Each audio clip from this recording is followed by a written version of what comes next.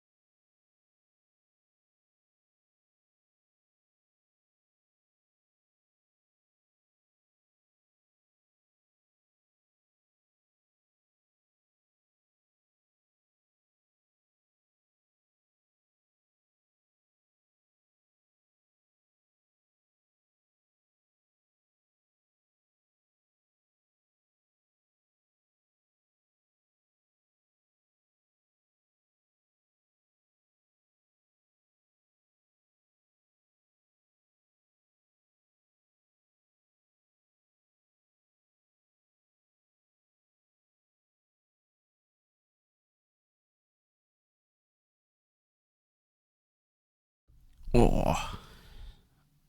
Oh. Lovely. Let me. Where am I? Where am I? Oh, yeah. I have a new thing. smile? Do you want to see the new thing I have? Let me see if it works. It works. And also I can...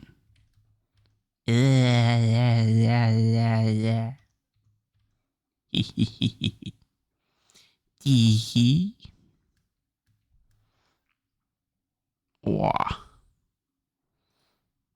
Don't torture Kiki with those kind of game.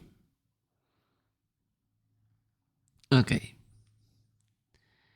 Let me...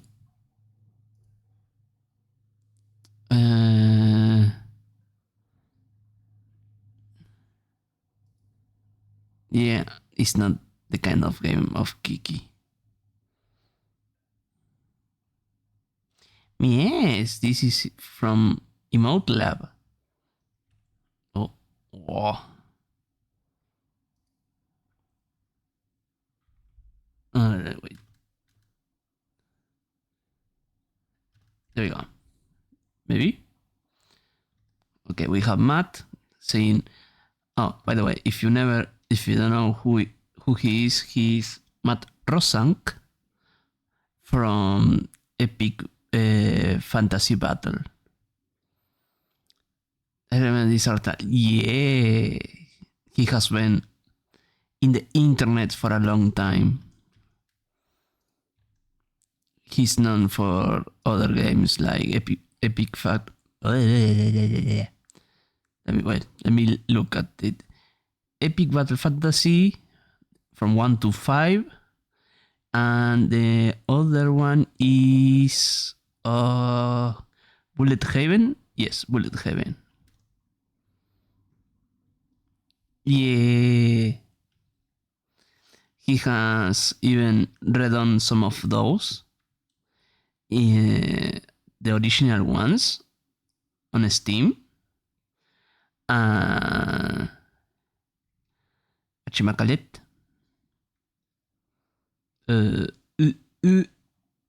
They were... Wait, let me do something. Because before I keep talking about myself, let me see if he in his Discord has something to like to Chinese and Spanish context translation if you miss if you Matt's got I don't know if I can public that I don't know. Okay. Let me put off the Toho music. Yeah, this art style has been for a while. And he has been making games for a long time ago, as Kiki says, since the Flash era. Oh, you moved is the new beta tester. I assume you're here to play my new game. I'm Matt, by the way. I'm an independent game developer working on a game called Find Matt's Cat. Oh, you're actually heard of it. Well, that makes it easier for me. Yes, I have.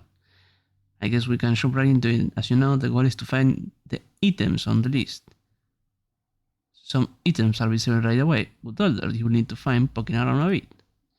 I'm gonna assume you want normal difficulty level, but you can also change the game to easy or hard in the options.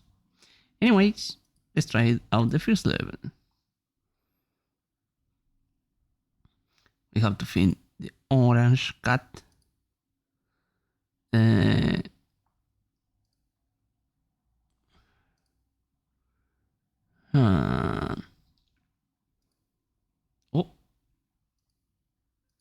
Oh. Wait. Do I see the plushie? No. One second. Let me open. Also, I see no legs on the right. Wait. Here is a no legs plushie. Oh. Oh, there is a squirrel. Let me see. Fucking orange? Exactly, fucking orange. Oh, look! This is a reference. Well, several reference. The ocarina from Ocarina of Time. Alien Homing. Okay. Oh, here is the shroom. Is there no audio? Options. Oh, there we go.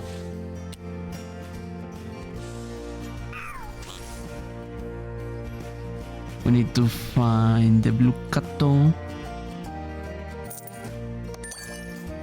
Oh, that's from Shuyo. Try to relax, getting impatient. I got an achievement.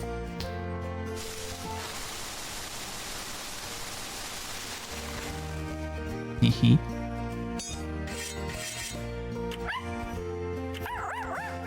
Oh, I wonder if this is a reference for the one of the endings of Silent Hill. Smile.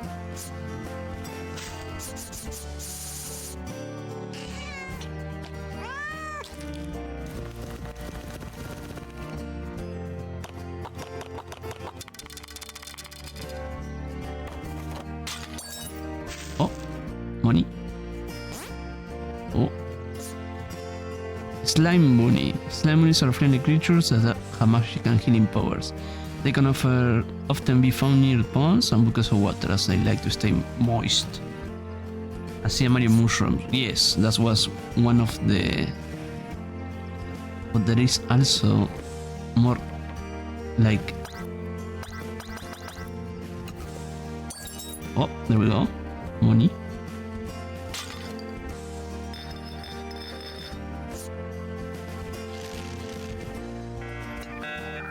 Oh my god.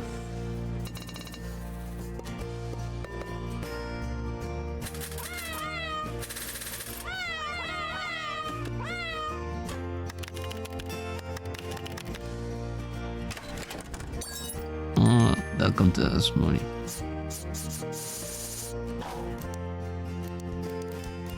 Oh.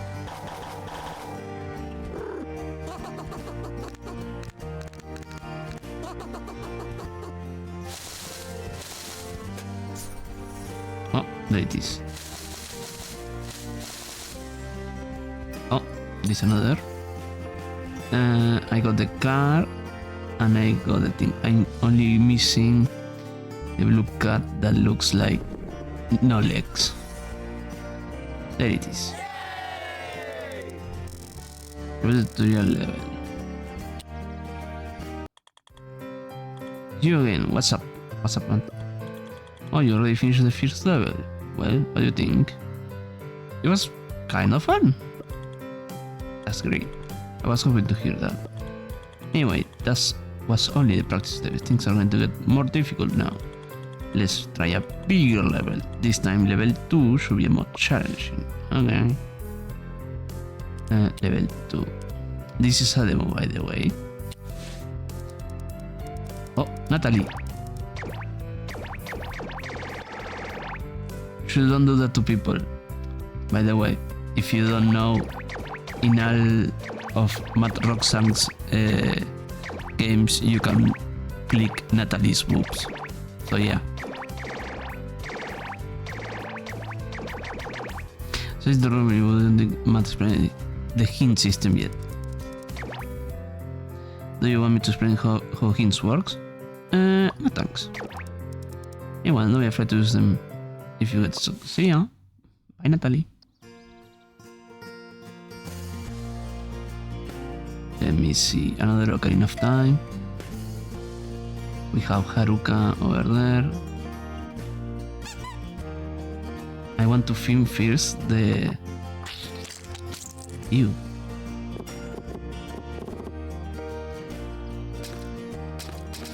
Oh, there is one. all the shinies, doesn't it? Wait. There's another.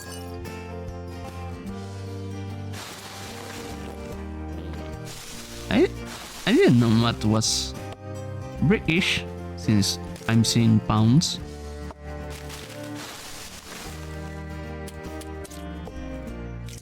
Tomatoes.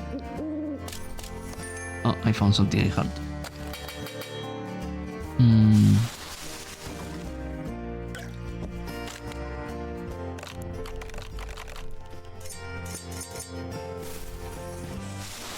Oh, there's another. Oh my god. That's a reference to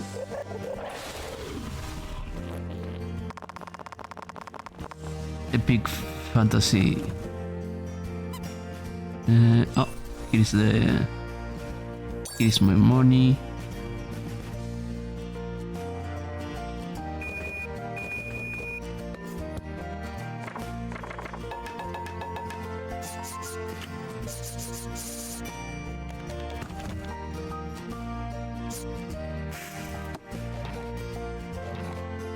Oh, there is a console. There is one gem. I'm missing 3 gems. Oops.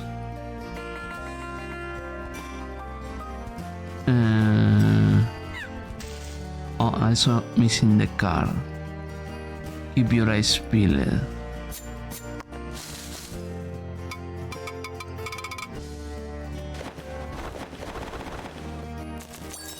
Oh, there is a gem.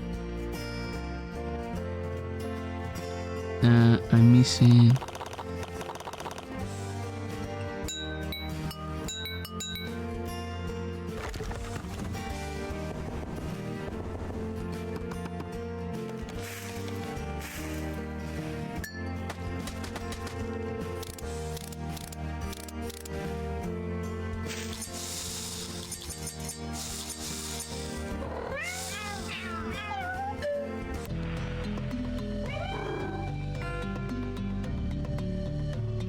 If you see something, please tell me because I'm quite blind.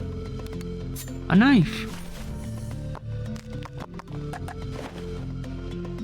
Oh, one of the gems.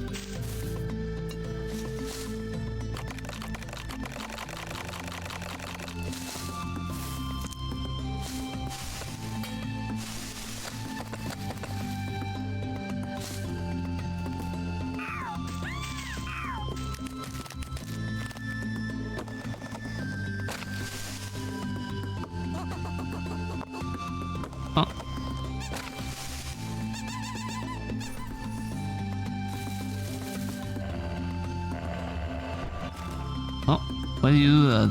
Oops.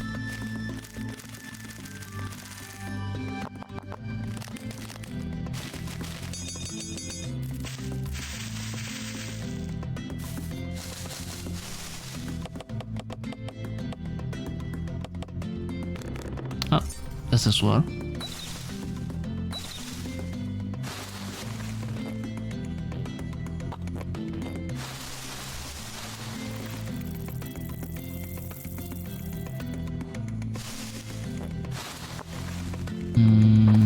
Oh.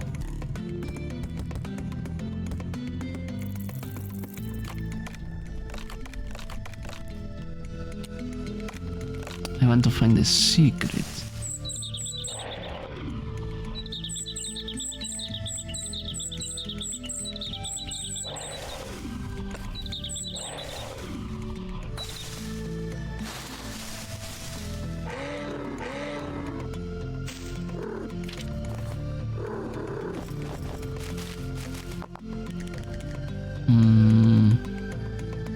Let me see.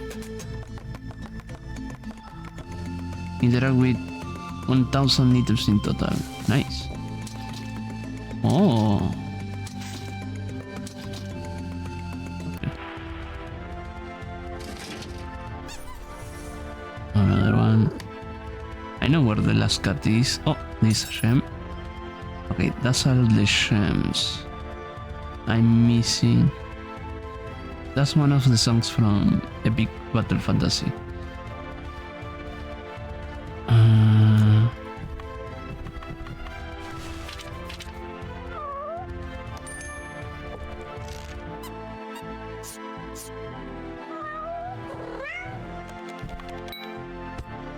Wait.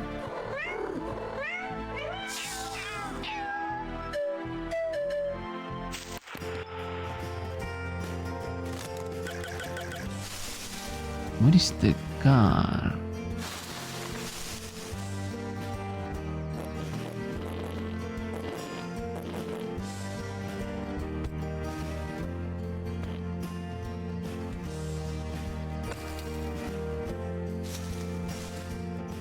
Wait. There is a car. Baby wash. Tread carefully to trample in your blood shop extension. Wake up, baby wash. Install the attack with that. Hear the magic scream. This is how many guns you have found in this level. Oh, okay, so there is the equivalent of non-leg with legs. And we're missing one of the little rats. There we go. That's it.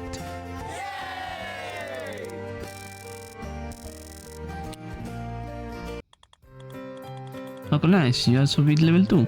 You get in the hang of the game. By the way, what's your name? Nice to meet you, Matt. Oh, okay. That's good name. I will tell my secretary to read that down so I don't forget how to spell it. Do you have a secretary? Hey, I'm not just a secretary. I do a lot of decisions around here. Sometimes I feel like you don't give me enough credit. I like Matt's no matter if I'm better. Shut the fuck up, Matt. Smile. Oh. I guess I should have mentioned it, but yeah. I'm not exactly working alone on this project. My three best friends are here in the office working for me. Hi, I guess you are. It's nice to meet you. Hi, Natalie. I'm in charge of a lot of the admin stuff, like answering emails, accounting, market research, and whatever else has need to be done. Is this actually real? Did Natalie works for you now, Matt? I know you were formerly in a relationship with her. Basically, a lot of the boring stuff, so Matt can laugh around, and Lance and Anna can do some actual game dev work. Yeah, okay, nuts. You want to take over and talk to the new player? Oh, no, thanks. Like I already know what they are doing, and I gotta go some places. So, I gotta go play some bits in eBay. Let's talk later. Okay, here treasure hunting. Okay.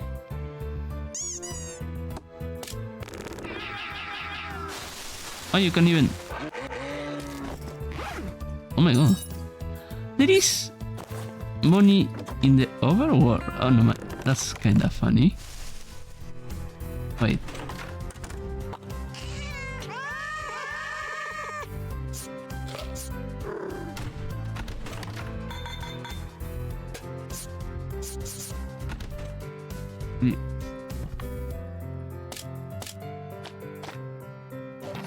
Oh, another gem.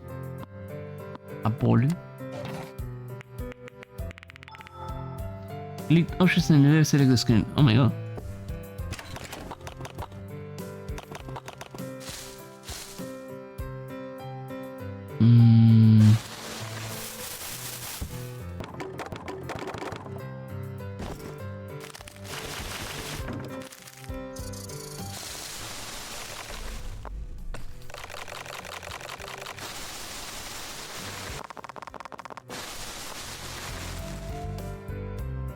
Okay, what do we have here? Oh, that was a shrimp. Sandwich.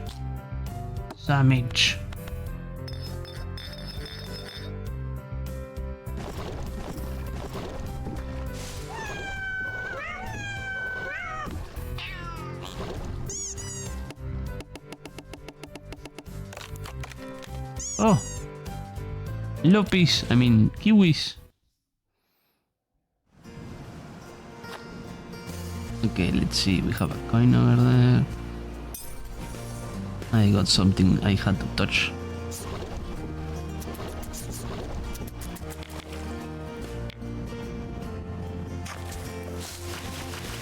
Oh, I see a shrimp. Sandwich, which can easily reference to Team Fortress 2.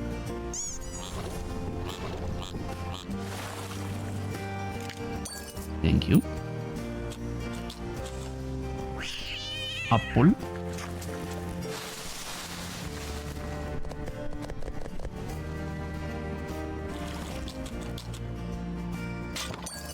Money.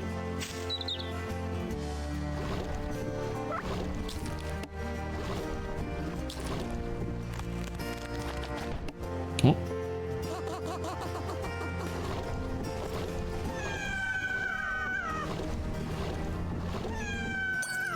Gem.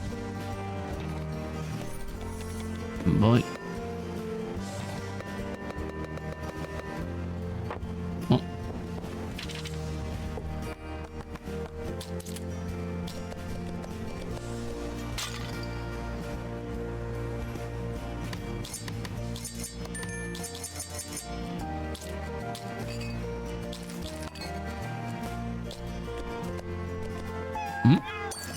Gem.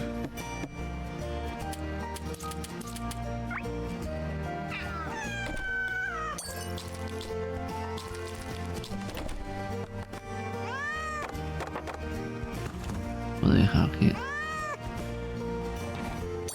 Gem. Oh. What's that?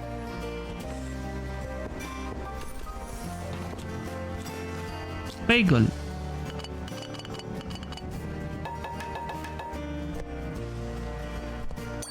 Another shrimp. No legs. Even if he has legs, I will keep calling that cat no legs.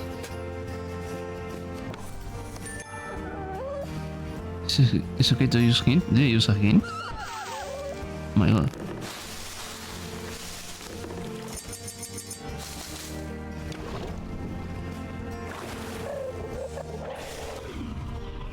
Lovely.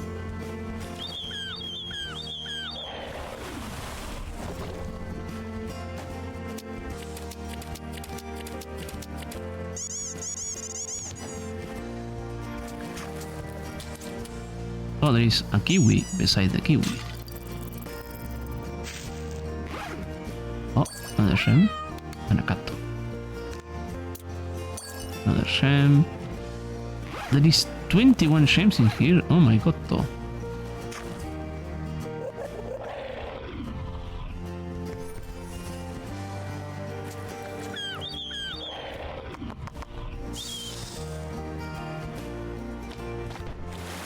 Oh. Oh, the Trinity Force.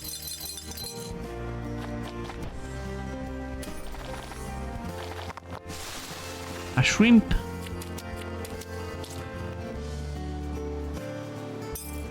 A sonic ring. Oh, find an underwater area. Oh, more gems.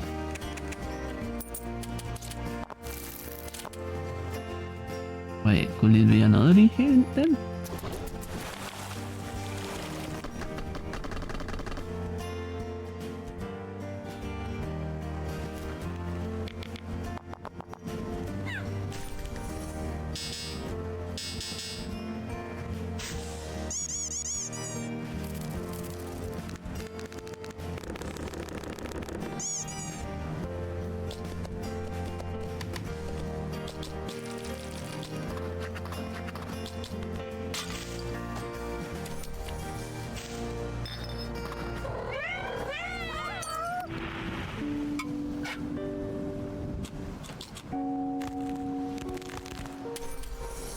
Shrimp.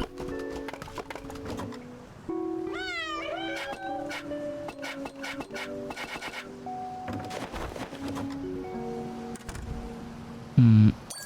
Shame.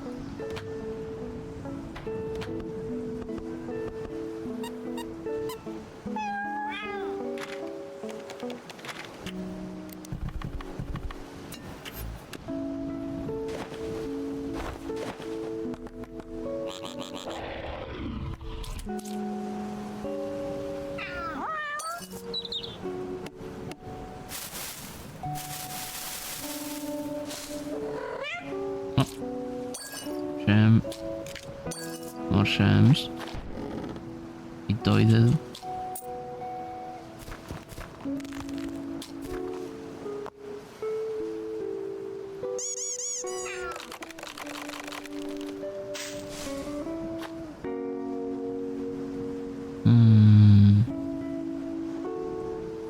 There is still 4 more shams.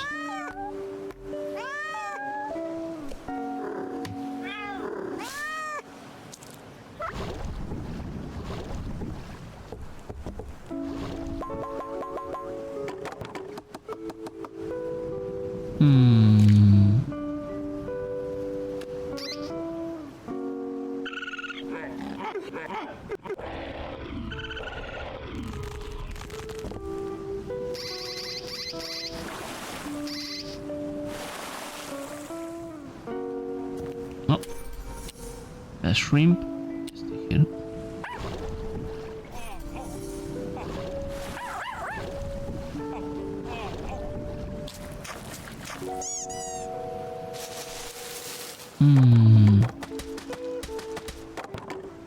A pengu.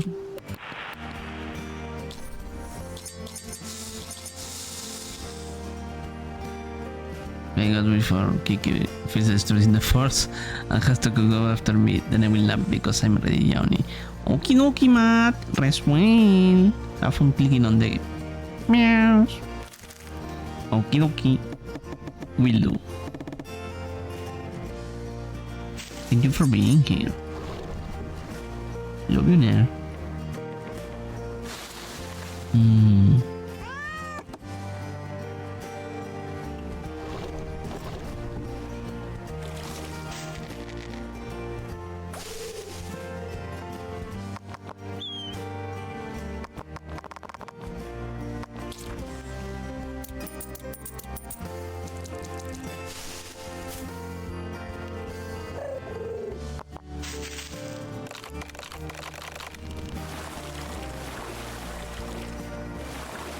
Wait.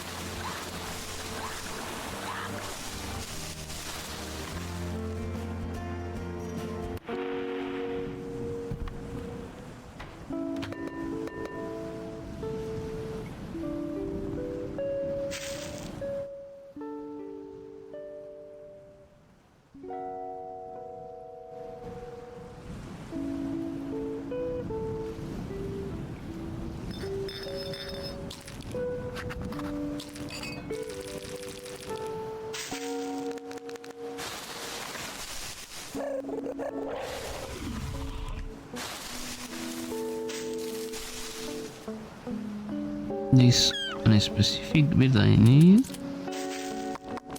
and there is also wait. That points to the north.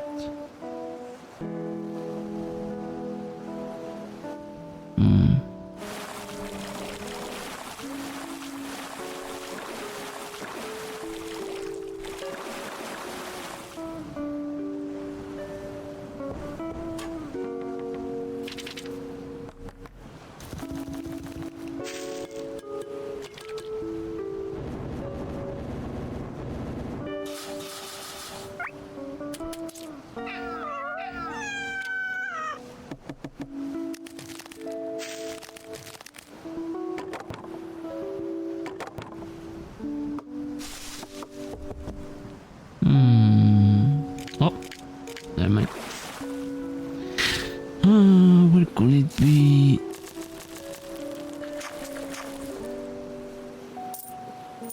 I need more sandwich and more tiny boats.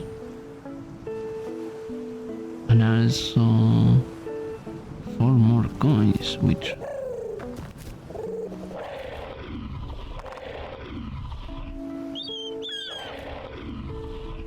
I love turning them into monsters. Monic monsters.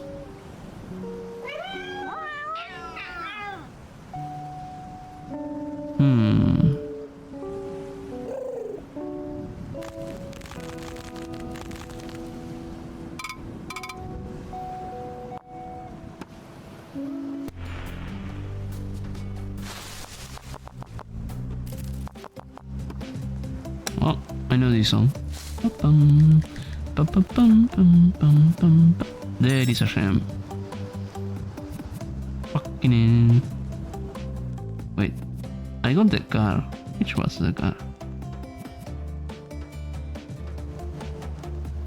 Dun, dun, dun, dun, dun, dun. Maybe if I zoom out, I can see the shiny.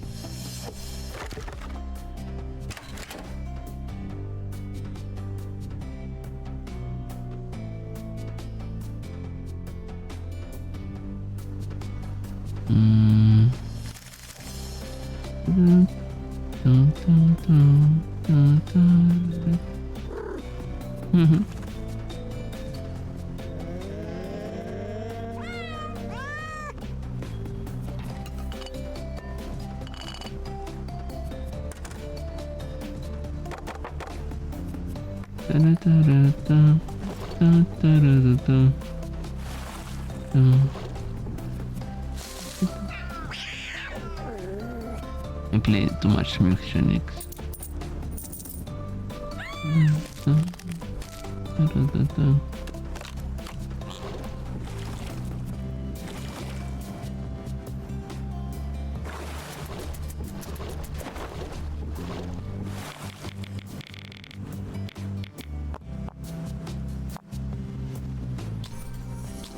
That's the last sandwich.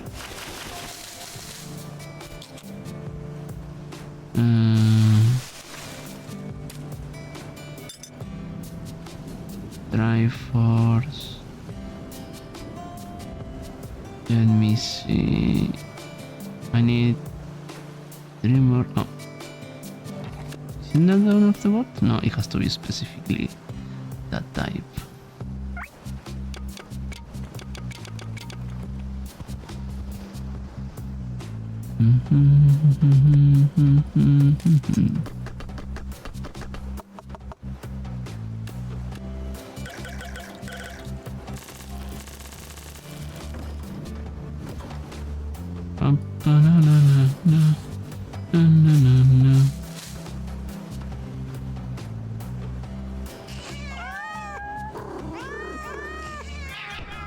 Oh. Oh. Oh my god.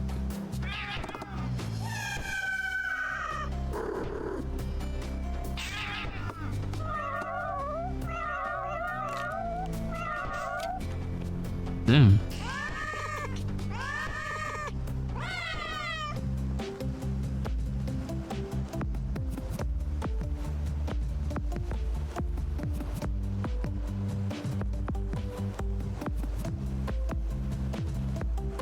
Oh, Shams.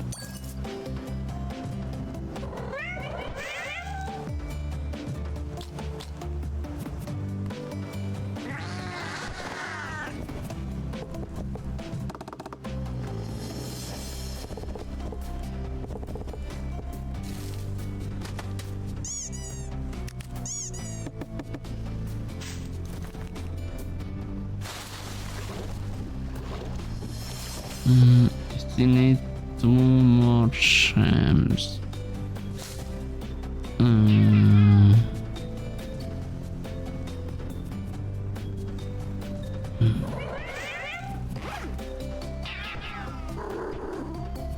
I'm Thanos snapping them.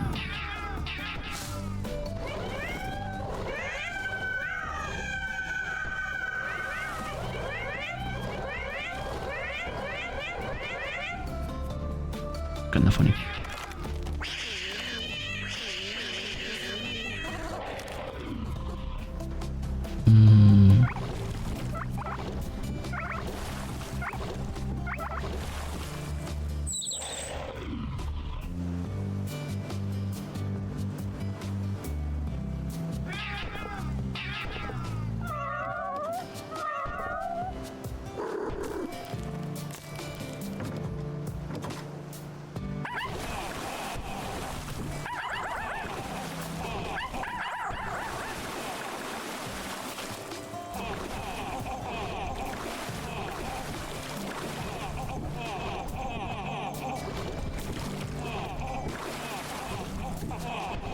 There we go.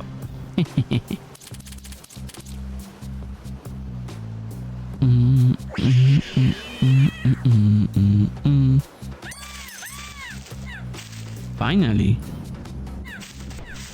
Oh.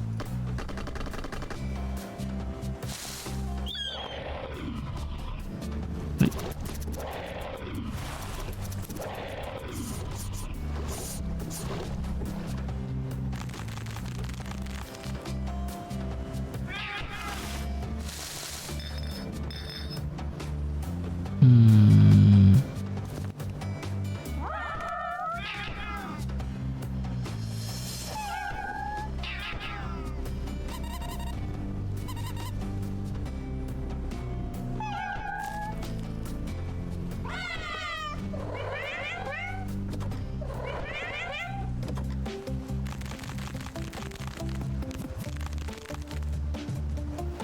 Only one gem more.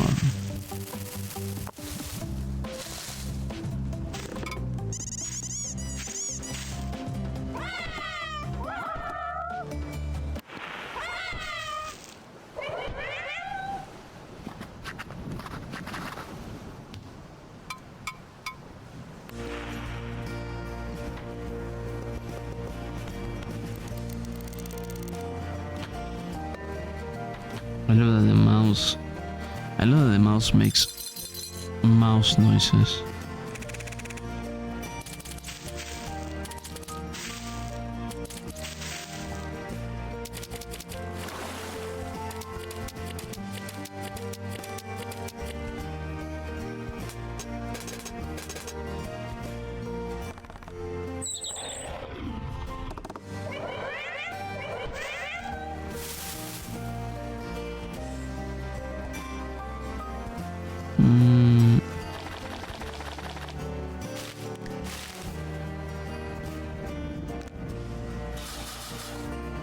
Where could be the last gem be?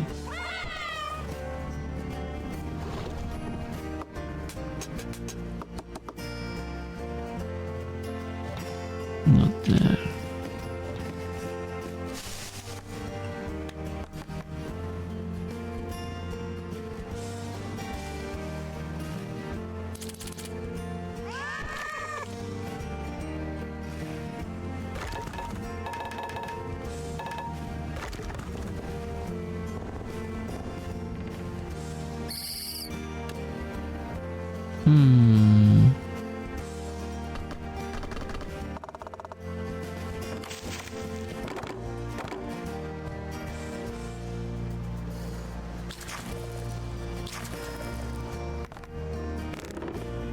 I mean, one of them was hidden under the moon.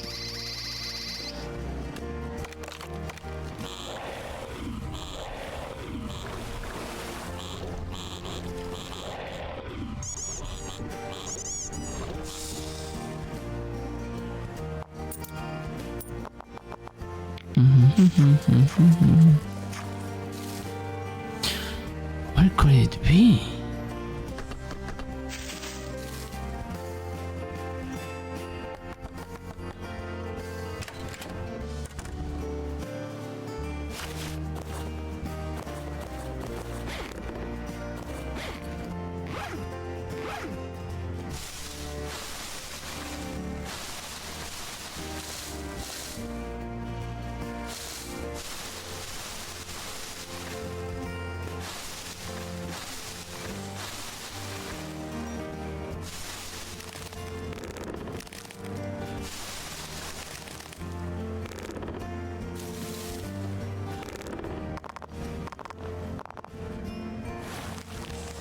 Can I reduce the gameplay difficulty normal? Violent content? Sure. Mirror mode? No. Difficult normal interface. Is there some limits? Yes. Go back. Some button shop timer.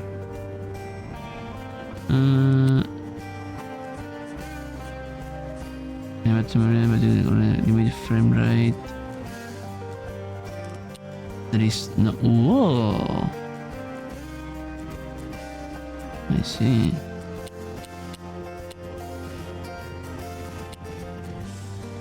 I see. You.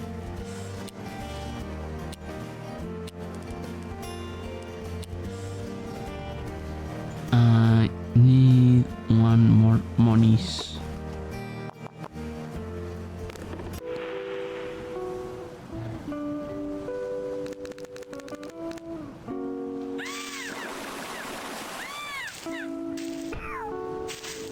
Okay.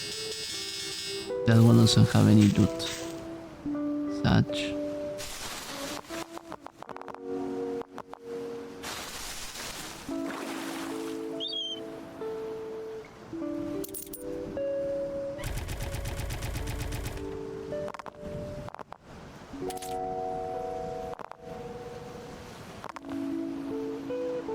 What's that?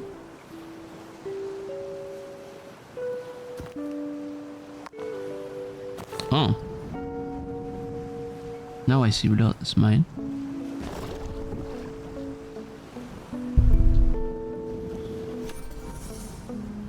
Hmm.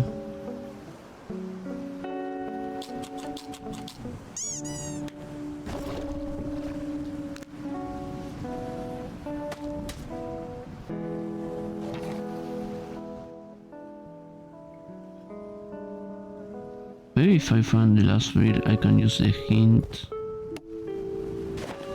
to like.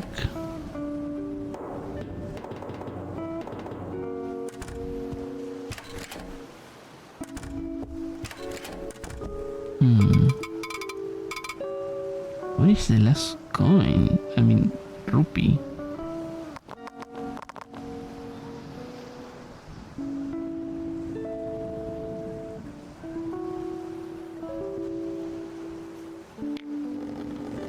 Oh. Wait. Options. What is the violence one? Oh. The funny haha. Lose disappear.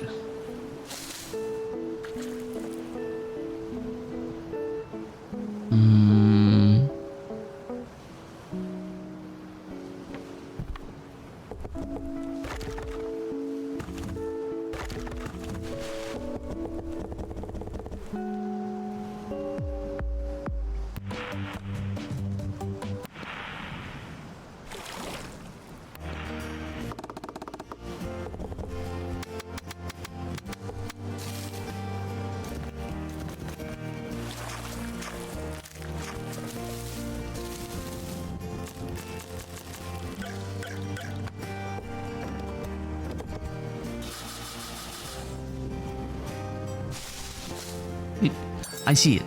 Nice. Okay, that's all the money. And I need to find the last bear. Let me undemon some of these.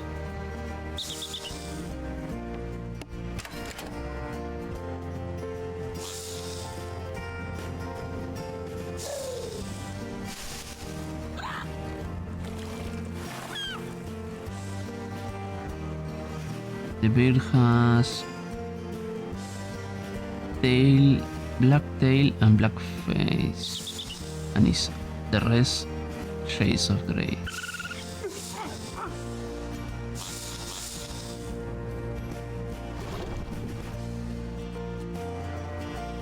Where could it be?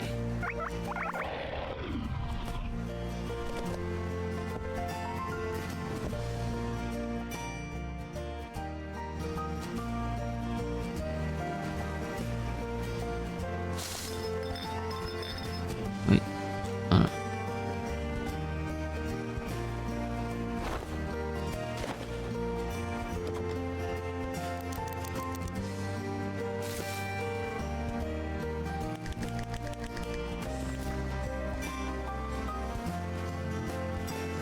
Okay, let's use the hint. Let's see. Options. How do I call for a hint? Gameplay.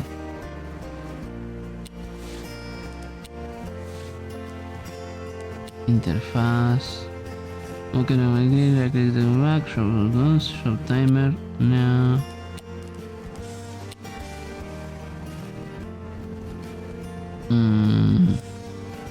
Oh my god.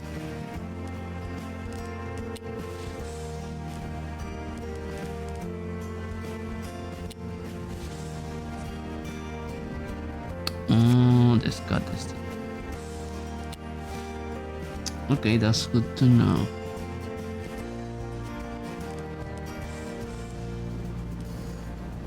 Options. Gameplay hints.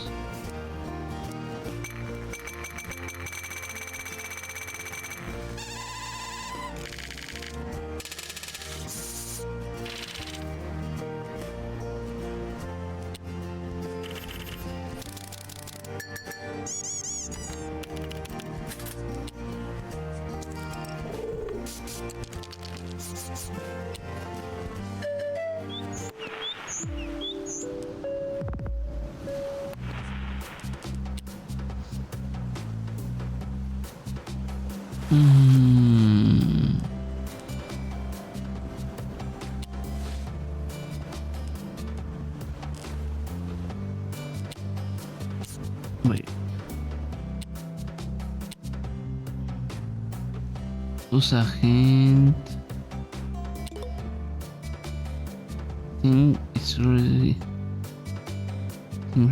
in the middle of the area of the level. Okay.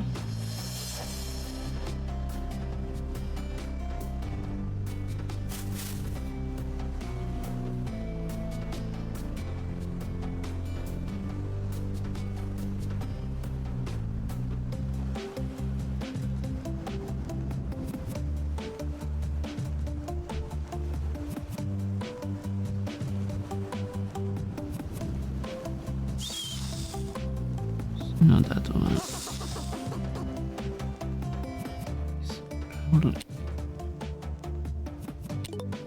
Yeah, this is to me outside somewhere. Oh my god, that was very hidden.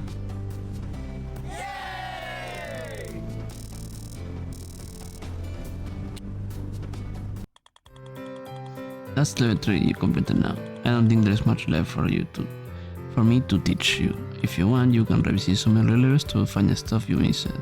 Or just can keep moving forward. Each world has 7 levels in it, but you don't need to finish all of them to unlock the next world. You just need to find enough goals. If you're interested in the menu, you'll be able to see how much goals, gems, and cards you finish them. See ya. Bye, Matt. Can I erase cards?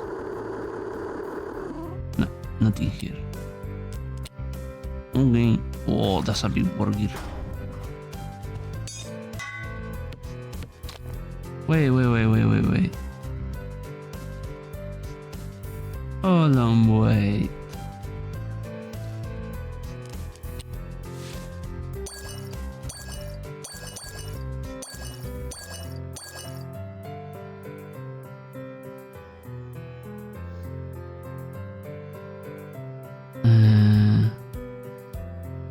I have finished level -2 with Natalie. That's kinda funny.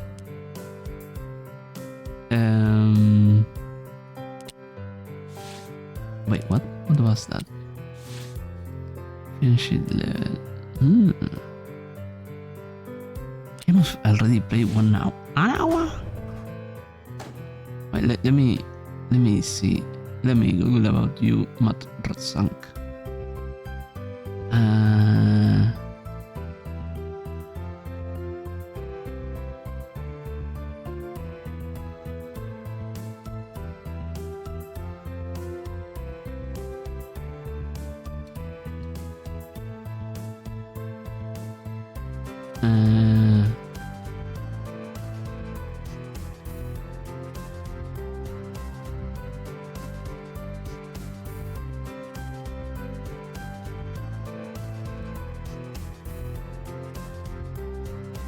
Is there not one in English?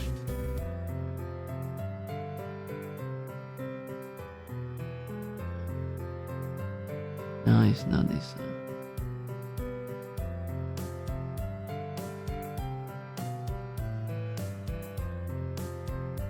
Oh no. Oh no.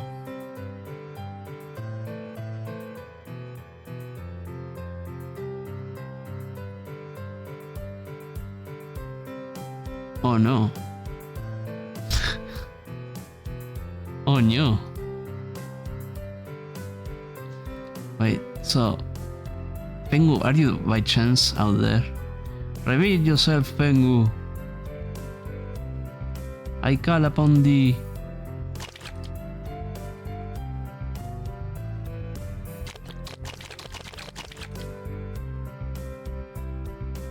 I don't think it is.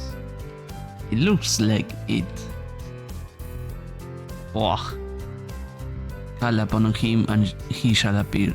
So, Matt Roszak is from Glasgow, UK.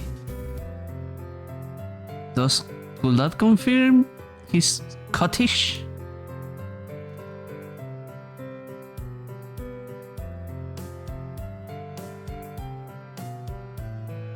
The creator of this game series. This guy. The creator of the epic battle fantasy. This game I'm playing right now.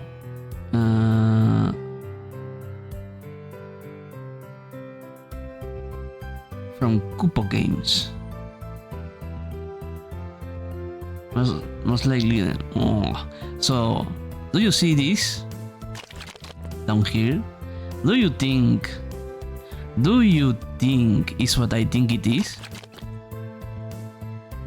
Do you think it is?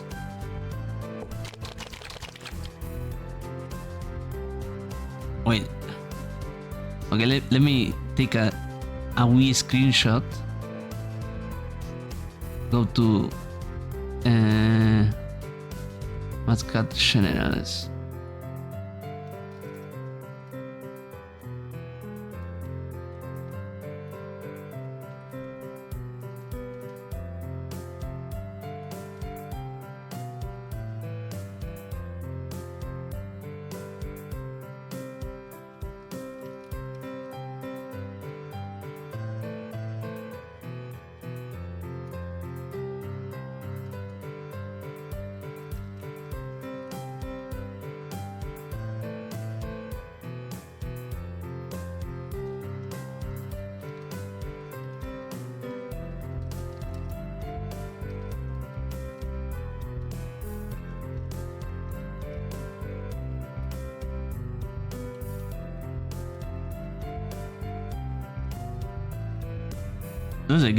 I don't know if they come in like in those kind of bottles. Do they come in those kind of bottles?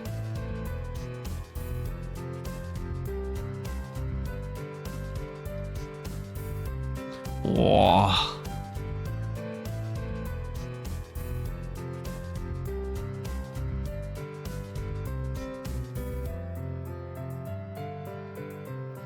Okay. Also plastic and glass. Wow. Oh, a shame. Another shame. And a pokey.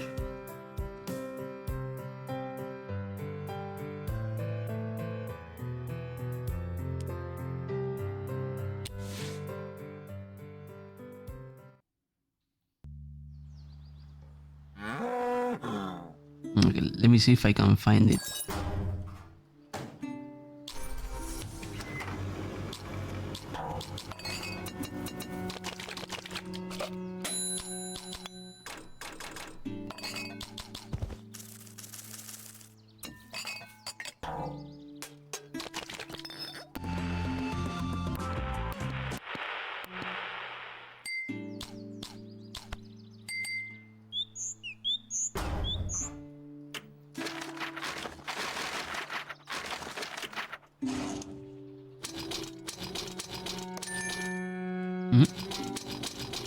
I got something?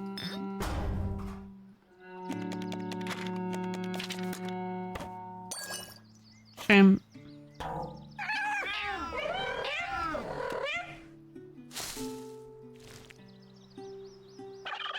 A glue glue. Meow. Yeah.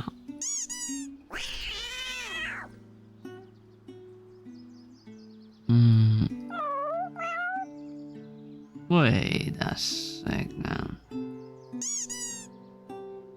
Those hats are quite the hats.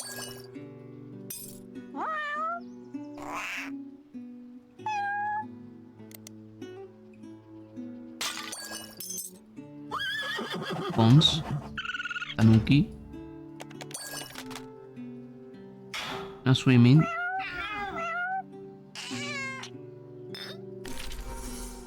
Potato chips. Horns.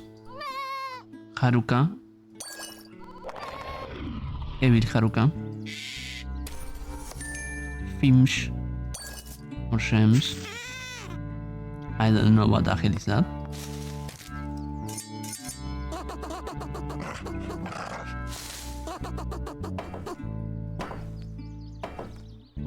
Vision.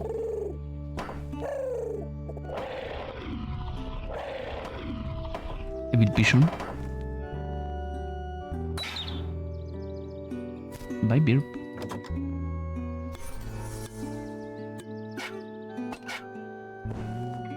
A Pokeball.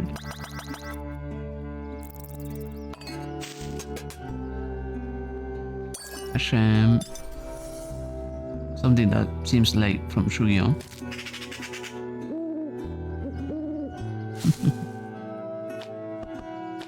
Oh!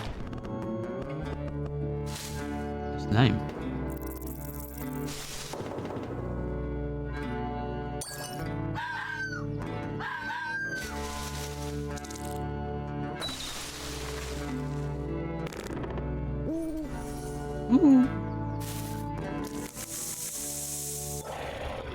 Therapeutic types of rodents like animals.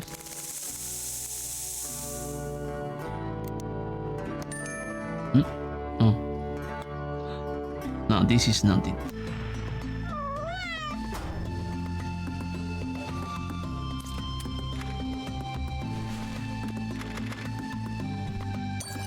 Wow.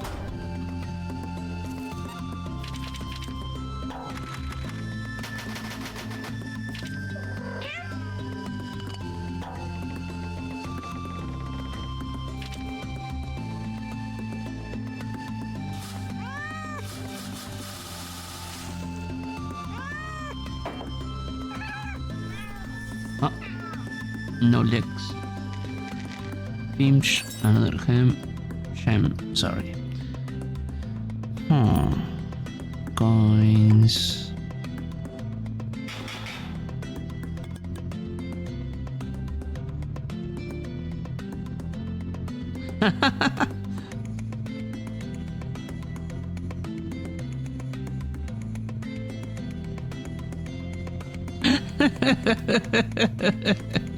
Wait, I need to show it. Send this to you. To you, Pengu. This is from the developers' Discord.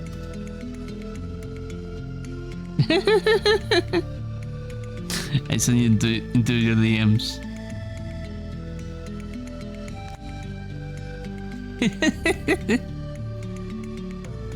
Cheeky bastard.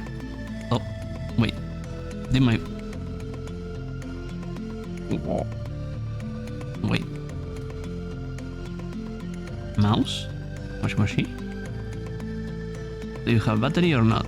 I think I run out of battery. Be right back. I need to exchange.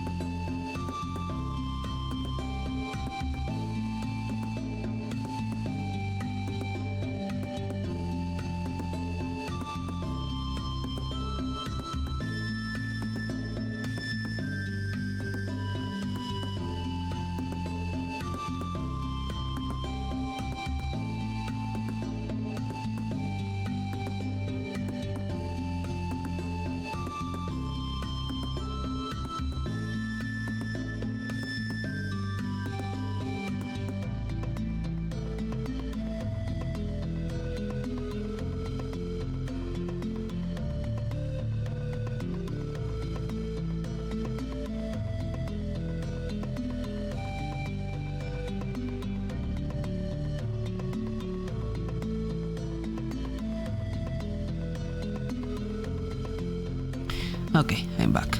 Oof. Now I have mouse. I have recovered my mouse.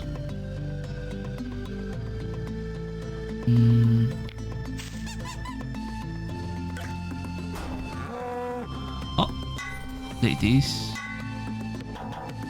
Ball. Ama. That's a gold piece.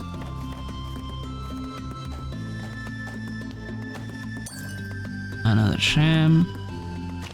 Liquid optimism. Oh, also the cat I was looking for.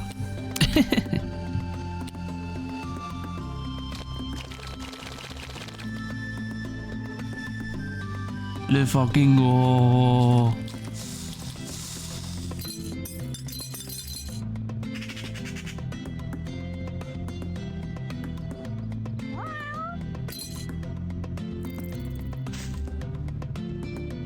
I wonder if this is a reference of Hat in Time. Elara, you move from there. Hi, King. Yes, it's made by the same developers of Epic Battle Fantasy, and is currently to wishlist on Steam if you want to. As far as I know, only the demo is out for now. Also, there was a problem with the use. Originally had another name. Oi! Hey, Pep! Oh, wait 1 second. Let me.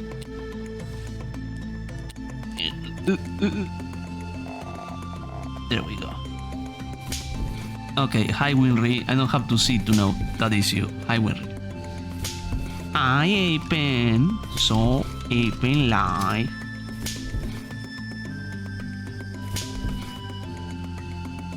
I'm very, very good. I'm always good boy. I'm just... Always a good boy. Winry, would you say that Apen is always a good boy? I know you know him for a while. Is he always a... From work, hope you are having a good stream. Thank you, Winry. Apen is always a good boy. Most of the time. Okay, I knew it most of the time. Hi, Apen, thank you so much for the raid. What you were doing? What you Crimson Desert? Oh, the new game. Hope you were having fun. I'm giving a time to play it. Like 2 years. Smile. Good night, Woofy. Now that Woofy is out to sleep, perfect time to shout them out. Davina, right by your side.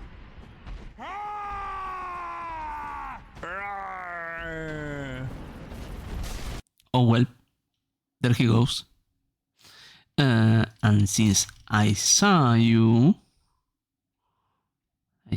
around the Winry Pendragon. I feel like I'm still at the beginning of the game. without us. What? Never trust a cat burglar. No. Wait, Apen here. Somebody take the monkey. Monkey. Oh no, it's the drugs. Yeah. Grab it, that one. Monkey. Oh my God. Monkey. Gee, grab this one. People That's trip. interesting. Oh my God. And then everyone gets Oh, drugs. So crazy. And this is why you don't do drugs. Alright, let go of it. No more drugs. That's No more drugs. strange. Oh. Such. Welcome, Raiders. Hope you had a wonderful time with Apen. If you need to raid and go, please feel free. Apen, go eat your sandwich. I know you are hungry and you need to eat and drink water to be a good boy. So please be a good boy and do so. If you are wondering what I'm playing Matt's Cats, or who was? Find Matt's Cats, from the creator of Epic Battle Fantasy, which is an indie game RPG style, and has another games like Bullet Heaven that is more Touhou inspired. This one. No, Matt went to sleep. Also, through some digging, we discovered that the developer is Scottish, and I noticed it when I saw this. And as someone that has spent enough time with Pengu, I know what that is. That's liquid optimism.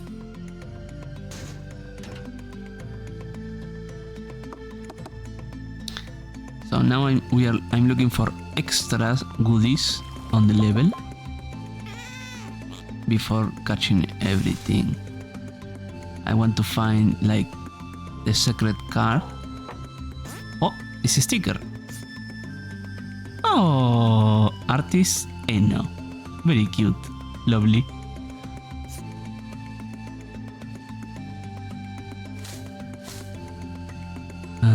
We need one more gem. Hi Leah, how you doing, cutie? We're looking for a gem.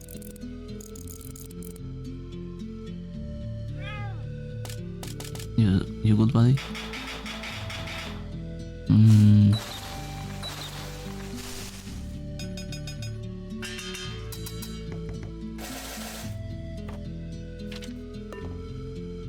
Hey Hunter, come here. Oh no! We're missing one gem.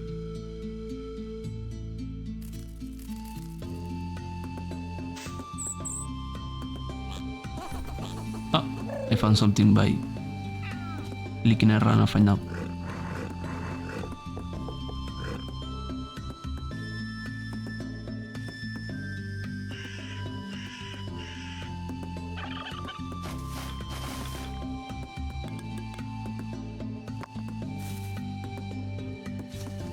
That's the left I need.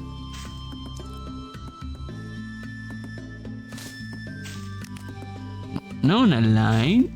I kinda feel mad that the developer had to go through shite to be able to put the game, because it seems like there is something wrong here. Some legal problems with the game looking for cats. Or cats in hiding places, I can't remember. No.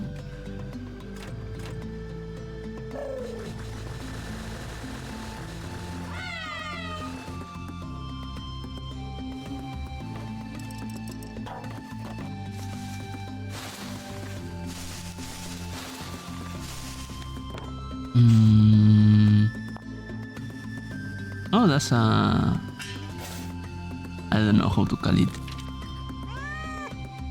And I like the cat with the afro, is very cute. Where could be the last gem?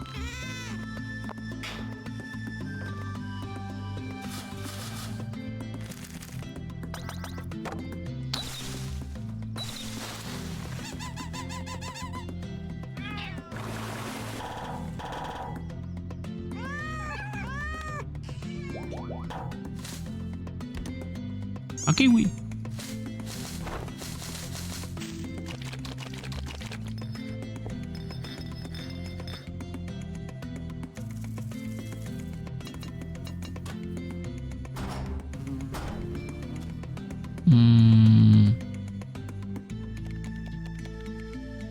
Oh, this is the controller that Sap loves.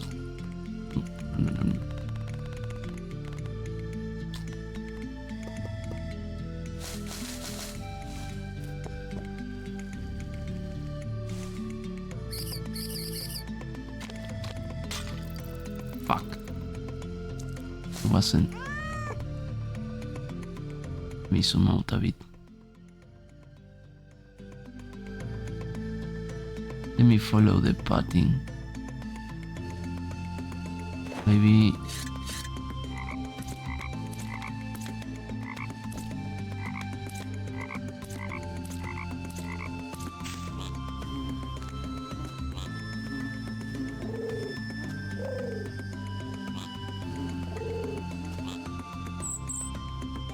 I see SNES. Oh yeah. Oh wait, no, that's not SNES, that's a PlayStation. The SNES was... I saw the mouse you're looking for, do you? Oh, yes, there it is. Oh, and this is the SNES, I suppose. I'm actually looking for a Shem, which is one of the extra things.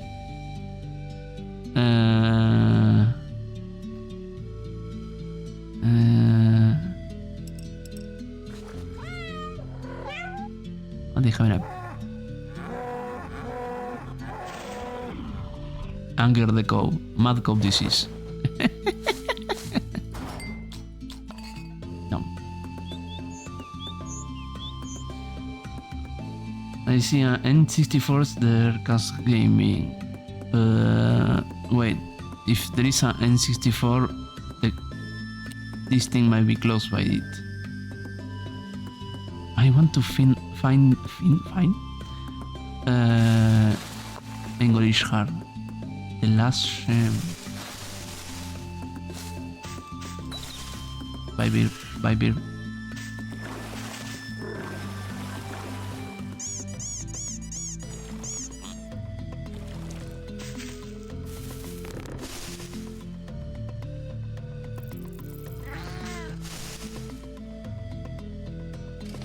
Yes. Don't you bully Pigeon by chance? This is a gold bar, but there is no a Shem.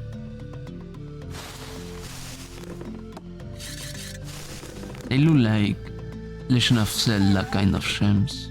Or well, rupees, if you will.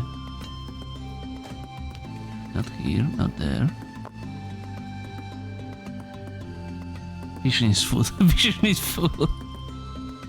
I mean, you're a monk. You are food for Vision, so.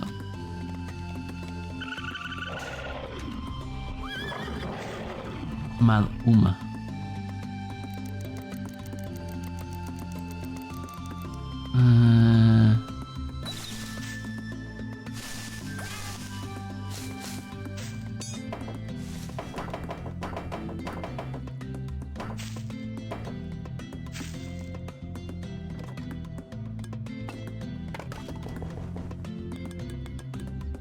Where could it be? Might to be.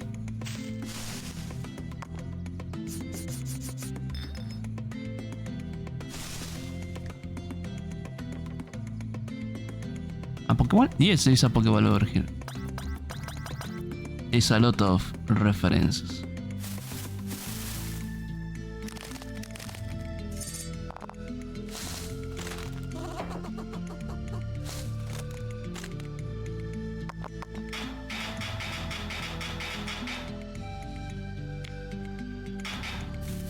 Maybe behind the big leaf? No.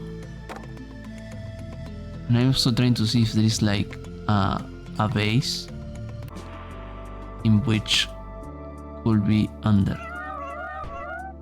Welp.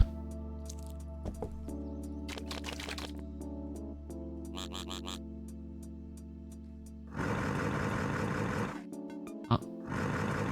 You cannot anger the turtles.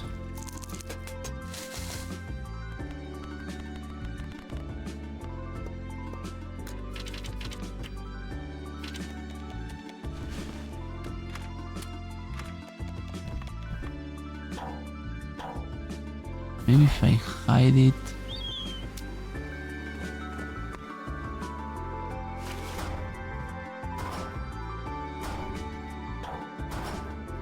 Oh, maybe this one? No, this one is the one with the computer. Not this one. Not this one. Maybe this one?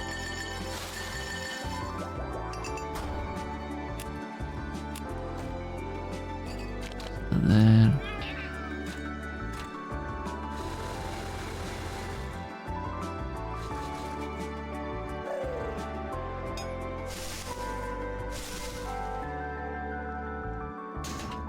It's not the same. Where could it be?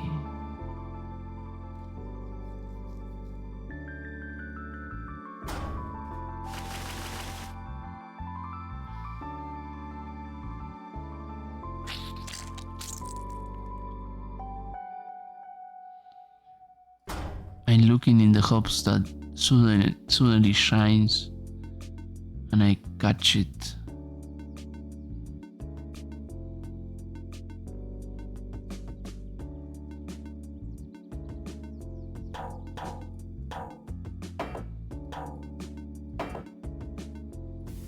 Oh! Timber! There it is! There is the last. Okay. What's the blood avatar creatures? This one? This is a common meme in Matt's games, in which if you enrage, if you overclick something, they go mad.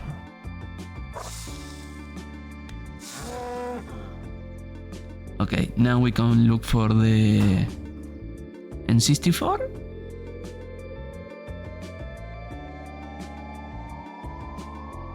N64 controller. N64 controller. Yeah. Also, if you spam a cat, they cease to exist.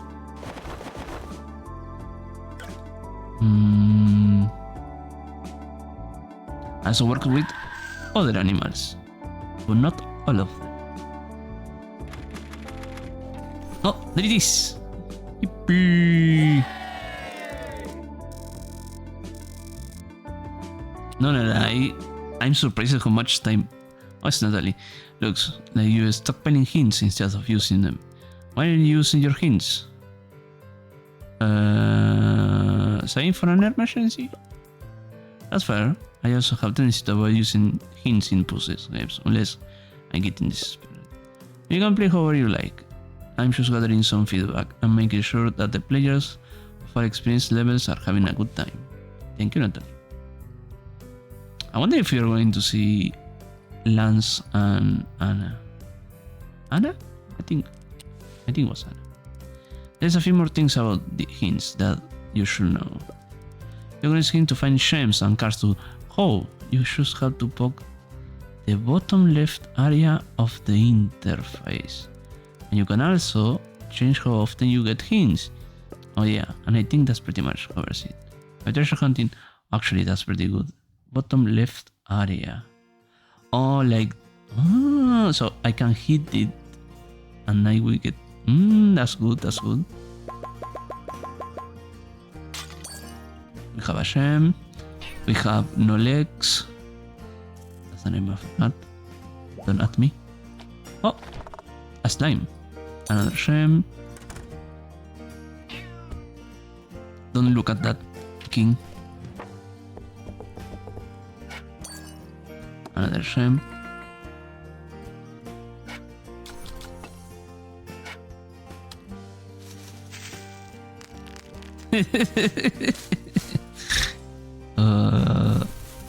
A flower. A flower!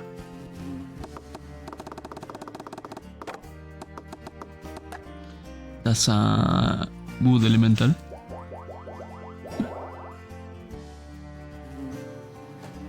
Oh, big shim. A flower! Exactly. Oh, nice. Let me see. Meow.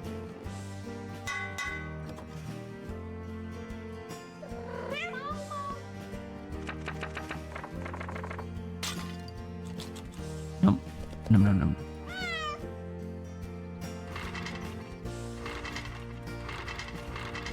Oh no, there has been a work accident. Smile. You can also toggle the violence. It's toggled by default, but I'm a grown-ass man. I have seen worst. Smile. Oh! Ah, that's cute. Artist Nurse Klaus. Lovely.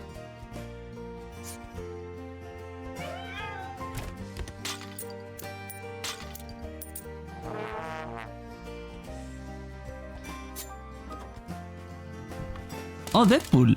Smile.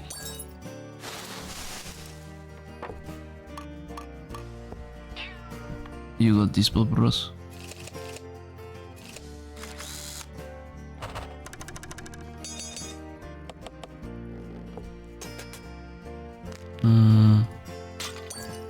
Another sham. Oh, that's maybe Anna's. More shams. Food. Food. A raccoon. A sham. And more food. More food. More food. Beer. A sword.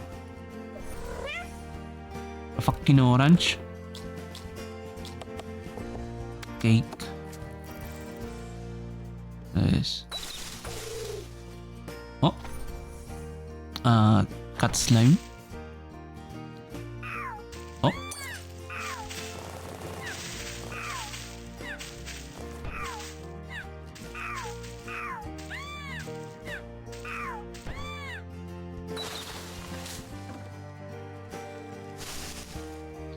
Big Shem. Beers out. Beers out for the boys. Beers out for the boys.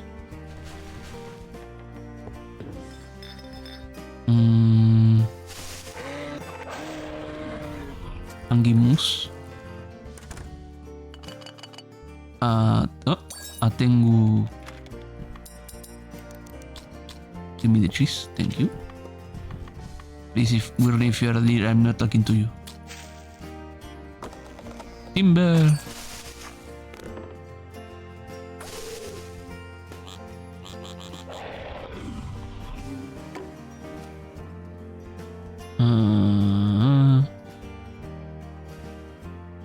Seven more shams.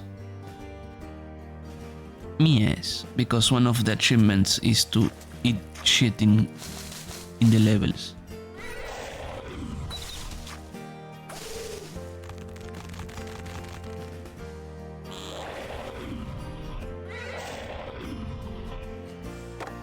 Oh, a sham.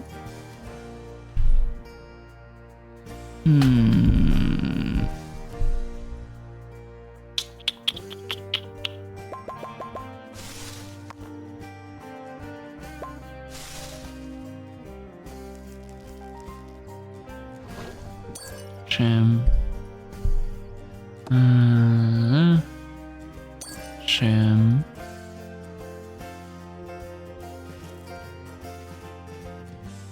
Booger. Oh, nice.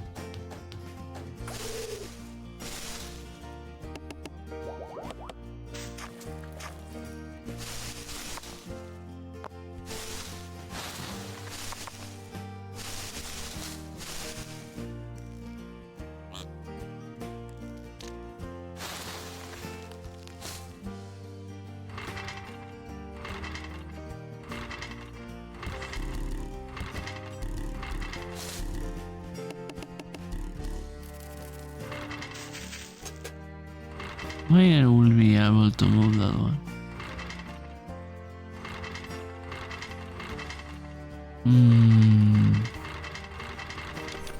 Oh, that one is oh, ball.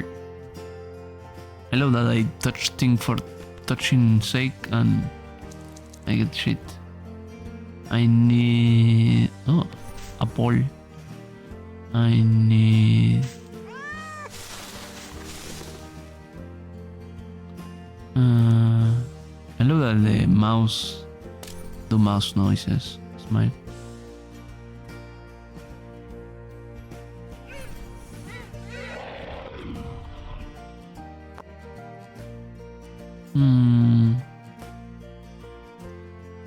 Now that Natalie explained that, I could use more the hints.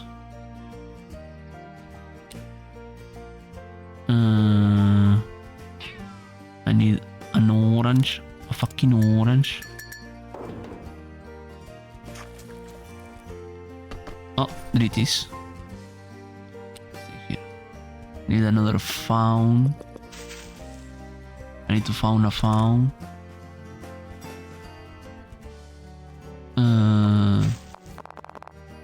King, do your mating call. Maybe that could help.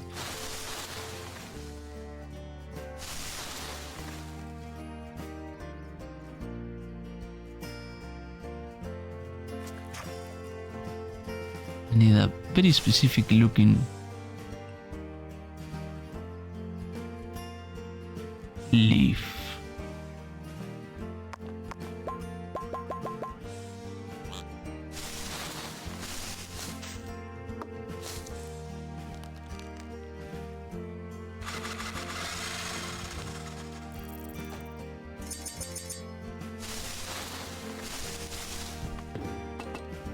Oh, gem.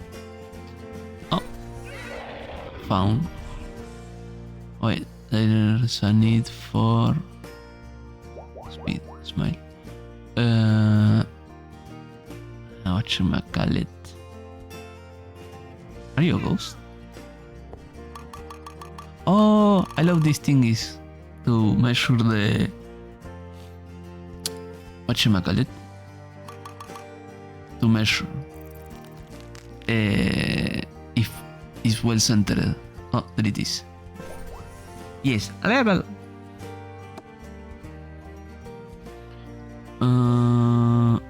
Here's one of those. I feel like that very specific look. Oh, banana. It should be around here. That was where the banana was. Banana. I need one more slingshot and that specific looking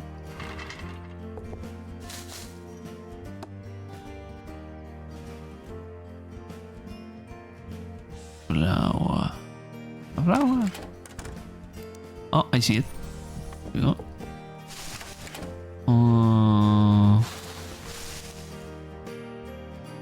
Where could it be?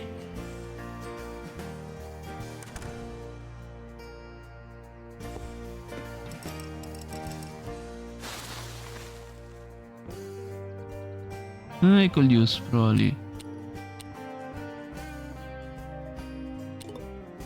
Look to the sound. I think it's in that direction. Look to the sound. Okay. Is it?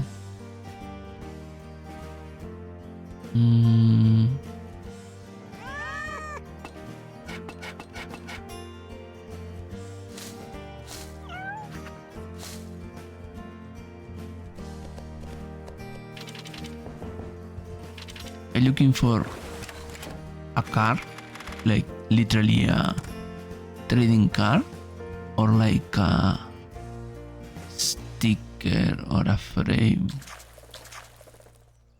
Oh, I see it.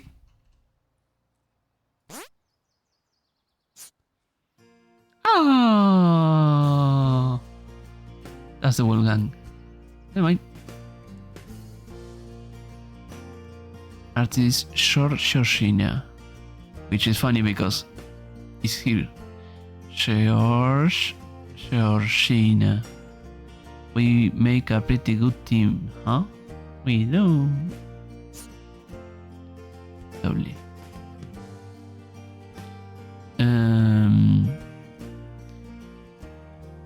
Let's see. Gems.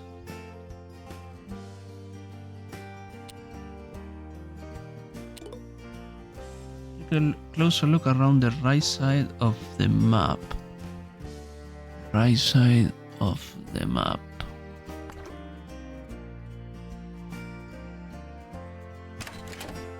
The right side of the map. Actually, I prefer being more direct. I beg your pardon? Oh.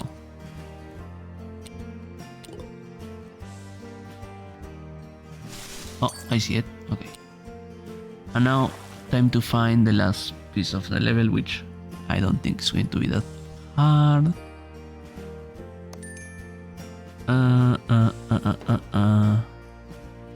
We need one more slingshot.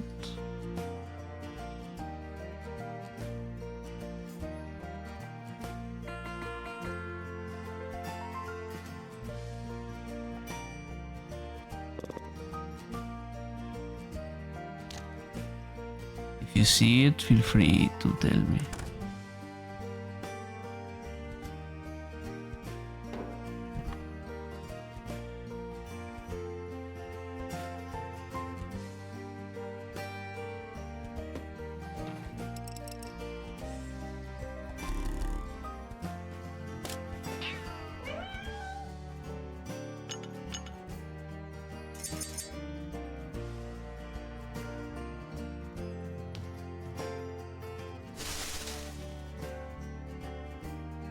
Oh.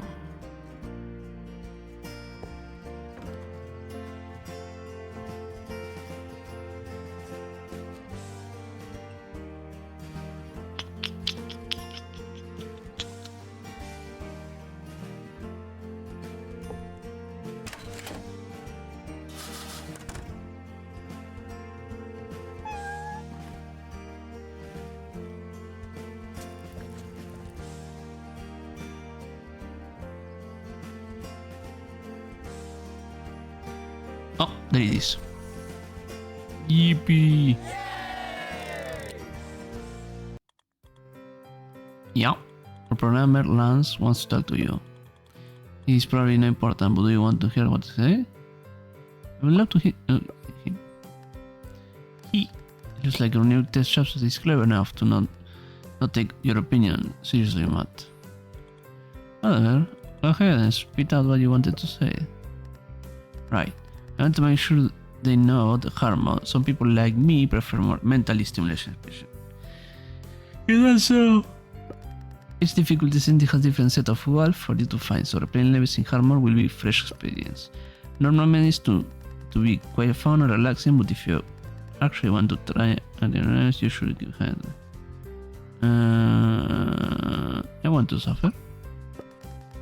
You liked it hard, huh? Well then, remember to go into the options menu and change the difficulty setting before you start the next level. You can change the difficulty setting anytime if you make the face next time. And show that progressing each level is always separated from each difficulty setting. You know, fully. Over and out. Maybe I should do it all of them in. Wait, if I.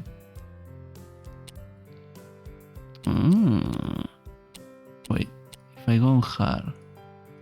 Is there more? No, there is no more extra goodies. It's just the things you have to touch. Hey, a slime. Also another gem.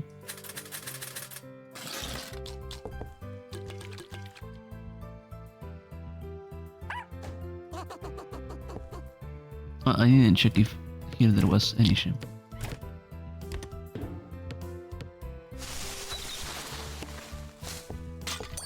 There we go.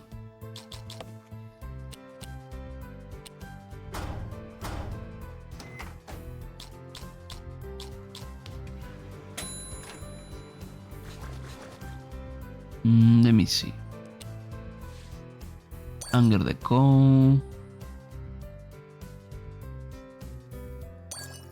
Mousetrap. Pop pop.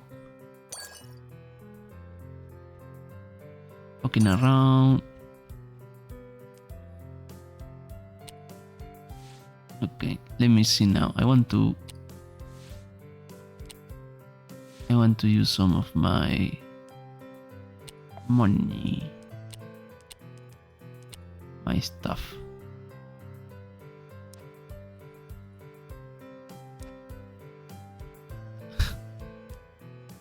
Yes.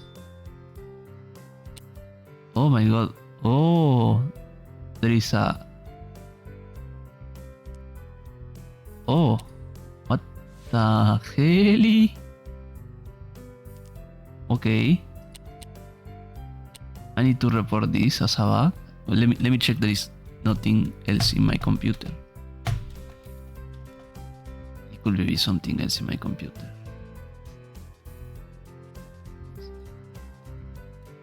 A second.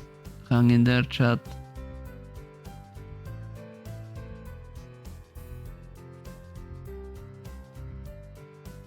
Hang in there. Hang tight. Something is killing my PC.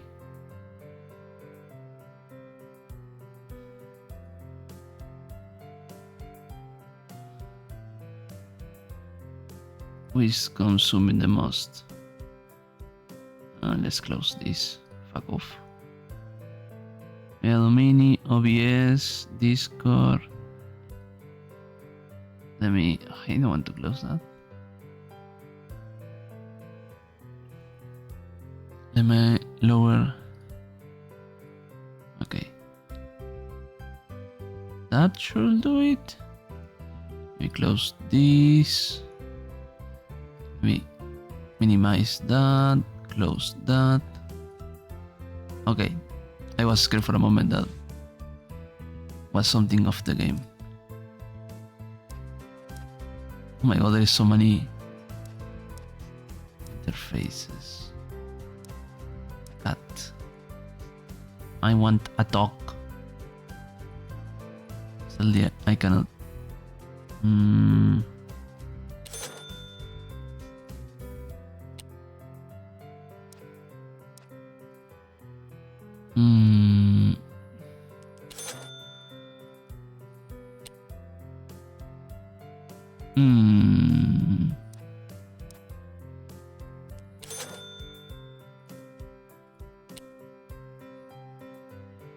That's good. Right. There should be like. You are Scottish, Matt, and you have a corgi. Shame on you. Maybe there is, and I'm stupid. There's a lot of animals. That's a bonoi. Maybe I was hacking your computer. Oh, do you find anything of interest?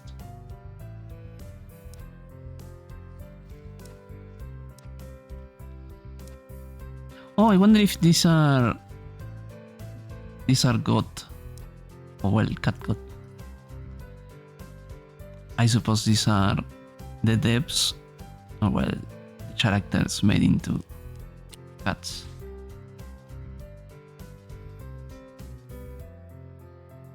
Okay, normal difficulty. Let's go.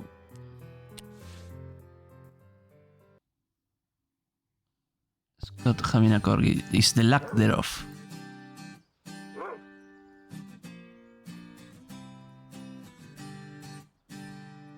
Okay, let's start looking for shit.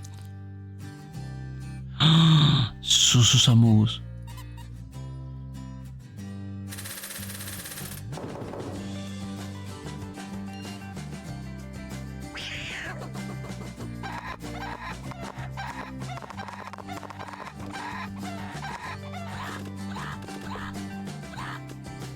Wow, the chicken is hiding a Game Boy Advance behind it. Oh my god.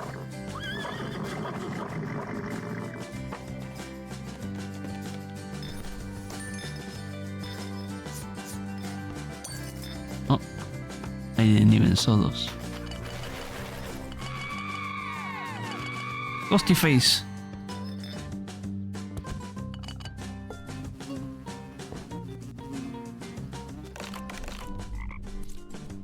Hey, a Minecraft lock.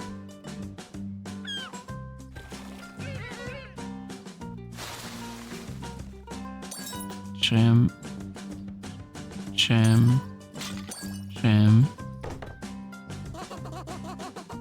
Haruka.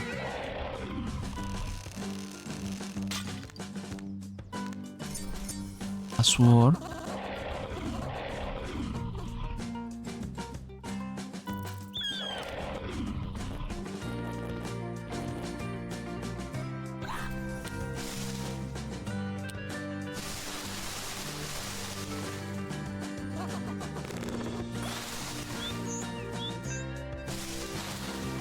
Another Minecraft lock.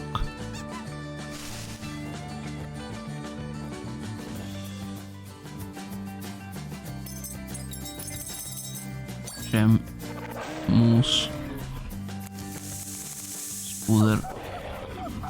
Monkey. Gem. Cat. Dog.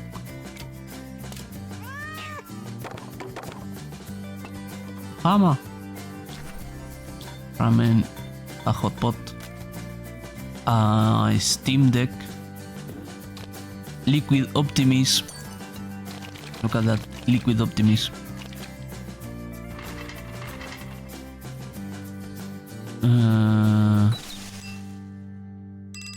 A Dragon Ball,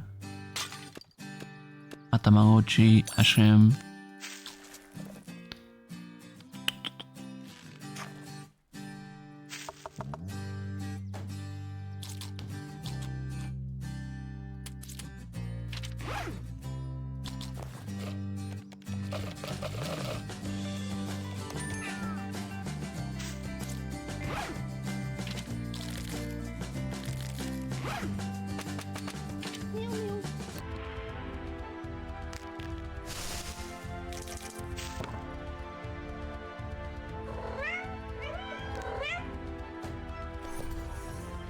Banana peel, shrimp,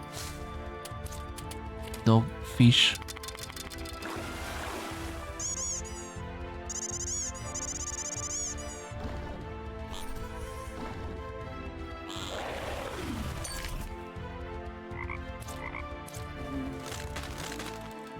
Oh.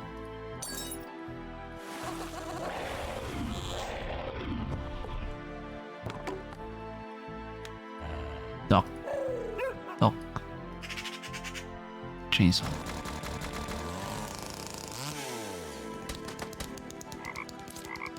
A very toxic looking frog.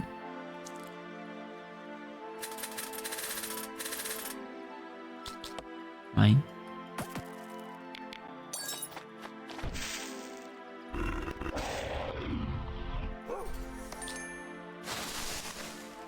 A Tamagotchi, an eye, which I'm not sure from what. Oh! Kinda funny.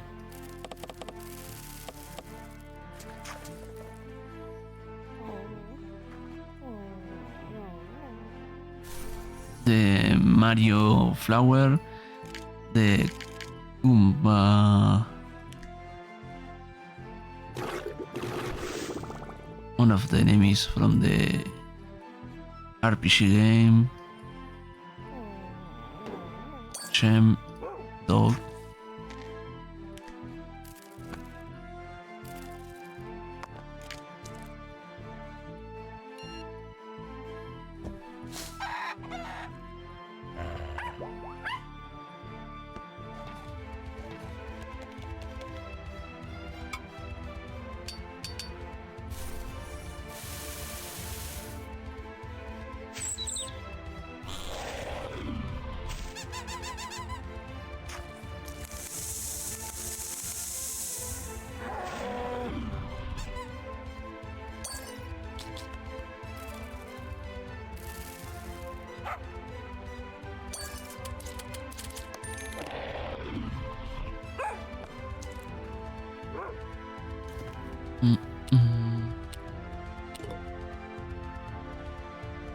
Oh, there it is.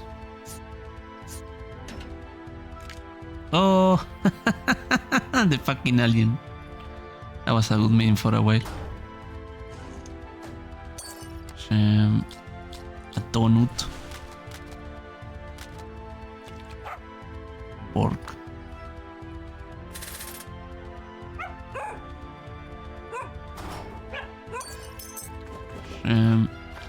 The teleportation is slime.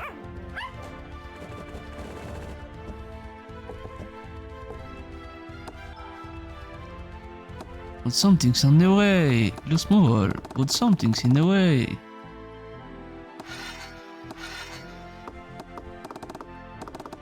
Hey, Shem.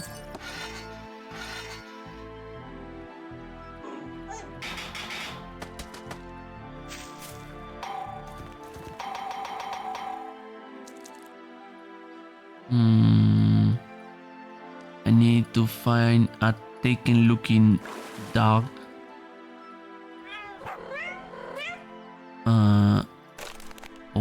Oh. Kim.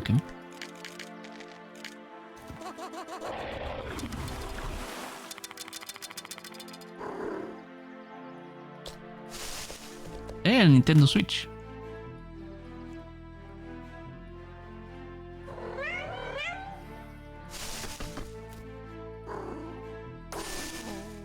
Oh, I eat by mistake.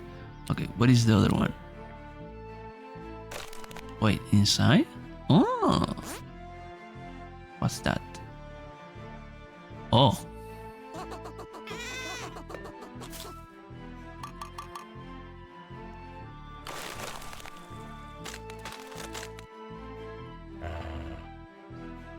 There should be a very taken looking ass dog.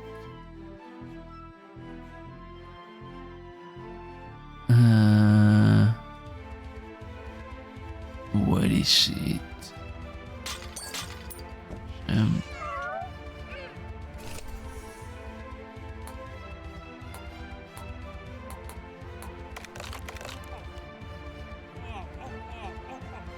The other one is pooping.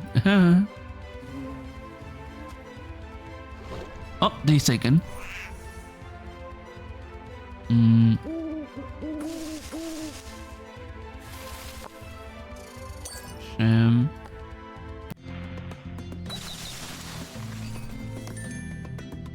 Move. I need to find several more Minecraft logs. Yeah, batarang.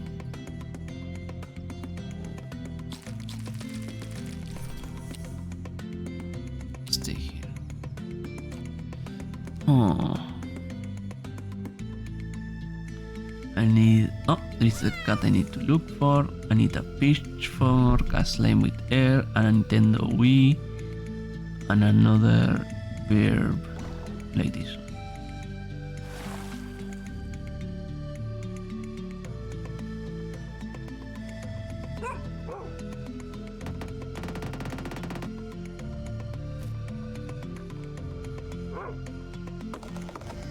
Timber. Oh, sorry though.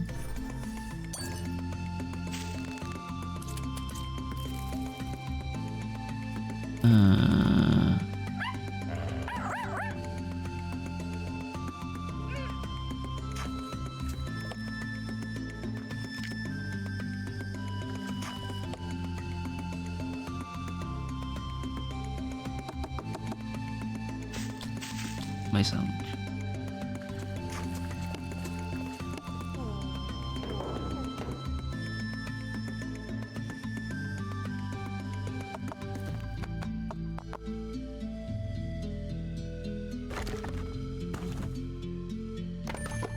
Oh.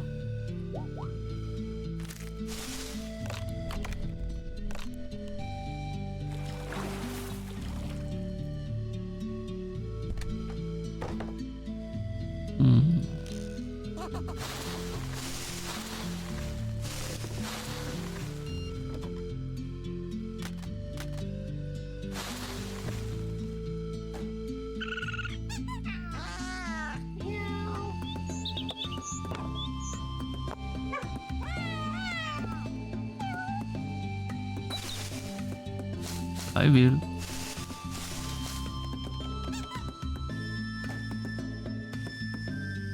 If I were a Nintendo's Wii, where will I Wii?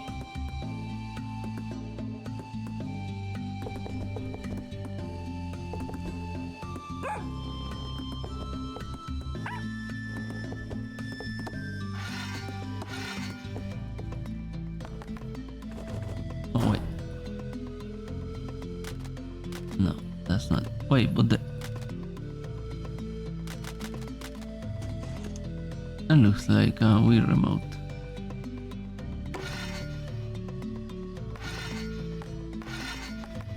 Oh, cog, the Wii. I need more Minecraft blocks. A slime with air.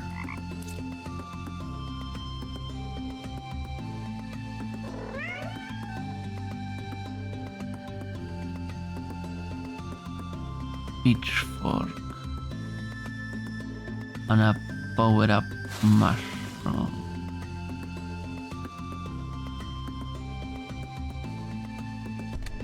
Oh, that's a Wii U.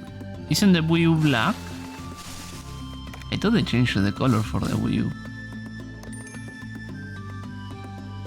Oh, pitchfork.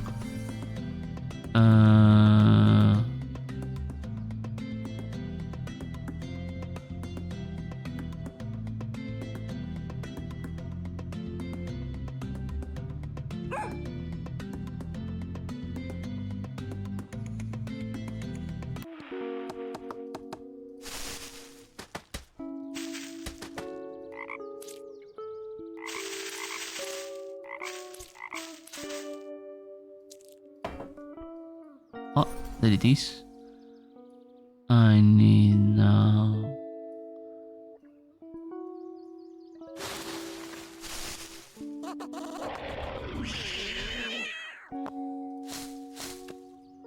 Another Tamagotchi.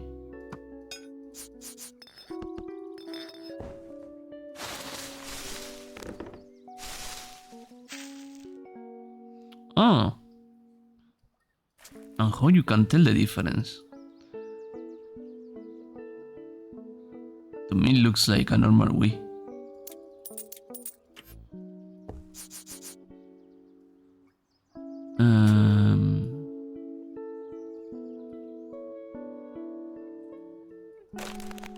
There you are.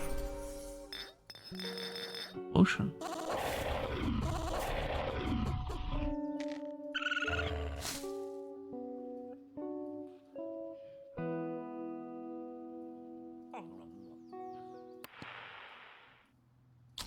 Oh, wait.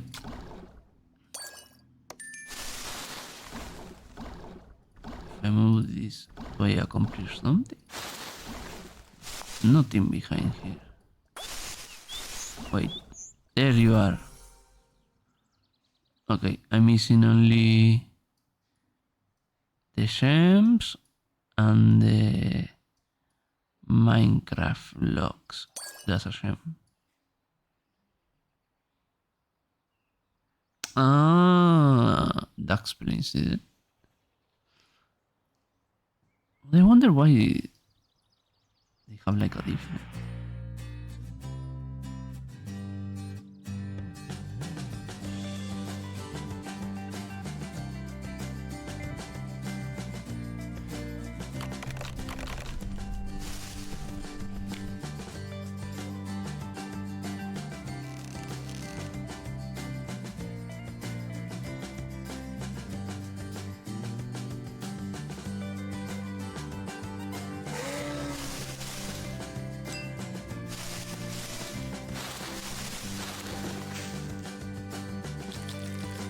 No.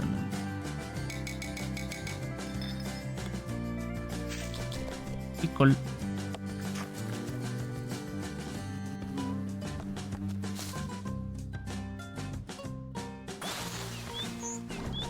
Well.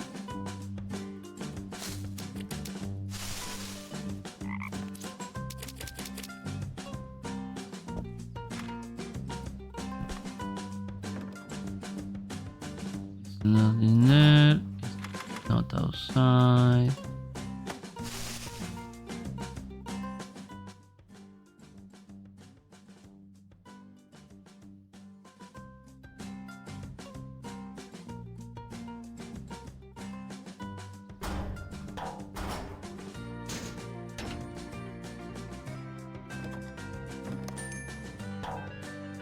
Let's see if find it. Oh, fuck off.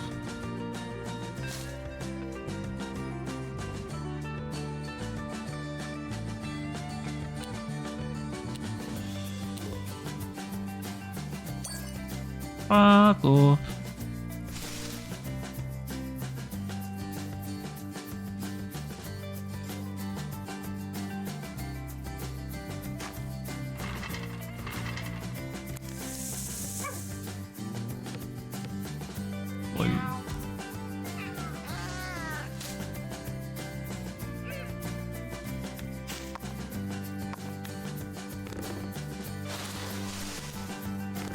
Oh,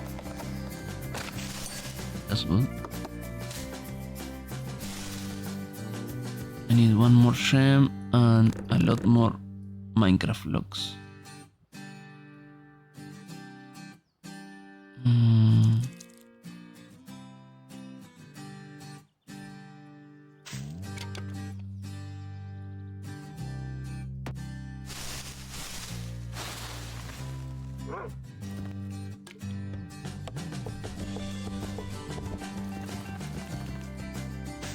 Oh, another Minecraft block and a casualty.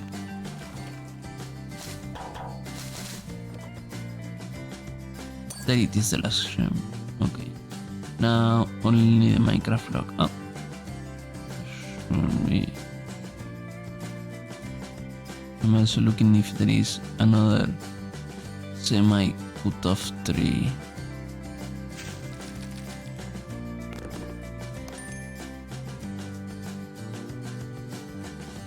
Around where?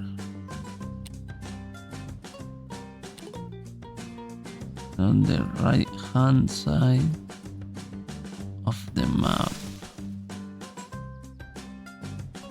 Around the right hand side of the map. That's one. I don't see it.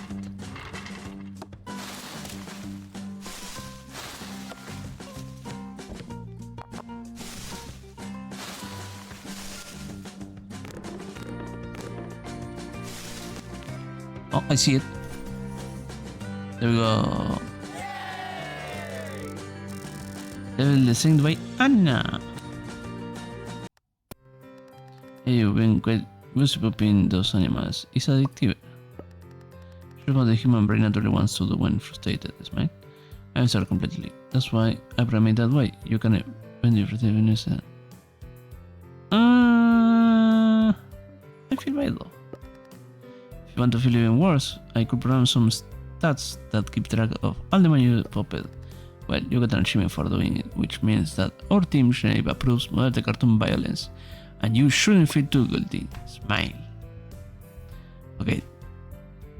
Clappy destruction. Full. Gem. A potion. Potion seller. Oh.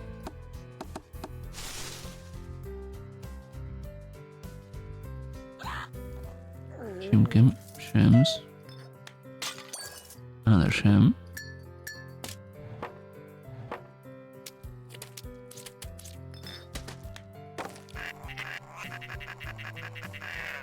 Okay. Last one from the demo. Anyway, just in case you get overwhelmed by the big level, you should know that most of them are optional. What do you mean by optional? You only need to find about half of the gunner. Oh, okay, thanks. Some other testers struggled a bit on this larger level, especially in the impatience ones. But I think you will find as long as you take breaks. You don't have to find everything in one go. That's where your bro Natalie put. Thank you.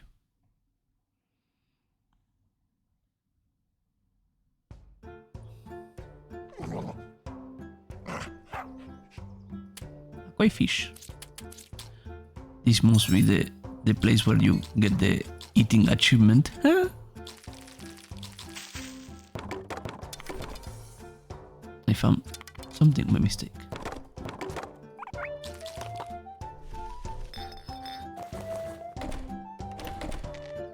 Pon apple.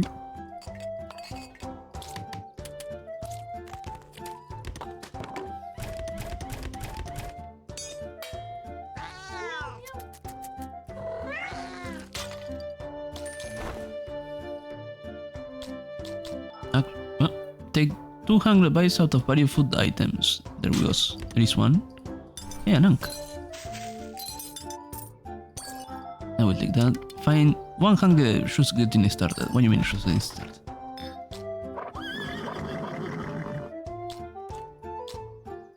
In this map, 100% you should be able to get have a lot of eating in one level. No, I need to look for squirrels. I have to look for the holy hand grenade. Whoa. Well, that's certainly something.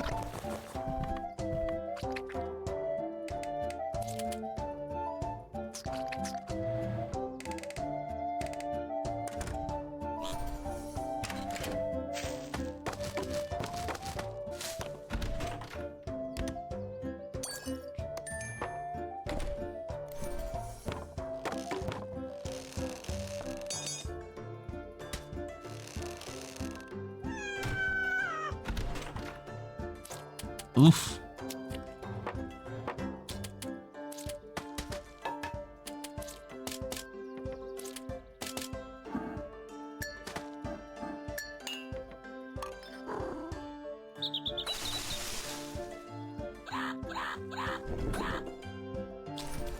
A turnip.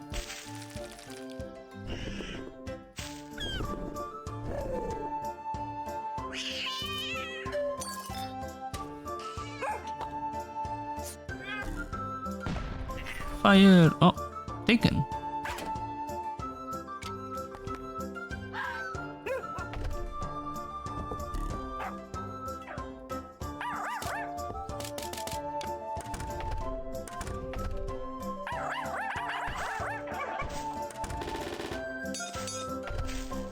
This looks like it could be moved.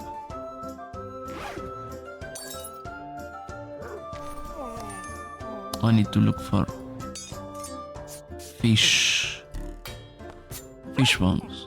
Oh, that one was hit.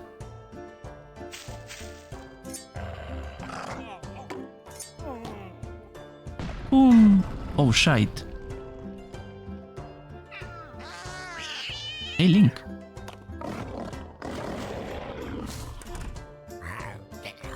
Oh, a zombie cat, like if it were Minecraft.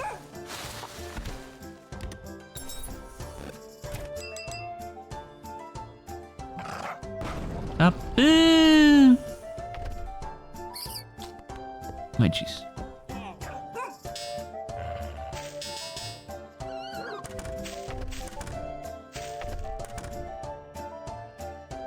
Gem. I found. I don't know what was that, but I got it.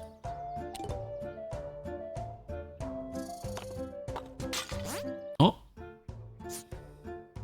Omega Dragon. Oh, I remember those.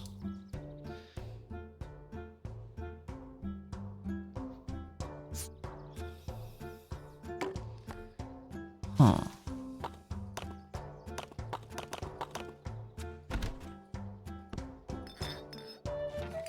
Oh, the Holy Hand Grenade.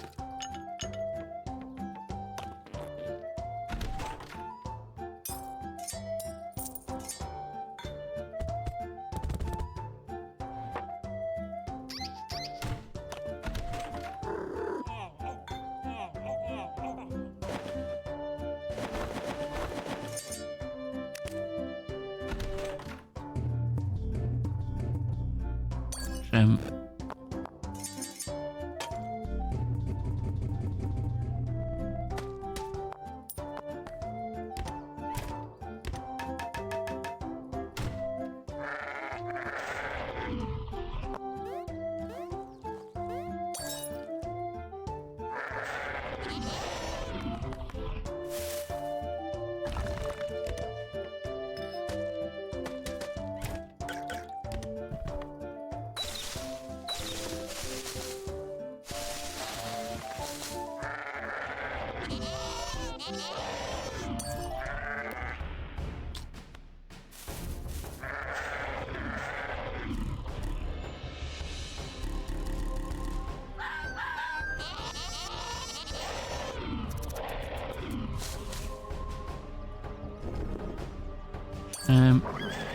Bones.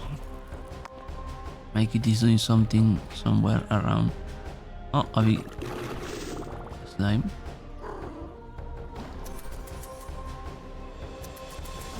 Open fire! Open fire! Oh.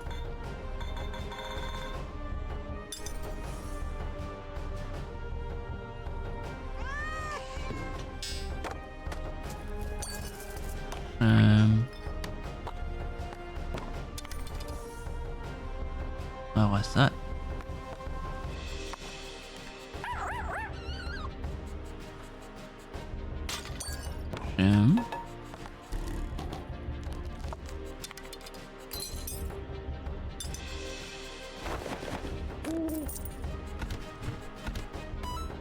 Oh, there is extra life. Why are you hiding? Clara, 1 second. Clara is causing troubles.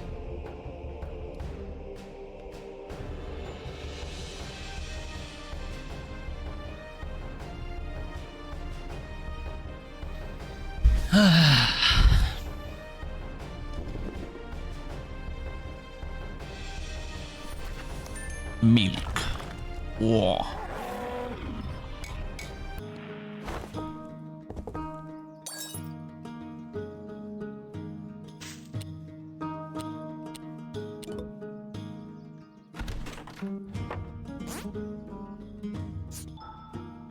Oh, red clay.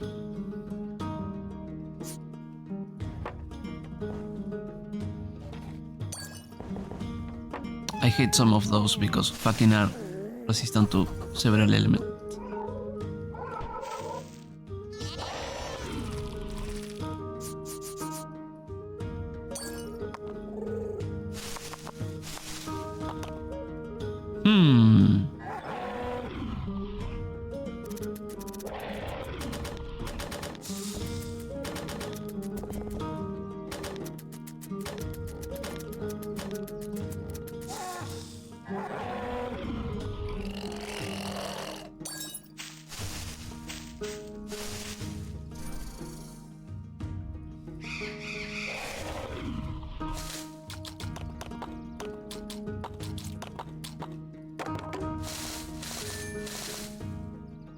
Well, let's find the last.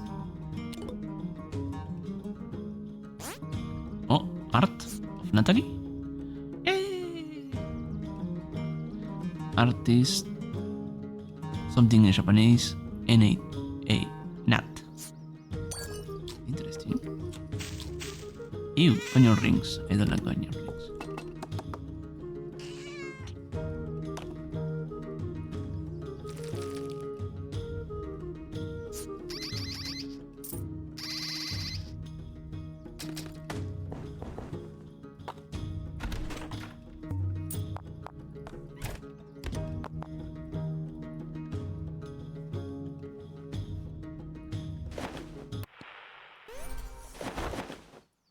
Meat boy.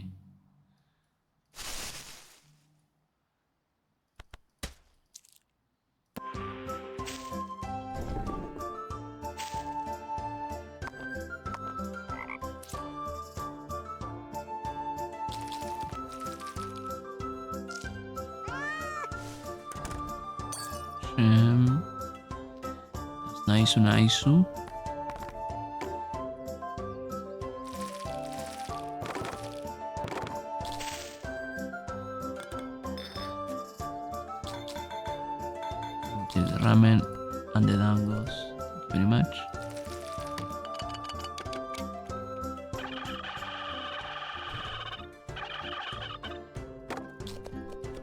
Nah. Price. Wait. Oh, I got 1 point.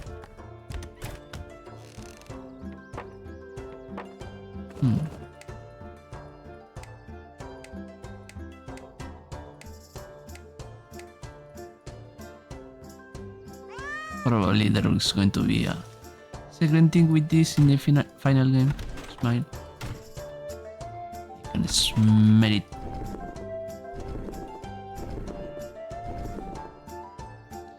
You can smell it.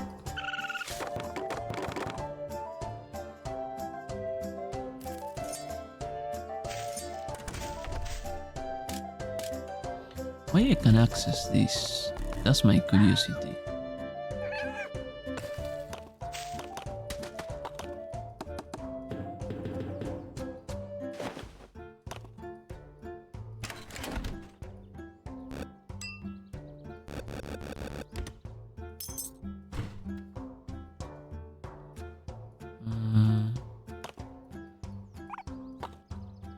Oh, pengu! Found a pengu.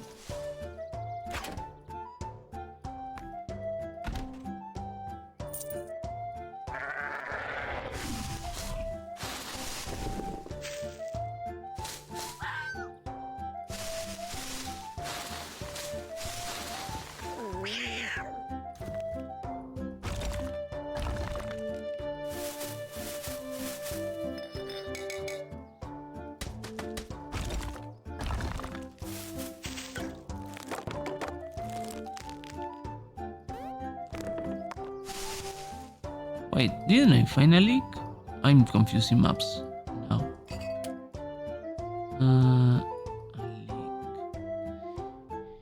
A leak.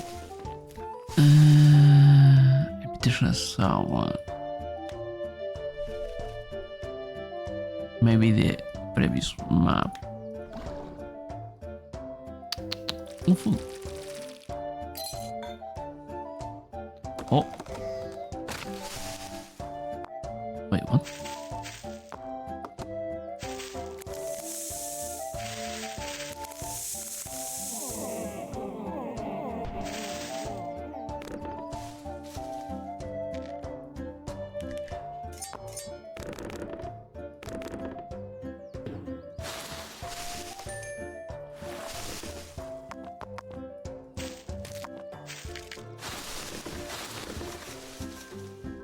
What's that? Oh, gem.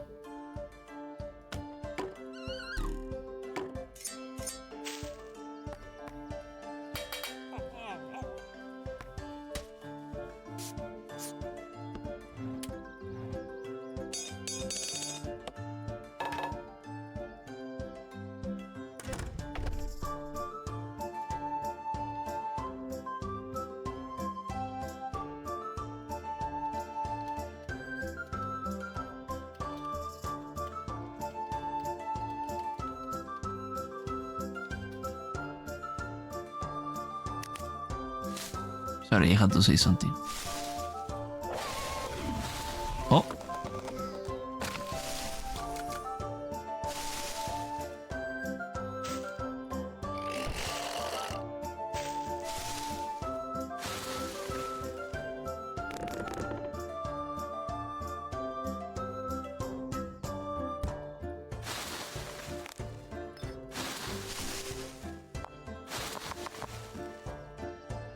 What is the last things?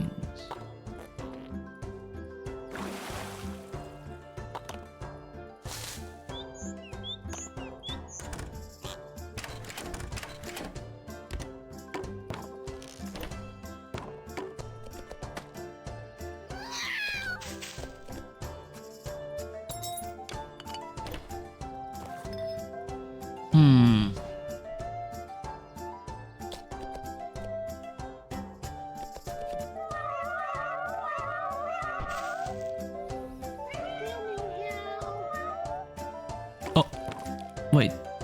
There are leaks around here. There it is.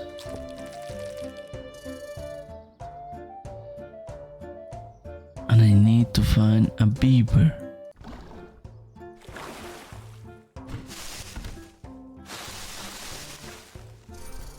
Oh, that was one of the things.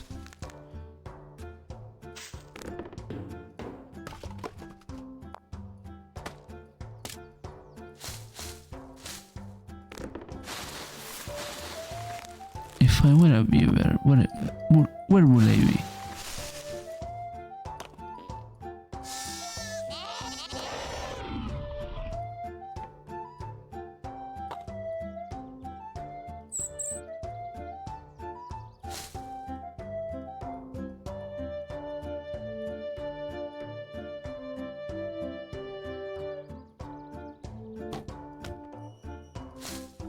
Oh wait, hold on, wait. There you are. And also shrimp.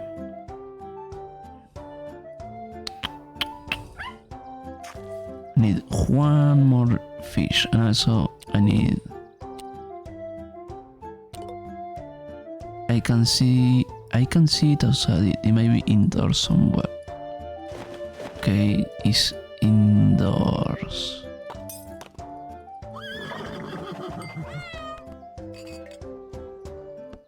Is indoors. Oh, there it is. And what is the last one? Should I? It's out in the open. No, actually, tell me where. Where? Oh my god, that was an evil one.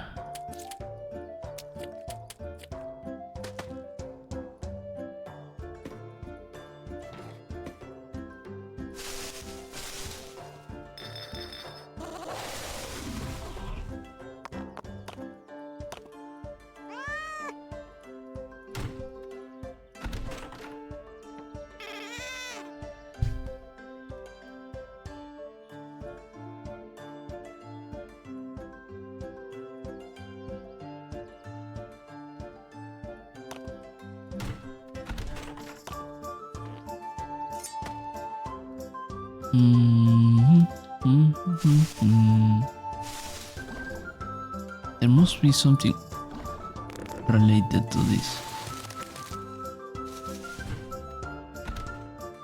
I don't remember. Maybe it was a shame and I forgot.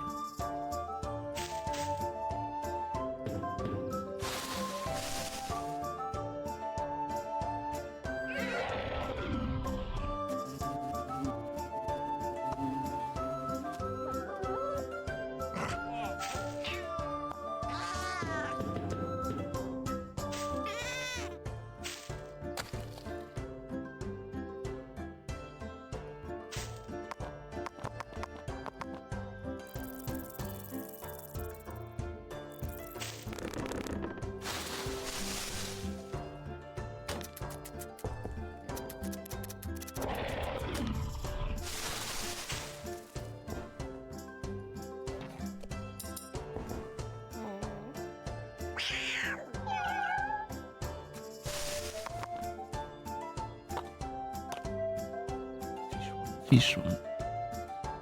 Show me Fishman.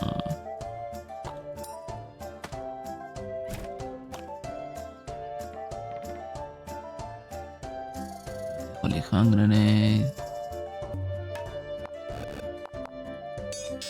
That's not like a crooked booster sword.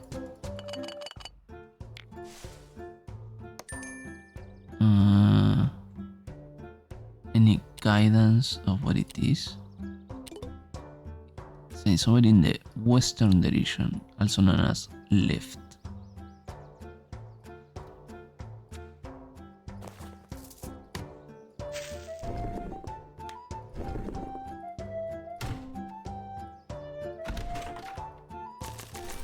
There it is. Yippee! Oh my god! That was it.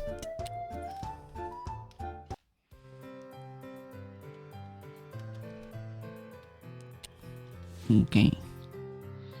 Let me check the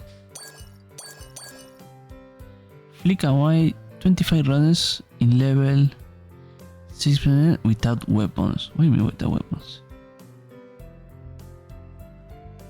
Oh, there's a lot of... This is going to be fun. Also, Anna haven't even appeared yet.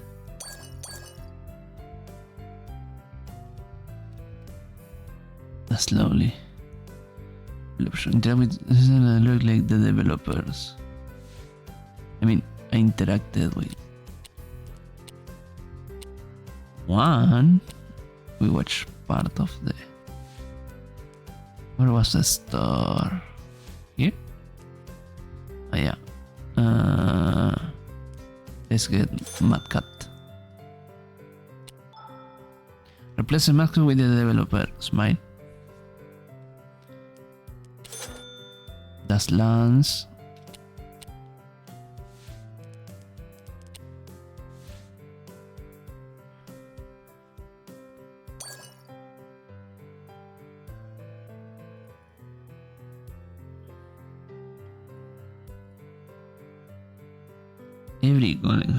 Every filter was a win up. Unlock every GUI curator. Fin every gun is small.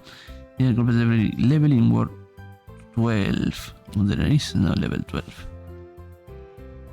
At least not yet. Wait, there is wars? How long is this? Wait. Huh?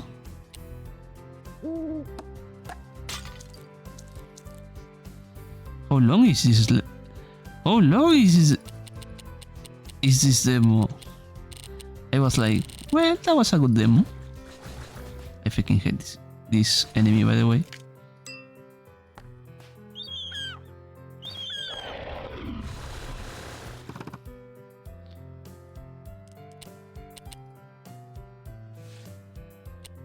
Whoa. I don't know, wait, let me check the Steam page. 1 second.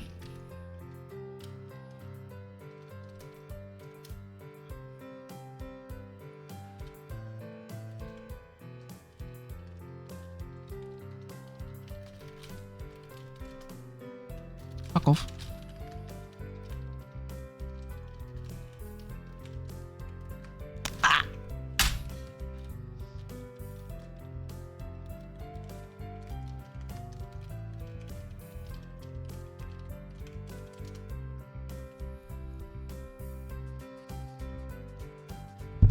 Every day wake up.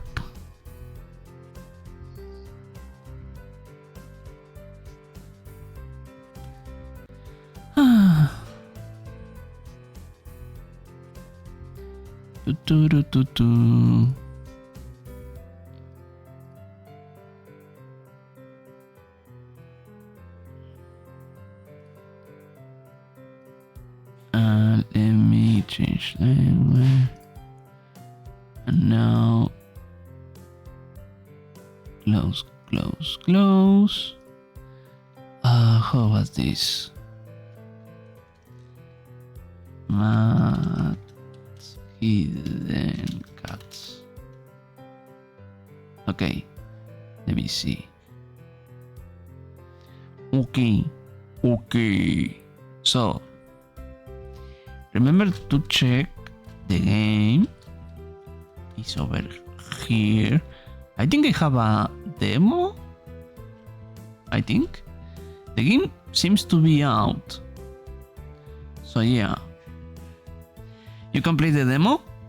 As you can see, there is a lot already, and the first word so far, I think I played in the demo. Let me check the key redeem. The key redeem said. Oh no, maybe it's the full game? I think it was the beta. I'm confused. I'm confused.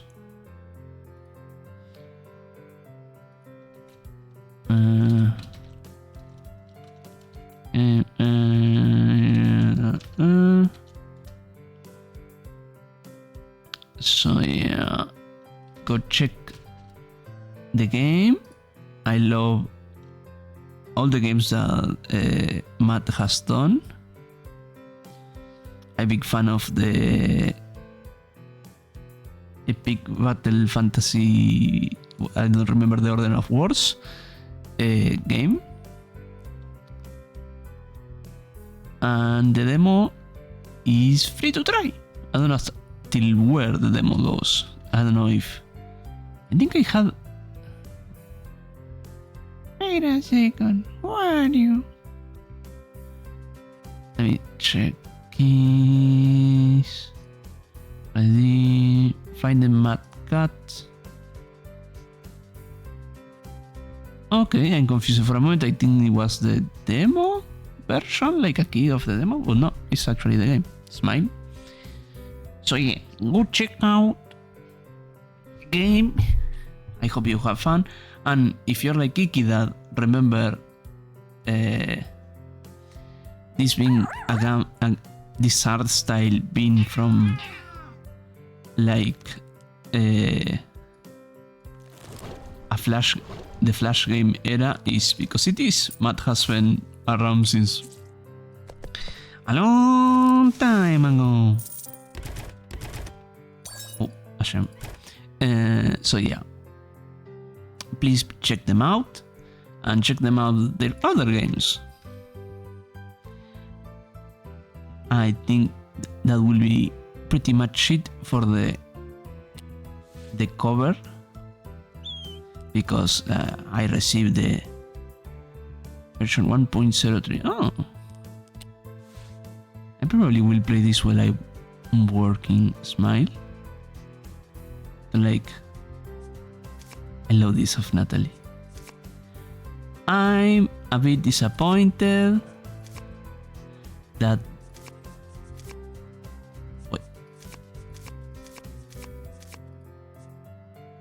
you cannot jiggle Nat's boobs. Smile. Pokepet series. Pixel series. Epic Battle Fantasy series. EBF. Are from fans. Lovely. I love it. I love it. So yeah, please check them out.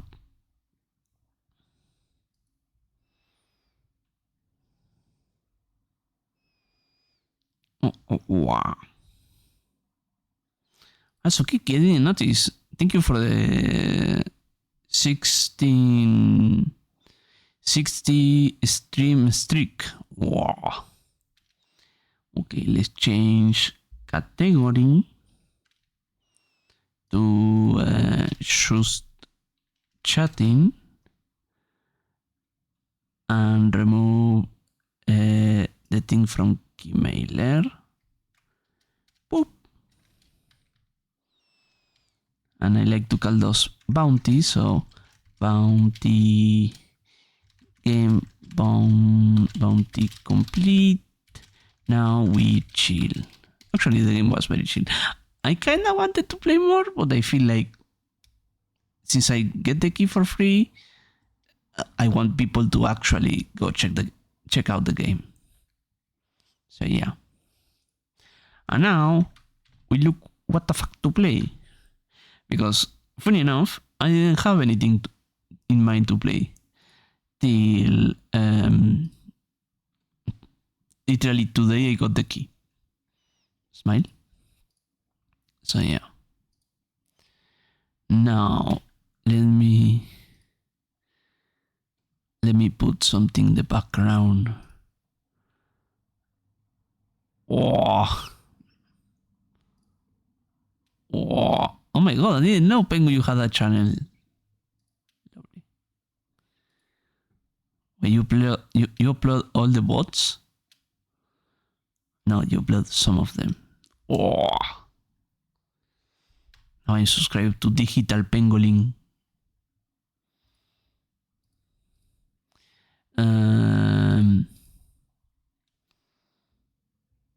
Let me think.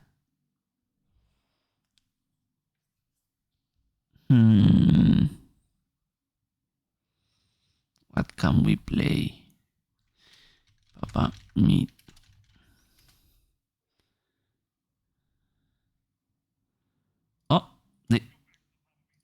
Sorry, Apen, if you're around and you already watched this. Smile.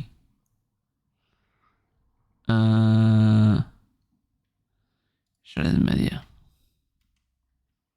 Welcome back to the Papa Meat channel. How you doing? How you doing? Coming and setting down because today we're going to be talking about Kickstarter. Crowdfunding websites have been prevalent for years now. Many nonprofits, startups, and even lone individuals have turned to them for help making their creative dreams a reality. Hell, I know I did. 6 years ago now, I did a Kickstarter, made a show. Not sure if anyone remembers it, but it was a show nonetheless. And we did it, and we hit the goals. And I found out that that was not a that's not a normal thing. A lot of Kickstarters don't usually go that way, which luckily I didn't ask for. I feel like a whole hell of I should have asked for way more, which also hindsight, making an animated show is way more expensive than what I asked for. I digress. Now, just about anyone can have an idea and see it realized without having to have an abundance of capital or influence. So as long as you fit your campaign into Kickstarter's guidelines, you're good to go. There was a period of time too, back in like the early 2010s maybe, there was like an overabundance of people doing it as like a get rich quick scheme. I feel like now it's become a legitimate way of, I see, God dude, self-published books, unbelievable. Board games, holy hell. Comics and books and that kind of stuff, oh my God. The Kickstarter is like the best. Whether it's a piece of luggage, a new piece of technology, or a video game, many people have built entire franchises that have started out on a Kickstarter page. Indie games like Shovel Knight raised over $300,000 in 2019, creating a hit game that has now evolved into an entire series, which if you think about it, $300,000, you know, I think for a lot of people, I mean, it is a lot of money, but God damn, I mean, so many games, it's like 20 million, you know? I mean, I got 300K and be able to make that is pretty impressive. Even just this year, games like Gundos are soaring over their Kickstarter goals, showing just how much people are willing to open their wallets to a project that they believe in. Not all projects go smoothly, however. You may have heard of infamous campaigns like the Coolest Cooler, which raised a staggering $13 million,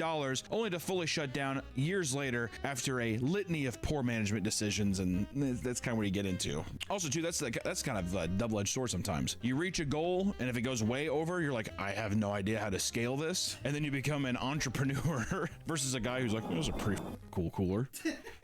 Put a speaker in the cooler, it's pretty sweet. With people's generosity being the focal point, you probably aren't surprised that there are all sorts of stories in which people take advantage of it. So today we're going to look at the wild world of Kickstarter, from product failures to full-on scams, and even we have to throw in a couple of mental breakdowns. For the very few Kickstarters that are actually practical, there are thousands of ridiculous projects that either fix a niche problem or do like nothing. They don't do a single thing. The Licky Brush, for example, is a piece of rubber shaped like a tongue that you put in your mouth so you can lick your own cat, which I don't know, like, why would you want to do that? Novelty product. Yeah, what's the novelty? Like, the issue is not grooming your cat, but it's the idea of like, even if it's protecting my mouth, do I want to lick my cat? It's for people that are like is it role play stuff? It's like, I want to show my cat how it feels when he licks me. So you put the Let's thing in your head out to tongue the and you Hoarfrost pretend to Reach lick and try to him. pick up those Legiana's Cute. trail. You guys bond over it. Like that, Samuel? The project received over 2,000 backers and raised $52,000, and it even appeared on Shark Tank. What did they say on that? What did Mark Cuban say about that? Did that not get out of that deal? I want to know what happened. But 300K, that's too much, and for those reasons, I'm out. There's also Jellowware, which are disposable cups you are supposed to eat instead of throwing away, and the creators came up with this idea after entering a Jello mold competition. In total, Jellowware had 229 backers and raised over $10,000. I feel like Jellowware in like a bowl of mac and cheese doesn't make sense to me. You know, if it's supposed to be like a bowl, I mean, I guess with a drink, but even then it's like, does it get Jellowware? Yeah, it would get sticky. How would it not? You're holding it, you know? This message is sponsored by Raycon. Spring is here, which means it's time to refresh your routine and spend more time outside. Whether you're on your daily walk, running errands, or just soaking in the sun, baby. These are open earbuds that let you stay connected to your surroundings while enjoying your favorite music or podcast. Raycon's essential open earbuds keep your ears open while still delivering crystal clear sound. Whoa. Regular earbuds block out everything. But with Raycon, you can stay aware of traffic and your surroundings without sacrificing sound quality. And with the open ear functionality, their earbuds are designed to be taken outside. They're perfect for a workout or just for a run. And their super lightweight design means that they won't slip out when you're moving fast or breaking a sweat. Raycon also has multi-point connection, allowing you to switch from your phone to a tablet or PC with ease once it's time to work again. But the best part is that Raycon delivers premium audio quality at half the price. Plus, the open earbuds case has a 36-hour battery life, giving you non-stop listening throughout your day. I love using Raycons when I'm at work, listening to my favorite smart podcast. No one in the office can hear what I'm listening to. It's awesome. Join over 3 million customers that love Raycon and try them for yourself. The essential open earbuds are perfect for refreshing your routine this spring. Go to buyraycon.com/PapaMeat open to get 20% off. Thank you so much to Raycon for sponsoring this video, and hey, let's get back. Then there's also Fish on Wheels, and it's a fish tank on a low-powered RC car controlled by the fish inside, because you know they have sentience to do that. The fish tank had a camera that looked down inside the tank so to pinpoint the fish's position and control the vehicle. The developers initially wanted $70,000 and only raised about $6 grand before the project ultimately failed. This was probably because the tank couldn't be filled too high, otherwise the frequent jerking movements caused by the fish panicking inside would spill water all over your floor. I like how it's like it would spill water all over your floor. That's the biggest people's concern. It isn't that the fish inside is being jerked around and probably gonna fucking die as well. I saw a video, something similar, but they put a snake and gave it legs, stick in a tube, and it could walk around. I feel like you hate that. That goes against everything that it knows, right? Why would you need that? Another failed project is Paul, the sexiest smartphone charger on the planet. Which is just a phone bust of a man's body with a phone charger at his penis and a wall charger coming out of his asshole. The creator was seeking $8,000 in funding but received only a little over $2,000 with a total of 12 supporters, which I will say is still a lot. I like how it's just like, we're gonna give you half a mannequin and you can like, Yes. you can fuck this if you want, or you can like finger his asshole. People are like, alright. He went to sleep. It's enough of a sneeze, alright? There's also the Thinking Egg, which had 4 versions, each raising well over $200,000, so we could say almost about $1 million in total. It's literally just a wooden or like metal egg that you're meant to fidget with while you're working at home. It's literally just like a stress. It's not even a stress ball. It's just you're supposed to just like. Sounds like those orbs. Yeah, but they don't look as cool. Those orbs are like. Steam's starting to build up. Functionally, there is no difference between the versions except the material they're made of. And on their official website, they charge $17 per egg. You can just go to the store. You can go to the store, play around with a regular egg, and then you get to eat it. Just to be honest, I mean, like, if we're talking practicality and stuff, and you're like, well, I mean, like, convenience of it, I'm like, you can just get a carton of eggs. How often would you play with the egg? At that point, you know, I get like, you get eggs. You know, go and eat it. Like, oh, my fat ass is just like, can you even eat the egg? You can't eat the egg. Get a chocolate egg. Eat the chocolate egg. Yeah, a little Kinder egg with cream in it. I never liked that Kinder egg. Hey, the cream is not, it burns my mouth. It doesn't burn my mouth, but it like, I don't know. It's like so, it makes me so thirsty. You know, also ones I didn't like was the chocolate oranges. It never tasted that good, did it? Is this just, are we just talking? Creators can get inspiration from literally anywhere, but the creators of the Grilled Cheese Press, who came up with their idea after watching an episode of their favorite show, Glee, titled Grilled Cheeses, which clearly many thought the concept was amazing because the Kickstarter was able to reach its $25,000 funding goal. Like, this is something my grandma would like, I feel like. Well, now you can trick old people. Mom, look. I think that, yeah, so that's the thing. It's people probably got it as a practical joke. Trick their grandmother. They're like, oh, I love you. They probably wouldn't even eat it. There have been thousands of ridiculous products on Kickstarter, but many don't compare to the No Phone. Nearly 1,000 people paid a total of $18,000 for a 3D printed rectangle to combat cell phone addiction. They created a pretend phone to act as a surrogate to any smart mobile device. You can clutch your comfort without having to actually use it, which just sounds so pathetic, doesn't it? Apparently, there's a study that shows that 3 days without your cell phone is similar. It has similar effects to cocaine withdrawal. In a good way. Steam's building like crazy. I believe it too. You know what? Maybe maybe I'm knocking the rectangle too quick. I mean, like it's like a thing of non-alcoholic beer. So you can still have this simulation or like the normality of drinking when you're trying to get sober. One upgrade consists of a stick-on mirror so you can take selfies. Though it was fully supported. Many of the comments were disappointed, saying they either never received the product or their mirror came scratched. Chill the fuck up. Chill the fuck up. The Air umbrella was advertised as a compact and lightweight alternative to the traditional umbrella. Instead of deploying a fabric material to protect you from the rain, it would instead blast a circular stream of air that would keep you dry without taking as much space. Does it mean just like above you? No. At that point too, I mean, like, Is an umbrella that massive? So how loud is that? You know what to do. I mean, to make it an actual dome, it would have to be, insane. It would be insanely loud, right? The I got a design mega wasn't without potion. That's flaws, however. more than enough. Not only would the battery life only be between 15 and 30 minutes, but one could assume that the water being pushed away from you would just be fired onto everything in the person's vicinity, aka the people all around you, or I mean everything's getting wet beside you. And as it turns out, these initial problems were far too difficult to rectify. Fears of it doing harm to customers led to them being unable to release the product. They would issue an apology and attempt to refund their supporters, but delays in doing so would cause a tidal wave of furious backers, labeling them as scammers. So we'll try to get there. I'm not doing it. They are assuming people will just forget. It's been 10 years. Come on. Yeah. There's got to be some crazy backers in there. With all of these, there's like, you know, like $10,000 reward tiers. I have a feeling it was like in a metal tube. Like things that lodge into your neck.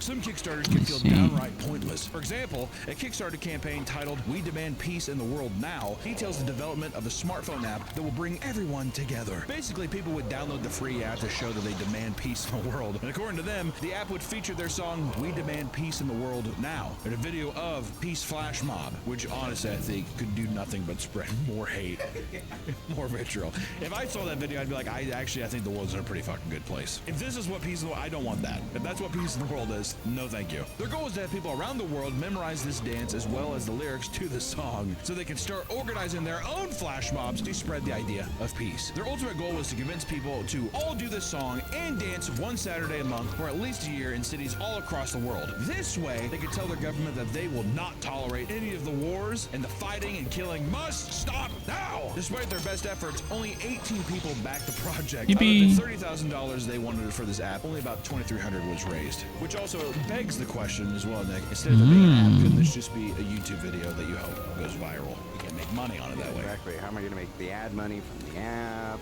Ad money on the app, and then also, yeah, is it really a movement if people don't have it downloaded on their phone? That kind of stuff. I mean, think about how bad flash mobs already were. I mean, who wanted that? Whoever saw a video and they're like, okay. People don't realize this, but we're about ready to transform this busy square into a dance party. Well, it's because of High School Musical, I bet. Like, what? They saw High School Musical was so popular, so it's just like, let's just bust out in song and dance. And then when you're in high school, did you guys film a flash mob for your senior? We didn't do a flash mob, but it was one of those fucking videos that was like, it's like a person starting in a room and it's like a camera following them and you're singing a song to it. And they go to every room and people are like singing the song and like dancing and stuff. It's so fucking cringe. But everyone did it. I don't know what the fuck was. I guess that's kind of a flash mob. Oh yeah, I thought that's what flash mob was. But flash mob is like you're having a cup of coffee in like at a town square, and all of a sudden all the business people walk around, stop, and they just start dancing. Like, that's a flash mob. It's a mob of people doing that. To me, a flash mob is like, you kind of spring it on random people that don't know what the fuck's going on. All I know is in my school, they did that Bon Jovi song. It's my life, and it's now or never. I think we did Dog Days Are Over by Florence and the Machine. How's that one go? Dog Days Are Over. Something like that. Of course!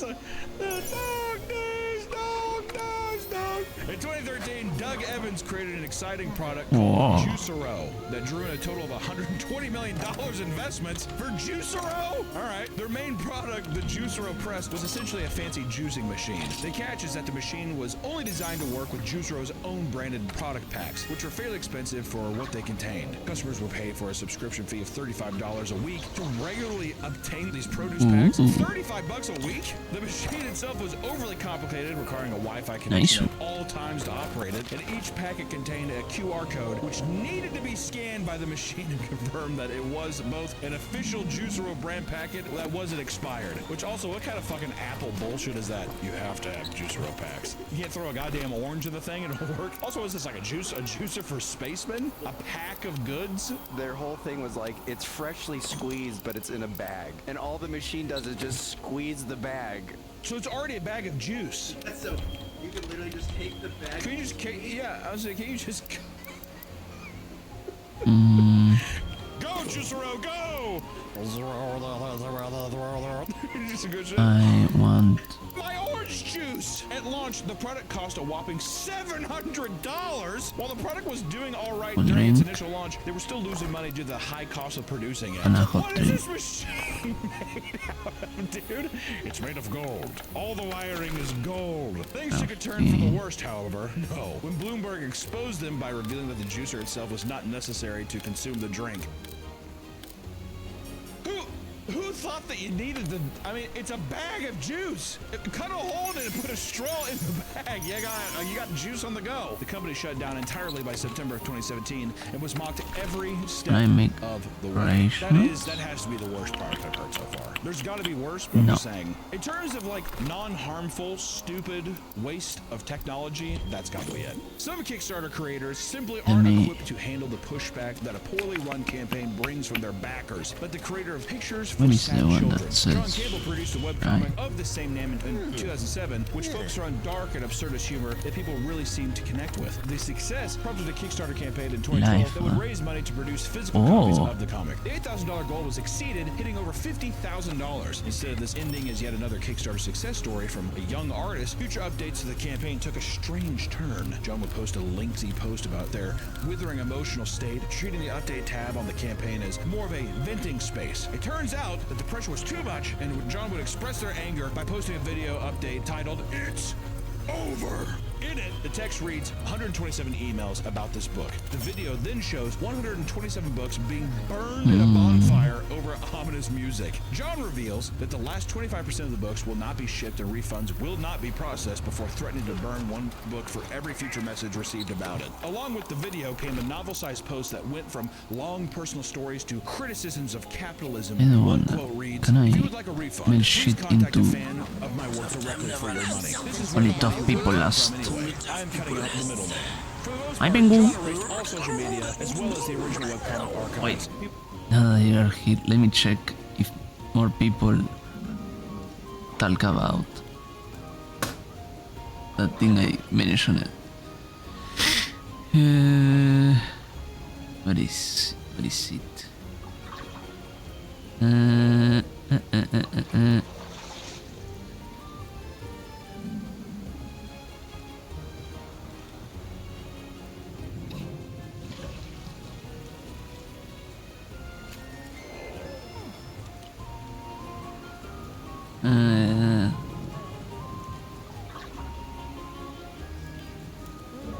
No.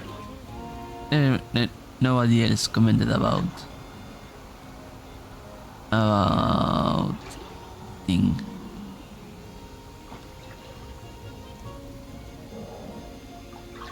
Oh, they got a Scottish flag. Can I make rations? Right. No, I cannot. I cannot.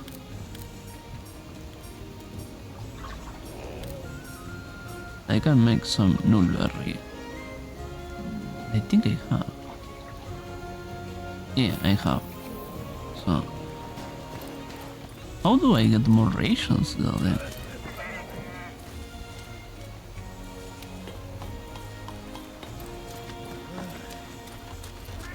I don't remember.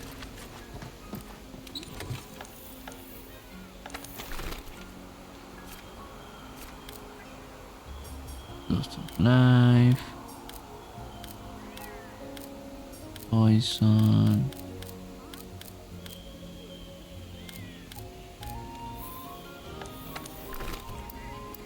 Okay, I want to. Can I?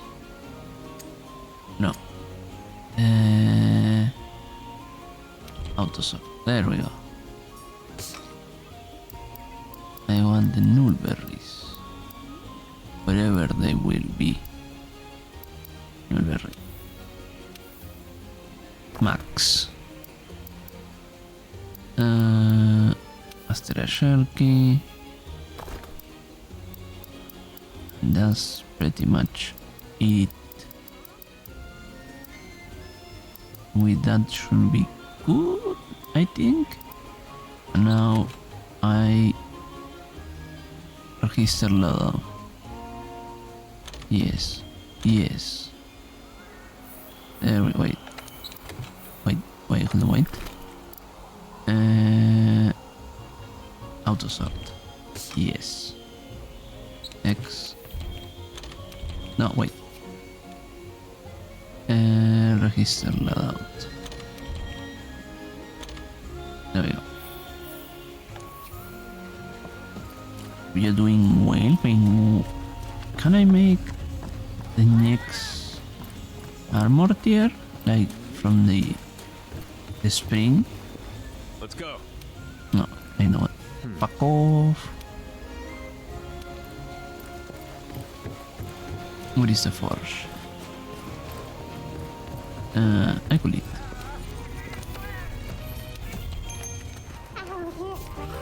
Hello, grandma. Cat.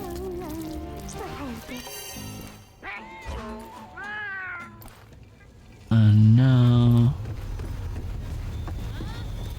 this is the forge.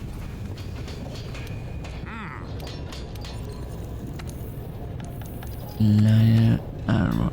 No, I don't have it.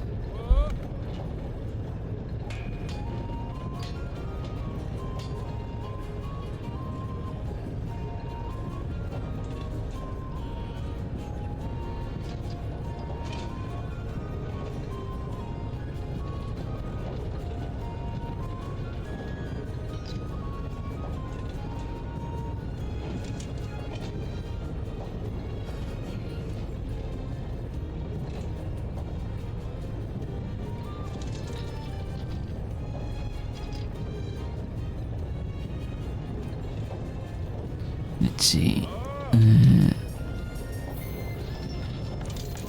Pendant. Bucket. Wow. Sure, why not? No. Charms.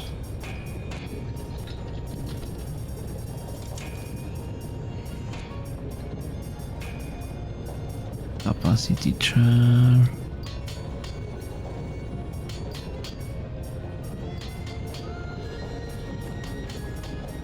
Defense charm is okay.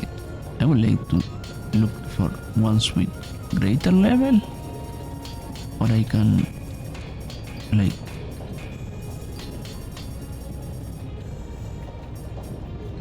for example maybe I can upgrade it. Armor.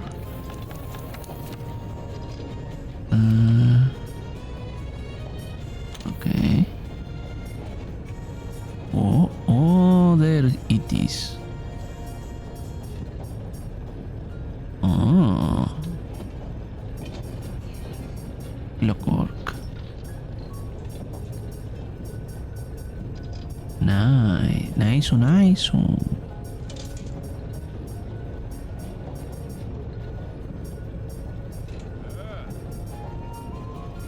Oh. I need some serious amount of shite. Veo.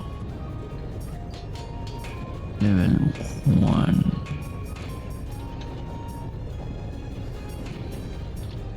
This attack here boss doesn't seem like a defensive one.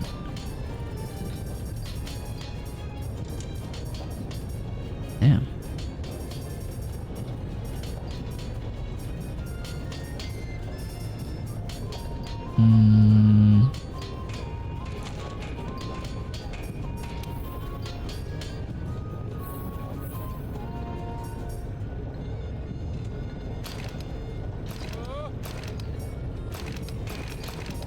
You.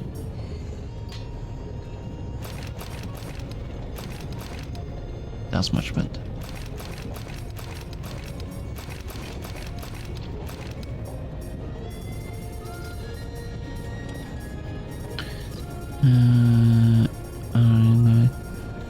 Can I not sort for the stats?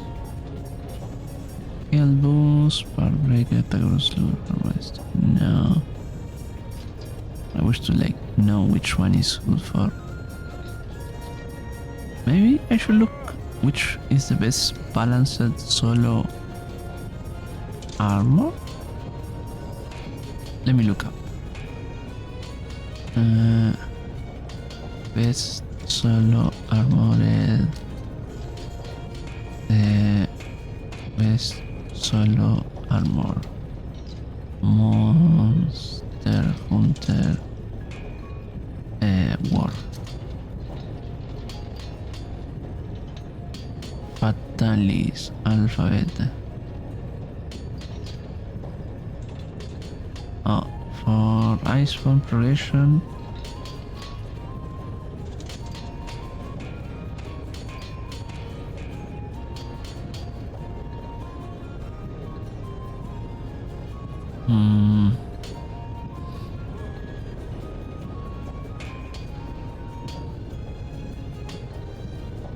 Let me cheat.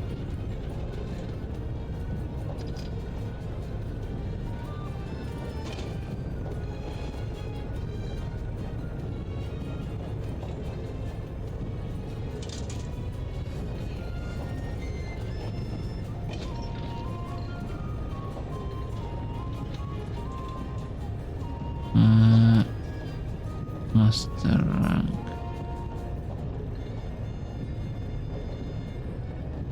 Es solo Master rank armor. Master rank. Okay. Fatalis for damage and solo capacity. Or Teostra Russian for mix of earlier endgame. Veo Narga for passage.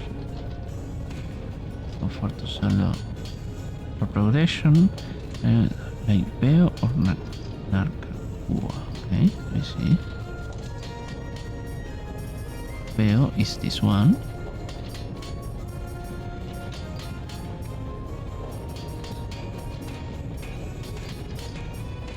Which I can actually make. And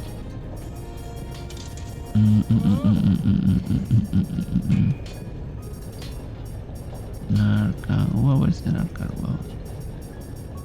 What is previous?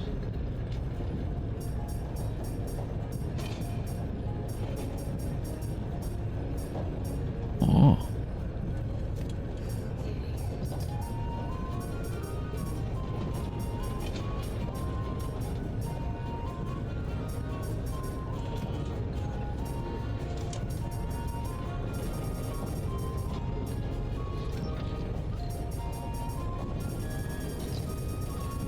Okay, one of them says it is. Yeah, no. Veo or Nargacuba. This is Veo. Doesn't change their looks. Nice attack. Nice attack and lost.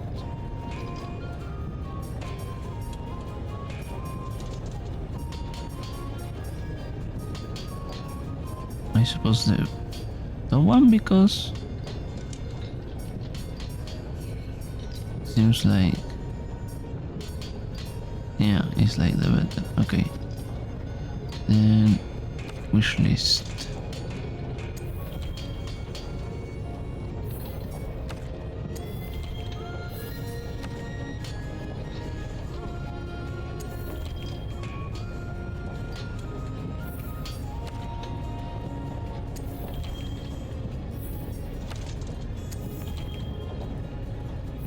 Okay.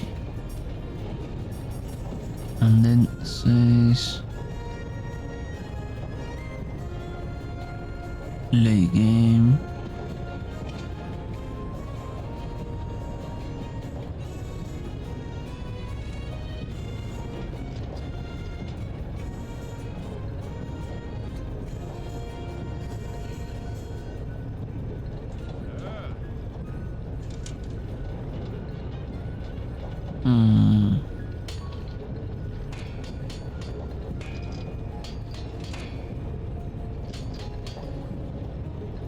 What is the Narca?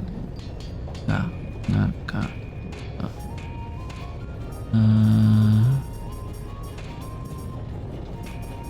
muy estúpida, sí.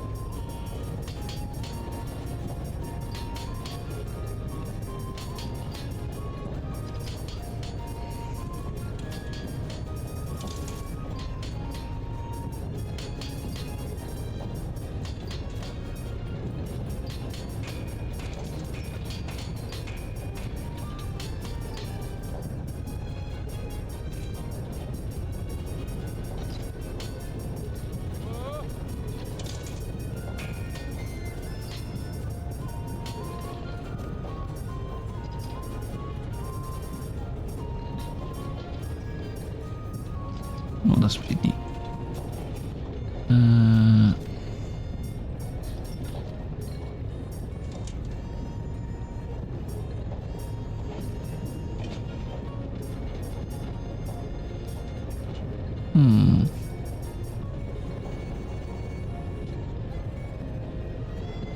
After preparation, early emergencies like bear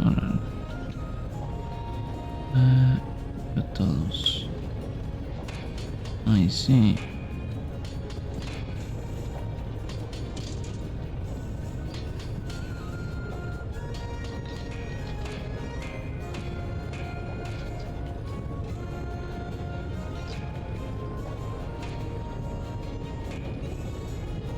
La corona.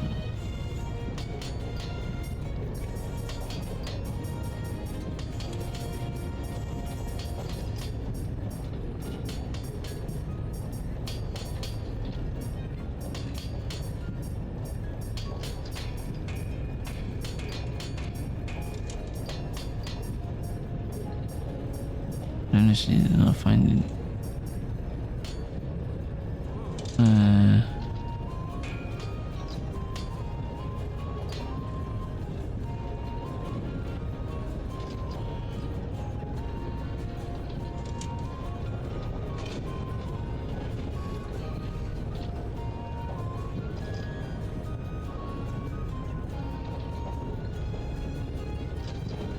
Mazes,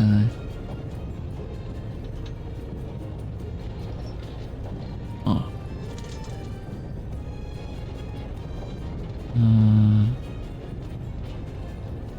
Oh. Let's see.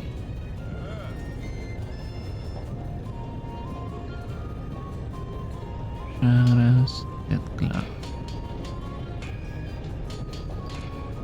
No.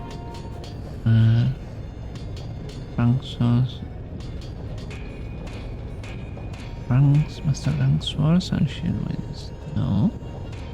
No. Longsword, no. No. Hammer, no. Bandihorn, no. Lance, no. Good Lance, no. Switch Axe. Mighty here with.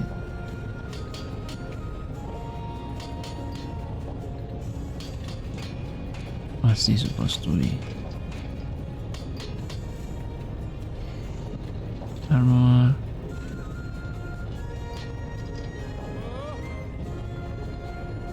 Oh. Mighty here one.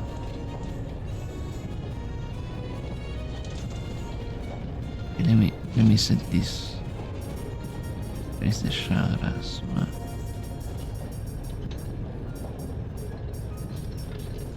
Chakras.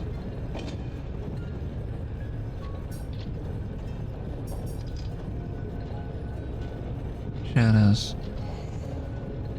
All the alphas. Okay. Chakras alpha. Push list.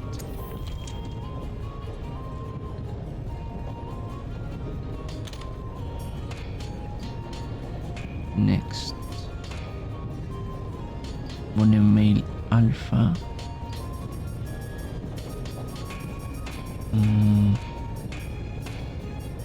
Monomail.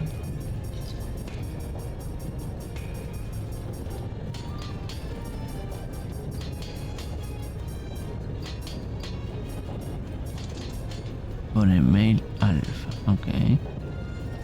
Wish list. Remove them? No.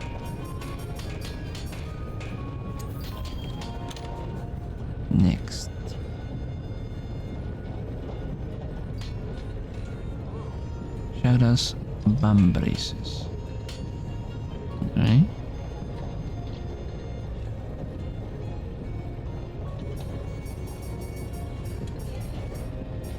Chagras Van Braces.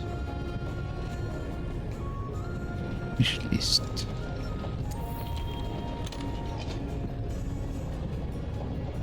Peo Coil Alpha. Ah, I can do that one. Peo Coil Alpha.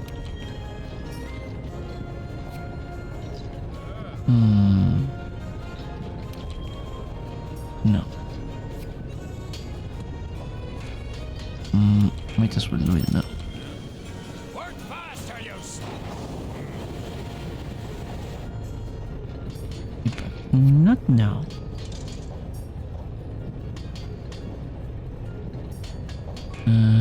Next. Hura Graves.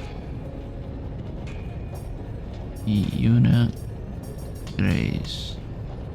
And they are Alpha, yeah.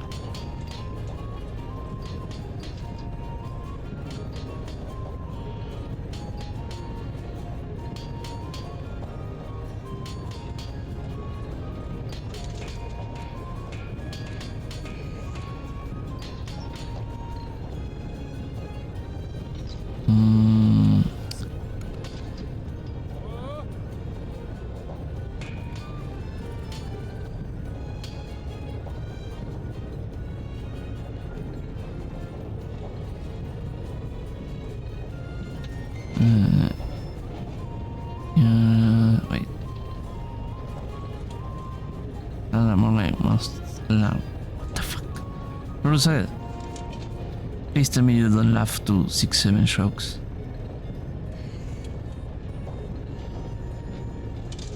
Okay. Wish list. There we go. Well then, listen, I just wanted to wish you. And charms, I need... Well, I don't have the level 3 charms.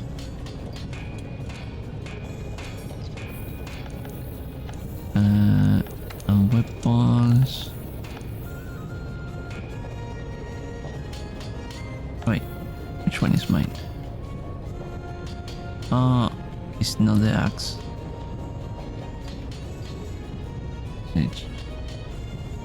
Charge blade.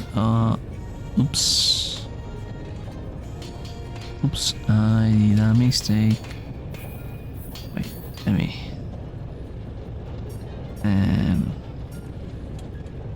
Wish list. Lete. Delete.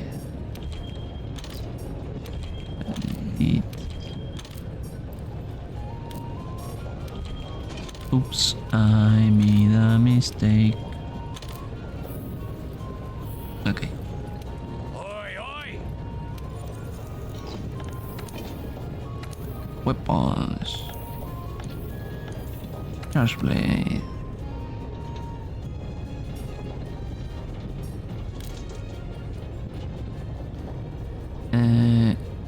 Crown Fortress 1. Crown Fortress 1. Okay.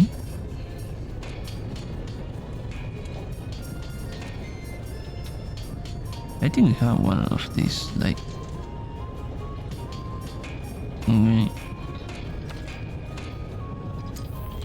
There we go. I put it on my other screen for a moment.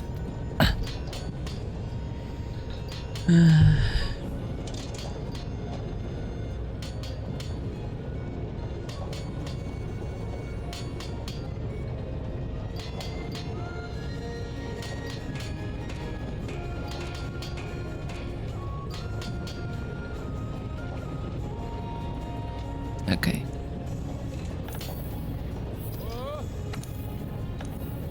Armor. I need Hura.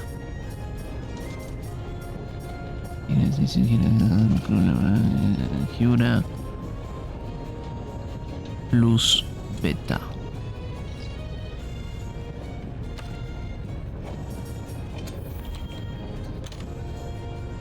Then I need Lumu mail.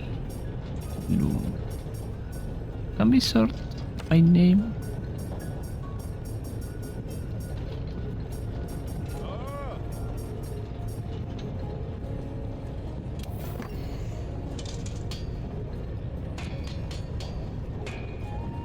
I don't know if this is better or worse.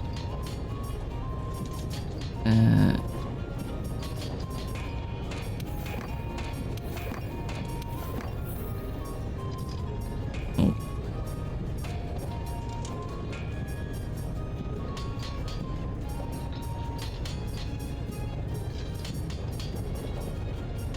Anyways, Lumu.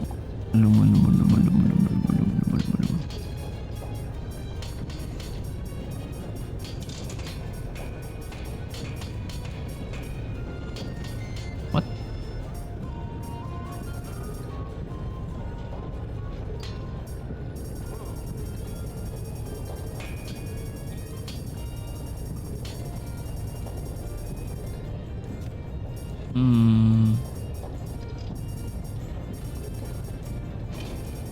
I don't see it. Oh well.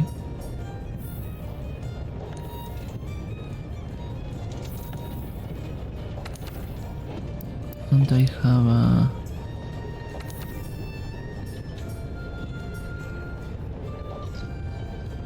coral crystal.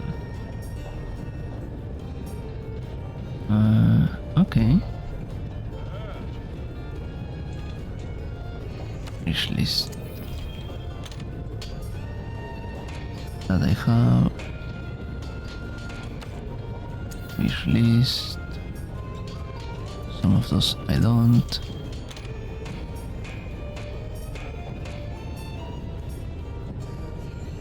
Okay, I need to reach to Chrome Fortress 1.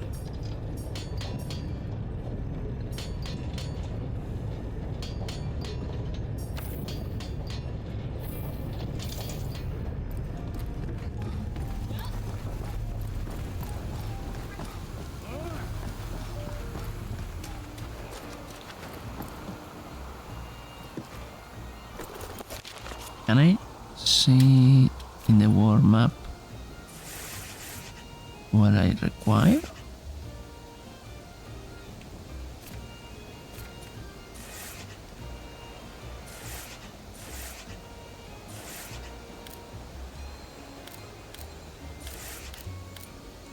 What's the point of?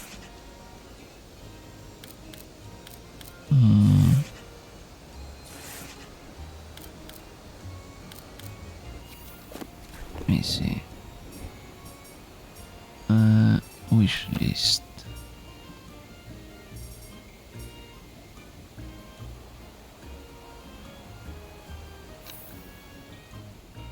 From the Elder Recess. Elder Recess. Okay. To the Elder Recess. Or there is like... No. Patient said... No. Post a new quest. Optional. Does any of these give me something? No. No.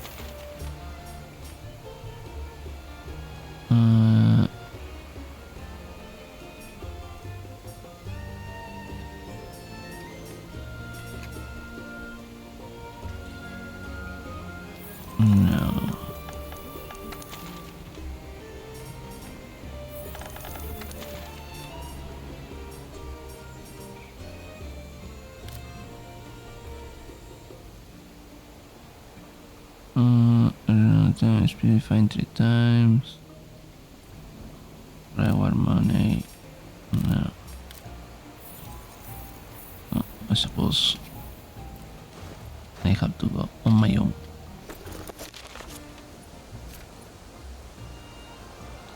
Elder Recess. Okay.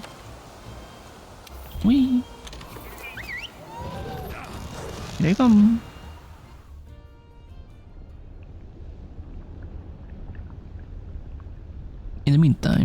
let's keep watching. Papa Meat.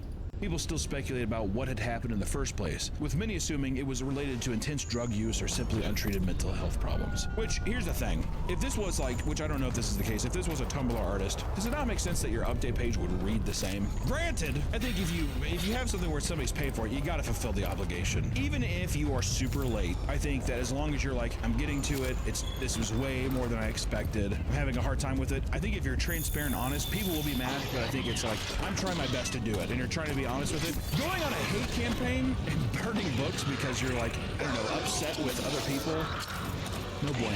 There's a lot of times I've seen, like I have a bunch of comic book buddies, like my buddy Jim Mahfood, he just did an amazing, like Batman parody. It was just all like, it's like a savage Batman book. Put it up here, it was really good. He had a successful campaign and stuff, but he asked other Kickstarter people being like, what's the best way to go about this? You know, other comic book people. I mean, like, I would just reach out to other people that have done that campaign. Also, you're human, dude. Mistakes happen. Once again, shout out Jim Mahfood and also Jake. Put up both of them. Two awesome comic book artists, and also my buddy Baltimore. I have too many comic book friends, but I've done these people for a while, and I love all of them. Baltimore, there's his art, it's very good. His comics are very good. Jake, he does a lot of my storyboard art, but also he's an amazing comic book artist. And Jim, there you go. Watch out for their Kickstarters. Maybe they have one. I feel like a lot of the Kickstarters, it doesn't matter. Who gives a shit? Outdoors for Everyone project was a failed Kickstarter created by David Mills. His goal was to allow old, disabled, or underprivileged people to enjoy beautiful nature settings they could never visit. Not by taking them there, but by creating gigantic, high-quality prints they could look at, which... It sounds pretty silly, but I can see that being like a noble cause. You'll never go there. I mean, you look at that, it's pretty, right? You'll never be there, but this is kind of like it. These photos, which they refer to as big, awesome photos, would be displayed as an hour-long slideshow presentation. Oh, how insulting is that? When it was made clear that the crew would have to travel to all of these nature spots and national parks themselves to take the photos, people started to claim that this was all an elaborate play for them to fund a nationwide vacation, which does sound more likely. I will say this, there are things called translights, and there are like backdrops to shows. These, I mean, just to print, I don't know, like a 20-foot wide one, they could cost like 30 grand. So then if you want, and that's a high quality print that's like, you know, it's, I wouldn't even say, I would say it's like, it's not paper, it's actual fabric that's gonna last, you know, it looks good from a distance, all that kind of stuff, right? That you'll see in a show. $185,000 does sound like it's just like, this is for me and my boys to go take the photos for like a year. We can all take off our jobs for a year, we can get paid, we're not losing any revenue, right? Because if you're doing that and you're selling it to a person, what person's gonna want to pay like 30 grand for a job, which is a giant photo. If you're trying to emulate it being like, oh, I'm looking out into a thing, yeah. Not just a frame picture. That'd be more of like a virtual reality thing. Yeah. It's just like, get a VR headset. Which even then, it's like, yeah, just put on a fucking Apple headset or whatever and just be like, holy shit. The project would only receive $1,453, and Kickstarter soon suspended the project so backers would not be charged. People saw through that so clearly. I do like the angle though of people, you know 100% him and his boys were like, well, people are gonna know that we're just like going around, it's like a vacation. Not if we tell them it's for disabled people. Not if we tell them it's for old and sick people. Among the many project genres Kickstarter offers, games are probably among the most, if not the most popular on the entire platform. In 2017, a new MMO project called Ash of Creation was launched, and over the last decade, it has raised over $3 million while in development. However, at the beginning of the year, the creative director and co-founder, Stephen Sheriff, stepped down from his position due to the ethical conflicts with the board of directors. This led most of the staff to leave, and the entire project was scrapped, including the Steam page, which had already been selling an early access version. Since thousands of people had already purchased early access to the game, Steam had begun issuing refunds to anyone who bought it. And for those who were still in the company, the board laid off the remaining staff and closed the studio. Many former employees later said they never received the final paycheck and sued for unpaid wages. This was like a big one. Yeah. My buddies actually paid full price for it, and then it was only up for a month. No shit, Ashes of Creation? I think they're doing one last like pump and dump. Basically, they're like, let's release this in early access, get as many people to buy, and then just bail. And then bail. And then Steam actually locked their funds, so they could not pull them out. Yeah, it's bullshit. There's so many different kinds of these games where I feel like it's released for a day. Well, are you talking about the one that was like I can't wait for Kiki to come, bust out my door and say, you are farming brown, you need gathering armor. And I'm like, oh no, I need to farm to farm. They had had my head explodes. private investors come in. So that's probably why they also dubbed it, because those private investors probably came in there like, we're gonna fucking kill you unless you give us money. Mythic, the Story of Gods, was announced in early April of 2012 as a mythology-based RPG. The company behind the game boasted that it had ex-Blizzard employees and even Disney and Pixar employees working on animations. It didn't take long for the game to gain traction and raise close to $5,000 toward its $80,000 goal. However, some people felt something was off. Yeah. A video game, first off, $5,000 is, I mean, is that gaining traction? I guess. But then also $80,000 to make an MMORPG? Word? That is it. Or it's like a little kid, but he made the Kickstarter. After doing a little digging, people found that the entire campaign was a mix of other games, projects, and businesses. For starters, the art of the game was stolen from other games, and the pictures of the company's office were real photos taken from random design companies. Furthermore, all of the reward tiers on the Kickstarter page were just copied from other projects. It didn't take long for news outlets to pick up the story and spread the word about the scam. Not even a month after it was announced, the Kickstarter was canceled, and the scammers disappeared. Thankfully, no backers ever lost any money since the project didn't reach its goal, so that's good. Molly Frederick had begun to create a high sci-fi board game called Catalica. Catalica, I like that. Catalica, which focused on, quote, the experience of living as a member of the stellar consciousness of the galaxy. Like some Evangelion ending, like end of series shit. According to her, it's a cross between Risk and Magic the Gathering. Now you're speaking my language. A decent-sized audience of interested people easily hit the goal of $7,500, which allowed Molly to regularly post updates and stay ahead of schedule. When the product was ready to be shipped out, delays started to frustrate people who would go on to critique her in the comments of the campaign. Things all changed one day when Molly started posting weird updates to explain why things were being delayed. Apparently, it no longer had to do with just printing issues, because she was now being harassed by a celestial mass claiming... What? She was now being harassed by a celestial mass claiming to be the sun. I mean, do you just see that Kickstarter post and you're like, awesome. Like when it comes to this, it's like, I'm actually, I mean, it's heartbreaking. I'm paraphrasing this because what I want to say is I would see that and be like, no way, mental breakdown, sick. Even though I know it's wrong, but I'm just saying. If you saw the update, you're like, oh, cool update. Huh. Not only was she being harassed by the sun all day, it was urging her not to release the board game for fear that it would reveal too many cosmic secrets. She also claimed that the U.S. Navy was watching her because her board game referenced experimental plasma technology. A little bit of gang stalking in there too. I love that. I love that cosmic horror with just a dash of gang stalking. Many of the people in the comments were being supportive. What? I'm sorry the sun is watching you and the Navy is also on your back. Keep your secret, sister. One man in particular, however, pretended to be the sun and started urging her to buy 30 gallons of gasoline and light a nearby school on fire. Jesus Christ! God damn!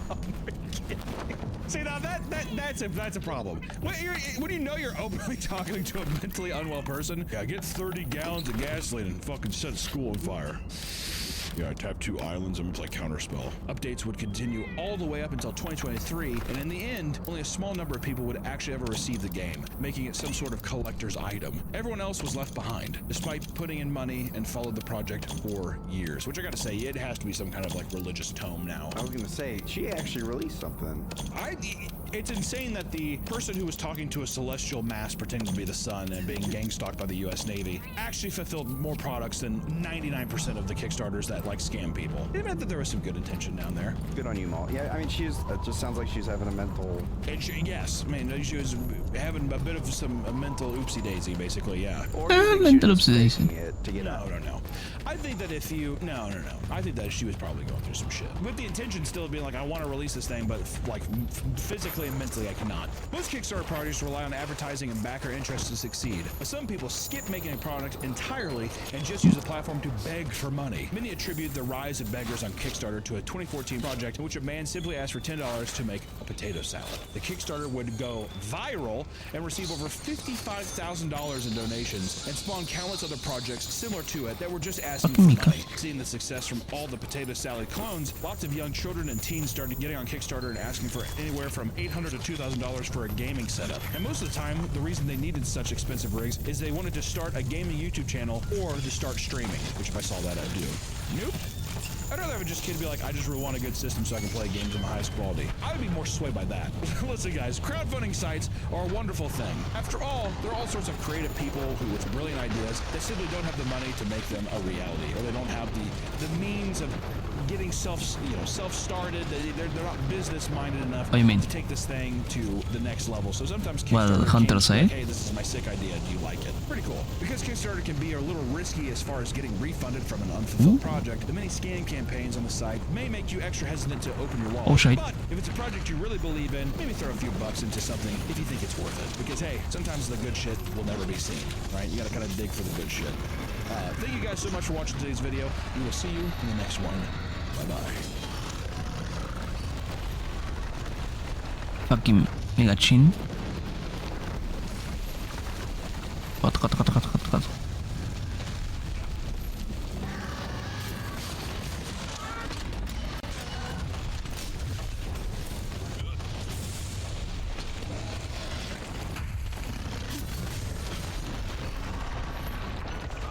Oh yeah.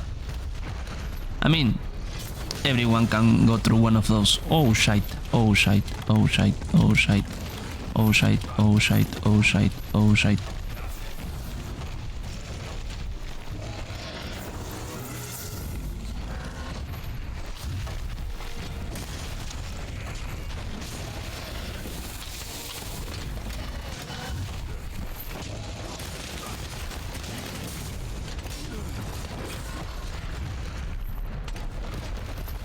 Stop putting fucking bombs in the floor.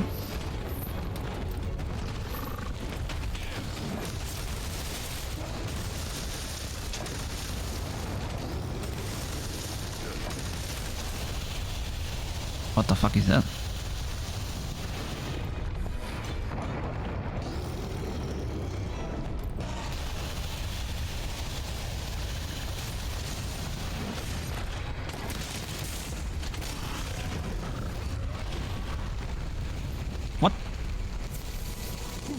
What the hell?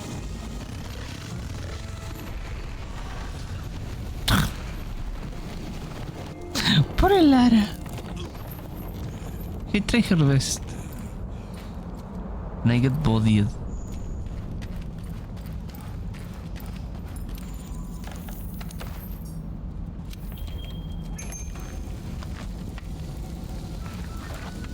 In the meantime, let me put some.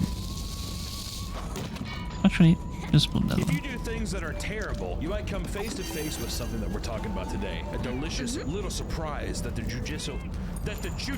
tasty little surprise that the judicial system might serve to you on a hot or cold plate of your choice. What can I possibly talk about? The last meal! Death row inmates get a last meal. It's a famous thing, but if you haven't heard about it, let me tell you about what it is. When an inmate is facing a death sentence, an inmate may be allowed to make a final meal request. The tradition of the last meal likely stretches back to centuries and much further. Some speculate that it was out of fear of the ghost could be traced back to the last meal of Jesus.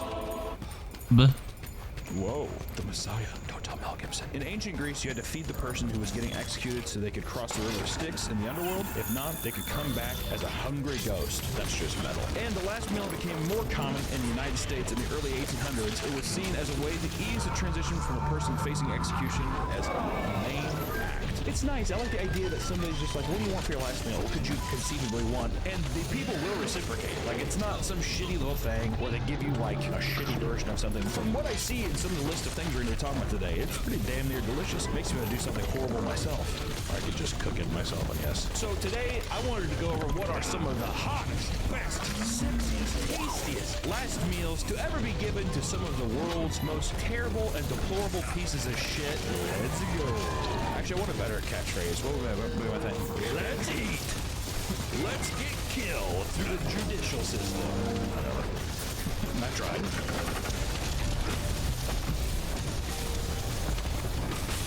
Thanks to BetterHelp for sponsoring this video. Do you feel like there's something blocking you from being truly happy? Need someone to talk to, but nowhere to turn? That's why I'm excited to talk to you today about BetterHelp. Find Finding a therapist can be really hard, and depending where you are, options might be limited. BetterHelp's mission is to make therapy more affordable and more accessible. BetterHelp is online and remote, so it makes finding a therapist that much easier. Fill out a few questions, and in as little as a few days, BetterHelp can match you with a professional therapist that's right for you. Hey, listen, I make a lot of stupid shit making fun of myself, but one thing that's extremely important is taking care of your mental health. You know, I struggle with extreme anxiety, imposter syndrome. Thoughts dwell up in my head, and it's just terrible. So it's really nice to be able to have somebody to actually talk to and vent these problems with. So if you're struggling with some of this like me, consider therapy through our sponsor for today, BetterHelp. Click the link for a 10% discount on your first month of therapy with a licensed professional specific to your needs. Or go to betterhelp.com/. What the hell? Thank you again, Hello, BetterHelp, for sponsoring the what? video. Back to the video. The first guy we're talking about is the Vampire of Dusseldorf. That sounds like a Harry Potter character for sure. He had a habit of trying to drink the blood from the wounds of some of his victims. God, here we go with this Vlad the Impaler bullshit. Peter Kürten was a German serial killer sentenced to death in 1931 of 9 counts of murder and 7 counts of attempted murder. He requested a Wiener Schnitzel, fried potatoes, and a bottle of wine for his final meal. He enjoyed it so much that he asked for seconds of all of it. This looks like a guy that would have a nice Wiener Schnitzel. Plus, if you're going to try to drink the blood, why would you not try to go the blood route? If you're so obsessed with it, a Wiener Schnitzel, fried potatoes, and an entire bottle of wine. That does sound pretty good. It does sound pretty good. But yeah, I don't know. I don't know if it matches the crime. It'd be weird knowing somebody did something terrible and they're just like having just a really enjoyable meal. That would be the weirdest thing for me. If you're a prison guard, watching a guy be like, oh my god, wow. Cut the plate, you know, okay, this is compliments to the chef, like eating the food. It'd be very hard to just not be like, dude, just shut the fuck up and eat this. There's also that crazy video of the guy, I think it was like, this is me being completely ignorant of this, but there was a guy in the Middle East, I think, who was he did some terrible crime, but it was like something where people tricked him into doing it. It was a guy who was like kind of simple-minded, and you see him like on death row eating this like rice dish, whatever, with his hands, whatever, but he's like shaking because he's scared about dying, whatever. It's fucking sad, but you know, it is what it is. John Wayne Gacy, the killer clown. Have you heard of him? They've only made like 1 billion movies about this fat fuck. He was convicted of 33 teenage boys and young men between 1972 and 1978. He lured his victims with the promise of work or money and then tortured and murdered them. No, he moved the last moment.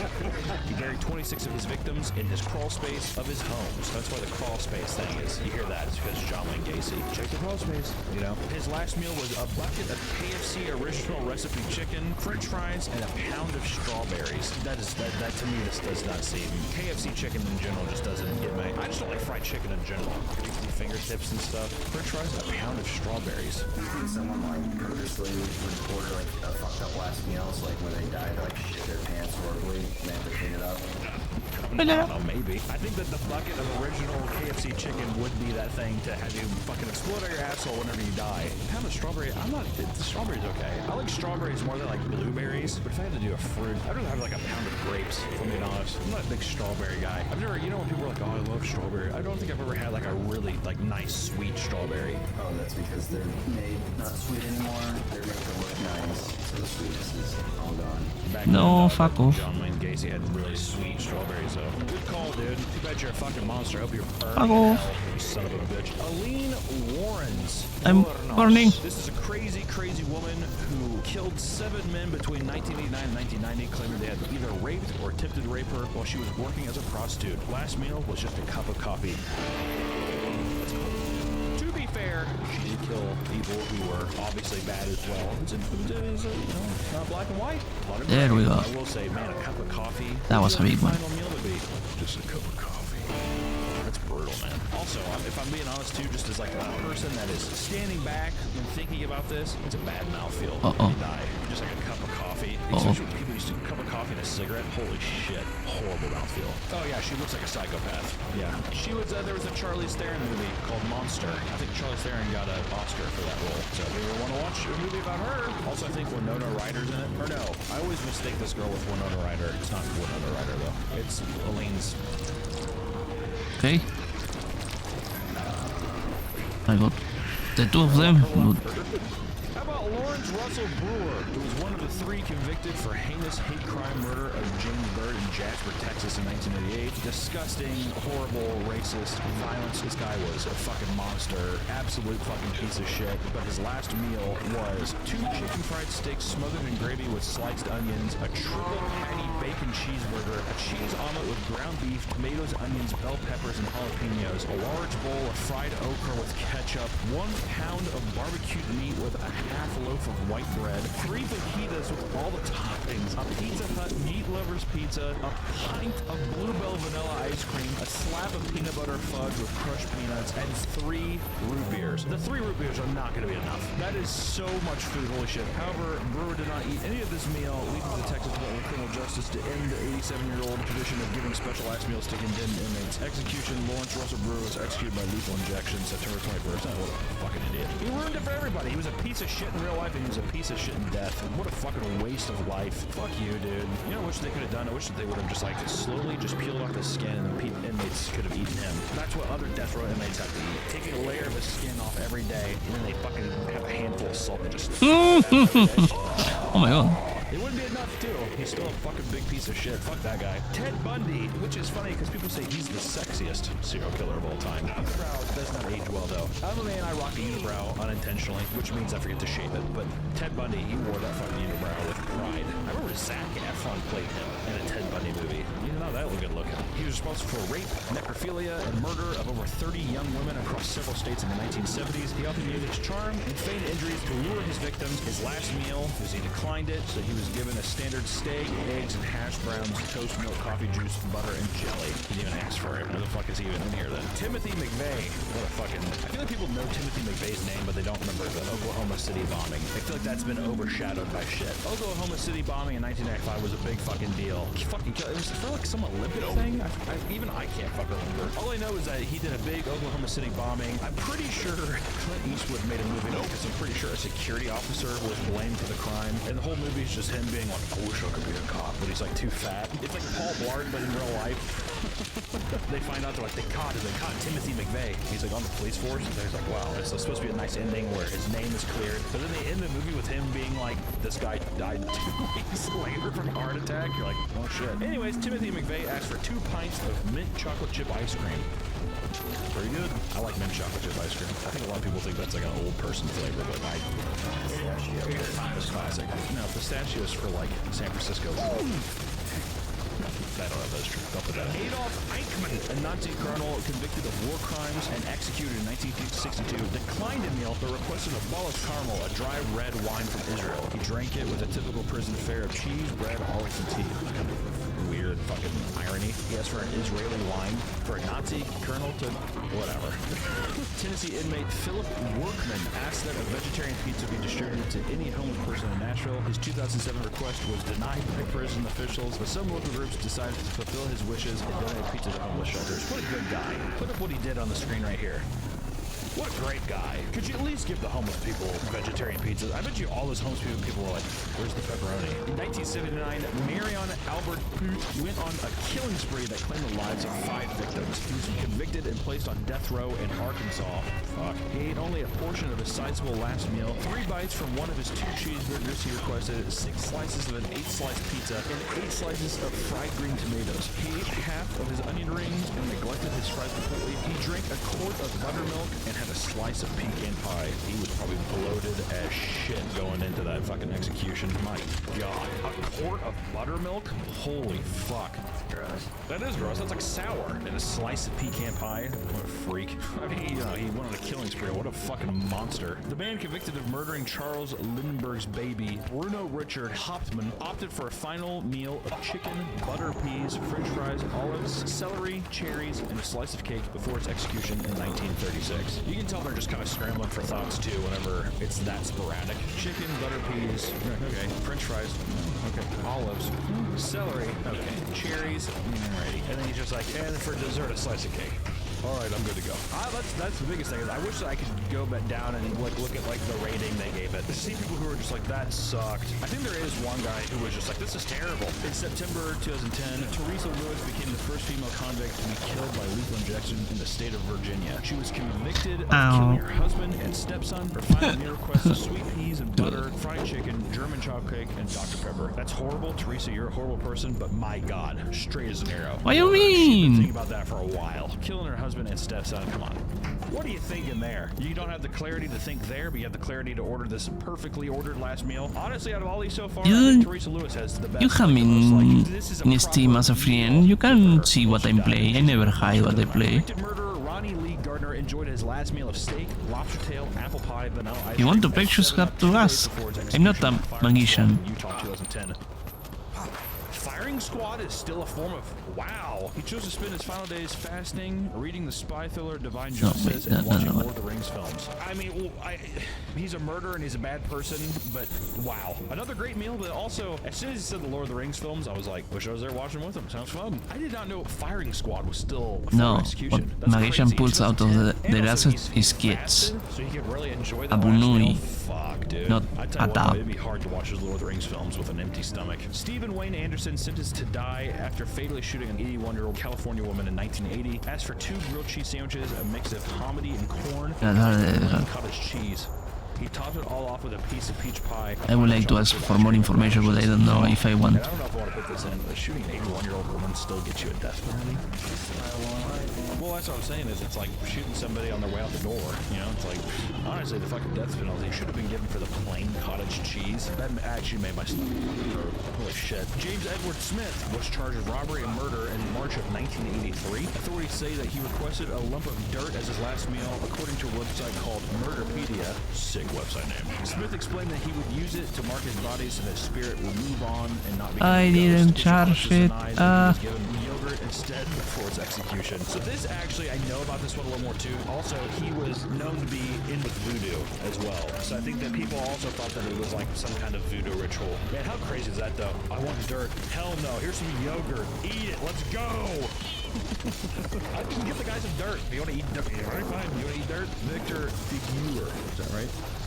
Kidnapped a doctor in an attempt to learn how to make drugs. Hey, motherfucker, game. When the doctor declined to help him, Figure shot him in the head and dumped his body in a cornfield. That's excessive. Figure was charged with kidnapping, robbery, and murder in March of 1963. He's the last person put to death in the state of Iowa and was sentenced to death by hanging. According to Murderpedia, shut up. Figure asked for a single olive, still in for his last meal. He told guards he hoped to be an olive tree would sprout from his grave as a sign of peace. After Figure was pronounced dead, authorities found the pith from the olive in one of his suit pockets. I wonder if they took it out just to be dicks. I messed up. I wanted to learn how to make, maybe it was just Tylenol. I wanted to learn how to make Tylenol. And the doctor's just like, they give it to me. I don't make the drugs here. And he's just like, you son of a bitch. Ronald Clark O'Brien. He was executed in 1984. A lot of 80s ones in here, I'm noticing. He killed his 8-year-old son with cyanide-laced candy. Ugh, what a monster. He handed out 4 other cyanide-laced pixie sticks. Though his poor son was the only casualty, he killed his own child in order to cash out on life insurance policy. It's the reason why everyone says check your candy. Paco. Check your candy. Last meal was a T-bone steak, medium to well done. Oh, really? Well done? I want my meat dry. Can I make it as dry as possible? Fries with ketchup, whole kernel corn, sweet peas, lettuce, tomato salad, egg, French dressing, iced tea, sweetener, saltines, Boston cream pie, and rolls. Wait, what is my brain? Yeah, you forgot your mint. There's one mint there. He's like, I don't think I want it. Buddy, your breath's kind of stinky from that T-bone steak. You might as well probably pop that mint in your mouth, huh? Cash out a life insurance policy. Halloween for everyone. And then he ruined Halloween for everybody. Way to go, Ronald. Delbert Teague did not ask for final meal on the day of his execution in Texas in 1988. However, at the request of his mother, he decided to have a hamburger, which is just kind of funny because it's like, Mom, I don't want anything. Eat a hamburger. Just eat a hamburger. All right, fine. I'll take a hamburger. Thomas J. Grasso, the botched last meal. Now, I'm pretty sure this is the one where the guy complains about it. Pretty funny. Thomas J. Grasso was executed in 1995 in Oklahoma for strangling an 87-year-old woman in her home with her Christmas tree lights. These fucking 8-year-old women got a fucking watch out, dude. People are out to get them. He reportedly stole $12 in a cheap television set. His last meal was extravagant to say the least. 2 dozen steamed mussels, 2 dozen steamed clams, a double cheeseburger from Burger King, a half dozen barbecued spare ribs, 2 large strawberry milkshakes, half a pumpkin pie, and a whipped cream with diced strawberries, and one more thing, supposedly a 16-ounce can of spaghetti with meatballs. Or at least that's what prison thought. His last words suggest were, I did not get my SpaghettiOs, I got spaghetti. I want the press to know this. I did not get SpaghettiOs, I got spaghetti. I want the press to know this. Can you imagine the press being like, he ate all that. That's fucking insane. But I do like the doing like a plate of spaghetti. Yeah, that saved me. Thank you. Like ketchup and like strawberry shakes and stuff. He's like, question.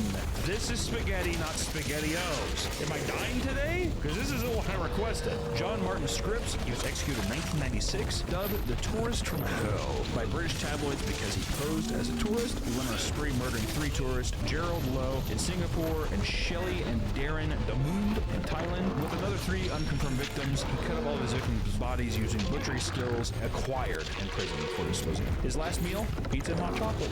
Personally, that's one of the most offensive last meals. Michael bullshit. Pizza and hot chocolate, just the hot beverage is what's kind of getting me. You don't want a Coke? Nice can of Coke. Oi, I can put this down. Gerald Lee Mitchell allegedly shot 2 men after robbing them during a drug deal. In a separate case, he was convicted of murder after the shooting death of a man who refused to give him a necklace he wanted. His attorney claimed that at the time of the murders, he had an IQ of 75. I'm pretty sure that's legally retarded and may have been borderline retarded. There it is. Not operating at full capacity at the time. Tengo play in Overwatch. However, what makes the case stand out more than anything else, not his crime or his personal background, but the strange last meal request. A bag of Jolly Rancher candies, assorted flavors. Yeah, that's kind of weird. For a retarded guy, I don't know if it's that crazy. Just a bag of hard candies. Just will throw around his mouth. Why not? Stephen Woods, executed in 2011. The murder of a young couple, even after many appeals and being backed by some popular nonprofits, media organizations. Last meal, 2 pounds of bacon. My God. That's a lot of bacon. A large 4-meat pizza, 4 fried chicken breasts. God, the amount of meat. 2 drinks, each of Mountain Dew, Pepsi, root beer, sweet tea, 2 pints of ice cream, 5 chicken fried steaks, 2 hamburgers with bacon, fries, and a dozen garlic breadsticks with marinara on the side. Mamma mia, Papa Pia. Stevie Woods got some diarrhea. That's gonna be for real. My word. Robert Dale Conklin, he was executed in 2005. While on parole for armed robbery, he killed a man by sticking a screwdriver in his ear and twisting it around. He then dissected the body and put select parts of it down the garbage disposal. Silly, it's not going to go down there. Silly Billy. But what was his last meal? A filet mignon wrapped in bacon. Robert. Deveined shrimp sauteed in garlic butter with lemon, a baked potato with butter, sour cream chives and real bacon bits, corn on the cob, asparagus, hollandaise sauce, French bread with butter, goat cheese, cantaloupe, apple pie with vanilla bean ice cream, and an iced tea. Not bad. And also, dare I say, decadent for a man dumb enough to think that something like that would go down a garbage disposal. Why is this not working? I kind of want that. It's not the best, but you know. Yeah, that was embarrassing for me. Don't put that in. Robert Alton Harris, executed in 1992. His last words were, "You can be king or street sweeper, but everybody dances with the Grim Reaper." The quote from Bill and Ted's Bogus Journey. Sick, Robert. Keanu Reeves is the fucking best. Last meal, a 21-piece bucket of Kentucky Fried Chicken, 2 large Domino pizzas, no anchovies, ice cream, a bag of jelly beans, a 6-pack of Pepsi, and a pack of Camel cigarettes. Disgusting, disgusting mouthfeel. Unbelievable. My God. Also, he murdered 2 innocent teenage boys who were in the Jack in the Box parking lot. This guy just screams corporate food. I mean, Kentucky Fried Chicken, Domino's, you got jelly beans, fucking Pepsi, and Camel cigarettes, and his fucking murder was in the Jack in the Box parking lot. The franchise killer. William Bonin. Bonin, I thought he was grown up. Executed in 1996, and the famous freeway killer. He tortured, raped, and killed at least 21 boys. Okay. He would get male sex workers, young hitchhikers, and schoolboys into his truck, then brutally them, often using their own t-shirts to strangle them. His last meal was 2 pepperoni and sausage pizzas, 3 servings of chocolate ice cream, and 3 6-packs of Coca-Cola and Pepsi. He raped this, he raped that, he strangled this, he strangled that. By the way, he got 2 big pizzas and some Coca-Cola.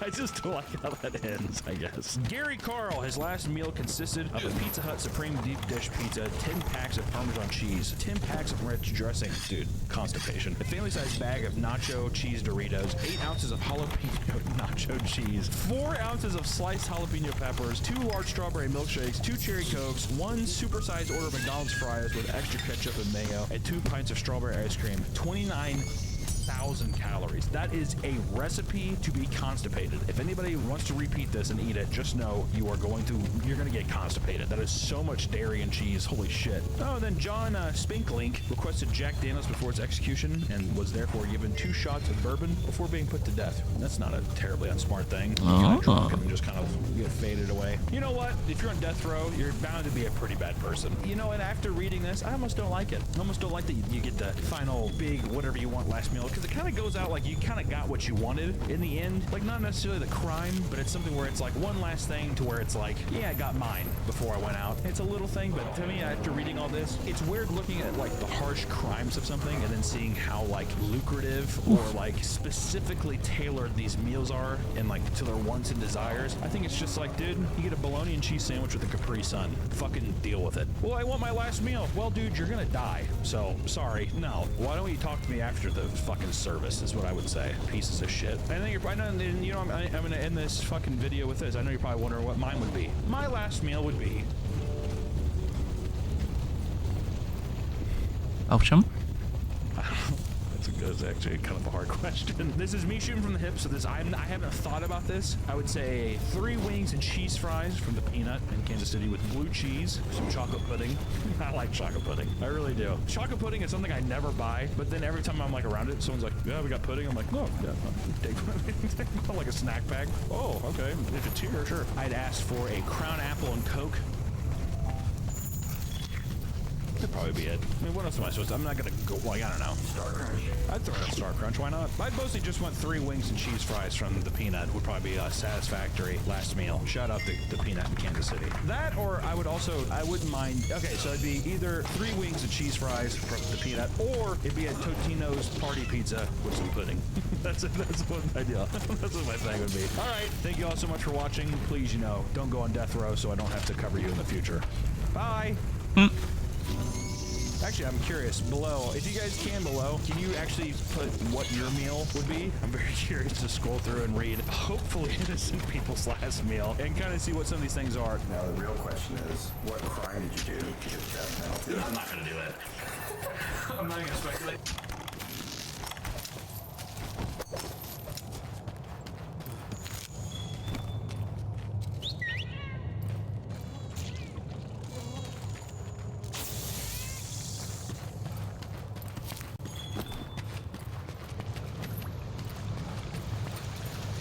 Oh, you're the fisherman. I just love me some good fishing.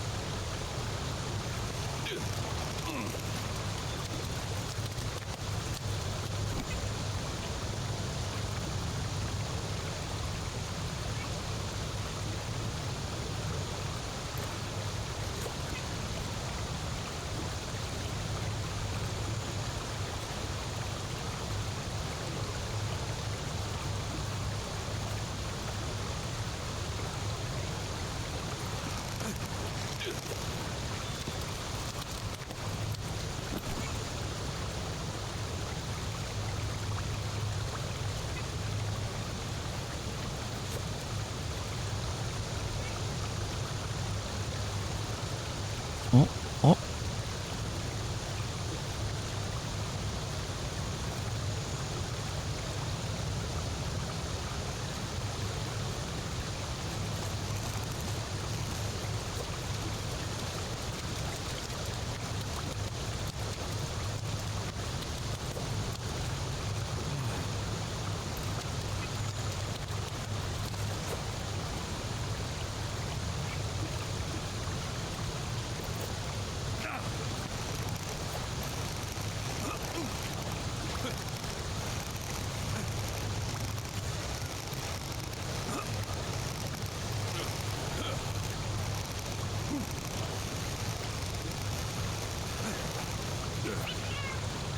Wait. Oh my god. It's a big boy. Well, I don't think this either is the one he has.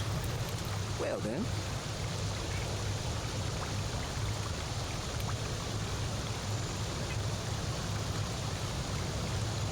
Ah, fuck off. Fuck off.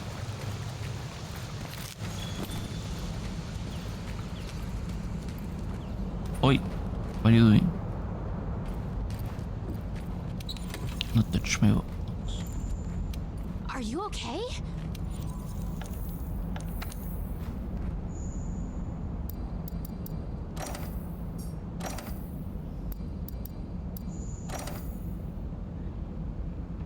What happened? Oh, the fish. It's mine.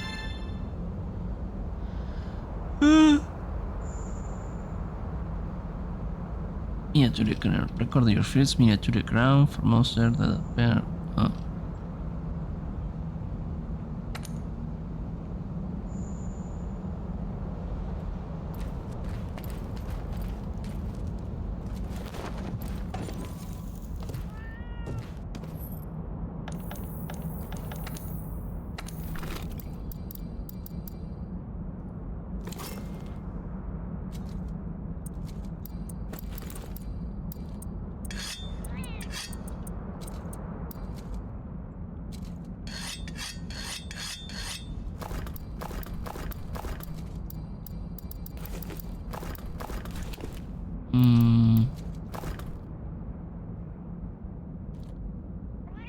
Stop.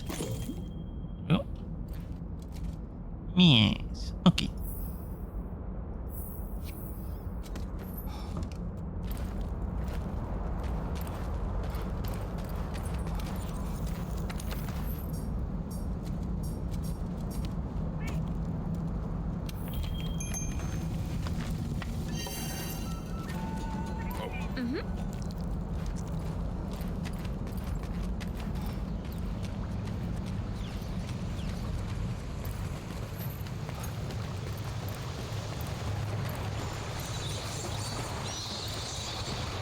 That's over here.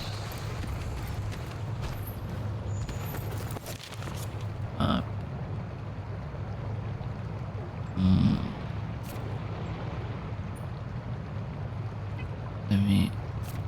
No. Amber deposit. No. Money. No. Meaning. I need more meaning. I don't see much.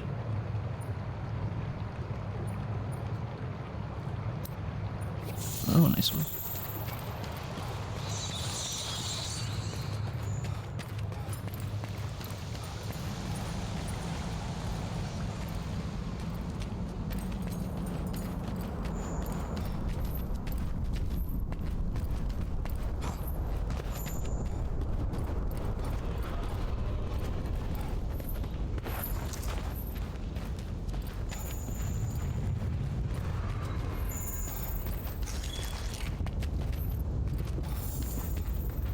No, the dogma.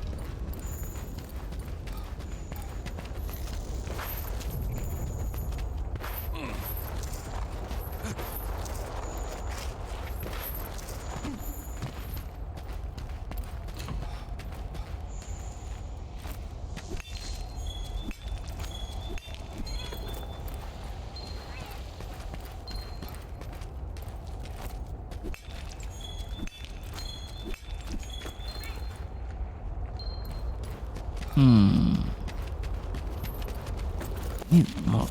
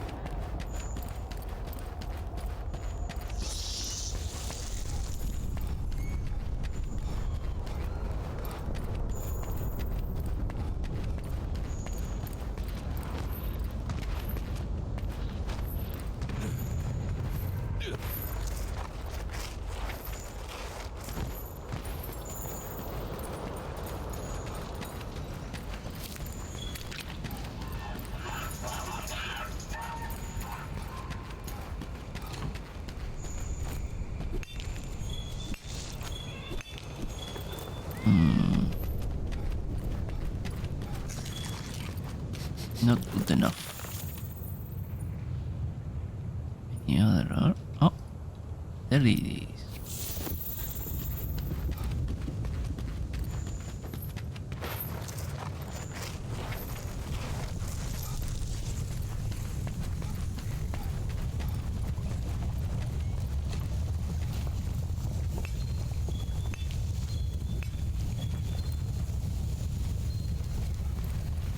Okay, I have the first for the first one. Any other ore? Amber, bombile. Amber, bombile. Bombile.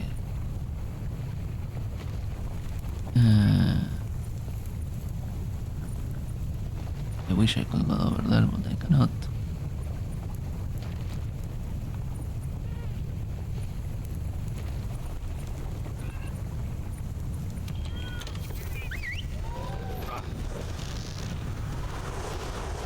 Wait.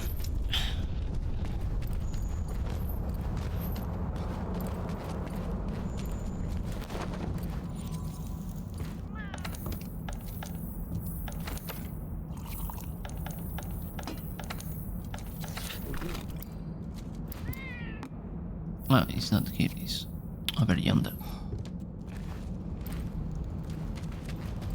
You.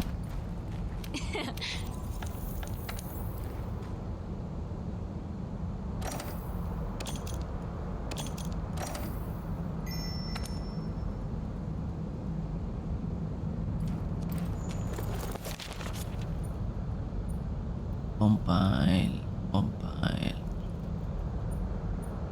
In. Oh, one.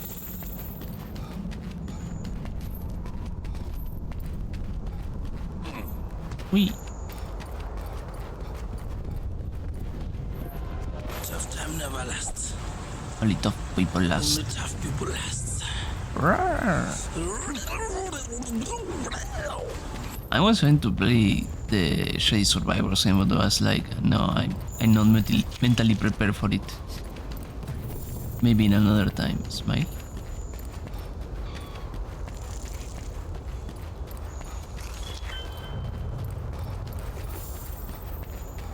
It's yet too soon from the first one, Smile.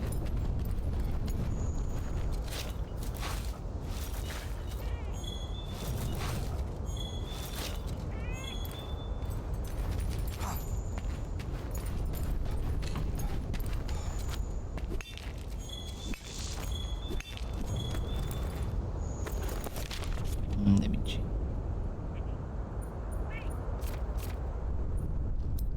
Oh.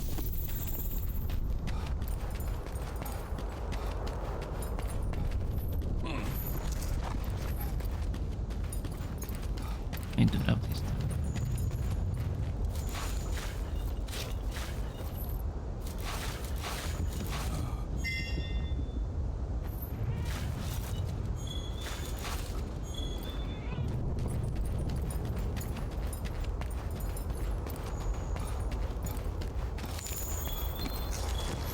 Wee.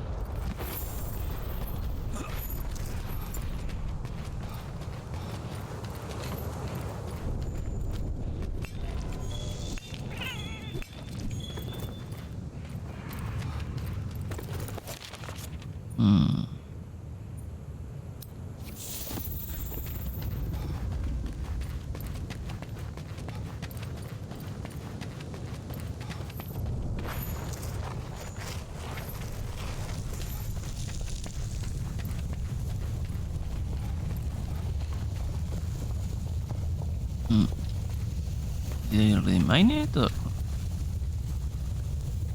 why is still showing it?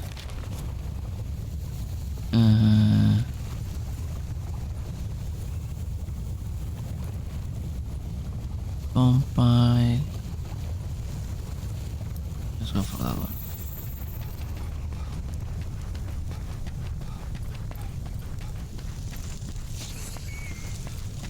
Yoink.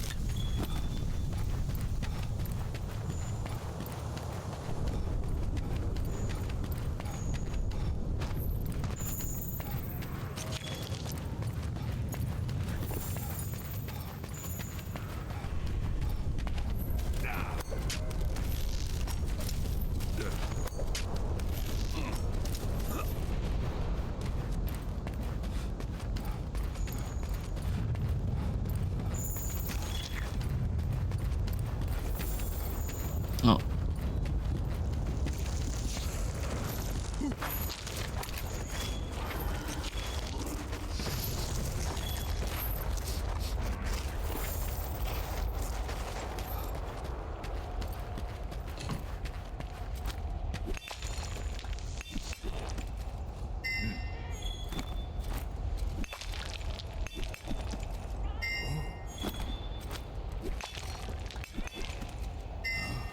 Oh. Plus another close by.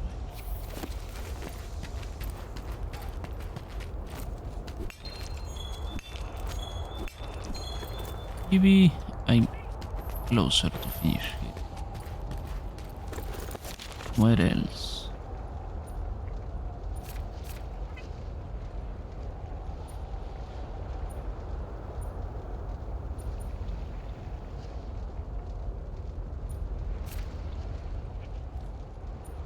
¿Qué pasa, Lara?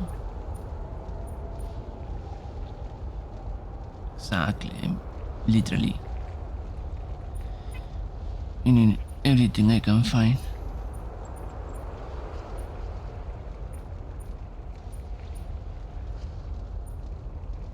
Oh, it's slowly like recharging. So this one should be now recharged. Okay. That makes sense. Kinda. Not really, but okay.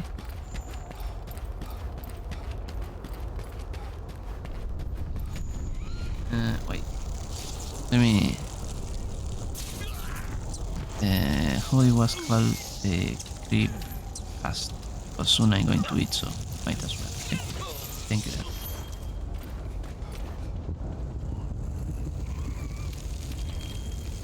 Yeah.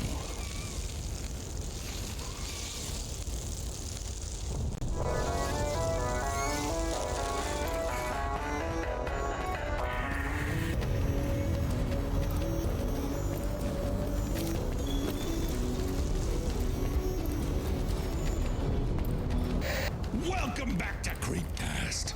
Today we're going to be reading one of our all-time favorite authors, Strange Accounts, on his little story called The Doloi High Invitation, part 1 of 2. It's a two-parter, folks, and it's in the 1930s. If this doesn't go skew into some kind of Lovecraftian thing, then I don't know. Then what are we even doing here? If you put me in the 30s, you better make it Lovecraft. You hit all the highlights for yourself: Lovecraftian, mispronouncing a French name, all that. So good. That was a great opening from you. The Delorier Invitation is by Strange Accounts, or his real name, Travis Weaver. Not only an author that we love, we've covered his story before. The one, I forget the name of it right now, but it was the one about the band of headhunters who came across the owl woman in the Frontier, and during the live show we covered his story about the coal miner's daughter, Diary of a Coal Miner's Daughter. Both of the stories we read from him have been incredible. I love his writing style. I love how he does like these historical fiction things. And now I am very proud to announce, which I should make it clear this is not sponsored, I'm saying this because I like him, Travis has a book out. He has a book out called Strange Accounts from the American Frontier. That is an anthology book that's a collection of different stories, as the title says, from the American Frontier. One of them is the story we covered at the live show, The Diary of a Coal Miner's Daughter, but there's also stories in there like The Journal of a Louisiana Planter or The Journal of a Lumberjack. So if you like, you know, his stories, you can get a whole slew of them. We'll have it linked in the description. Again, Strange Accounts from the American Frontier, well worth your time. And you can get it on, I was looking at the link, you can get it on Amazon as a paperback or on Kindle as an ebook. So be sure to support him. This story that we're reading today is not in the book. No, the story's not in the book, but again, everything we've read from him so far is great, so I'm excited to get into it.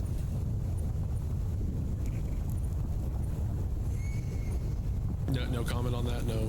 Oh, no, I was actually just patiently listening. I was looking up his book online and adding it to my cart. So sorry, dude. Yeah, well, you should be, because this is a show where we're supposed to I'm fucking sorry, man. People. I'm fucking sorry. I'm sorry that you've been, you know, globetrotting around the world, traveling, doing your big time stuff. For those that don't know, Hunter's been on vacation lately. He was, if I recall right, he was in Kentucky trying to get some charges reversed, which, did that go well? You said you were going to meet someone. Well, yeah, this is a live show. We'll talk about it. My bad. I forgot we're live. We'll talk about it afterwards. Yeah, he's been very busy, but you know, the show must go on, right? You know what, man? Fuck you. Okay? Because you know good and goddamn well I would never step foot in Kentucky. Ever.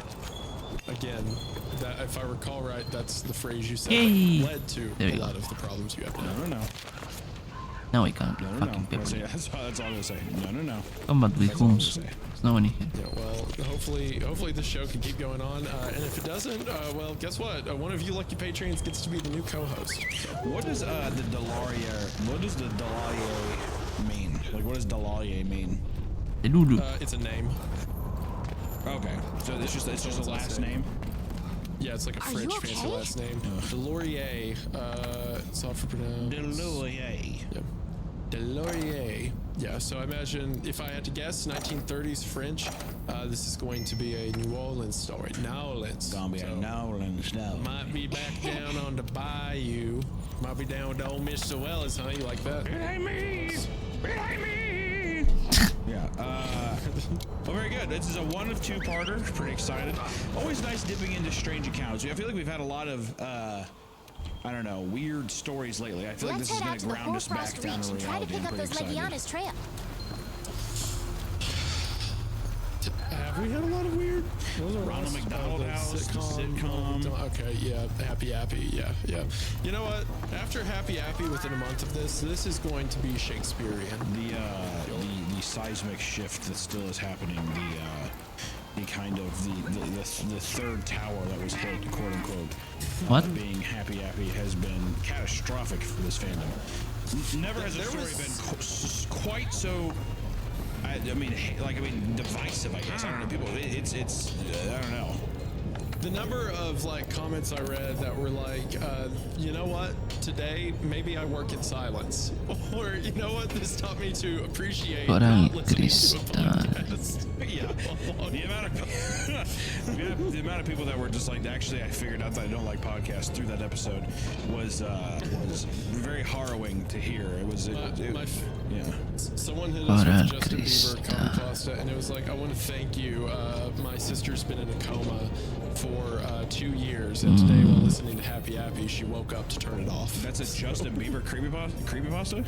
No, copy pasta. Oh, copy pasta. The joke is like, I want to thank Justin Bieber because my sister got up to turn his music off. So that's the levels we've got to now. In Coral There Highlands. was somewhere, I can't remember where, it was on Twitter or I saw it in the comment section or something, where someone was like, it was in reply to us reading it, and they were like, Happy Appy didn't cause 9/11, they just witnessed it. And it's like, All right. You know, man, this is the dance we're dancing. You know, we're it takes two to tango, and we are tangoing. I guess is how it's supposed to be. We are in fact tangoing. Y'all like that little slide? That was cute, wasn't it? I saw that. I saw that. It was something. 1,000 Vulture shirt though. That's hot. Oh yeah. Our boy Dathan Auerbach, the pen pal man himself. You know, again after Happy, you got a refresh. I got my 1,000 Vultures shirt on. I've got my. Okay. I'm reading straight accounts. You know, we're set up for success here, and no matter what, Hunter, you can't take this away from me, and that's what matters. Even though the entire chat in the Patreon is saying the word sniff in all caps right now, it doesn't bother me. It's not going to change things. So I'm the one who said I appreciated it. I don't know why you're coming at me as if I'm one of them. Because I'm looking at the chat right now, and it's just sniff, and it's just like lips and other things you have said about me that are going to follow me to the grave. Sniff, lips, and assholes. That's what. That last one has never applied. That's what you're. That's the meat you're made out of. That's the laundry that makes you all together. That's awful. Sniffs, lips, and assholes. This is awful. Okay. I'm Isaiah. All right. Sniffs, lips, and assholes. I fucking hate you. I like that your malformed fucking hand is all healed up now too. I'm glad to see that was. This one's just kind of scarred a little bit. Yeah. This one's still like, the scab is so deep it just itches. I think it's going to be like that forever now. So that's cool. You've been able to hop back on that dirt bike and really give her hell since then, or no? Shut up. My buddy texted me. He saw a clip of you making fun of me because he's been making fun of me religiously, and he called me just to be like, I saw that guy you do a podcast with making fun of you too, and I just hung up. So I'm getting it everywhere from every angle. Oh, I was getting it from everywhere and every angle. Okay. Sniffs, lips, and assholes. Okay. We're gonna have a good time. We're gonna have a good episode. All right. Well, So are you ready, Hunter? Are you ready to get into it? The weed. Let's do it. The Delorier Invitation, 1930. Crystal presents metaphors and abrasas, many found in the Coral Crystal. Okay. Bundle of political circulars and subscription flyers, and one curious envelope the color of bone. No return address. A gold seal pressed in the wax showed two wings spread inside a triangle. It had the sort of symmetry one finds in the blueprints of the new modernists, neither abstract nor realistic, simply exact. Inside was a letter written in a precise, meticulous hand. The paper was heavier than common stock, faintly perfumed, something metallic, like freshly minted coins or struck brass. To the recipient, Rowan McCallie, you are hereby invited to document, as journalist and witness, the opening of my private estate in the northern forest of the Adirondack Mountains of New York. Your stay shall begin Friday morning and conclude Sunday evening. All provisions have been prepared. You'll be housed in comfort and permitted full access to the grounds, provided you observe the itinerary enclosed within the main hall. Yours in alt and order, AD. The AD could only be one man, Auguste Delorier. He was once the sovereign king of the Art Deco world. His facades rose like temples across New York and Chicago. He had designed the grand atrium of the Pittsburgh Stock Exchange, the Ecliptic Theater in Chicago, and half the civic buildings between Albany and Montreal. Then he vanished in 1920, leaving behind no statement, no scandal, and no grave. For a decade, he has been a myth, half genius, half lunatic. And now, 10 years to the month since his disappearance, a letter arrives inviting me, of all men, to document his resurrection. I read the letter thrice before folding it again, torn on its authenticity. I had half a mind to toss it into the stove and be done with it. But this is the kind of story that wins a man an entire column. Or better yet, the kind that writes his whole career for him. That evening, I took dinner with Mercer and Denton at the press club. They made short work of their whiskey before I told them what I'd received. Mercer leaned back and tapped his empty glass. You serious? The old ghost himself was calling you up into the pines? That's what he says. He's dead. Denton said flatly. Everybody knows that. It's just a debate of how. Some say suicide. Some say he drowned in Paris, but They all agree he's gone and buried. Why the hell would you go and waste your time to see this fraud? Because I was invited. And because, as far as I'm aware, there's no grave bearing the name Augustus Dollyway do I. Are you okay there, Den? It sounds like you just had a stroke. No. I'm just saying I had never seen that name Augustus Dollyway.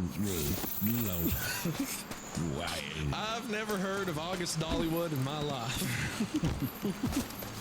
Mercer grinned across the table. You think he's alive and well, waiting up there in Marble Palace just for you? You know what? Maybe you're right. Maybe the man just wants some company from post-most austere columnists. Huh. Or he just wants someone to tell. Fuck! Or he just wants someone to tell the world he's still worth remembering. Men like that don't vanish forever. They only really retreat from time until the applause goes quiet enough to miss hearing. He has a legacy to maintain. Fuck! He has a legacy to maintain. After all, oh my God, fuck's sake. He has a legacy to maintain after all. It's not that big of a deal. You can just ride over it. It doesn't have to go. It's so frustrating. I don't like. You come apart every time. It's annoying. I fucking hate it. I mess up reading too, and I just go back, do it again. You don't have to beat yourself up. It's okay. It's okay, sweetie. We'll get through this. Denton wiped the corner of his mouth with a napkin and frowned. But honestly, Rowan, if he's gone 10 years, what makes you think the letter's legitimate? Could have been posted by anyone. Hell, could have been written by a loon from Pinhurst. I shrugged. Then we'll find out. 3 days won't kill me. He muttered. I'll remember that for the headline and make him miss it. Mercer raised his glass. To the fool with a death wish. To the fool with a story. I muttered a laugh. We parted near midnight. I walked home through the cold, thinking how the city's newest towers gleam like still fingertips under the moonlight. Bright, lifeless. Dallier truly built his own world in the woods. I mean, to see it with my own eyes. So even stuff like that, Travis does, where he'll take... We established this guy to be some huge Art Deco, like roaring 20s designer, and now he's gone. And then even he looks at the city and describes it as bright, proud, and lifeless, as if it's like its pride is meaningless because of the greats like Dallier. So it further mythologizes this figure we've only heard spoken of in like a phrase. My dick is getting hard over like a horror Great Gatsby kind of thing. That's where I think this is going. I think so too, yeah. Yeah. It's like Jigsaw, but he's wearing like a 20 swing outfit. Are you talking about it's just the puppet? Yeah, it's just Billy the puppet. Yeah. Would you like to play Glee? He's on a little tricycle. He's got like a swing dress on. There's like music, like the mask music that. Friday, October 24th, 1930. En route to the estate. The train pulled from the Alabama depot near noon. The whistle bleeding through fog that hung over the river like smoke from a dying fire. I carried one suitcase, a field coat, a leather notebook, and a brass fountain pen. Everything else stayed behind. A story travels best when the load is small. The journey north carried me through towns grew smaller and stranger with each stop. Plaster gave way to timbered sheet metal roofs. Near the end of the line, we stopped at Montclair. I stepped down for coffee while the conductor worked the freight. The diner crouched by the tracks, windows filled with both the steam and grease of the griddle. The man behind the counter was old and narrow, with the face weathered to match the road outside. A cold one for travel, he said as I eased my coat over the back of the stool. Suppose it is. Heading up toward Larborough near Saranac. Deloria Manor. You know the road? I'm gonna lose my fucking mind. Why can't it just be like Jacob's Manor? Why the fuck do we have to do this French bullshit the whole goddamn time? Deloria Manor. You know the road?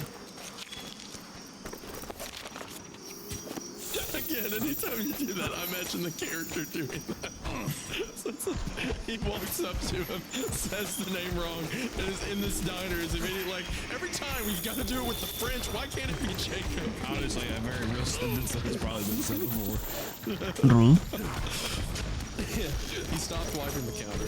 You mean the stone house up there near the Black Fork Trails? I can imagine that's the one. Kind of look at the window. No, there's nothing to see but mist and trees. Ain't much up there. Nothing worth seeing anyway. I wouldn't go if I were you. There's something wrong with it? That house hasn't had a guest in years. I figure that's for a good reason. It took them near 7 years and 7 dozen crew. No lo 7 levante. years and a dozen crews to build that place. And not one of those crew members came back the same. It's quite the declaration. Do you have any sources for that claim?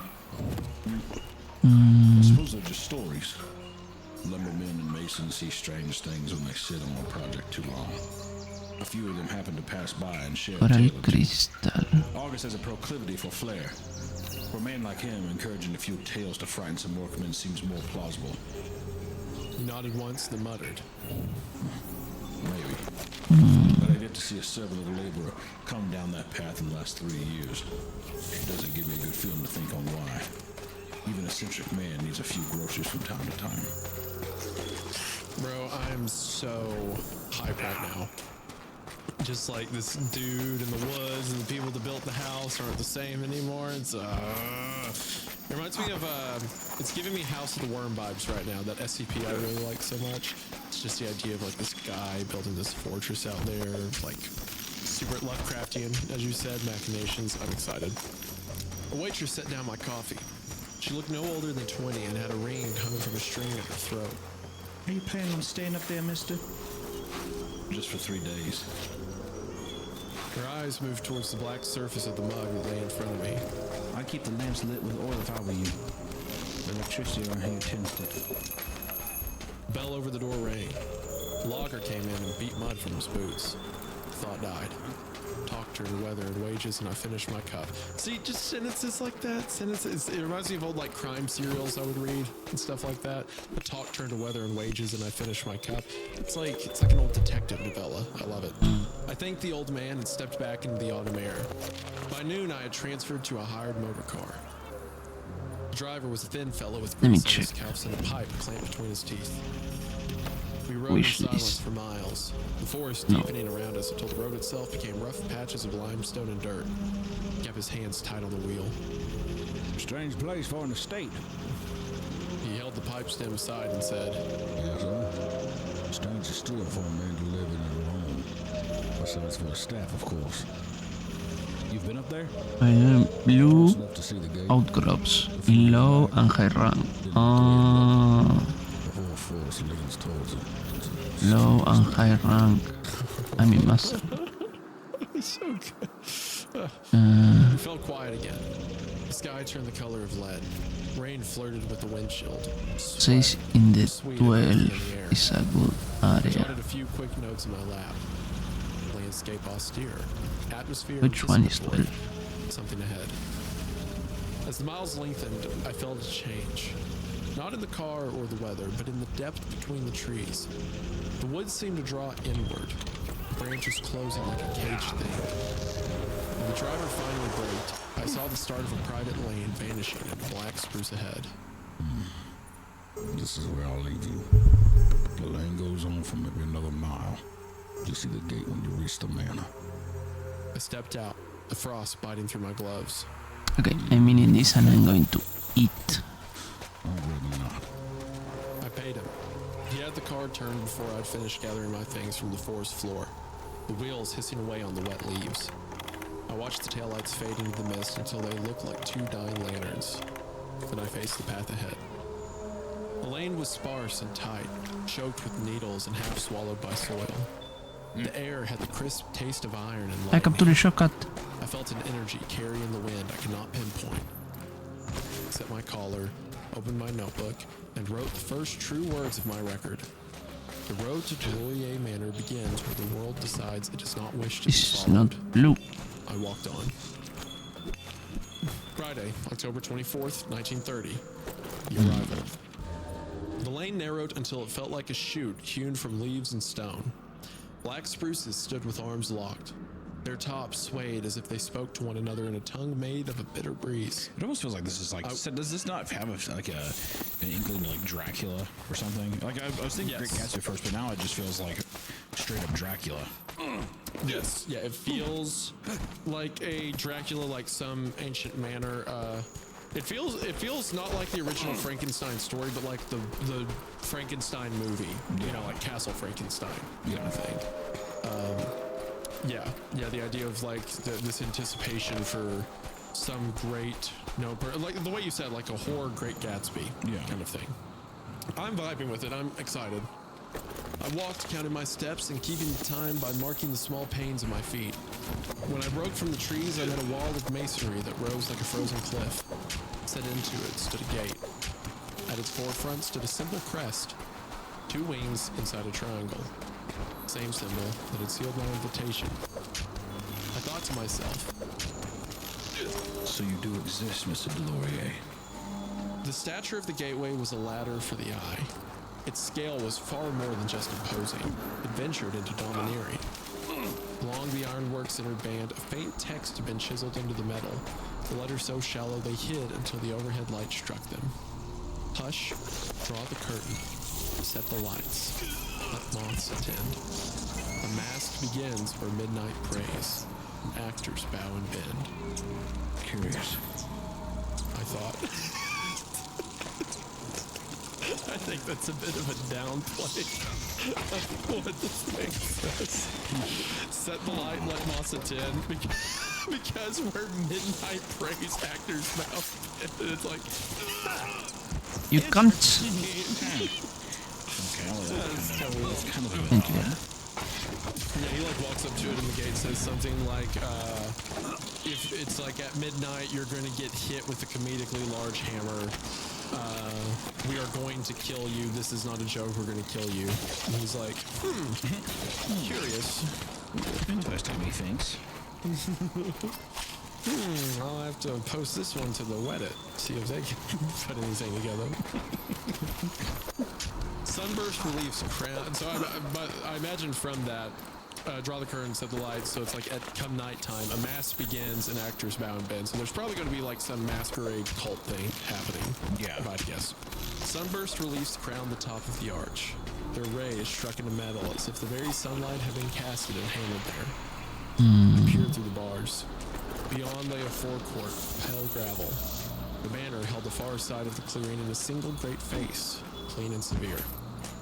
The term sprawling felt diminutive to its true nature. And yet, as I watched, I observed no smoke from any chimney, nor birds on the parapets. I stood with my suitcase and said aloud, "All right, Grand Architect, I have arrived." The gate did not answer. It did, however, stand unlocked, as if to say that trespass was only ever a matter of effort and will. I pushed the latch open and said, because the silence made me theatrical, "Of course. Only at your beckoning, sir." The gate's hinges screeched their welcome behind me as the gate closed. Across the courtyard, it took stock. The exterior of the estate bore stacked levels and sharp recesses where a traditional house would have offered bays and porches. Corners of every side cut inward and upward, then flared out with a rigid grace. Windows ran in disciplined bands across the entirety of its face, while repeating engravings of triangles ran the length of the roofline. There were statues in the courtyard, not of saints or kings, but figures abstracted into clean effigies. They had no faces, only curved and polished masks. One lifted a disc, another held a spear. Take a bite. It seems you've forgotten to give them mouths, my dear friend. There's no one to sing with me. That wasn't true. The grounds did sing along in its own way.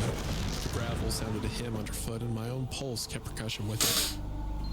If the earth has a thing, Let's head out to the Hoarfrost Reach and try to pick up those Legiana's trail. it'd be like this, made up entirely of right angles. Sí, Lara, chavoy. By the way, for those that doesn't know, the person that insists me more to go eat is Lara. Because once I finish eating, she gets her prize, her treat. You said that come alive at night. It was just interesting after you got done like beating your soft pud there for a bit. You have been dry rubbing it this whole time, though. You keep being like, Wait, oh what? my god, oh. What did I get then? I want to take a moment Okay. to thank today's sponsor, I'm going to eat. Cash App. Some of us on this podcast have been scammed, not pointing any fingers or, really saying who's to blame. Could be either one of us, but one of us has had that happen to them, allegedly. Thankfully, Cash App can give you peace of mind when it comes to your money. Not only does Cash App let you manage your money, but when you get the Cash App card, not only do you get access to a ton of perks and benefits like exclusive early access to nationwide concert pre-sales or discounts on popular bands, but it also gives you extra security with the power to instantly lock or unlock your card right from your phone with just one tap. If a suspicious transaction pops up on your card, Cash App has your back. They automatically decline and send you a notification to ask if it was you or not. And behind the scenes, you can rest assured knowing that Cash App never does, thanks to their 24/7 fraud monitoring. Cash App lets you securely manage your money with modern convenience. So you can spend with peace of mind today and order a Cash App card in the app or at cash.app/card. For a limited time, new Cash App customers can earn $10 if they use code SECURE10 in their profile at sign up and send $5 to a friend within 14 days. That's right, if you're going to be sending money anyway, why not make some cash while you're at it?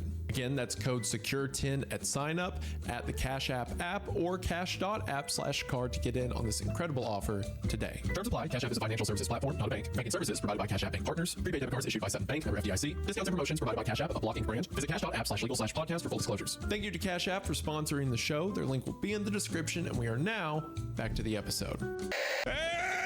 This episode's sponsored by Tushy. Tushy is the luxury bidet that your bathroom has been missing. Tushy helps bring maximum comfort to our trips to the bathroom when you have diarrhea or stinky logs. I love using Tushy because it gives you 2-in-1 benefits, reducing irritation and preventing micro tears while using less toilet paper, meaning my asshole, when it bleeds, I can have nice cold water splash upon it. It's nice and refreshing, like a piece of spearmint gum.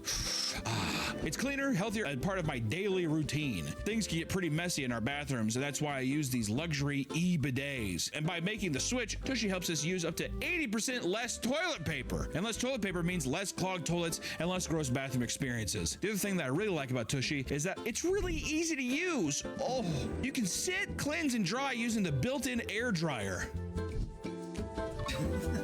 Tushy bidets go on easy in 10 minutes or less over your existing toilet. No power tools needed. Restore balance to your bathroom and get the bidet everyone has been talking about. Tushy. Make going to the bathroom the most comfortable thing you do all day. And for a limited time, our listeners get 10% off their first bidet order when you use code CREEPCAST at checkout. That's 10% off your first bidet order at hellotushy.com with promo code CREEPCAST. Thanks, Tushy, for sponsoring the episode. Now back to the episode. At the foot of the main steps, a single sheet of paper had been fixed to the door.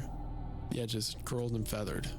Rain had kissed it off, and though the ink remained legible, the heading read, "Itinerary and House Rules for Mr. McCallie." Let us see your law. I read the whole of it with care. The directives were set in numbered lines with no ornament. Number 1, enter alone. Number 2, remain within marked paths. Number 3, keep to scheduled events. Number 4, do not attempt to meet staff. Number 5, do not deviate from times. Enter alone. I suppose we have begun well, at least. I continued down to the itinerary. The schedule was written below the rules in hour blocks, Friday through Sunday. The first event was a gramophone lecture marked for this early evening. Meanwhile, the final item for Sunday bore only one word: stay. Very well. I will keep to your demands, August. If only to see where it leads. I pressed the iron latch. Door yielded. It's interesting that he's like just so willingly to just be like, all right, cool, man, I'm down. I'm done to play ball. I don't give a fuck. Well, it's like he told the guy earlier, like if there's anyone who is going to, like if this guy's out here, fake or not, he's like a journalist, so he wants to see. So whatever this grand encounter is, he gets to be the one to write about it. He gets to be the witness of it. I imagine the stay at the end's because he's going to die or be trapped there in a very Hotel California-esque fashion. Also, the mentions of the symbols being a triangle with wings. A triangle is super common in a lot of like, you know, occult imagery and stuff like that. And the upright triangle represents fire, I think, if I remember right. And fire has to do with like passion and purpose and drive and justice and things like that. So, or it could just be a triangle in the sense of like the Trinity, you know, the three. So the triangle imagery can mean a lot. With wings, it could be explicitly religious, like Trinity of angels, Trinity of whatever it could mean. But there's clues as to what may be happening here. The idea of an itinerary is fun. Like as he stays the weekend, there's going to be a series of things he's forced to see. It's getting closer to a Saw scenario as we go on, just saying. Friday, October 24th, 1930. The entryway. I crossed the threshold and stood in the vestibule hall. The air held a mineral scent, the kind that lingers over a quarry after rain. Floor tiles formed a radiating script that steered my attention to the far wall, where a colossal bronze sunburst presided over the inner door. At the base of the nearest array, a bronze plate lay etched with another stanza. From cratered courts, the rebel host upreared their glittering plan, a city hewn from smoking dreams to crown disbelief of man. I let the words settle and took stock of the room again. There were no rugs, no umbrella stand, no scatter of boots. The place held the undisturbed neatness of a stage set before the curtain call. I raised my sight above and witnessed grand statues from the rooftop peering down at me through the atrium's glass ceiling. They appeared to stand in judgment of the guest who arrived at the threshold. Off to my left, the clock made itself known. I broke my attention away from the faceless giants overhead and fixed on the dial. I listened past that steady metronome and hunted for any other life in the marble runs. After some time, it became clear that there would be no clatter of servants, no drift of talk. My company, it would seem, would remain to be only the machinery of the manor. I must admit, the hush went to work at the base of my skull in the same way worms work a wet patch of sod. It moved with an appetite. Oh. I'm not, you know what? I actually have to stop because you made fun of me for being into the story before. No, I'm just, I mean, you can jack the soft putt all you want. I'm just saying. No, see, there you go. There you go. But the way it's phrased, it worked in the base of my skull like worms in a patch of sod, moving with an appetite. It's a good line. It's great alliteration. I like that. I faced the sunburst once more. A pedestal waited near the door. A waist-high granite block with a copper plate in front. Upon it rested a gramophone of black finish and muscular lines. Its horn flared like a night-blooming flower. The crank lay at the side. A single record rested on the plate. Beside that, a leaflet lay pinned beneath a small silver weight shaped as a wing. I laid my suitcase by the wall and read the notice. A simple, neat line. Orientation to commence at 5 o'clock. Stand under the eyes of this atrium and play this record. Attend the welcoming. My watch read 4:56. If this was to be theater, I would not miss my cue. I worked warmth back into my fingers and paced the vestibule to test the echo of my boot falls, of which there were many. Yet each returned with a lag, as if the room's corners ate a fraction of each step. Then my companion rang. Its echo outdid my boots. 5 had arrived. I stepped onto the bronze crescent before the gramophone. The horn waited, flower open, black mouth turned to the room. I wound the handle and lowered the needle. The gramophone answered with a deep belt-driven purr. A hairline hiss rose from the record. Then a man's measured tenor filled the atrium, clipped and punctual, as if each word had been drawn with a gold ruler. Welcome, Mr. Rowan. I trust your trip served you well. You stand in the vestibule of the Deloy estate, my home, the threshold where function governs form. Now, before we begin, know this. The estate is prepared for your comfort. Your chamber set, your supper arranged, your route marked. You will not need to summon anyone. Those who serve will move where they belong and will not intrude. In kind, do not intrude upon them. I mean to give you a story fit for print, so others may bear witness to my creation. In order for that to happen, I must ask you to attend to what is before you and not what is behind you. You wish to look over your shoulder at times. I ask that you resist that temptation. The house prefers your attention for it, as do I. In the meantime, take a moment to look around and enjoy the artistry of my work. I will walk you through this palace starting here. You will see that this vestibule is laid in bands of travertine and Belgian black, alternating to train the eye forward. Stand upon the inner crescent. Feel the stones settle in your stance. I walked to the inner circle and allowed the room's presence to close in. There was a strange weight to the air, like a charge and a shock. Note the bronze sunburst above the inner door. Its rays are not ornament. They are vectors. They tell you where to walk, how to hold your frame, how to breathe. If you lose your bearings at any point in your stay, return to a sunburst and take instruction from its lines. Should that fail you, look upon the baseboards. You will find narrow inlays of dark stone. These are also guide marks. If the room commands you, resist nothing from it. The horn shimmered a little with the deeper vowels. I could feel it through my shoes. Now lift your head and consider the dimensions. The ceiling steps upward in 3 separate planes. Each step is a, oh fuck's sakes. Each step is pretty cool.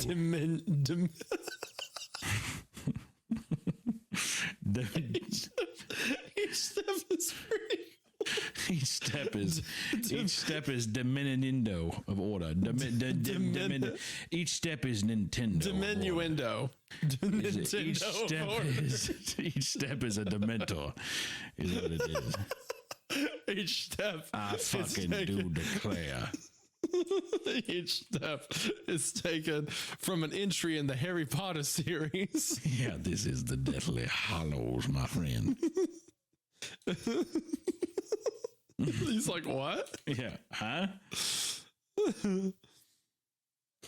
Diminindo of order. Diminuendo. It's all right. We see the word. We get it. I raised my focus. There were indeed 3 tiers that met me. The echoes of the recording climbed into triplicate and gathered at the feet of the figures on the roof. I studied their empty visages while the record gave off its warm crackle. It almost felt wrong when the architect's voice returned. You have no doubt marked those statues above you, but you must understand that they are not mere men. Their ideas give it limb and crown. Do not describe them faces. A face weakens an idea. Oh. Okay. Fired up. Lord help your fucking your fingers and your thumbs, man. Rolling that putt around in your hand must be exhausting. You can alliterate. You can talk about me enjoying a story without it being some masturbatory. You didn't change the sound you make, because literally every time I'll say a face gives, like, what was the line that says a face weakens an idea, and I literally just hear. It's not the noise I made. It's on recording. People can hear that's not the noise I made. Okay. Oh my God. It's not. I didn't sound like that at all. Actually. Oh, maybe. Can I? This is a horror story podcast. Can a man enjoy a horror story? Okay. This is what I mean. You put me through Happy Appy, your idea. You put me through.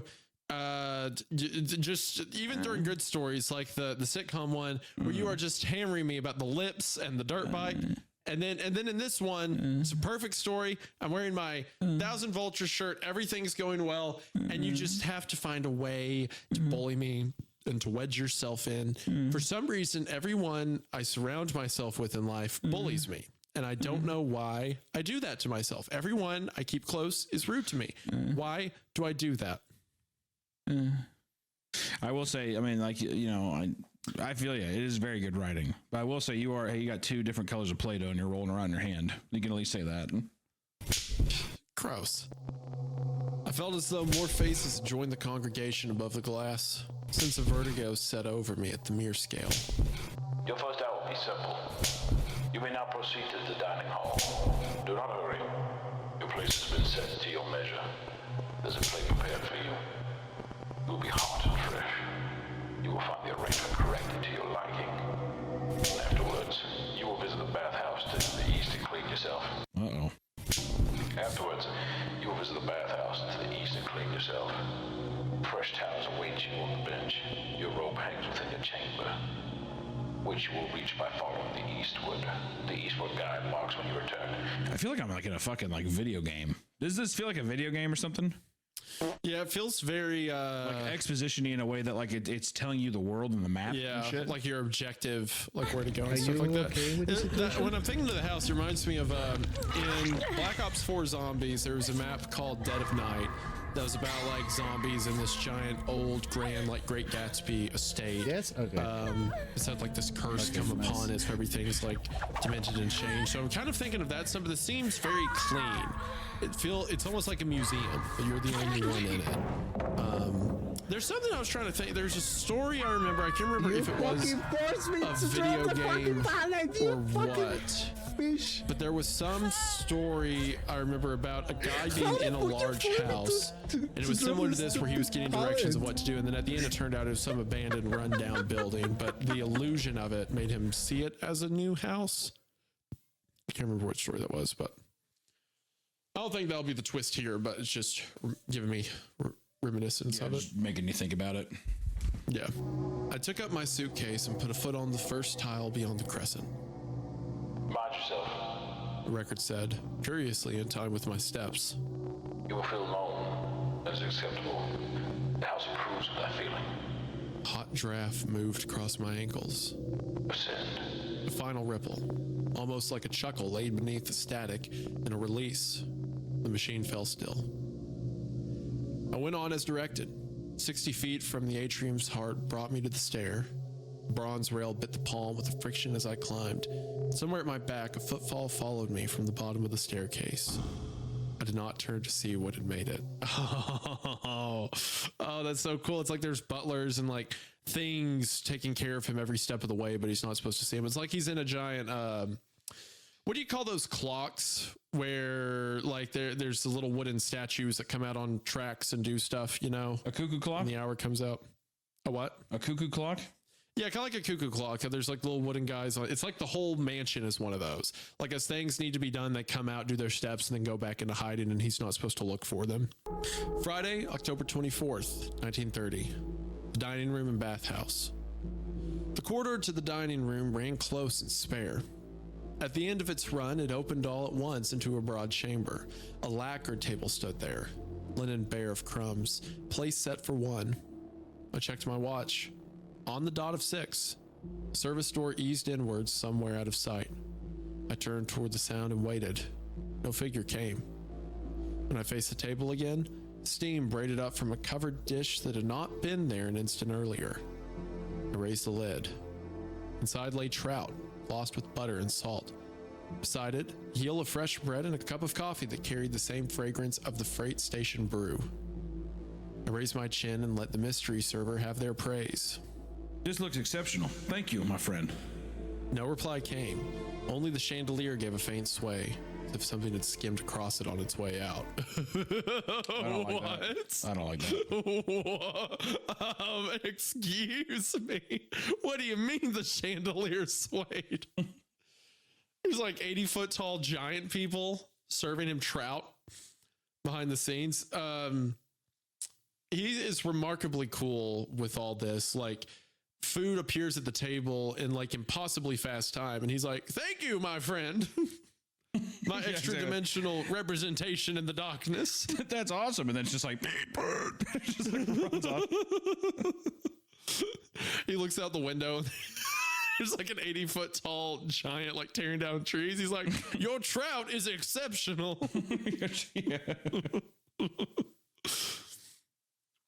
Also, I got a drawing for you. Sorry, that's why I've been a little occupied. You don't have to see. Here's the problem with streaming to the Patreon. You feel like you need to entertain them by showing out, by doing these little drawings. It's going to be a drawing of me, and it's going to be something.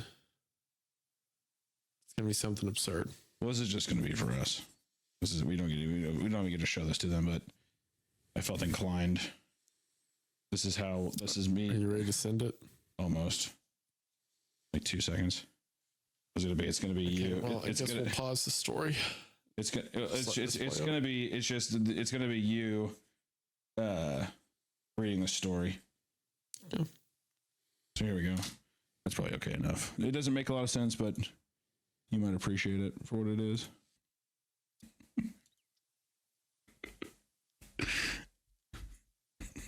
Did you get it?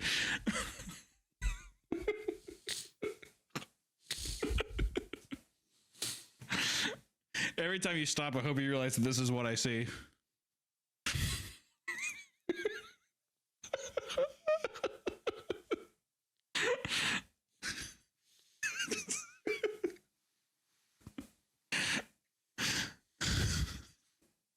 It doesn't help too that there's the Nikocado picture.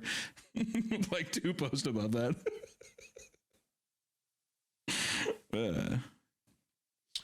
I'm speechless. I thought you'd like it. I don't know. You thought that I'd like this? I mean, I guess not. I don't know. Can you crop it? Can you crop that bottom half out so I can show the audience part of what you've done? He named the file Putting Around. I was going to see if you saw that. He named the file Putting Around.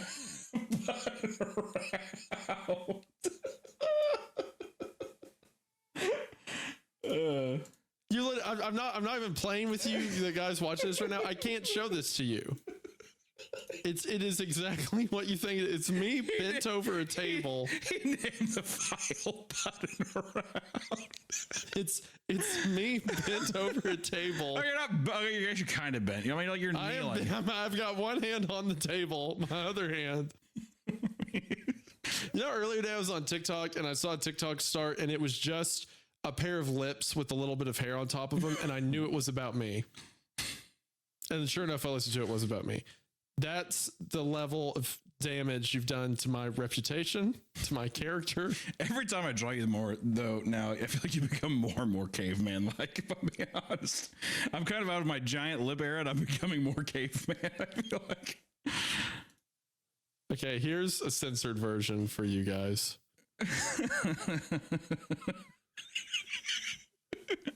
You have no idea how bad I want to animate the original drawing.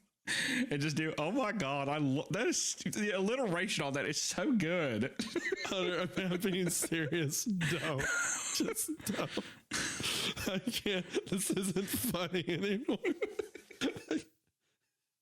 Do you know? Because the way the Meat Canyon cartoons work is they're like vaguely based around some controversy a character's had, or like something they've done in real life that's getting joked about. So everyone's gonna see that and be like, is Wintergoon like some like pervert? Like what is? Yeah, I'm like, hold on, Kayla. Can you entertain chat for like 3 minutes while Kayla needs help with the baby? I think for a second. Sure. Okay, 1 second. Talk to them and be. If that was my kid, I'd fucking punt it like a Nerf football. If my woman tried interrupting my work, oh my god, don't even get me started. I would freak the fuck out. I'd say, hey, I'm putting bread on the table. That's what I'd say. All right, I'm back. I ate. Each bite tasted as if it had been made a minute ago and no earlier. Its taste was immaculate. Seasoning knew its place. The chair furthest from me creaked once, as if a knee set against it in anticipation. I kept to my place and finished. I folded the napkin. The plate set bare. I turned toward the service corners. Only a closed door met me. I weighed whether to wash the dish myself. When I faced the table again, the plate had vanished. You're clever, whoever you are, I said, and let out a curt laugh. I waited for a retreating tread. There was none. Only the sound of wood settling in a pipe carting its contents off through the walls. I told my notebook that only an exceptional staff could perform to the minute like this. Then I told my mind they must use a trick of doors and serving apertures to keep from being seen. Most of all, I told my thoughts to keep close to center and not to let fear take me. I'd been provided an exact itinerary for a reason. I was in an orchestral play requiring precise timing. The actors clearly did not want to be seen and spoil the production. I would not rob them of that. The next cue sent me to the bathhouse. It's even creepier. I stood and left the dining room. Do what? Even creepier, just being like, you've come to terms with being like, oh, this is going to be a weird performance art thing, you know, that it's basically happening here. And I'm not going to be, I'm not going to spoil but just even the idea of going to the bathhouse and people are definitely going to be watching you. At what point do you say that this is just a bit invasive, or, you know what I mean? Like, at what point does the illusion of like this being curious break and you're like, actually, this is very fucking weird? Because I feel like that would have happened to me already. I would have been long gone. The guy said the chandelier moved as if something had touched it, and he was just like, that's kind of weird. And just kept going with it. So I think it takes a lot to break this guy. I mean, it's also like, you may assume that this is some famous guy with sensibility, so he wouldn't like prey on him while he's naked, but there are people around the corner. I do agree he's not taking it for as creepy as he should. The next cue sent me to the bathhouse. I stood and left the dining room. I followed the marked path that led to the eastern wing. What opened ahead earned its own line in my future article. A covered way took me in. Glass panes formed a long throat of light, a kaleidoscope of late sun moving over the floor. Somewhere in the machinery of the place, a fan turned on. I could feel the warm air draw across my skin as if the house blew a sweet breath upon me. At the end of the walkway stood the baths. The room presented itself as a gallery of chrome. Towels lay rolled in pairs with their edges aligned. Soap scored with the letters A and D lay on a dish by the trap. The tub ran the length of the room like a trough in a temple. Heat bulged from the water's surface with a white thread of vapor. I touched the surface with a finger and pulled back at once. Another man had judged the heat for me, and his scale ran high. The water was near scorching to my skin. All right, old man.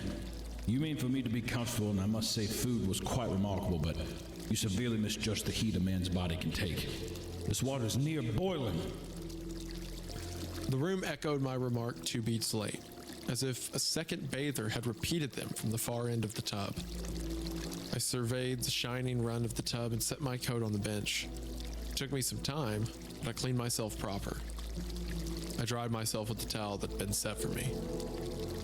The mirror above the counter showed a man's face resembling my own through the steam, though that man looked further aged and tired than I had last seen. I tested my reflection and raised a brow. The image matched, which settled the matter. It confirmed the tired-looking man was indeed me. At the edge of the silver backing of the glass lay an inscription. The conqueror that eats all pageants had paid the house a courteous visit. Friday, October 24th, 1930. The bedchambers. When I stepped back into the covered way, the light had shifted toward late evening. The house grew larger in the half-dark, its reach extended by the black of visible ends. A trace of machine oil came through the vents from the generator below. The itinerary called for an early retirement. I could not argue with that. Fatigue had settled on me like a commanding hand to the back of the neck. A door marked quarters stood at the far end of the passageway. Beyond it ran a wing of rooms. My name was printed on a small card near the frame of one of the doors. When I pressed my hand to the knob, the mechanism clicked once with a dry, satisfied sound. The hinges swung inward without complaint. I found the bedchamber prepared with the same meticulous precision that marked every room before it. The coverlet drawn flat as a sheet of paper. 2 glasses on the nightstand filled to identical measure, one of water, one of milk. I smiled at the childish touch and spoke aloud. You have a keen sense for hospitality, old builder. I'm back. Oh. A wardrobe door stood open. I was hungry. A robe that was of exquisite quality. Heavy weave, red with a faint gray and black gleam along the lapels. I ran a hand along the sleeve, warm and velvet. I left the bedroom door open behind me. I was not keen to seal myself into any room in this place, yet the latch drew itself shut with a clean, polite click. I tried the handle. No give. Coral crystal in Monster Hunter Worlds is primarily found in Coral Highlands map by mining blue, mining outcrops in low and high rank. I'm sure there's something where it's just like low and high rank, and I went in master rank, so that was my problem. Curiosity. But at what point, I mean, I'm just saying, like, in terms of me, like, fight or flight, whatever, I feel like I would have freaked out a long time ago. Yeah, well, I mean, now you're at the point where it's like, I'm in someone's house and there's like ghost people in the walls and I'm now trapped in a bedroom. And his Boo. response is, well, so much for Yes, free Gary. will. It's like, yeah, dude. I thought so. I guess so. Your weakness is I set an pathetic. ear to You the make me panel. sick. Nothing. I tried the knob again with more force. Still nothing. I wanted a better look at my capture. I struck a match and lit the bedside lamp. Flame sparked. I It need was enough to show to that the lock on the door was a simple rear contraption. my Nothing more than a bolt back. from the outside. Oh my god, Lupi is playing Helto Divers. They mean to keep me from wandering the halls at night and discovering their little machinations. I decided to get comfortable for the night. I poured the water into the wash bowl, stripped down into the dressing gown, and set to making my notes. The power source below sent a steady hum through the floorboards. Deep, rolling draw, released like a beast at rest. At precisely 9, the hum changed pitch. I lifted my head and listened. The sound grew taut, as if the power were being choked away. The corridor light outside the chambers went dark. I crossed the window and raised the blind. Liana. Oh, whatever. More lights died. Each going in perfect order across the estate. From my window, I could trace the progress in rows, moving east to west. Each room blacking This out one as is some red. unseen crew move wing to wing. This is not the finishing color I'm layers looking by for. rule of measure. Said to the glass. Not a single shadow crossed any window pane. When the last glow faded from the clerestory over the service wing, the generator gave one last groan and eased. The gravel core below turned to a blank field. No moon, no star. The manor held like a husk of colossal shell. Move the fuck away. I set my palm to the glass. For a moment, I thought I saw a flicker along the far wing, a movement behind one of the blackened panes, but when I leaned closer, it proved only my reflection. I checked my watch, 9:30. My last minutes awake, I wrote, lights extinguished in perfect sequence, no staff seen, possible mechanical control. This house sleeps with its guests. Man, this is so cool. I thought I saw a flicker. He sees his flicker on the far wing.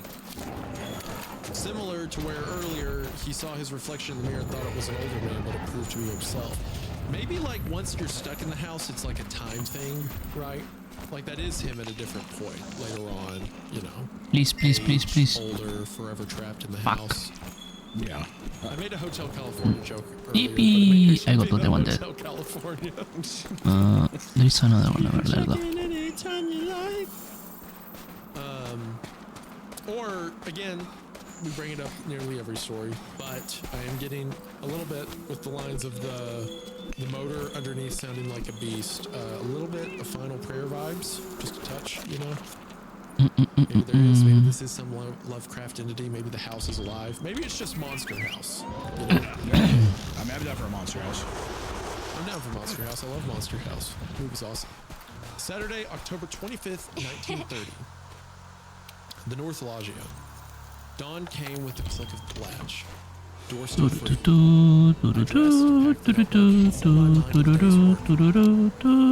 into the corridor. Gramophone waited on a rolling cart. A typed card set under a silver clip. Please play upon waking. All right, let's hear it. I wound the handle and lowered the needle. Belt took hold and the same measured tenor from orientation carried down the hall. Okay. Let's head out to the Hoarfrost Reach and try to pick up those Legiana's trail. The fucking gal doesn't shut it. With a line speed, you will be where I need you to be. I lowered my focus. Dark inlays ran the length of the skirting, converging like rivers towards a single point. I set the cart in motion along their guidance, nodded to no one, and walked with my eyes set on the stones. Lift your head. The record carried. You are capable of dividing your attention. Let your direction be instructed. Now I need Felsium, Fusium Ore and Carvalite Ore. You and the rest of our species. The record answered, as if he had heard me through the horn. Huh, that's kind of weird. We'll see what the subreddit has to say about this. Okay, hold on a second. Did you just hear me talk? Guys, this is kind of weird. Well, anytime one of the secret butler people's behind him, he's like, it's right behind me, isn't it? Corridor widened into North Loggia, a long gallery of columns and windows that set the grounds in a frame. The cart could not go farther.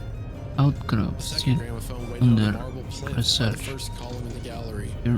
I crossed to it and set its needle down. LRSS. The record asked me. Stand at the seam where the floor pattern meets. From there, turn toward the Who's panel you? with the small brass latch. Who's he? I found the seam. The floor showed two mosaics pressed edge to edge, each pulling the eye in contrary directions until they resolved to a single band.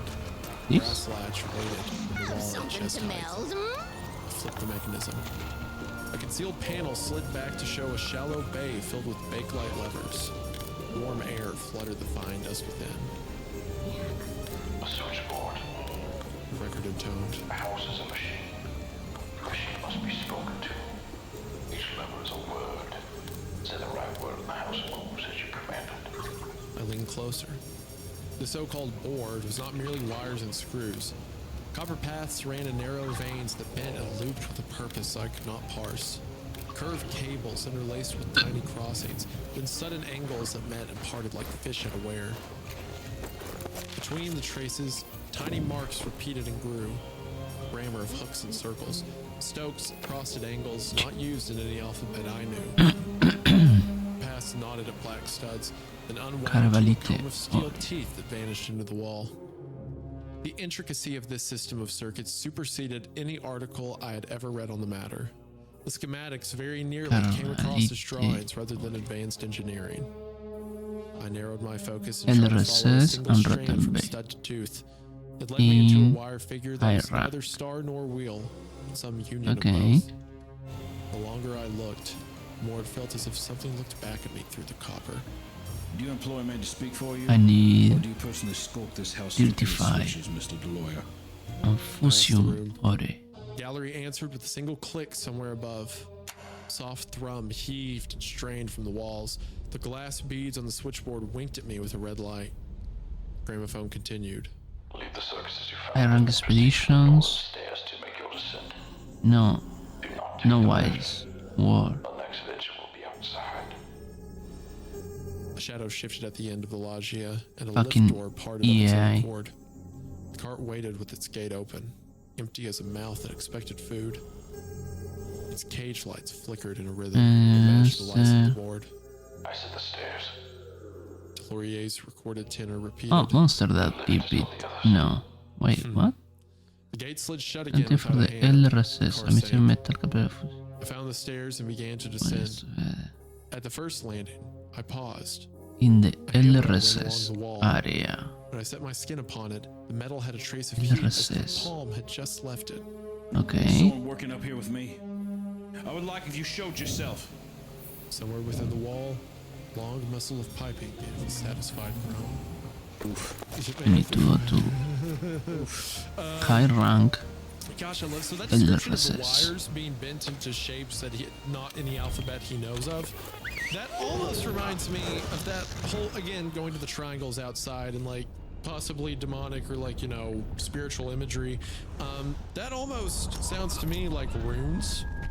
Or like the coppers arranged in like, you remember, I think I've talked on this podcast before, the idea that like technology and wires and stuff is basically sigils, and like electricity and things like that come from us calling upon.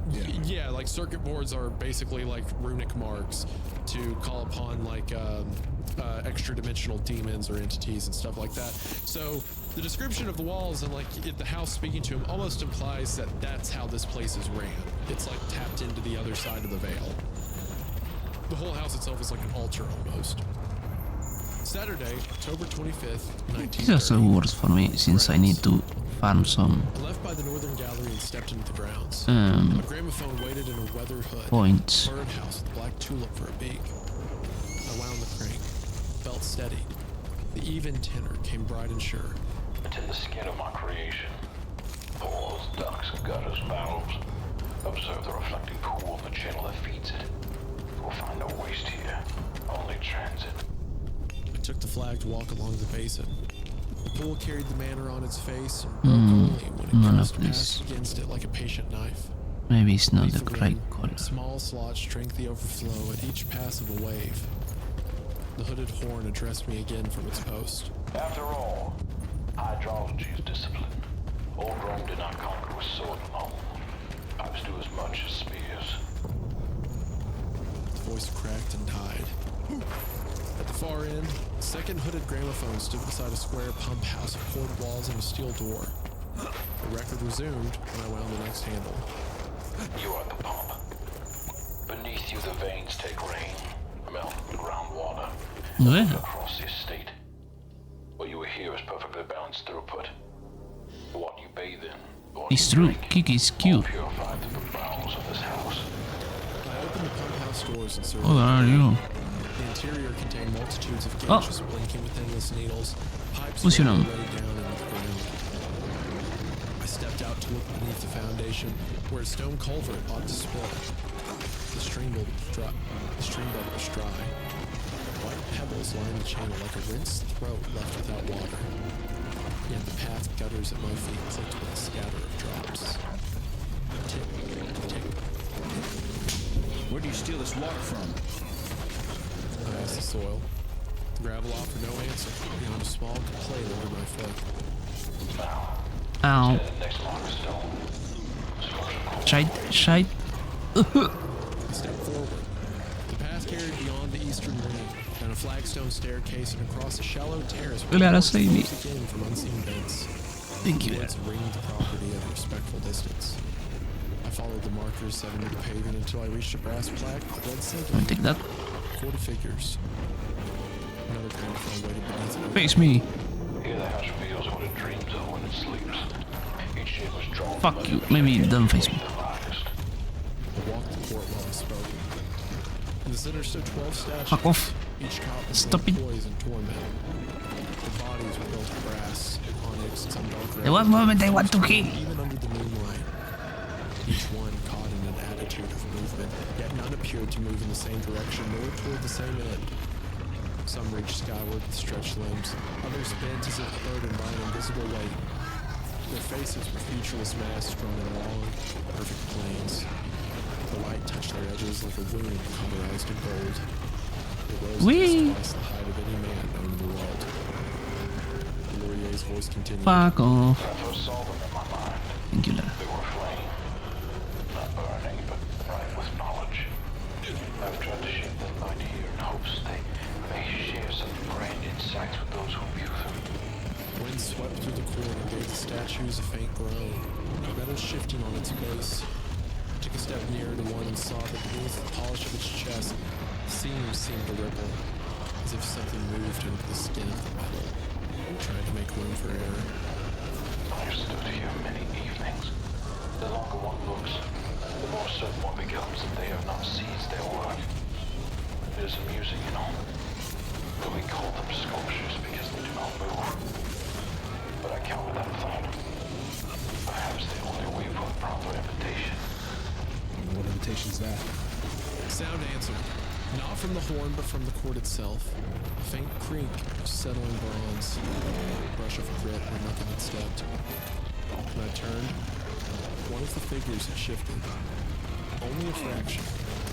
Its chin tipped lower toward the paving, and the light bit differently across its cheek. I told myself it was heat, the play of shadow. Even so, when I left, I kept my back to the court of statues and did not look again until I reached the safety of the terrace. He has put together these statues based on something he said he'd seen. So, you know, creatures, spirits, or whatever. And now he's given them life. And they're probably what's given him the power to create this place. And I guarantee the reason that he's only speaking through the gramophone is because he's become a part of them. Like he's effectively been dragged down to the creatures he created. I was gonna say, it seems like a man talking from the beyond or whatever. It's kind of interesting because it sounded like almost like a ghost, like having like a new groundskeeper or something. It's like that intimate and like I don't know. It's very interesting. Yeah. Man, the idea of the statues, he's like, when I saw them, they were beautiful, and I've tried to recreate them, and probably by recreating them is what did the ritual, quote unquote, that gave these things life. They probably would led to this place being abandoned by the captive workers. That's why at the end it says stay, I imagine. He's never going to leave. Saturday, October 25th, 1930. I I just noticed, by the way, it took me this long, but he posted this in r/Greekcast, which is pretty cool. That's pretty sick. The second night's rest. The afternoon's rounds ended at the gallery door, where a fresh card waited in the same tidy hand as the others. Supper at 7. Took the corridor that kept the day's last light and reached the dining room. The lacquer table waited. Chandeliers cupped their bulbs and white bowls of I forget. They are cars, they have an exhaust fucking mechanism. Plate at the head of the table. I raised the lid. Prime rib, sliced thick and red. A spoon of potatoes, dark gravy, harbor shame. A cup of tea stood steady beside it. I tried once more to catch the staff at work. Friend, I said, pitching my voice to the corners. let me thank you in person. You prepared another outstanding meal. Timber eased under a draft and offered nothing else back. I ate at an easy pace. The dish held the same impossible freshness, as if the stove lived inside the table. When I lifted the napkin, printed slip slid free. Retired ate. I checked the watch. My bed chambers were already calling. I heeded the note and returned to the quarters that bore my name. The chamber admitted me. This time the door did not wait before closing behind my back. The latch drew shut almost at once after I crossed the threshold. I tried the knob, knowing I would not like the result. As expected, no purchase. Very well. You'll have to repeat the same experiment for a second night. I lit the lamp and set my notebook on the desk. I began writing about the day I had just experienced. The generator's lament once more spoke through the floorboards as the lights around the manor began fading. Are you going to allow me to farm or not? The steady animal murmur of a draft horse in harness. Then the pattern changed. A soft roll came along the hall, the faint scrape of a cart. It paused outside my door and came to a perfect rest. A heartbeat later, the gramophone woke with the belt's small bite and the horn spoke. It was not with words. Oh no, now you're not fucking new. Anyways. What rose was a rehearsal of noises that a man does not care to name, yet I must. Voices gathered, huddled together, not speaking any tongue I knew. Children in the schoolyard heard Oh my the God. long pipe, a woman laughing until the sound broke, a man counting, but the numbers arrived out of order and then ran backward. Each noise overlapping yet distinct. A mass of individuals clawing for their own attention. I set my forearm to the panel as if to brace the door. Enough! Oh, I nice. said and meant it. You have made your point. The horn replied by pulling everything down. I might as well on that one. The pulse sank as if the floor dropped away. Into the fall came a choir without words, mouths open, throats desert dry. The chorus of mouth sounds rose to the wet, clacked lips trying on words that did not fit. I scurried across the door, frantic and searching, as though the horn had grown a probe tip and a nail sought an audience with me. Enough! By all that is holy, I said enough! Static swelled. A chair creaked on the other side. Needle skated, and silence cut clean. The hall returned to old stone. After some minutes, I steadied my thinking, set notes in order, trimmed the lamp, and laid atop the cover lay with my boots on. I kept the lock in sight. The earth outside pressed its face to the pane. Somewhere, a pipe clicked as it cooled. I heard only the soft grind of the earth under the foundations. The house had settled. I did not. Sleep eventually came for me despite my protests. Gosh, man, I'm so sick. There's so many different elements. Like it kind of sounds like the part of it's like when fucking Dracula asked the guy to come in and like now he's being seduced by vampires and stuff. But it also has like remnants of like Poe of like House of Usher or something like that. There's so many different kinds of so many different flavors that I'm getting with this story. It's very interesting.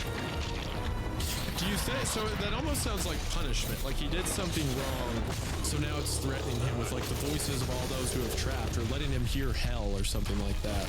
And he's like, "Enough! You made your point clear." Did he do anything wrong or anything to warrant that? I think he's just staying, but also to be fair, he's bending the rules a bit. He keeps talking to the staff. He's done other things like he doesn't look back. But I do think also just by staying there longer, he's going to be more subjected to whatever's looking inside.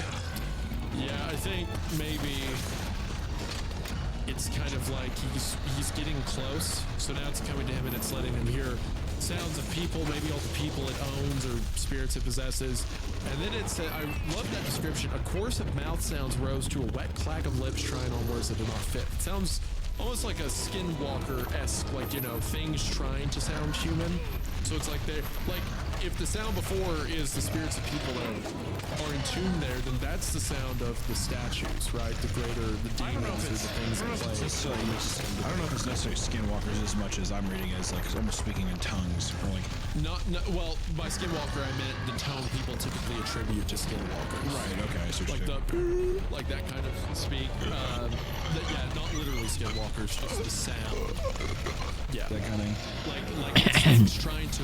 That was close. Really Smile. what speaking is. Yeah, but like a husk of a man, exactly. Got me. Exactly. Kind of like someone imitating. Oh, but yeah, exactly. Husk of a man of like. I think that they keep reading as like dead entities. It seems like. I mean, like. I don't know if you feel the same way, but it seems like he's going to be added to the staff. Please. He's being indoctrinated That's to all enough. of their practices to where when the time comes, he's going to be like a groundskeeper as well, or just like a helper. Yeah. You know. Yeah, he's going to be consumed by this thing, this place. Yeah, for sure. Gosh, man, this story's so good. All right. Well, part two. Sunday, October 26th, 1930. The Living Manor. Oh, let's go, baby. Let's go, baby. All right. I woke to a sound I had not heard since Friday. Common music of a lived-in home. Water ran in the pipes. A cartwheel murmured down a corridor. Somewhere a kettle sang. I lay still and listened. The hush of careful staging lifted, and with it the dream of the museum kept by ghost finally parted. I readied for the day and stepped through the threshold. The estate did indeed bear life within it. Outside a window showed two gardeners crossing the far terrace Come on. slung along their backs, boots printing the gravel still wet from night air. Inside, Porter passed through the hall with folded linen. Good morning, sir. Some steward at my elbow. His coat was dark and well brushed. Breakfast is being prepared for you. I fought a laugh. Well, aren't you a welcome sight? He gave the smallest bow. I'm pleased to hear that, sir. Please. Anyone that is around, I mean Monster Hunter World category still. As if learning a gait long rehearsed in theory and never performed. How? See, stuff like that. Little things like that give the implication like maybe these aren't people. Maybe they're things just trying to be people. But his like the way he says it, long rehearsed but never performed, tells everything. It's been an empty house. They've been expecting company, but they've never had to walk before. But now they do. Man. Forgive an impertinent question. Where were you all yesterday? Preparing, sir. For what? Good. I was beginning to think the house was empty. I said after a time. I regret to say your inkling was wrong, sir. We were here listening to you. Listening? Thank you, King. He has to look toward the stairwell. Of course, sir. You homie. You spoke to us. What do you mean? When one speaks, one is heard. You were never alone. We valued your kind remarks and cannot wait for you to join us this evening. And here I thought I was just speaking to empty halls. Why, if I may ask, appear now, but not before? Paused at the landing. It was desired. By whom? By those who serve. We have not been seen for a long time. We expressed our desire to attend you in person. We found great enjoyment in hearing the sounds of a guest. The master approved of this. Fucker, I'm not ready. A trace of light reached his eyes like the flame of a fever. He was persuaded, sir. Never mind, he's running away. By necessity and passions. Little Lord, how did you bitch. sort us out first? Oh man. Okay, so because he called out, What a little fucking creepy bastard. A little creepy fuck walking around Well, like that. he's like a demon or like some He's like, spirit or he's something. some like little in the fucking house, gnome yeah. or whatever. I keep just mentioning like a gnome with a full fucking like tent pitched right there. He's just like, Well, you called to us and we answered. it's like, you look like a little tripod. Thank you, sir.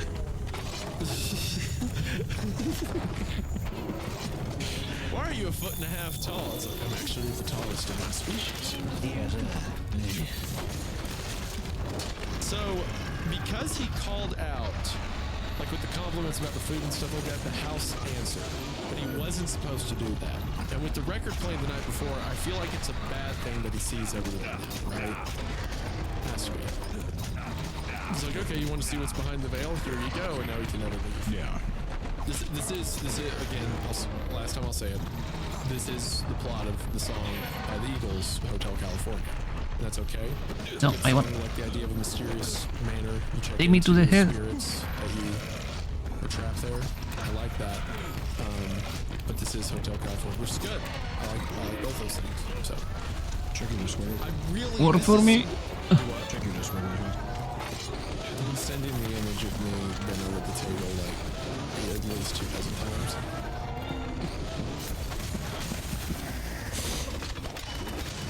As a friend and a business partner, I'm asking that this picture does not see the light of See the light. It's not. Because if anyone sees a Meat Canyon drawing of me doing that, it'll immediately become, what did he do? Wait.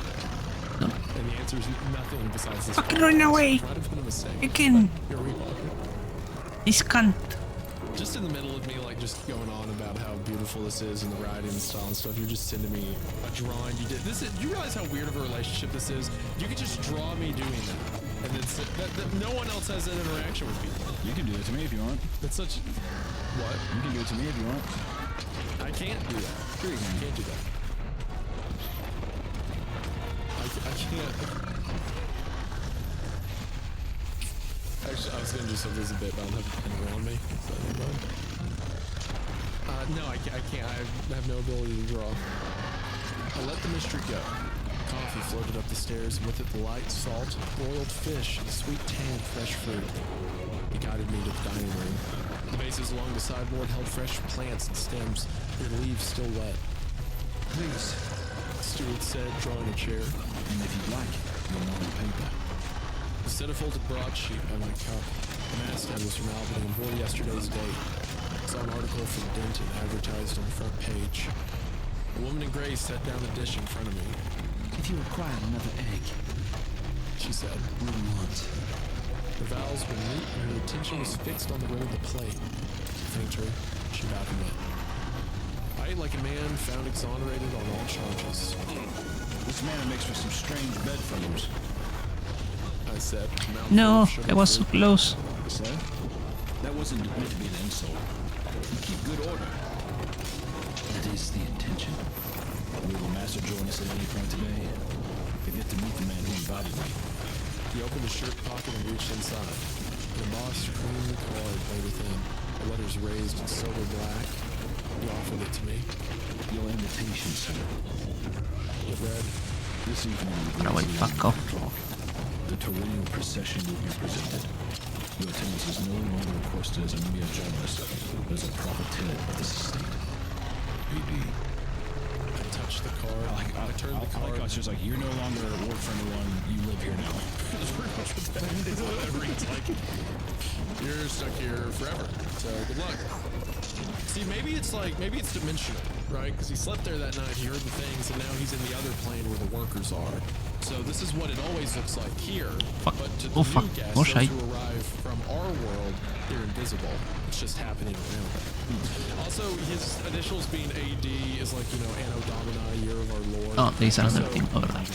after death. Yeah, so it kind of goes back to that idea that maybe he is in a...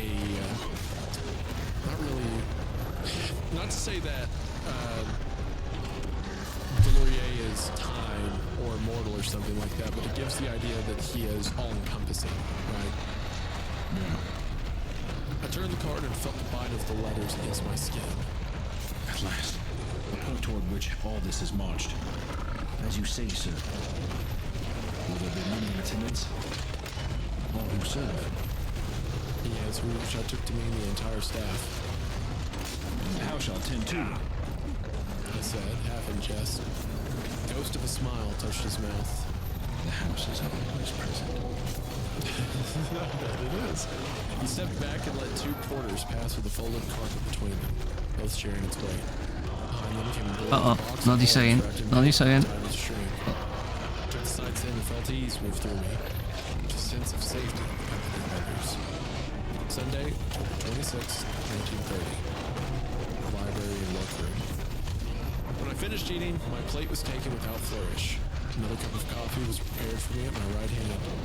The steward waited until I had emptied my second glass before asking, Would you care to walk the room, sir?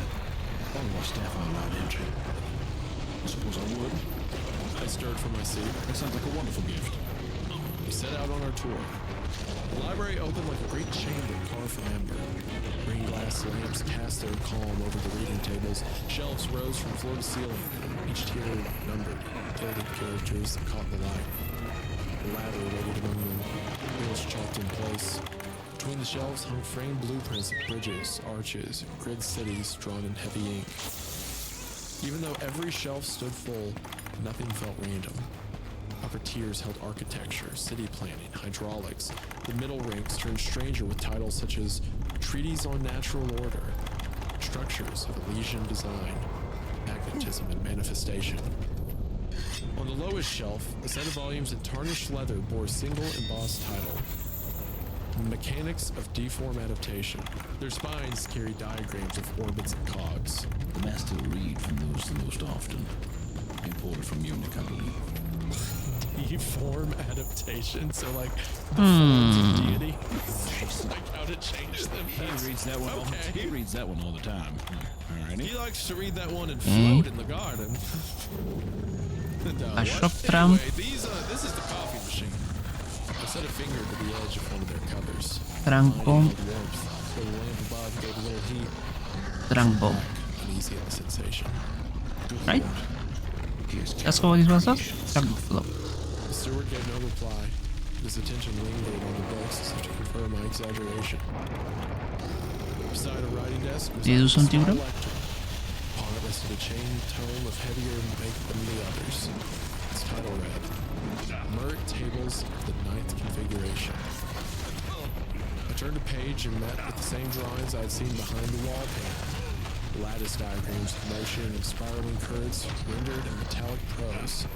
Each depiction labeled with symbols from no language I knew. Between the lines ran faint notations of ideal temperatures and prime decibel rates. The master crafted that text himself. He called it his great magnum opus.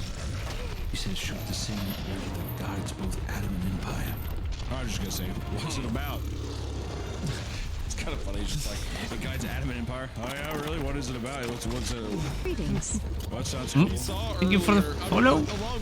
I think I hear my follow. I'm in a bad moment. Language he couldn't perceive, and now he sees in like the ghost book room that he has 9 tables of these, which 9 goes back to like Trinity symbolism, like threes and triangles and stuff like that. So he has like this occult book that is these unspeakable shapes and designs that control everything from atoms to empires, and he's like, oh really? So like his, pictures and stuff? So like Thank you, Dada. I followed the ink line by line. What is it about? The steward studied the text without a change of face. Oh. The study of language, I believe. The master held that small and vast share of single alphabet. You fucker. Resemblance. Is that the same grammar could guide living engines? Living engines? The difference between faith and voltage is small than most care to see. Oh. You know what? Draw the picture of me. I don't care. That line.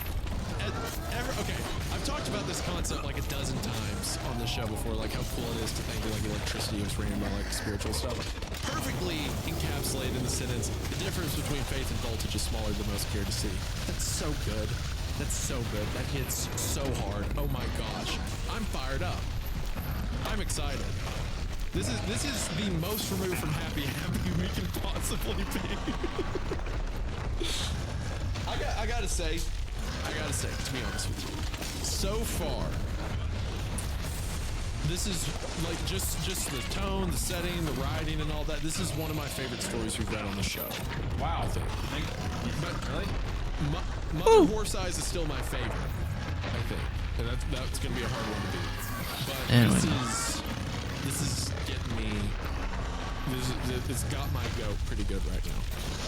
So, and the idea of like he figured out the reason he's so powerful is because he figured out like this secret hidden thing that these spirits gave to him long ago, and he's tried to recreate it, and he's almost like a prophet writing down the symbols that control everything, and it's allowed him to create this living house, this extra dimensional space, and the statues that he built is him trying to build like effigies of them to try to give them life again, but they can't have a face. I traced the outline of one sigil with the... Oh, I said sigil earlier too. Man, I just bear trapped this whole thing so far. I'm awesome. I traced the outline of one sigil with the veil of my pen. It resembled a circle bigger wasp. and its pattern held the balance of a cathedral plan. There was beauty in it, along with something that repelled my eye. I looked toward the shelves again. Turned to books bore no titles. May I see one of the unnamed writings? He considered for a moment. Then drew a single volume free and set it on the table. You may read what is written, but you may not speak the words aloud. The words are meant only for the master's mouth. Pages held mechanical sketches that seemed to shift under the lamp. Some represented tools, while others proposed devices of unclear purpose. Among them stood human figures composed of gears and valves, limbs rendered in cross-sections with their hearts replaced by spoils of copper wire. Let's go, baby. Mechs. Necro-mechs. People, like, he figured out how to use wires to control, so all the stuff behind the scenes is like mechanized people. That's literally House of the Worm. The thing I said earlier, that's the SCP I like so much, that's the idea that people were like converted into machinery. Necro-Evangelion meme.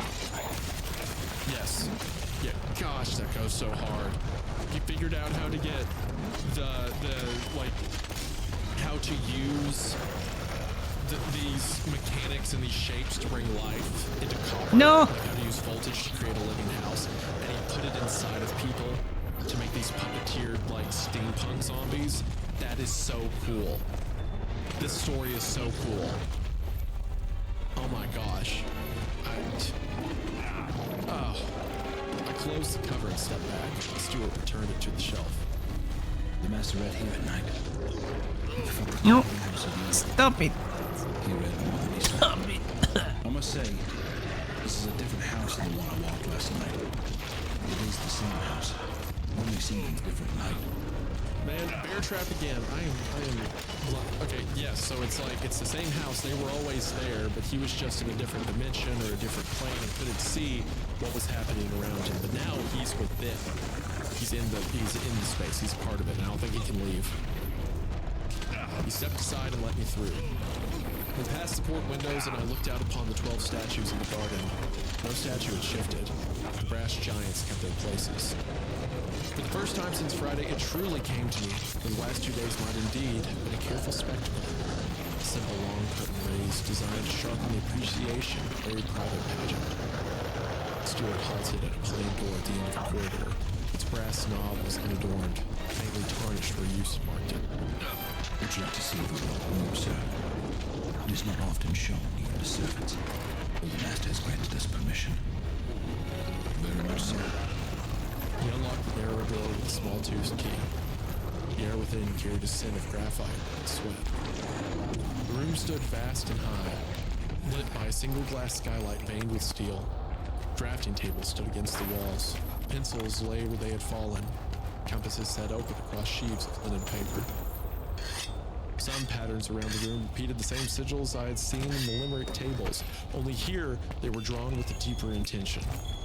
Across the room, a set of glass tubes ran from floorboard to ceiling, filled with the liquid metal that moved at the base. I need Small pistons pulsed 20 along more. their links, keeping the substance in slow circulation. The light that passed through them carried the same color as the manor circuits. He used mercury as a conductor.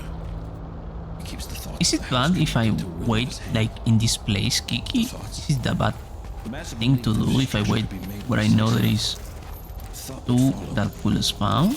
Or how does this work? Because Thus he made this manner a vessel. are they slowly respawning? Yes. At the end, the master Yes. killed himself or whatever, and now Might he's as the well. house. He's gotta be the house. It's the monster house that we were saying. It's Monster House. It's Monster House with flesh puppet people and like forbidden sigils and like No hay duda. Speak without speaking and see without seeing. I walked to the central platform. There, a great table stood ringed by iron lamps with shades blackened by dust. Upon its surface rested a full-scale model of the manor. The details struck me dumb for a beginning. Every corner and recess, every window and parapet had been rendered with jeweler's care. Even the courtyard figures stood where they should, fixed in their miniature devotions. But what surrounded the manor silenced me further. The forest was gone. In its place was a vast city of angles and towers. Bridges arched in strict repetition. Roads formed concentric rings that drew toward the center. I leaned closer. Thin wires wound through the model space, twisting in strange loops. The manor stood at the heart of the circuitry. The steward folded his hands at his waist. He called this his rehearsal of the world to come. He believed this house would be the newest creation of the grand design. The gateway to cities unimaginable. The longer I studied the city, the more its impossibility showed. Streets folded into one another, becoming corridors without entry or end. Where would a man walk in such a place? He would not walk, sir. He would circulate. He would be provided only what he needs to function. Beneath the table, the machinery stirred. A pulse of light moved through the copper and up into the city. One tower flickered, then another, till the low glow spread outward like a dawn through fog. The illumination reached the manor's model and held it in a halo. I stood astonished at the glowing city. You've done well. I told the steward and meant it. The show has been spectacular. We endeavor to please, sir. Just remember, 8 o'clock you are expected. Until then, the estate is at your disposal. We left the room as we found it. The key turned. A breath of graphite and casing stayed behind the door. Beetlejuice. All afternoon, Oh wait. the house wore its Someone best follow me. manners. I need I to like to think that do the house proper is thing. almost breathing. Like almost like through the house, instead of there just being absolute silence, you can kind of hear like a. Thank you for the follow, Yoshigai. Or you know what I mean, like just some Sorry, kind it of, was. like, almost like the. I not was that the having a walls are moment. moving, but just Right? the faintest sound of like a breath or something. Yeah, it's like the house itself. Yeah, he's in the house, but it's like in this panorama. He's almost in the city. Like it's this. He's creating a body for himself. This giant structure that goes on and on and on. Gosh, it's so cool. Man, this is so cool. I'm fired up. Okay. All right. Well, here we are at the pageant. Here we go. Are you ready, Hunter? Let's do it. Sunday, October 26th, 1930. The pageant. I spent the early hours before 8 in ordinary pleasure. In the small sitting room, I found a tray of little cakes, sugared just enough to catch the light. I ate one and let a laugh slip out. In another life, I might have stayed and written a polite column about a fine estate. And it's so weird, like because at the beginning of this, he was just coming to write about the house, write about the guy scene, and now it's so much more. Now it's the immortality through machines, turning yourself into the house, turning yourself into circuits made of faith. And the maid passed with a tray of small glasses. Cider, sir? Gladly. I said and took one. It tasted like an entire orchard held within a single glass. At a quarter before 8, the steward met me outside the great salon. If you would, he said, smoothing his coat. Several seams had darkened and appeared singed and rewoven. I paid it no mind, and I chose not to break the spell. I bet underneath the coat, he's one of the automatons. Yeah, 1,000,000%. He's definitely like a scorched piece of like machinery. Yeah, this kind of reminds me of the ending of Church in the Woods, or Spire in the Woods, remember? Oh yeah, with the ballerina automaton. Yeah, the people that got turned into the clockwork machines and stuff like that, yeah. Ahead, the salon had been set as a theater. Chairs stood in ranks, each lined to face a stage. Chrome lamps climbed in tiers. The reflective shades raised a white shimmer that settled like stars across the ceiling. Workers and servants filled and wearing pressed uniforms buttoned up small moons. A curtain at the far end of the stage held my sight. A fall of dark, glassy cloth, not velvet, some soft skin drank in the light but kept its sheen. Above it, a familiar crest showed 2 wings nested in a triangle worked in gold thread. The steward led me to a seat at the center. The master will attend shortly. Will the master be speaking? Courteous curve touched his expression. The corners of his lips parted like cracked paper. He raised a forefinger as if to test for rain, then lowered it with a satisfied nod. He is here. The lamps dimmed. From the wings of the room, a hush moved in like a tide. Then he came. The architect walked out from the wing like a depiction from a drawing. He stood tall and exact, coat cut to a blade, hair white as ground salt. He did not hurry. Nothing in him hurried. When he halted at the center of the stage, the room seemed to lean forward an inch. My friends, He said, his voice as clear as a bell. you have labored with me through seasons of frost and mud.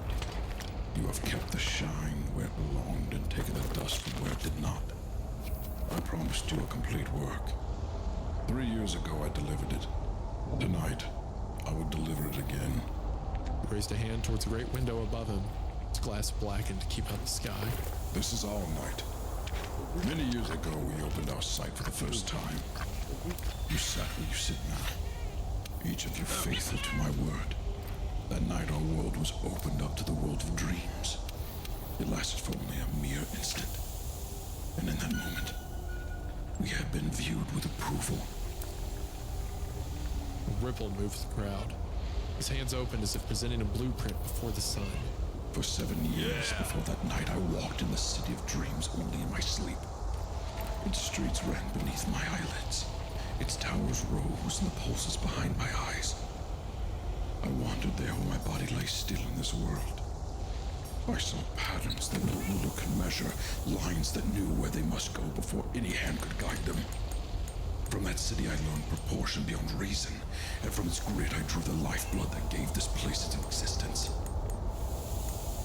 Every wall you touch, every stair you climb, speaks in the language of dreams. He paused. The lamps surged, their glow deepening to a vivid gold. I did not work alone.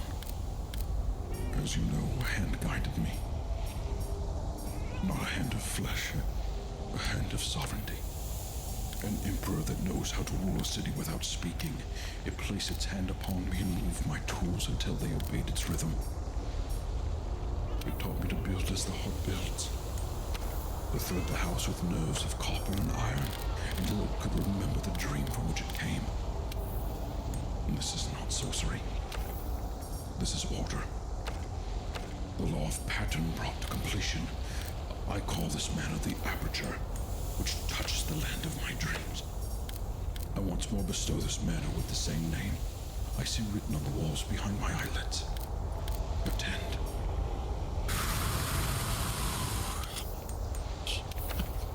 Oh my gosh. The curtain to his back rose without rope or pulley. Behind it, a pillar stood revealed, taller than 2 men and wider than a carriageway. Its span forged of brass and panes of dark glass with the depth of water. The lintel carried tall letters that seemed to move while standing still. I read the word inscribed upon it twice before my mind accepted it. Pandemonium. Oh. Oh. Oh. Oh. Oh. Oh. Oh, Hunter. Oh. It's sick. It's very sick, dude. It's really good. It's so good. It's so good. Pandemonium, the name of the city of the devils from Paradise Lost. When the devil brought the demons to hell, he named it Pandemonium. All chaos, chaos rules in Latin. He was in his dreams. He was a famous architect who had influence and power. So the devils or the spirits reached out to him and showed him visions of things he couldn't understand, but they were too beautiful to turn away from. In his sleep, he was shown curves and architecture and order, and because of that, he used all of his power to build a house that was a Ouija board, a giant summoning stone to bring these things in the world. And he tries to give them shape, and that shape is these giant brass statues without faces. It's the effigy for these demons that brought him this place. And now he has performed their goal and used his house as a ritual, used his power to create circuitry that has life, forms that they can speak through, ways for them to interact with the world. He's effectively turned his house and this imaginary city around him into a poltergeist for these things. He has brought pandemonium from hell to earth. And he thinks it's in the name of power, in the name of greatness, things to rule empires, not realizing that maybe the things that rules empires and guides man's hand is evil.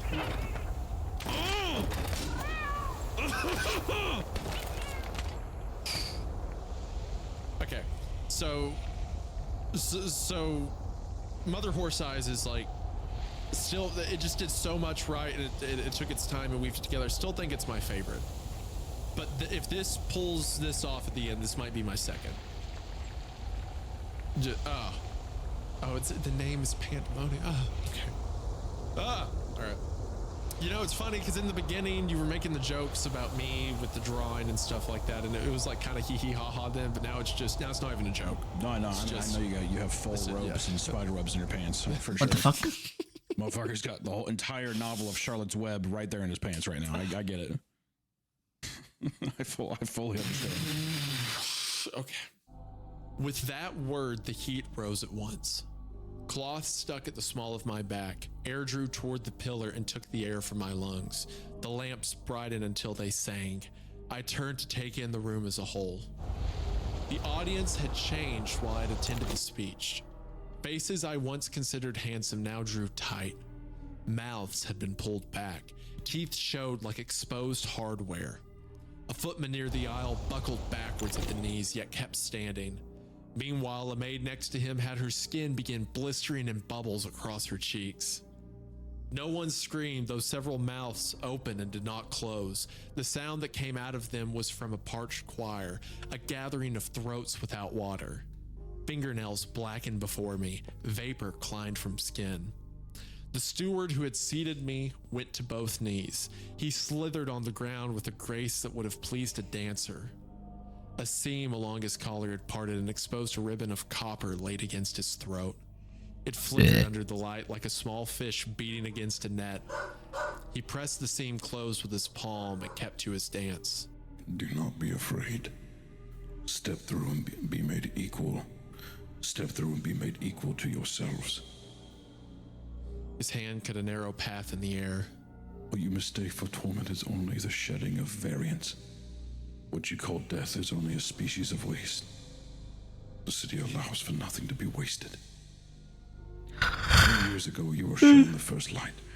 Tonight, you will walk within it. Step through and be made equal to yourself. So it's like the human distinctions, differences between people is condensed down to like code, right? You all become one flesh. You return to the collective, right? You all become exactly the same as tools for this machine, a vehicle for consciousness. It's also the note of the guy slithering away. At the end of Paradise Lost, all the demons in Pandemonium are turned into snakes. As punishment from God, they're all made to slither across the ground. So now this is almost like their reckoning, right? They see it as a gift, but this is their torment, finally. The thing that they've asked for, being made to be. Glass in the high window gave way with a cough. Shards and soot fell over the ranks. The architect smiled.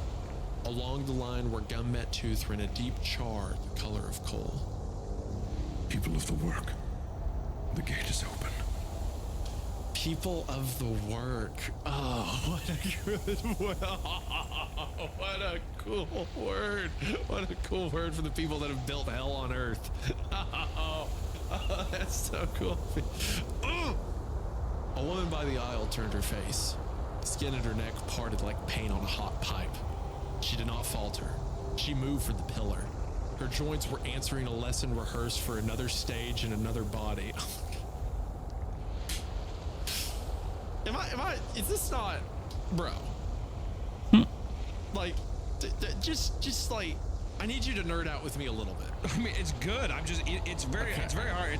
It's a coming competition. You have an entire, caked pants. It's awesome. I'm enjoying it in my own way. I'm just not like, ugh. I'm not freaking out. I need you to freak out a little bit. Just like the way her body is moving. Thank you. There you go. That's what I want. That's what I want. Oh, he respawned. Okay, so. Oh, fuck! Yeah!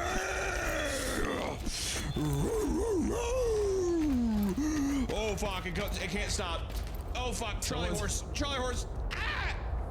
Oh, fuck! Ah! Ah!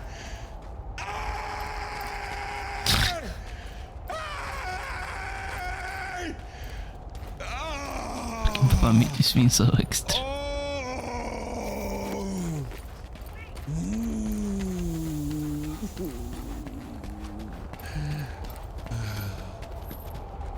I'll have what she's having.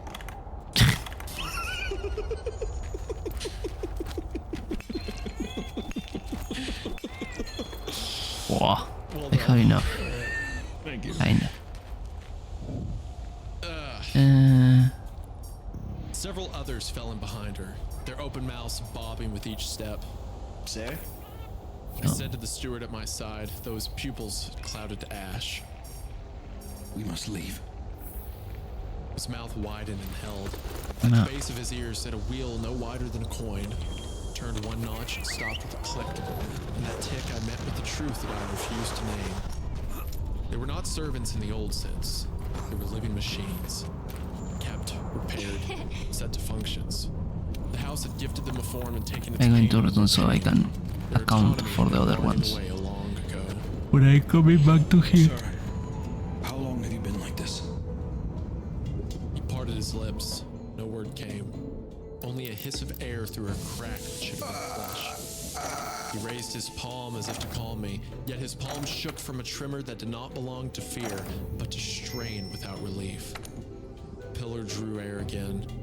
The house answered it. Its circuits spoke in rapid code beneath the floor like fluid Let's head driven out to the through jets. hoarfrost breeze and try to House pick up those matched the Legianis heat's trail. ascent until all measured beats became one drum.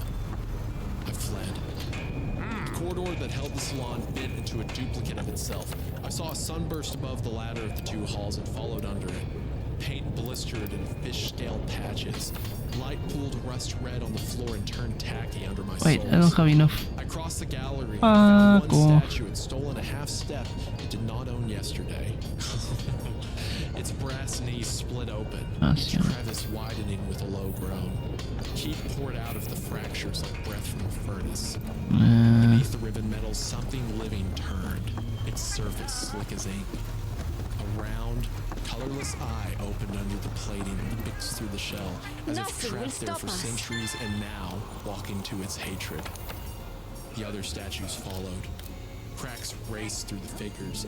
Light bled from their openings, and through the breaks I saw glimpses of the same eye repeated again and again, each glancing in different direction.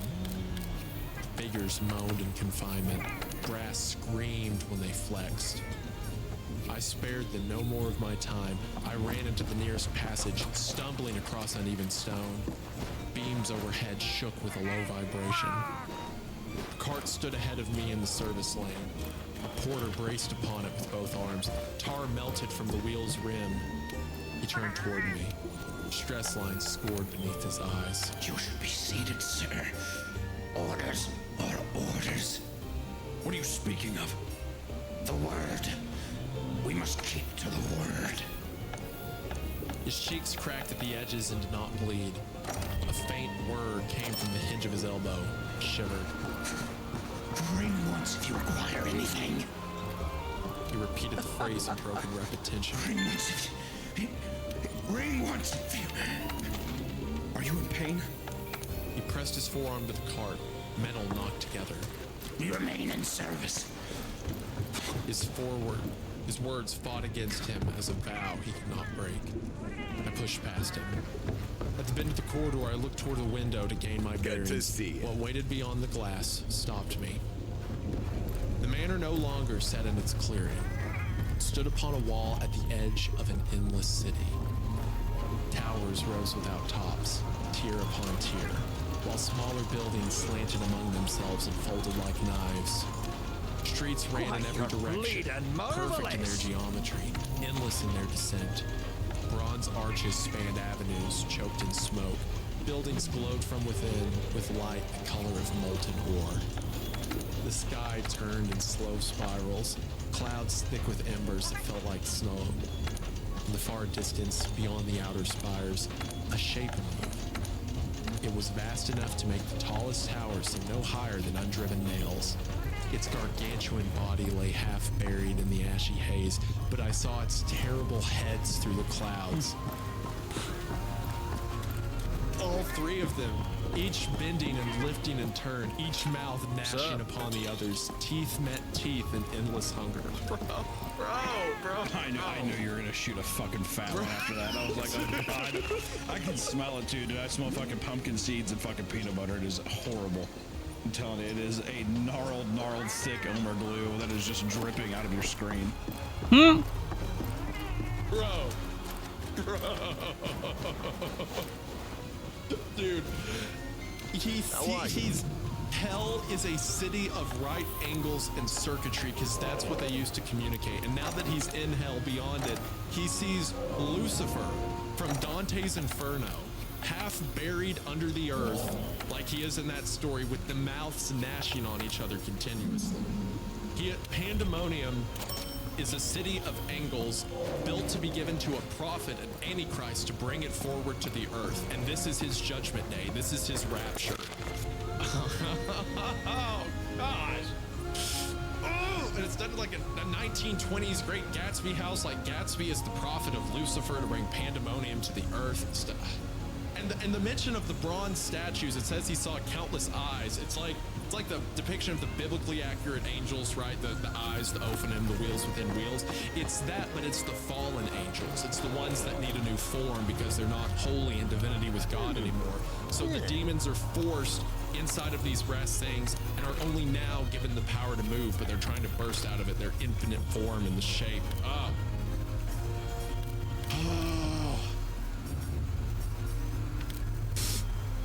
Okay. I'm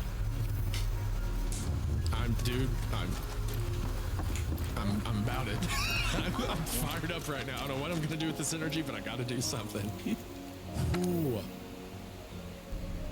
The sounds of its motion reached through the window, a deep grinding that set the glasses to tremble. The sight and sound alone pressed hard enough to nearly buckle my knees. I knew then what had placed its hand upon the architect, and it was nothing of God. You gotta keep your hands in fucking screen, because you better hold your hands up for the rest of the fucking episode. Okay. This is, bro, is this not just like, you get it though, right? For me, I mean, it's fucking awesome. It's super sick. I mean, specifically with like everything I like. I mean, like, no, this is literally right up your alley. Okay, yeah, all right. I tore myself from the window. The walls sweated more thickly now. Plaster split in thin cracks that widened as I passed. Gramophones began speaking again in every hall. Each uttered a fragment of the architect's tenor, all out of order. Said one. Said another. Just a third. Their vocal cords twitched like nerves along the floor. I set my palm to the wall to steady myself and felt the house-strong release against the meat of my hand. At the corner, a maid came forward with a basin. The sloshy water wore a skin of muck and dull colors. Steam rose from her wrists in little threads, heat alight beneath the skin. She set the basin down, lifted both arms as if for inspection, and spoke in the tone used at shop counters and streetcars. Sir, the lamps to your liking? You're burning! Keep the shine. She answered. The words trembled. Her mouth tried to smile and forgot the motion. The brass staple held her lips upon the inside. Please be seated when requested. She added as if reciting a word from a handbook. This is the architect of this thing, and there are those things outside. She turned, showing the back of her neck. There engaged like beneath the skin like a coin under parchment. It ticked, stopped, then ticked again. She lifted the basin and went toward the glow behind me, leaving prints that smoked on the stone. I lurched toward the vestibule. Ahead, the front door stood ajar. Beyond it waited another, set deeper into the wall, a door that had not existed before. Between the two doors lay a grate, pushed out hot air with the smell of iron, oil, animal pins, and charred meat. It was from the lungs of something far larger than the house itself. Dude, there it is. There's the final prayer. There's a thing beneath the house that breathes, the living contraption. It's my favorite. It's I have a stiffy as well. Anytime a little final prayer, Borderlands kind of thing happens, oh boy. The beast beneath. Love it. The pagan god kind of thing. I fucking love it. Behind me came the sound of breaking metal. I turned. The entire staff stood attentive. Souls in uniforms that no longer fit their bodies, patient before a gate they had tended to for years. Near them, a statue stepped from its plinth and set one terrible foot on the marble. Brass cracked open along the chest, and within the tear, a heart of brilliant fire turned like a spindle. The room lit as a furnace. The room blazed. Curtains went to ash. A steward walked forward as if conjured by duty. He steadied himself as the floor shook under our feet. Sir, this is the hour. We would prefer you among us. Let's head out to the Hoarfrost Reach and try to pick up those Legiana's trail. Pain is a word for those who have not yet experienced suffering. He said, and he lowered his regard and let the smallest confessions slip. Do not leave. Your words helped us remember who we were. The steward's mouth moved as if he tried to recall a name. Nasi, they stop us. Our feet answer to the word. A small gear turned under the skin at the base of his ear. Fell to mesh, skipped, caught again. Ring once if you require anything. Returned, stripped to reflex. Ring once. Toward himself, as if hunting the piece that kept his mind from reaching mouth. Flesh and mechanism left him and found a heap on the floor. The statue turned to face him. I took that moment to kneel beside the pedestal where the first gramophone had stood. I set my notebook there, each page filled, every line a stake driven down with warning. If anyone finds this, you must retreat. This is not a spectacle. The conqueror that eats all pageants has paid this manor a visit and will not be satisfied with one appearance. I'm going through the second door now because there's no other honest choice. My hope is simple, that it opens not upon that infernal city but back into the living world and whatever grace that still waits for men. If the city takes me, let this record be the warning you need to depart. Peak. Peak, peak, peak, peak. End of story. Dare I say, I mean, one of the finest things we've read. Perfect pacing. It's interesting. It's like the whole story is literally, it's a 3-day march. How many stories have we read where it's been like multiple days of a guy like basically uncovering a mystery, you know? Good to see you. But then it feels like I mean, the thing about like Deep Woods, all the kind of like woods episodes is usually that, or like camps, all these other kind of things. This being Fire in the Woods was kind of like that, with them trying to figure out the legend and things. Sure. I mean, I just think, yeah, I don't know. This is just so well paced. I mean, I don't know. It reveals itself in such a great way. It doesn't linger. It kind of gives you what you want to hear, and then just like fucks right off. It's just also just a nice two-parter. Two-parter that had actually some meat on it, some meat on its bones. It wasn't just too short. It felt really, really great. I mean, I really think it's one of the best stories we've read. Which granted, we still are a bit. We're sobering up from Happy and, you know, all the other stuff that we've been reading lately, but still, I think that this is just really such a treat. I mean, Strange Accounts, Travis always does such a great job. Oh my gosh, dude. I can't even. What's funny is I'm reading through the replies right now because this was posted in r/Creepcast, and someone said, not to plague you any more than Wendigoon already has. Edgelord Darkgrave, you haven't seen anything yet. You don't know how much I can glaze this guy.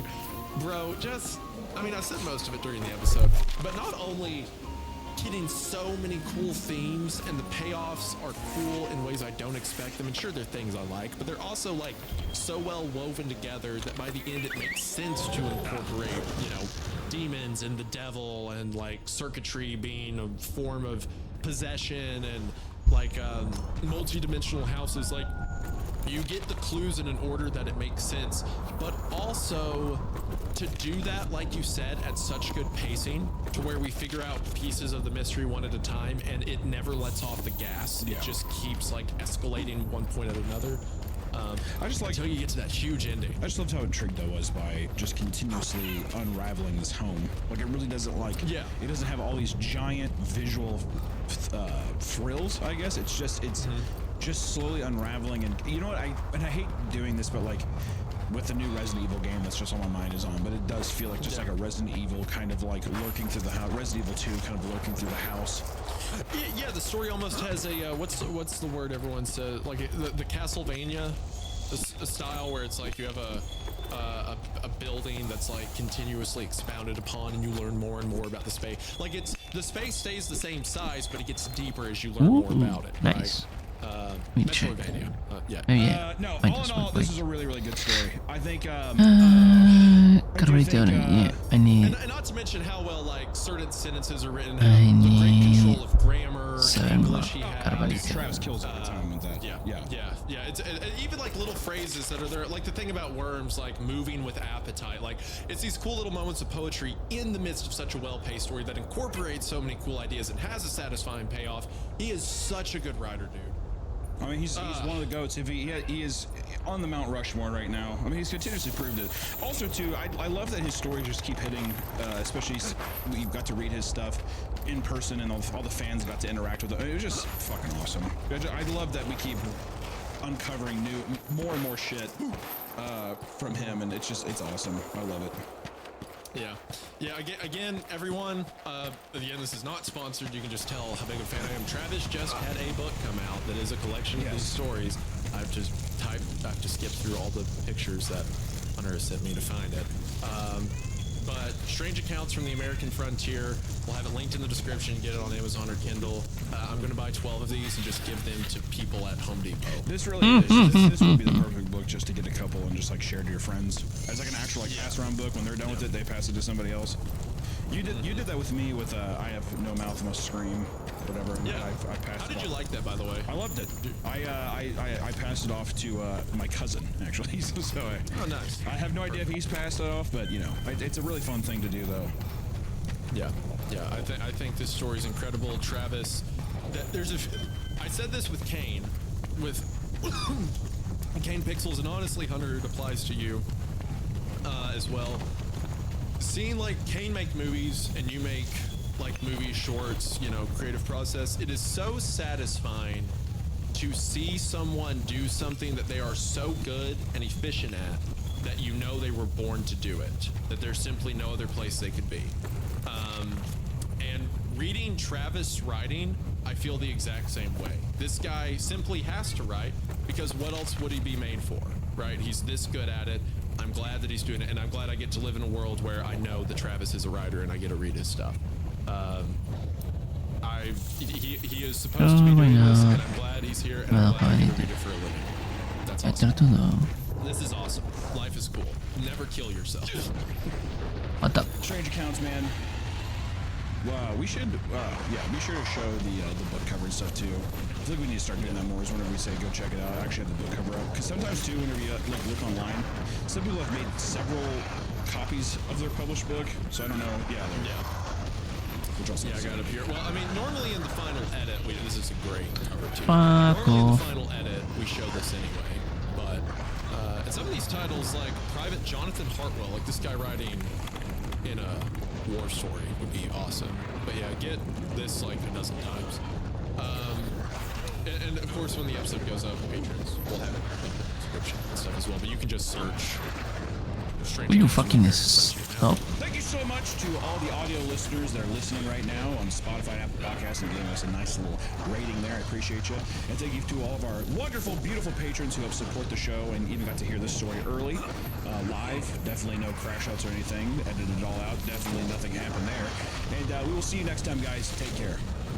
Thank you all so much for watching. Check out Travis. I need to change my pants.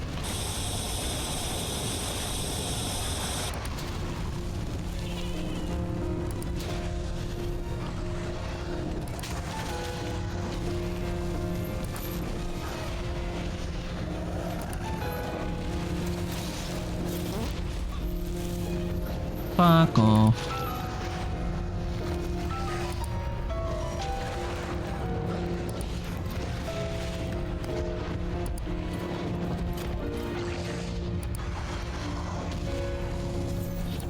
I'm out. Bye. Sayonara. Never mind.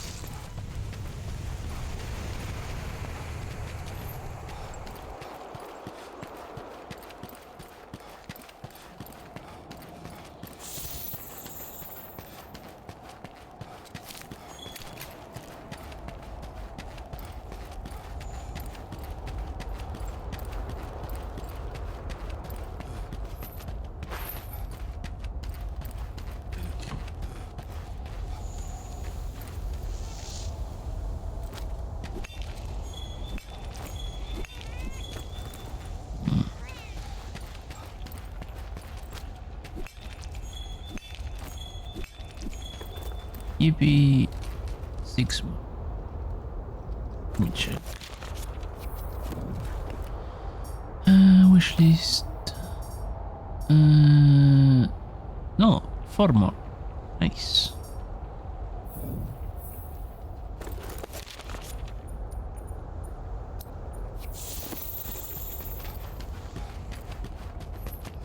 Let me.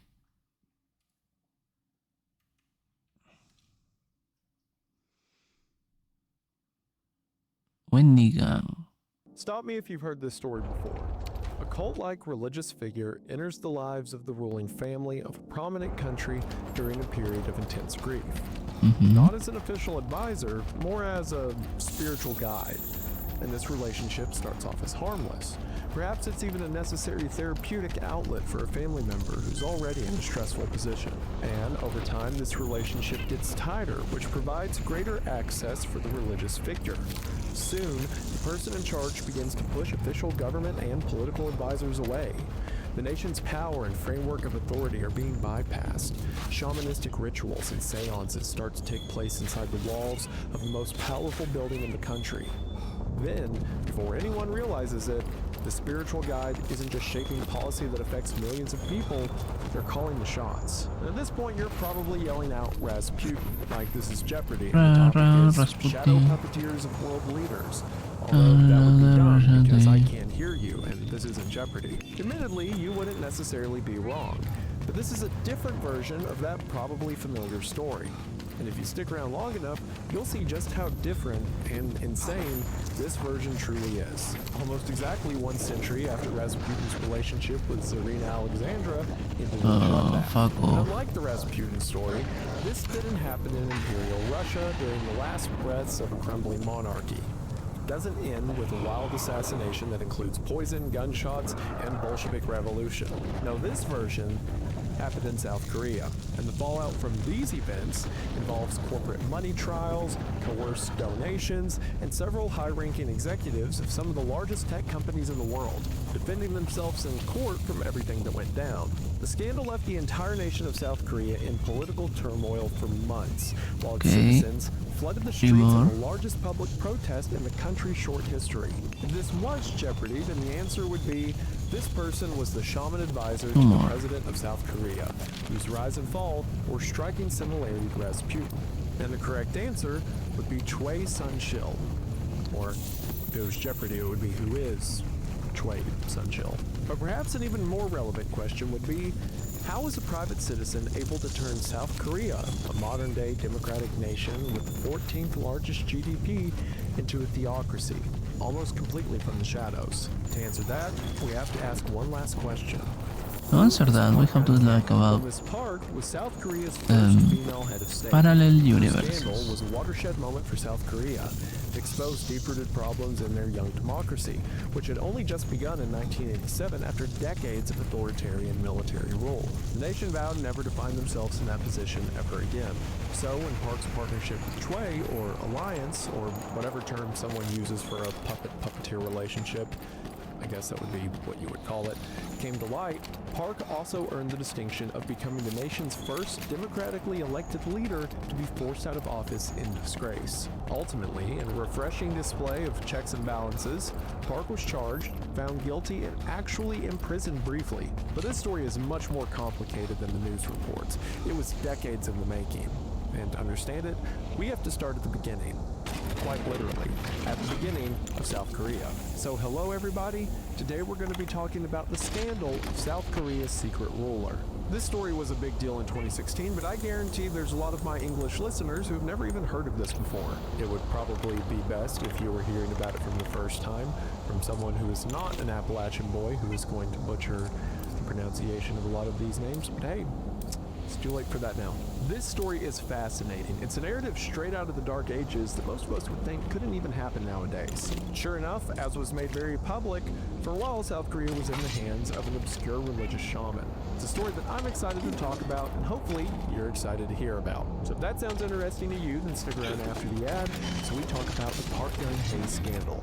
Life can be stressful, so taking care of yourself, especially what you eat, can't always be easy. Now it's easier than ever thanks to today's sponsor, Factor. Factor delivers fresh, never frozen, chef-crafted and dietitian-approved meals straight to your door. Their meals are ready to heat and eat in just 2 minutes. It takes out the prep work and the cleanup so you can focus on eating something that you enjoy that's also good for you. Factor has over 100 options every week, from their meals to their salads to their shakes to their breakfasts, and their meals are made without ingredients like refined seed oils or refined sugars. There we It go. instead packs on the things you need, like a balanced diet of carbohydrates, healthy fats, and protein. A lot of the times we have to pick between our meals being something that we enjoy while we're eating it, or are glad we ate after we ate it. Thankfully with Factor, you get both as well as convenience. So if you want to get in on Factor, then now's the perfect time. That's because if you head to the link in the description at factor75.com or click the link below and use code WINDAGANGFB50, you'll get 50% off your first Factor box plus free breakfast for a year. That's right, half off your first box and free breakfast for a year while your subscription lasts. Again, that's code WINDAGANGFB50 at factor75.com to get in on this incredible offer today. Thank you to Factor for sponsoring the channel. Their link will be in the description, and we are now back to the video. We are going to go ahead and get into it, but as always, Let's head out to the thank you Hoarfrost for Reach watching. and try to pick up those Legianas South Korea trail. was born in 1948. The Korean Peninsula was split up after World War II. Park Geun-hye was born in 1952, and Park's father, Park Chung-hee, led a militant coup in 1961. Those decades of authoritarian military rule that I referenced earlier, I miss it money now. What the hell? people involved, but they were the face of it. While the country Every was day I still wake up. rebuilding itself from the Korean War, or 625 as they call it, the elder Park rose through the military ranks quickly. He became chief of the operations staff of the South Korean Army and deputy commander of the Second Army. Then, in the early hours of May 16, 1961, Park marched thousands of his loyal troops into Seoul, the nation's capital, forced his way into office. Depending on who you ask, he was either a brutal authoritarian who crushed dissent, or he was the architect of the country's rapid industrialization. To many people, he was both at the same time. So it's probably no big surprise that multiple vigilante-led efforts were made to remove the dictator from office.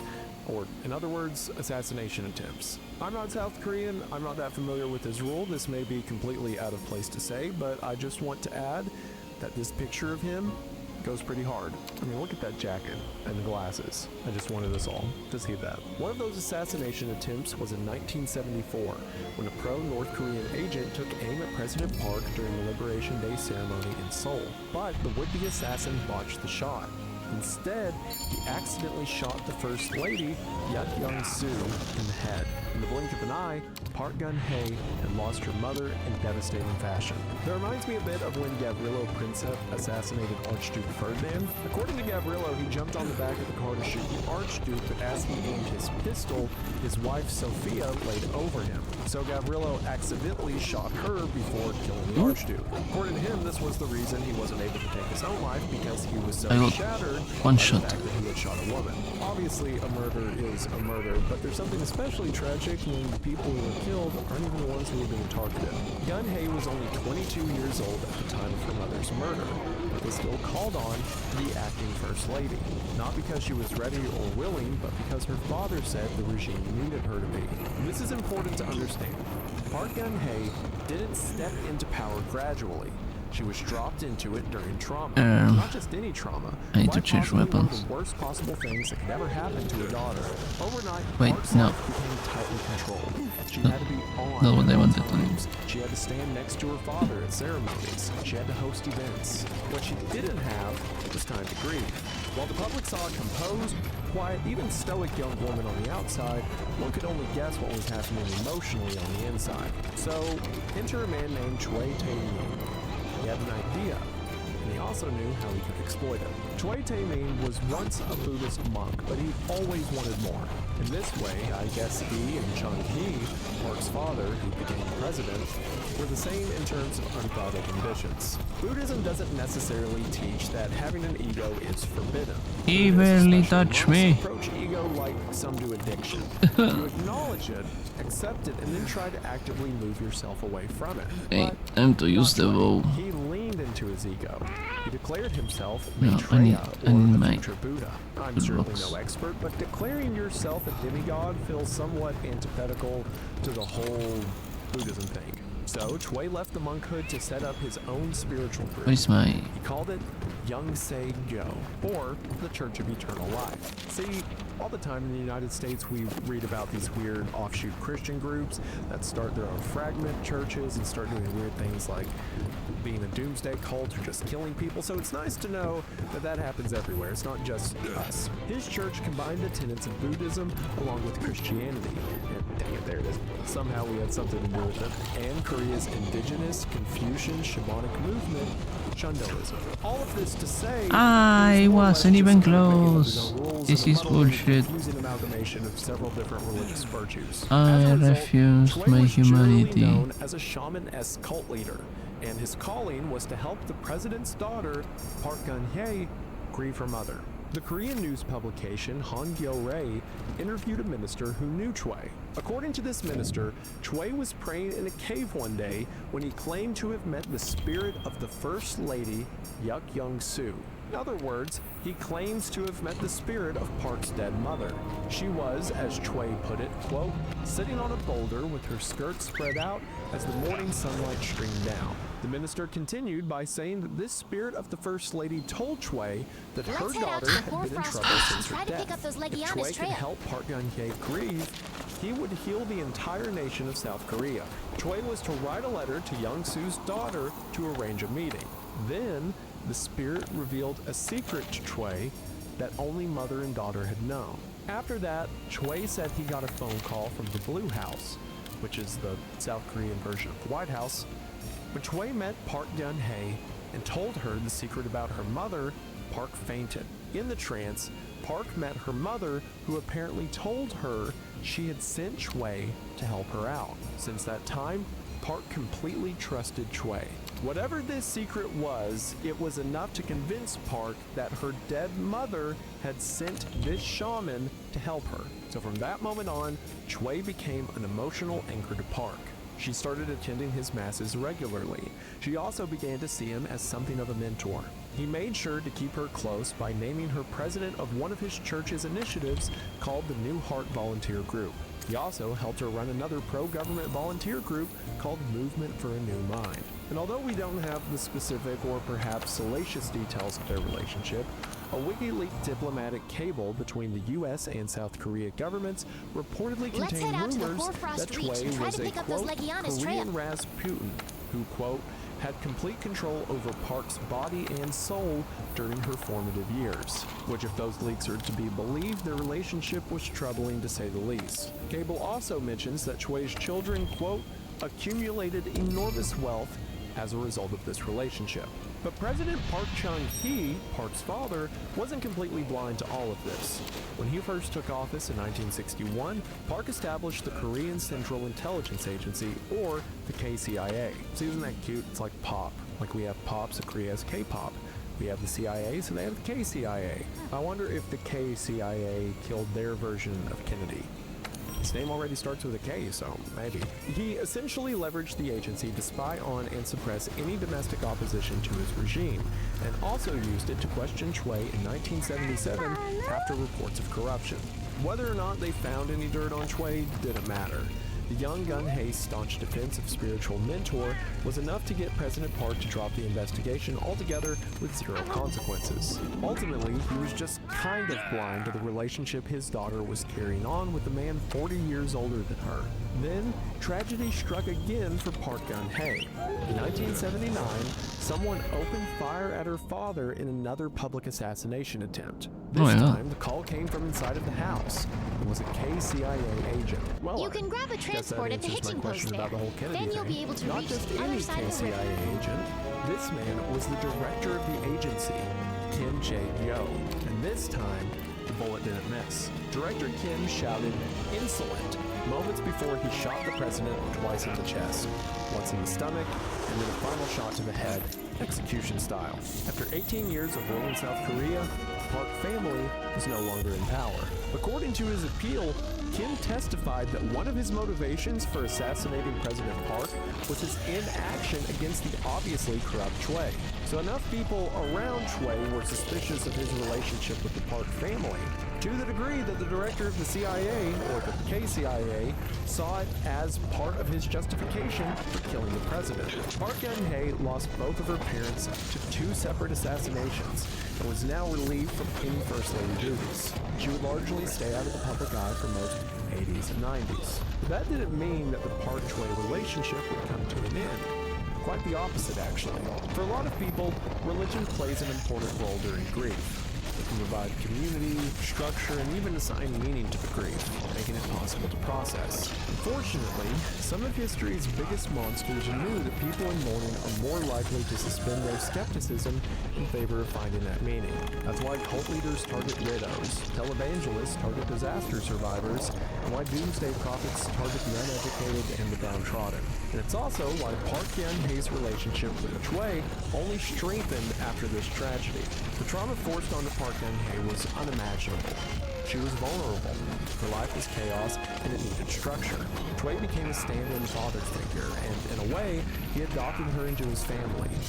And this is where Park would come to befriend the Chway daughters. But a man like Chway isn't the kind to do favors from the goodness of his own heart.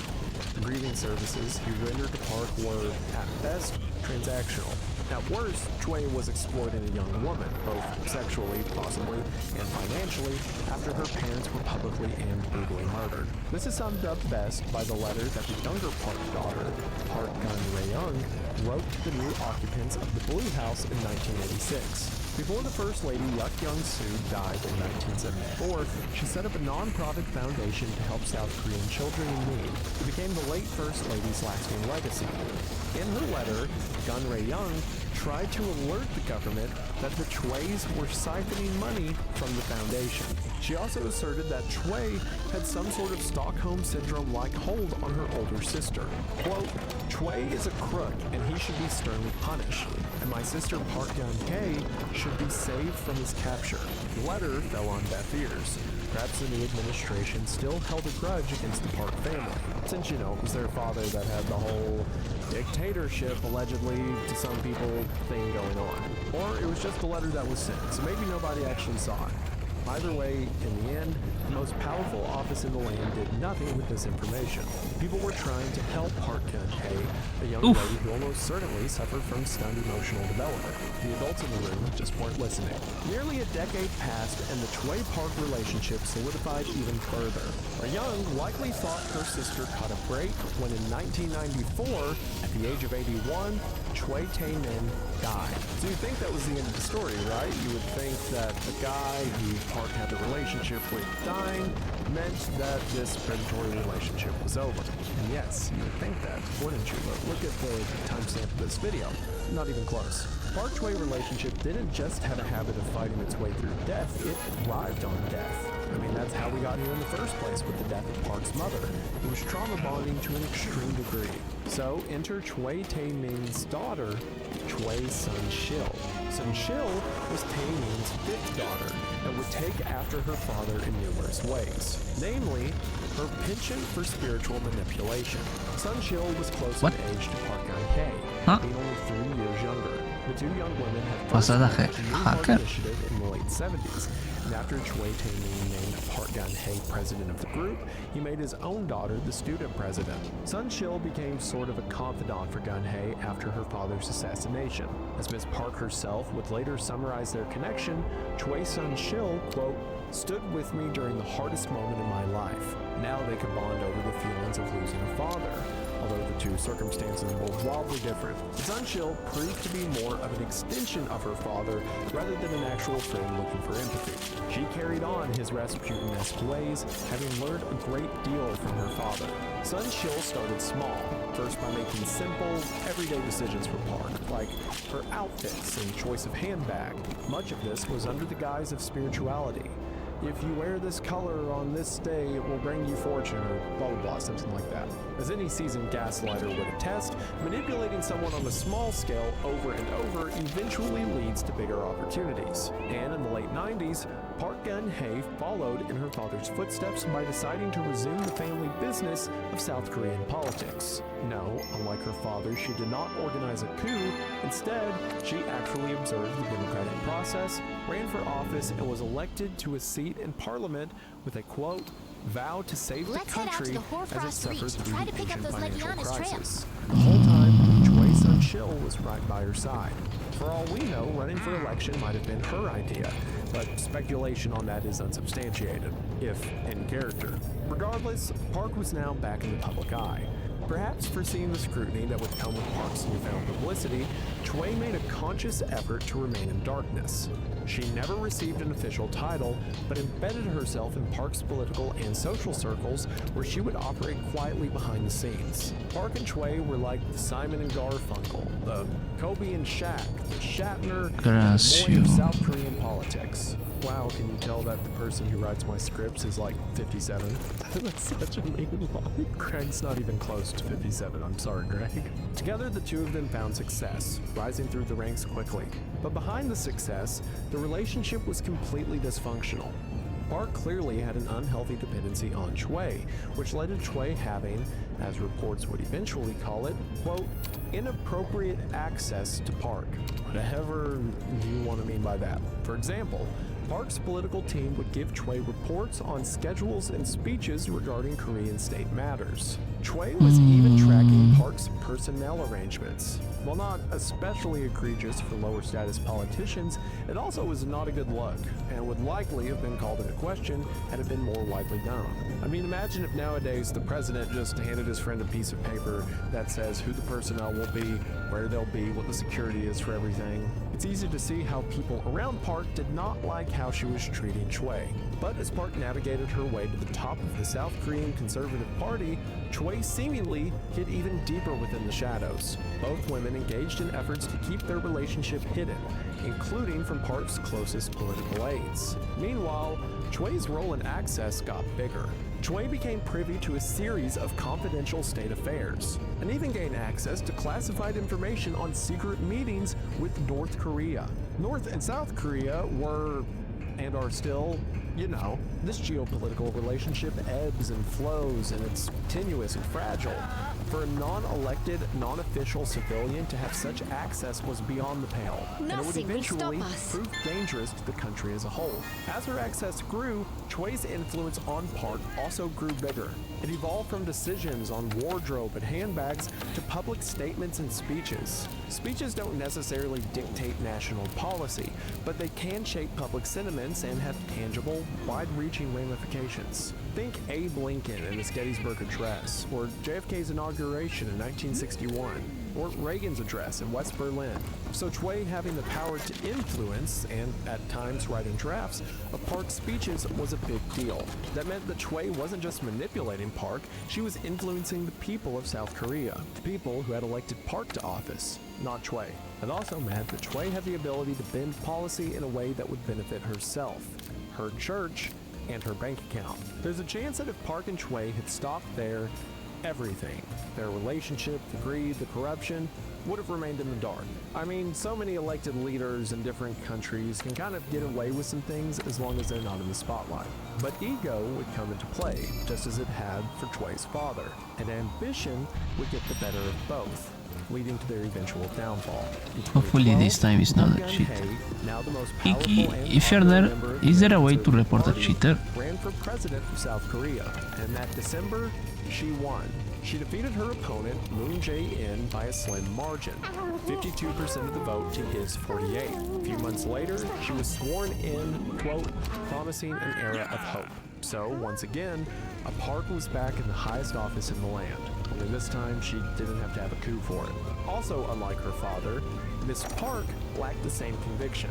For better or worse, Chung-hee had a vision and a determination to execute. Miss Park, on the other hand, was never truly running the show. This isn't necessarily a defense of Park Geun-hye. At one point, you are responsible for your own actions, especially if those actions are dictating a whole country. But it is true that she grew up in a bubble, and a highly fortified one at that. She may have never had a grip on reality in terms of how the world works outside of wealth and politics, and thus was never really a woman of the people. She became the epitome of a figurehead, with someone doing her job for her, while she smiled and waved. Most high-ranking politicians are visible public figures. I'm pretty sure that's not something you can pull off.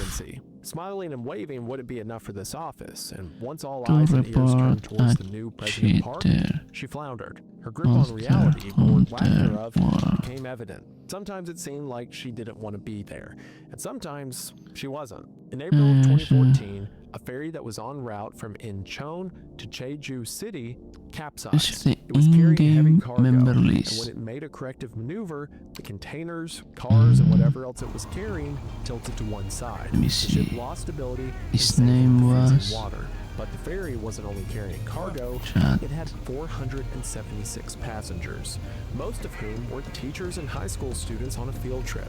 And tragically, 304 of those passengers died in what was deemed the country's worst disaster in decades, largely due to the fact that South Korean Coast Guard took several hours to arrive. Accidents happen, negligence happens, but for something of this scale, especially when a government entity like the Coast Guard's involved, I mean, probably not. people look to see how leadership responds. But Park Geun-hye could not be found. Here's the timeline. The first distress signal was sent at 8:58 a.m. The Blue House and Parks Administration didn't notice the signal until 9:19 a.m. The South Korean Crisis Management Center completed its first situation report at 9:57 a.m. So an hour had passed at this point when literally every second mattered because the Coast Guard could not act without Park's approval. At 10:12 a.m., this report was sent to President Park along with a phone call. Both went unanswered. And where was she, you may ask? Well, Park Geun-hye was in her bedroom and couldn't be bothered. On So PC, the news that está igual hundreds of sobre people, the including stream school children, privileges. were drowning in freezing water was In-game. left on a table outside of her room. Communication 20 minutes tab. later, about an hour and a half after the Memories. first call of distress, Park emerged from her room to be debriefed. And Communication then the tab. Coast Guard got the okay to attempt a rescue mission. 7 Then- hours later, yes, 7, after more than 300 people died in freezing South Korean waters because of her inaction, Memories. President Park finally showed her face to express her condolences about the tragedy. You're gonna As I this could right imagine, now. as you could Why I imagine, as cannot? I'm sure most people could imagine, this didn't do anything to because appease I'm- the public. Damage had been done.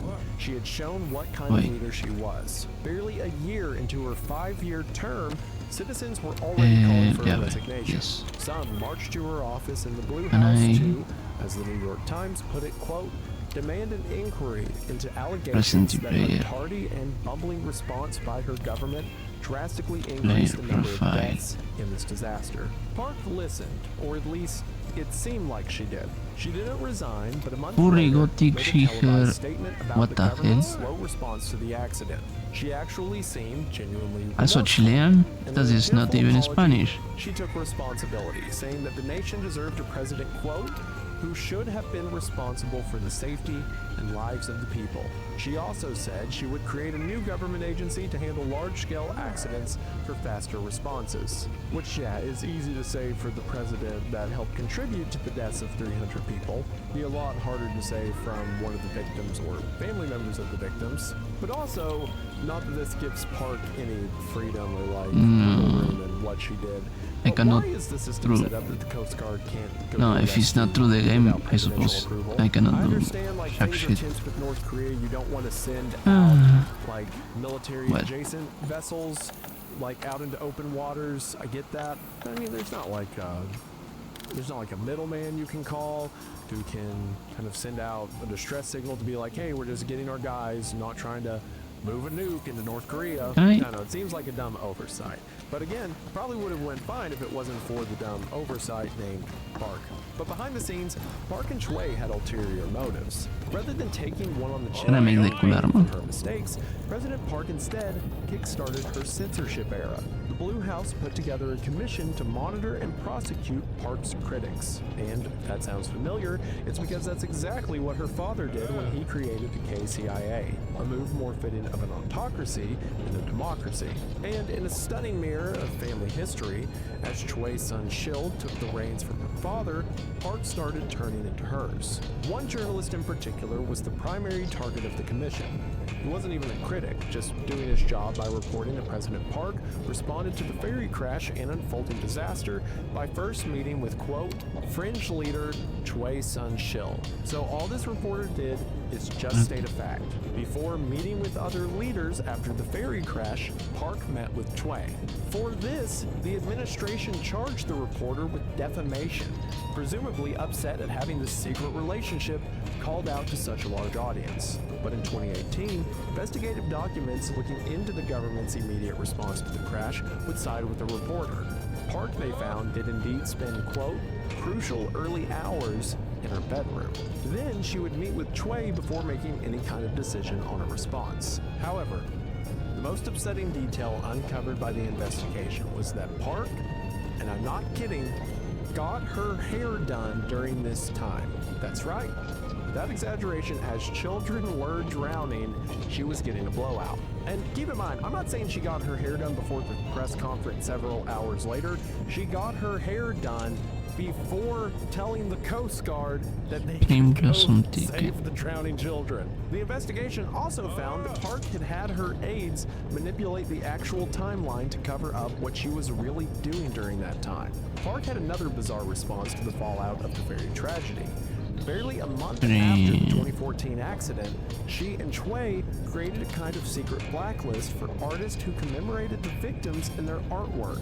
Yeah, I'm not kidding. If a singer or a painter or someone did something for the victims of the ferry tragedy, they would no longer receive any kind of sponsorship from the government, financial or otherwise. They created a blacklist of artists who were mourning the death of children that drowned just Can I because it was conjuring gravitas up a an event Luke? that Park and Choi No were wait, happy use with. Carvalite no, I cannot use For the that. rest It's of the mine. short-lived term. Around the same time, South Korean newspaper Segei Ilbo got a hold of a leaked internal memo from the Blue House. They published excerpts from it, which suggested that Park knew that a man named Chung Yoon-hway was in charge of a, quote, secret influence network. This was a big deal because Chung was Choi's ex-husband, meaning this was the first confirmed government official connection between Park and Choi. Essentially, Choi's ex was regularly meeting with 10 Blue House officials, including 3 of Park's senior staff, to quote, discuss issues involving the presidential office. This is a good time to mention that there have been rumors going around that President Park and Chung were having an affair. And at least one publication asserted that Park was with this man in her bedroom during the ferry accident, although this has never been verified. Given we're in the midst of weird religious groups and manipulation, who knows what kind of love triangle octagon thing existed between Park, Choi, and Choi's ex-husband. This leaked memo seemed to have struck a nerve. Park in Chwe I went scorched earth on the I don't newspaper. even know They what it deflected is. from the content of the memo and chose to I loudly guess I condemn the have to report. advance The the story. administration immediately investigated the matter as one of national security, because it's a really good idea when, as a leader, a publication speaks ill of you or says you did a thing. It's a good idea to immediately freak out and wipe them off the face of the earth and make sure anyone's scared to talk about it ever again. Well, look that who it normally is. keeps Oh, people the gift. thinking about it. Park then pressured the CEO of the paper to step Guess I down, got a little which he antsy. did. A clear censorship of the free press and abuse of power against the media. Again, not Let the me kind of thing guess. democracies Chasing promote. after As bad those as all this Legiana. was, it wasn't until 2016 that things truly got bad for President Park. I got my own Beginnings of her investigation to downfall work would on. start to take We can root, compare and notes it all later. started because of I'll leave show those ponies. Legiana to Not a you joke, two. not like an alliteration or a metaphor. Talking about actual horses. Horses used as show ponies. That is what would end up toppling this multi-generational scandal involving dictatorships and presidencies. South Korea may not be a real country. I haven't checked. An Associated Press news report from All right. Kyung Lee I should get put it moving. best. Quote, although the student protesters may not have intended to force out Park, experts heading said this their way. movement See would be you around. remembered as the opening chapter in the political saga that ended her presidency. let's in the find late those summer of Legiana tracks, 2016, Pard. more than 3,000 students and alumni from the prestigious South Korean women's college, Ewha University, protested about something that initially had absolutely nothing to do with Park, Chwe, or even the government. See, Ewha University had been working on creating Legiana a tracks. new but controversial like they're degree heading program. The details of it absolutely do this not way. matter for this video. All you need to know is that the More students, tracks. unhappy with We're this, going the right put way. forth a coordinated effort to cancel the program and for the president of Ewha University to resign. That's it. That's all this was going to be. Students and alumni were upset at the way the university was setting up the program, and they wanted the president of it to step down. But in the midst of these efforts, it was uncovered that a student named Chung Yu Ra was receiving academic favors like extremely lenient grading and being allowed to submit schoolwork super late, if at all. The students were upset with the way degrees were being handed out, and in their investigation of it, a lot of students, Chung being an example, were getting a lot of favors. This Dead student end. Chung may also have been admitted to the university think we're under getting special past rules here. for sports, despite not necessarily being Wait, did I graded for lose the school. last time? Why does any and of see this what we matter, can you may find. ask? Well, Chung Yu Ra was Chwe's daughter. That's right, otherwise completely unrelated to the presidency. One of the students who was getting a lot of favor in the midst of this protest from the university turned out to be the daughter of Chwe. So people, as you can imagine, Let's see theorized what's that up the this reason way. she was getting favor was because of Chwe's relationship to President Park.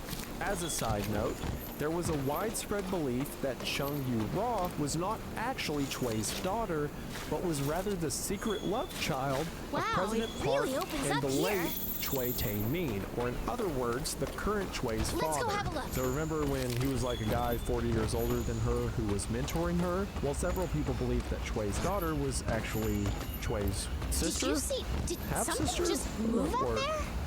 your daughter... No, don't care. That's just your half-sister. Yeah, it's a half-sister, but your half-sister's mom is that a First your Wyverian? friend, who you're possibly Let's ask in about a the weird Legiana. love triangle with your ex-husband, and you're all elected officials. This is so gross. But again, that claim's unverified. Officially, it's Chwe's daughter.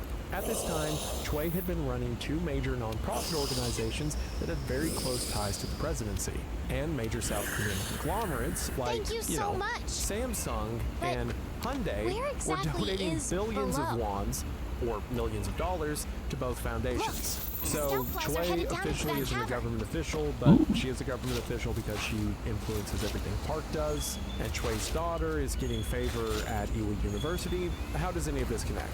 Well, in early October of 2016, an official investigation into the allegations regarding Chung and Ewha University revealed that Chwe was using some of these nonprofits' funds for dressage lessons for her daughter. What's that? If you're not familiar, dressage, or I think it's pronounced dressage technically, is basically fancy horse dancing. And like any kind of equestrian training, it's wildly expensive. So Choi was embezzling charity funds to pay for her daughter's horse lessons. And again, this isn't a low-key charity. Like I said, Samsung, Hyundai were paying millions of US dollars into the charity. Seemed like she had her own reasons for coming out You here. get what I mean. This led to the media looking deeper into Maybe the Park she Choi somehow relationship. already knew the I mean, why would Hinterlands Choi's existed? daughter get so much favor? There were breadcrumbs and red Bless you. flags along Yes. the way, but the dam burst wide open when journalists from JTBC, quote, located a rental office in Germany which had previously been temporarily used by Choi. And inside this office was a Samsung tablet that belonged to Choi. Choi foolishly had left this tablet behind, and on it, as the journalist investigated, among other things, were the drafts of 44 presidential speeches. This was concrete evidence that Choi's son Shil, a private citizen, had unlawful access to state documents and was actively shaping Park's speeches. The fallout and downfall happened swiftly. Look who On it is. October 19th, 2016, JTBC reported that they had anonymous sources saying Choi was editing the president's speeches, we found and not some just for tracks grammatical and or followed the spelling scout errors, files. but for content. If On that's October the case, 24th, they then we're both verified heading the the same validity way. of the tablet and reported that they had it in their possession, along with all classified information she had left behind. President Park tried to get ahead of it. You sure 6 about days that? later, on October I mean, 25th, she other than that confirmed that she opening, I had a can't find any relationship other with place to Choi, go. but downplayed it, saying Choi was, I'd quote, like to have a look, acting as her but- unofficial, unpaid personal assistant. Shades of that are true. Choi was unofficial, and she likely wasn't paid a salary. But those large corporate donations to her nonprofits were now looking a lot more like payments. And given her previous missteps, Park wasn't afforded any kind of grace or leeway. I mean, after everything that came out with the ferry sinking, Guess it'll I'm sure no have to one's going to wait. hear her side of the story. Within the next few days, pretty much all of South Korean media Always was ready. reporting the Park-Choi relationship ran much deeper than that of a boss and personal assistant. The Haehyo Raid printed a report on October 26th that was particularly damning. Newspaper interviewed Lee Sung-han, a close associate of Choi's and the Secretary General of the New Rue Foundation, one of Choi's nonprofits. Over the course of several 4-hour-long interviews, Lee made some eye-opening statements. Every evening, he said, Park received a packet that contained confidential daily reports from her senior aides and secretaries.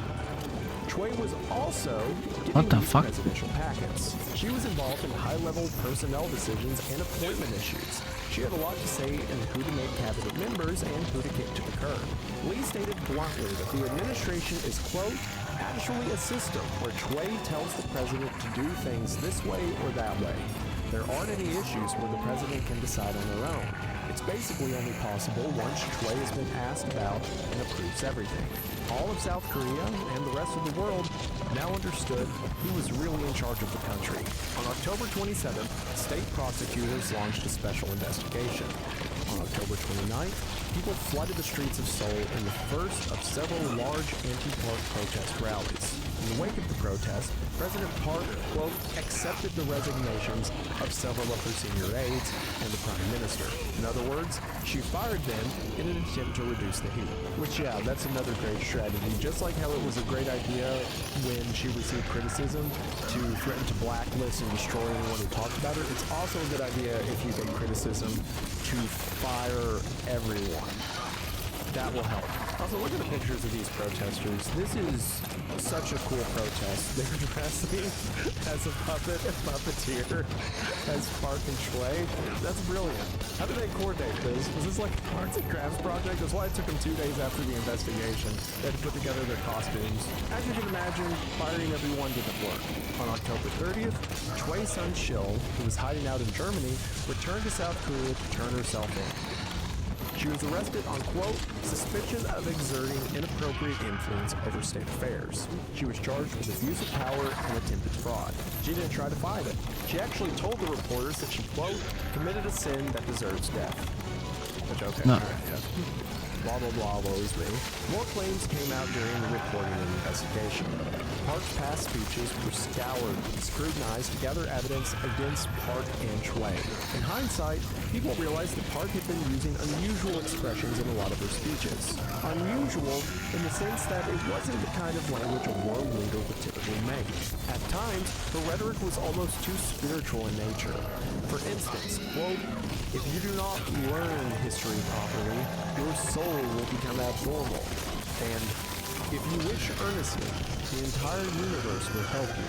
We can see now, in hindsight, why this sounds more like the daughter of a shaman than a president. Under Choi's control, President Park No, this is bad. This is bad. This is bad. which is essentially a form of government where a religious figure is in charge. The Church of Eternal Life, aka the Church of Choi, also seeped into the Blue House, quite literally, as reports shared that shamanistic rituals have been taking place inside its walls. At least here in the United States, we go to some pedophile's island or ranch in New Mexico to perform our rituals like good businessmen. They were doing it right in the walls of the Blue House. It's completely unacceptable. But jokes aside, having fringe pseudoscience spiritual practices inside government buildings isn't entirely without precedent. 40th President of the United States, Ronald Reagan, famously had an astrologer in the White House that his wife Nancy also used on a regular basis. Unusual until you remember that Reagan was a former Hollywood actor who had spent his formative years in California. They probably had astrologers in the Union back then. But Park Choi rituals were grander, obscure, more like the things I talk about on the other channel. They reportedly involved amulets, fortune-telling, and channeling spirits, like that of Park's deceased mother. In a televised statement on November 4th, Park denied those reports. She called them baseless rumors and speculation. However, she did finally admit that her relationship with Choi was a problem. But in what seems like classic victim mentality, she said that the entire scandal was all her own fault and a mistake. She also said she would cooperate and, in fact, welcome an investigation into her actions. That wasn't enough for the people of South Korea. Their protests grew larger, louder, and after multiple weeks, showed no signs of stopping. At night, they held candles, a display of power that would come to be known as the Candlelight Revolution. And South Koreans showed up. Just one weekend, protesters in Seoul were estimated to consist of 1.3 million participants, with signs chanting, "Park Geun-hye, step down." Sit magazine reported that when all was said and done, 16 million South Koreans hit the streets in protest across the nation. That's substantial, especially when you consider their total population at the time was only 51 million. Nearly a third of the country was in the streets, wanting the president to face justice. A few weeks later, on November 29th, with pressure reaching a boiling point, Park asked Parliament to, quote, decide how and when she could take power. She was, as the kids say, You motherfucking shit. And then Randall, not the guy who wrote the script, but the guy who reads over them, wrote next to that phrase, "Do the kids still say that?" Remember that comment I made earlier, that joke about one of the writers being 57? It seems that I found all of these people at a nursing home. The South Korean National Assembly quickly convened. On November 9th, 2016, 234 of the 300 members voted to impeach President Geun-hye. Who were the 66 people who thought otherwise? What? This included more than half of the members of her own party. Park's presidential powers and duties Next, the Constitutional Court of Korea was required to hold hearings on whether or not to uphold the impeachment. These began in January 2017. Despite promising earlier to comply with the prosecution, during the hearings, Park refused to answer questions and denied access to her presidential compound. Park's attorneys defended her by suggesting Park was being martyred, comparing her persecution to unjust deaths of Jesus Christ and Socrates. You know, that's what it is. This whole time, I was sitting here hearing about Park, you know, possible secret affairs with 40-year-old mentor and 300 dead children. I'm like, she reminds me of two historical figures, and that's who it was. It was Jesus and Socrates, of course. Her defense team even threatened, quote, "There will be a rebellion and blood will drench the asphalt if the court were to uphold the impeachment and remove her from office." So is the defense team just threatening to kill people?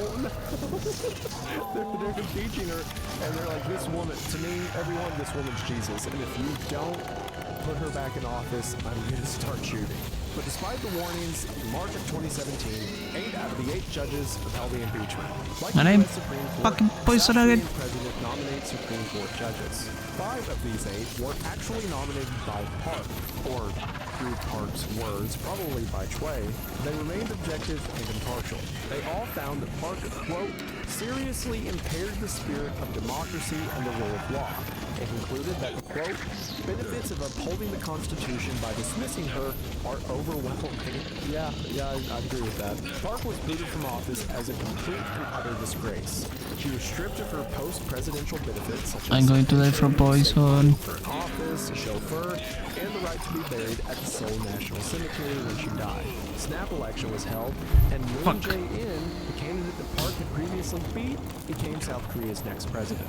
That guy had to feel vindicated, right? Like, you run against this person, and then you find out it's literally a secret, like, council of weird religious groups, and like they're letting kids die, and they have rituals in the Blue House and all that, and then you get elected. I think I can dig it on my own, but Park Geun-hye was arrested soon I after the cannot court's even. ruling on March 30th. What is She was because- charged with 13 counts, including abuse of power, coercion of donations, and the sharing of state secrets. She was sentenced to 24 years in prison and fined a massive amount, 20 billion won, which equates to about 17.9 million American dollars. Separate trial found that Park also was taking tens of thousands of dollars a month from the National Intelligence Service for personal use. So she received another 8 years for this. I'm sure a lot of this was at Choi's behest, but I mean, she was also just stealing money. Like, aside from all the shady shaman's daughter who's influencing the office thing, that's just taking money. Choi Sun-shil ended up getting 20 years in prison with a fine of about $12.5 million. This is because, over the course of President Park's term, Choi had coerced and embezzled about $60 million through the 2 nonprofits that she had been running. The scope of the scandal was unparalleled in the history of the country.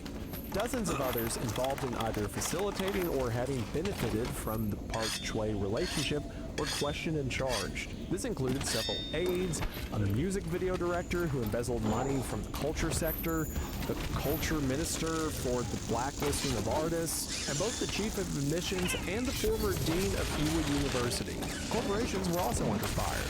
5 Samsung executives were indicted. Most notably, Lee Jae-yong, the vice chairman and heir to the tech mega conglomerate, was charged with bribery. This was for donating $36 million in return for political favors, and he was sentenced to 5 years in jail. Yeah, this got so out of control that the heir of Samsung went to jail over it. You got to be kidding me. Tay Group, the largest conglomerate in South Korea, was charged with paying upwards of $6 million in donations to Choi's foundations. He received 2.5 years in jail.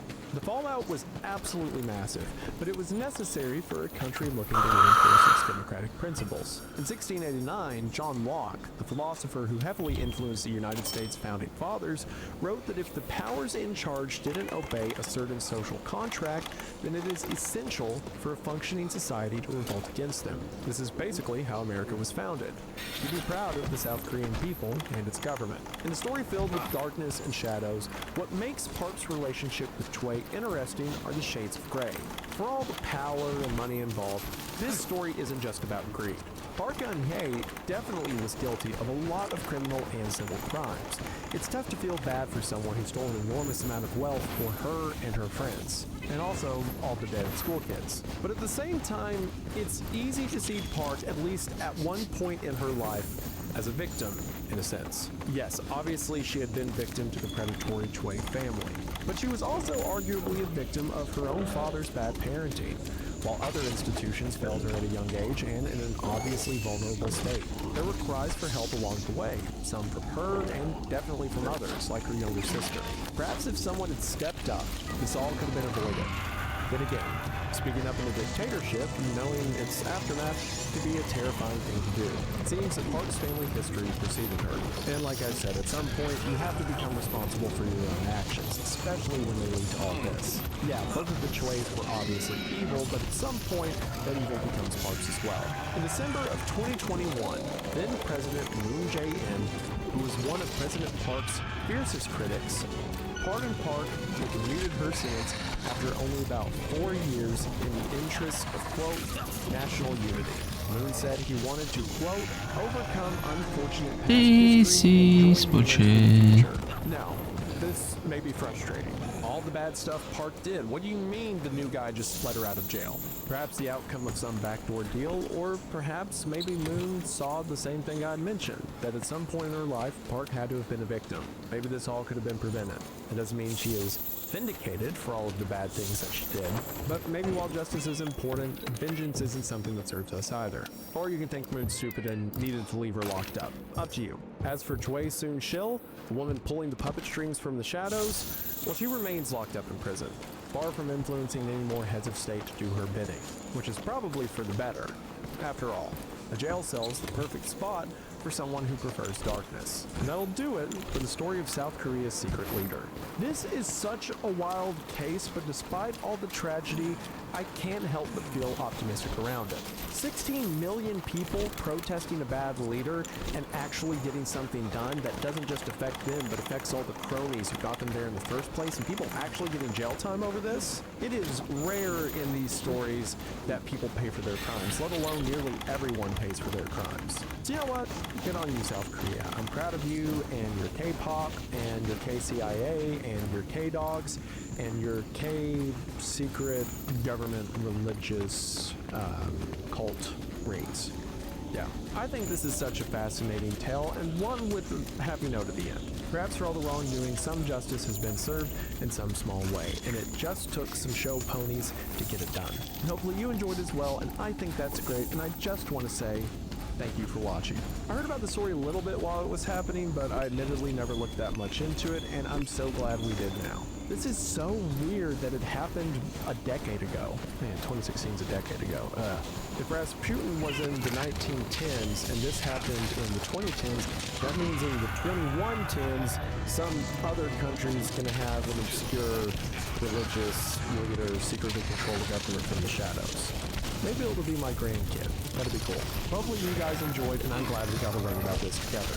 All of the people who made this video possible, even the old ones who I made fun of earlier, will be credited in the description. Be sure to show them some love, especially the writer and researcher. They did great jobs on this. Lovely. Stay tuned for new uploads Mondays at noon.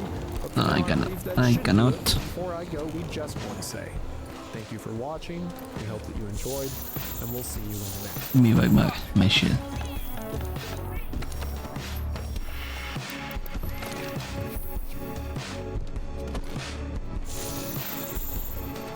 You know, if there were any ponies on the island, I bet there's a paper trail. Someone should check.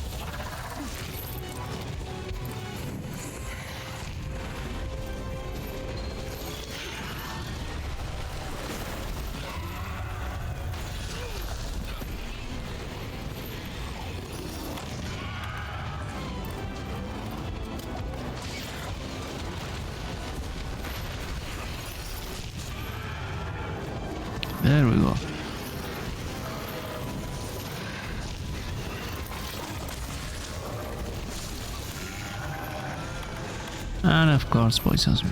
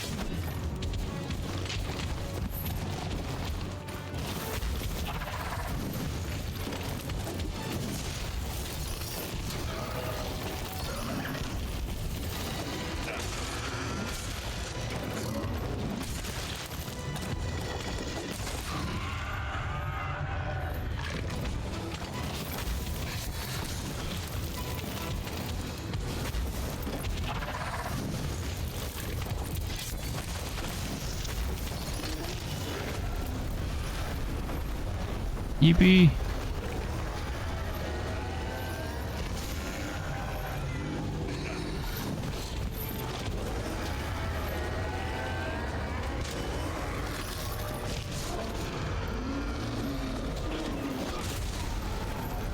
Wrong one.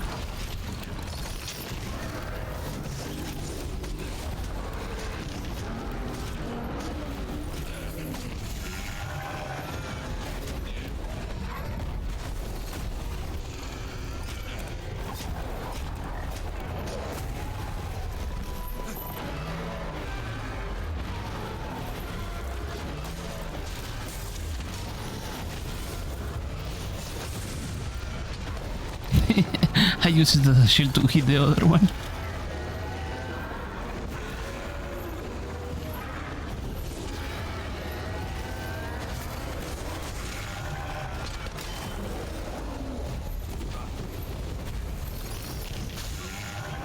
Fuck off.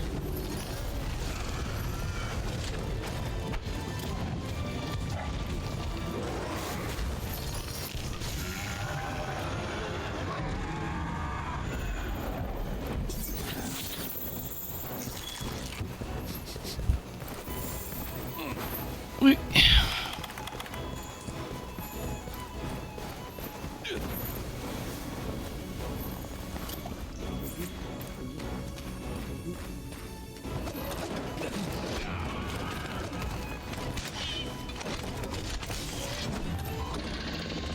Oh shit.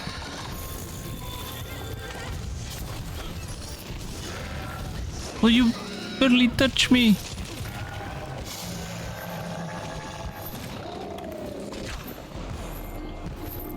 Oh, this is terrible. Hi. I need food. ASAP.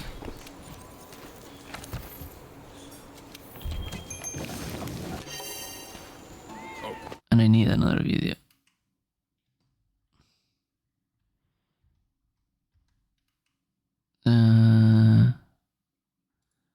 Yeah. That one, whatever.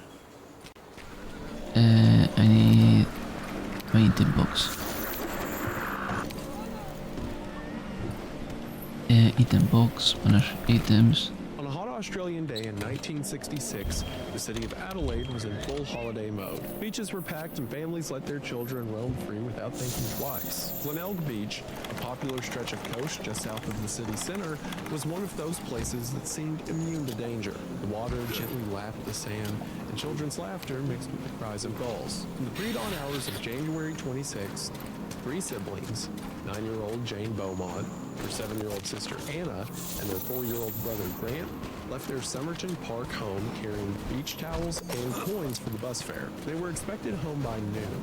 Their mother Nancy felt no fear letting them go. It was, after all, 1966, a time when children were allowed to roam freely, and the prevailing belief was that communities were safe and people could leave their front doors unlocked. So the children caught an early bus at 8:45 a.m., cheerfully waving to their neighbors. Jane wore a one-piece swimsuit beneath her sundress.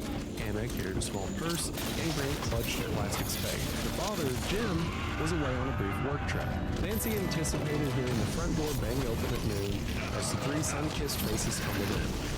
When they did not arrive on the first bus, she told herself they might have lost track of time. They're kids after all. When they went on the second bus at 2 p.m., a hollow feeling began to form. By the time her husband Jim returned home around 3 p.m., Yo gato me quedé me. street. Jim took one look at his wife's face and knew in his gut something was wrong. He drove straight to the beach in search of the children. However, several hours later, as daylight faded, he arrived at Lino Police Station, registering the disappearance of their three children. What happened after the Beaumont children boarded that morning bus is remained one of the most unsettling mysteries in Australian history. The case not only shattered the assumption that You had to go and poison me again. but it also became a lens through which to examine changing And again. safety, trust, and the predators that lurk in seemingly tranquil places. To understand why the disappearance of Jane, Anna, and Grant continues to haunt the Australian psyche, we must trace their last known movements, travel with decades of theories that attempt to explain the inexplicable. So hello everybody, today we're talking about the disappearance of the Beaumont children.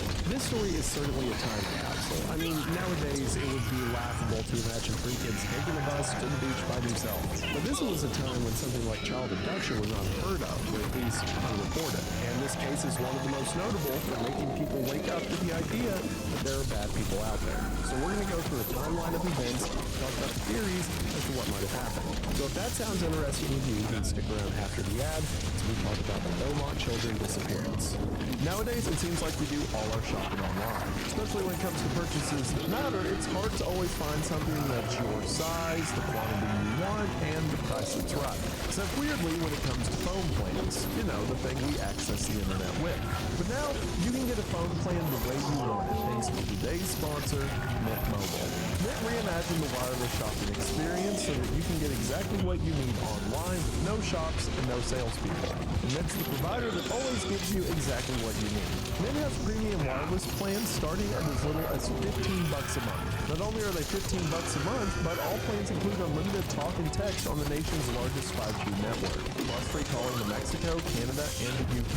Plus hotspots included with 20 gigabytes on their unlimited plans. 98% of Americans are covered by their 5G coverage, and 99% are covered by their 4G LTE coverage. Instead of overpaying for a one-size-fits-all, you can choose as much data as you want. You can select from 5 gigabytes, 15 gigabytes, 20 gigabytes, or unlimited data every month. And the more you buy up front, the more you save. They have plans in 3-month, 6-month, and year-long durations. You can use your own phone or get a new one through Mint. And regardless of which option you choose, you'll be able to keep your phone number and all your contacts. You can sign up online and activate an eSIM at home, and the whole thing's done in a few minutes. A lot of people think it's hard to switch their phone provider because every time they go to a store in person, it seems to be an arduous process. But if you do it online through Mint Mobile, you can be done before this video's over. No wonder 96% of users rate themselves as satisfied with Mint's customer care. And to top it all off, all of their plans come with an unconditional 7-day money-back guarantee. So for a week, what's the worst that can happen? Mint Mobile's the perfect way to bring coverage into the comfort of the modern age. If you're looking to get in on Mint, then now's the perfect time. Because if you like your money, Mint Mobile's for you. And if you've shopped for plans at the link in the description at mintmobile.com/wentthegang, you'll be able to shop for plans starting at $15 a month. Once again, that's mintmobile.com/wentthegang to get in on their incredible offer today. Thank you all for watching the ad. Thank you to Mint Mobile for sponsoring the channel. The link will be in the description. We are now back to the video. We are going to go ahead and get into it, but as always, thank you for watching. Glenelg Beach in the mid-1960s was a magnet for families. Children loved building sandcastles, and the nearby amusement park's roller coaster would rattle its wheels of delight. On the morning of January 26th, multiple eyewitnesses fuck off. in the shallow water and digging in the sand. They also noticed an unfamiliar man hovering nearby. This man was described as tall, between 30 and 40, with a long face and a high forehead. A forehead with short blonde to light brown hair. Some said he had an athletic build, but didn't seem menacing. One witness recalled hearing the man tell bystanders that the children's money had been stolen. explaining why he might be with him. Now, to modern ears, I imagine that this sounds suspiciously like a script for a child abduction. Oh no, these three unsupervised children need money that they lost, so I'm helping them find that. At the time, it was interpreted as a concerned adult helping three little kids. Remember, this was a time where people trusted each other and felt they all had the purest of intentions. Which, when you think about it, is a tragedy, right? I mean, yeah, we all hear that nowadays and ask, why would the parents let their kids go to the beach by themselves? Or why didn't everyone else assume that person was a predator? Which, yes, are all logical thoughts, but it's a shame that we're not in a place where people can be trusted. I remember getting separated from my parents at the mall as a kid, which happened multiple times because I was evil. And on 2 occasions, I remember some kind stranger taking me back. It is possible for good people to be out there, but I feel like now, if I saw a stranger leading a kid around, I wouldn't believe him. Some random man's holding a little girl's hand and he's like, oh, I'm helping her find her mom. I think I would stick around. I'd be like, oh, are you? Well, why don't we find her together? And then the third guy comes by and me and the man are like, oh, we're helping her find her mom. The third guy's like, oh, are you? By the end of it, it's like the 12 disciples delivering a child to their mother. But it really is a shame that goodness is the exception rather than the norm to think of. But also, at the same time, perhaps there's no harm in being too cautious.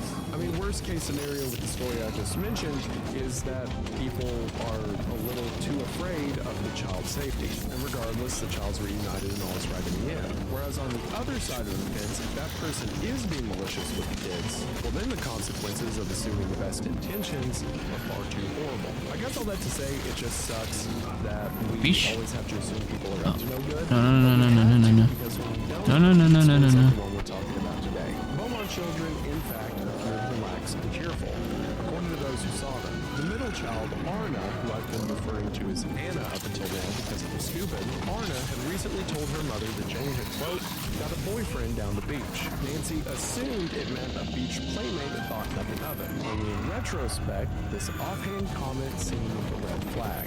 A suggestion that the children might have met this man before and developed a trust. Which, gosh, man, that comment is haunting. But you know, that comment could have meant Oh, nothing. fuck, fish. No. Jane loved to play with. But what if it wasn't? Imagine how terrible the parents would feel knowing they didn't ask those questions. Around 12:15 p.m., witnesses saw Jane, Arna, and Grant walking away from the beach in the company of the man. They were later spotted at Wenzel's Cakes, a nearby bakery. There, 9-year-old Jane purchased a meat pie, pasties, buns, and fizzy drinks. She paid with a £1 note, a sizable sum, given that the children's mother had given them only 6 shillings and 6 pence for bus fare and snacks. The shopkeeper, who knew the children, told police they had never bought meat pies before. Police later cited this purchase as evidence that the children were accompanied by an adult who provided additional money. The transaction at Wenzel's became the last confirmed sighting of the Beaumont children. When Jim Beaumont scoured Gwinnett Beach and the surrounding streets that afternoon, he assumed he would see his children chasing gulls or wandering out from a crowd of sunbathers. Jim and Nancy decided to report them missing at the Gwinnett police station by 5:30 p.m. and were told that the children probably had simply lost track of time. Officers initially searched the immediate area and then expanded to adjacent beaches and neighborhoods by nightfall. Sea rescue volunteers patrolled the shoreline after dark.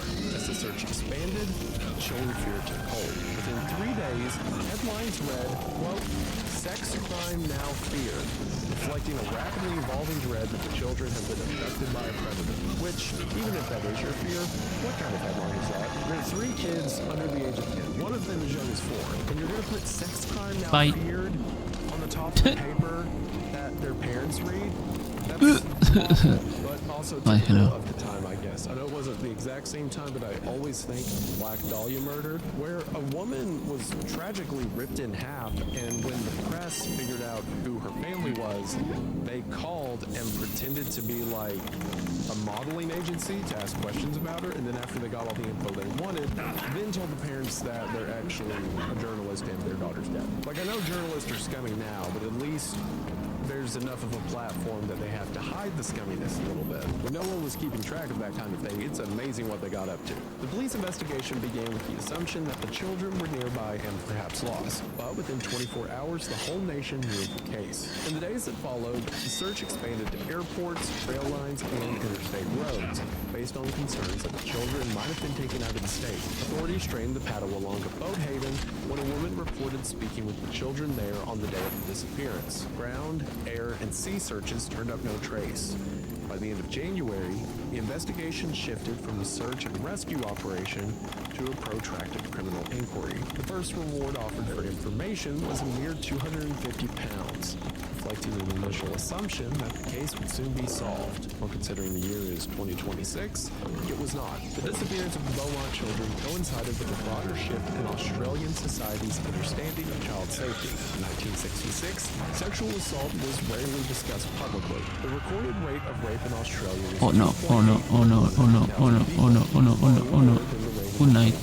There was no registry for sex offenders and little awareness of how predators might groom Elara, children. please, A help me. criminologist interviewed decades later described the Beaumont case as the day that Adelaide lost its sense of innocence. Gay shocked parents into keeping tighter reins on their children and fostered That was a nice hit. any unintended child could be vulnerable to abduction. Public trust, which always happens with incredible ease, was broken, and the front doors became locked. Which, as mentioned, tragic you have to do that, but also, like, watch your kids. Not even for the sake of predators or whatever, but like, do you trust them to always look both ways before they cross the street? The case also drew attention to the prevalence of sexual abuse, forcing a reckoning with the topic that had long been kept in the shadows. Please. Prior to 1966, Die. the No, idea no, no, of no, no, no, stranger no. danger was not part of the public lexicon. Children walked to school alone, went to the beach with pocket change for the bus, and spent summer days out of sight of adults. Parents assumed that if their child encountered a problem, a kindly adult would intervene. In the years after the Beaumont case, those assumptions evaporated. Schools began teaching children not to talk to strangers. Families established codes for emergencies, and communities organized neighborhood watch programs. Legislatures introduced laws requiring police to release information about sex offenders living in the community. And law enforcement agencies across Australia developed specialized units dedicated to missing persons and child exploitation. Similar actions took place in the United States and across the Oh, world. you got I mean, I have a poisoned. video on the main channel about how in the United Well, States, well, missing that's a children started very being problem, reported right? from milk cartons. You hate to see it. Amber Alert style alert systems and social media posts spread news of missing children within minutes. These developments owe much to the shockwave created by the Beaumont disappearance. Look at The it. case not only altered how parents supervise their children, but also influenced public policy and policing. When the weeks turned into months without any leads, desperation prompted extraordinary measures. November What? of 1966, 10 months after the disappearance, a Dutch clairvoyant named Gerard Crozet flew to Adelaide. Crozet was known for claiming to assist police in missing person cases, which just looking at a picture of this guy, that doesn't surprise me a bit. This absolutely looks like the kind of guy who says he talks to ghosts to find missing children. I don't even really mean that in a negative way. I'd probably talk to him. It's just, I mean, look at him. He told authorities that the Beaumont children were buried under a newly constructed warehouse on an old brick factory site. Against police advice, as you can imagine, funds were raised for an excavation, and heavy equipment tore up the concrete floor. If you couldn't guess, nothing was found. Though it seems silly to trust someone like a clairvoyant, who many would consider a con man, like me, desperation was at its peak to find the children. Crozet's involvement became a surreal chapter in the investigation. The media breathlessly covered his arrival and pronouncements. When the dig produced no bodies, many criticized the decision to entertain the psychic's claims. Skeptics later pointed out that Crozet's success rate was no better than chance. He had been wrong in numerous other cases. You fucking raw. The dude who said he could talk to ghosts to find the missing children flew to Australia, and everyone treated it like a big deal. I mean, nowadays that kind of thing probably happens a lot, but no one points a camera at it. But back then, everyone stepped aside. The psychic stepping into the ring. It's also funny to imagine it from the police's perspective, because this guy shows up and he's like, yes, the spirits are telling me they're under this very expensive warehouse that the city just built. The police had to be like, Hold on. in early 1968, 2 years after the disappearance, Beaumont parents suddenly received a pair of letters. This revived their hopes, if but briefly. The first letter purportedly came from Jane. describing a relatively pleasant life and referring to a figure she called the man who was keeping them. The second letter, apparently from this unknown man, said he had appointed himself guardian of the children and was willing to return them. The Beaumonts, accompanied by a detective, went to the meeting point, but no one showed up. A third letter then arrived, accusing the parents of betrayal for involving the police and stating that the man would now keep the children. For years, police in the Beaumonts believed the letters might be genuine, as the handwriting resembled James. It wasn't until 1992, 26 years after the disappearance, when forensic fingerprinting techniques advanced, that a renewed examination identified the author. The author was a 41-year-old man who had been a teenager at the time and wrote the letters as a crude joke. The revelation dashed in a number of hopes that the children might be alive in captivity. It also highlighted how easily desperate parents can become parties to hoaxes. The letter writer was never charged due to the statute of limitations. Check it, he's 41 now, and he was a teenager there. But there's like an ongoing evil to, like, sure, teenagers are dumb, they do evil things. But to go 41 years of your life and never tell anyone that, or never go to the parents and be like, named it. Sorry. I mean, you can My charge boys. them with, like, I don't know, fabricating evidence or intent to do something. Once again, this was also something that happened a few times in the milk carton video. It's so tragic that anytime a parent loses a child, so many goblins come out of the woodwork and try to tease them with the idea that their child's still alive. It goes back to what I said earlier. It's lame that we have to assume people are bad, but look at what people keep doing. Through the 1970s and 1980s, the Beaumont case sat unsolved, but it never left the public consciousness. Detectives revisited files and pursued occasional tips. Some investigators speculated that the Beaumont disappearance might be linked to other child abductions. The case of Joanne Ratcliffe and Kirsty Gordon, known as the Adelaide Oval abductions, occurred in 1973 when two girls were taken from a football match. Despite extensive searches, a reward, and media attention, that case also went cold. Many of the suspects in the Beaumont disappearance also appeared in the Adelaide Oval investigation. The parallel of multiple children taken in a public place fueled theories of a repeat offender operated in South Australia. In the decades that followed, strange tips trickled in.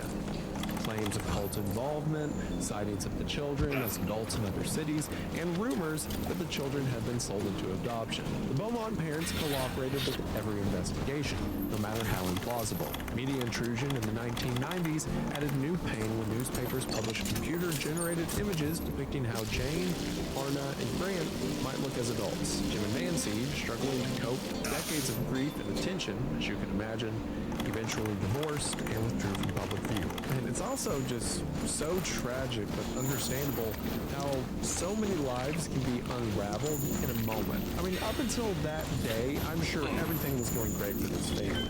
3 kids, loving house by the beach, and one day they get on a bus, and from that moment on, your lives are gone. It's not to say you can't rebuild later and that good can't come out of the time you have left, but what you did have just isn't there anymore. It's tragic, and it's hard to not have your heart break for these people. The turn of the millennium brought a renewed surge of interest in the Beaumont case. Advances in forensic technology allowed investigators to re-examine old evidence. On the 40th anniversary, in 2006, police poured over archival news footage of the 1966 search, looking for any familiar faces in the crowd. Meanwhile, investigative journalists brought new persons of interest to light. Lead detective on the case, Detective Superintendent Bess Gray, noted that even 50 years after the disappearance, police still receive up to 1 call every 4 days about the case. He also acknowledged that time was the enemy. Any perpetrator would now be between 70 and 100 years old. Several suspects have dominated public speculation. None has ever been charged in connection with the Beaumont disappearance, but each merits examination for what their stories reveal about the case and the era. So let's go through some of these suspects and see who seems more likely than others. One of the most compelling suspects is Harry Phipps, an affluent Adelaide businessman and owner of a local casting factory. Oh wait, He was associated with the case after the 2013 publication somehow. The Satin Man, a book by Stuart Mullins and Alan Whitaker. The author spent 7 years researching the Beaumont case and interviewed Phipps' estranged son, Hayden. Hayden claimed that his father gave out £1 notes to children and that he saw the Beaumont children in Phipps's backyard the day that they disappeared. He also alleged that his father had violently abused him as a child. This would explain how the kids paid for the meat pies with £1 and why the witness didn't come That was forward at good. the time because if Hayden's to be believed, the only witness was a child who was afraid of abuse. Phipps Well, matched the shall we? police sketch of the man seen with the children.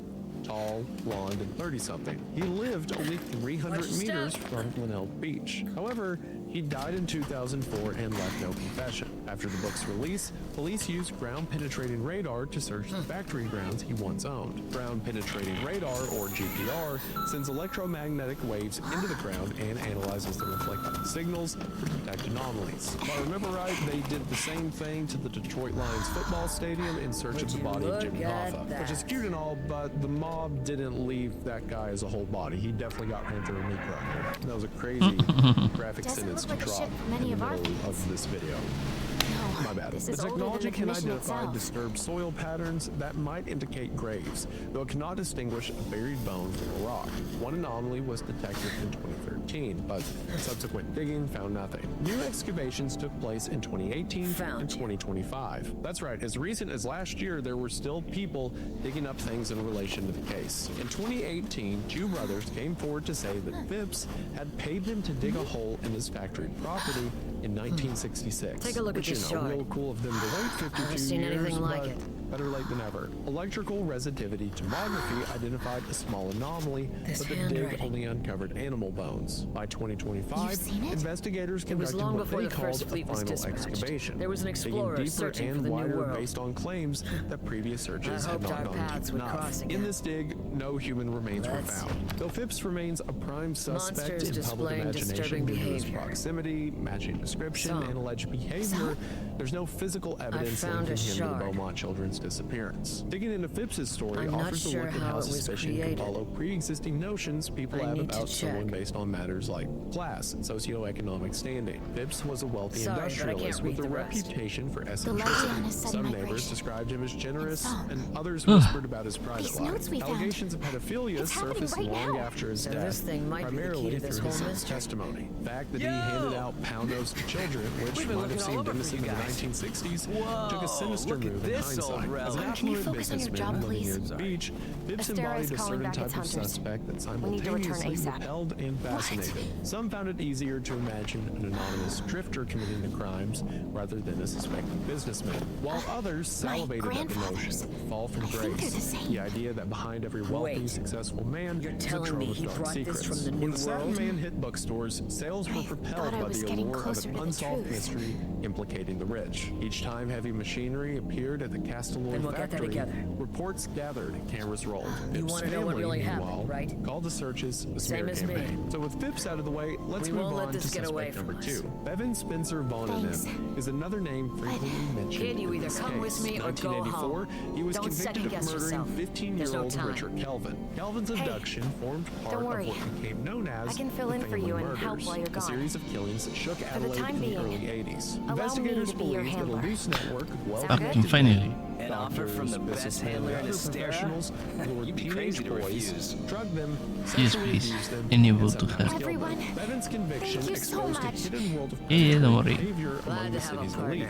But the idea of an organized network remains There is no highly reforms, contested. Grandma. Looks like we're Investigators done here. acknowledge that there Let's may have go. been multiple offenders, yet the Good alleged luck. ring was never proven. Only Bevan was convicted, and no conclusive evidence linked any This won't be for well-connected nothing. conspirators to the murders. I don't In care. other words, the notion of a secret care. cabal is more I don't care. speculation than established fact. Rumors persisted that powerful figures shielded perpetrators for years, but Never police talk to me or my inquiries Charlie have Brown. never substantiated Right? those claims. Which, yes, it's fully possible that Bevan was the only killer, and he just did it so much that people thought there might be other killers.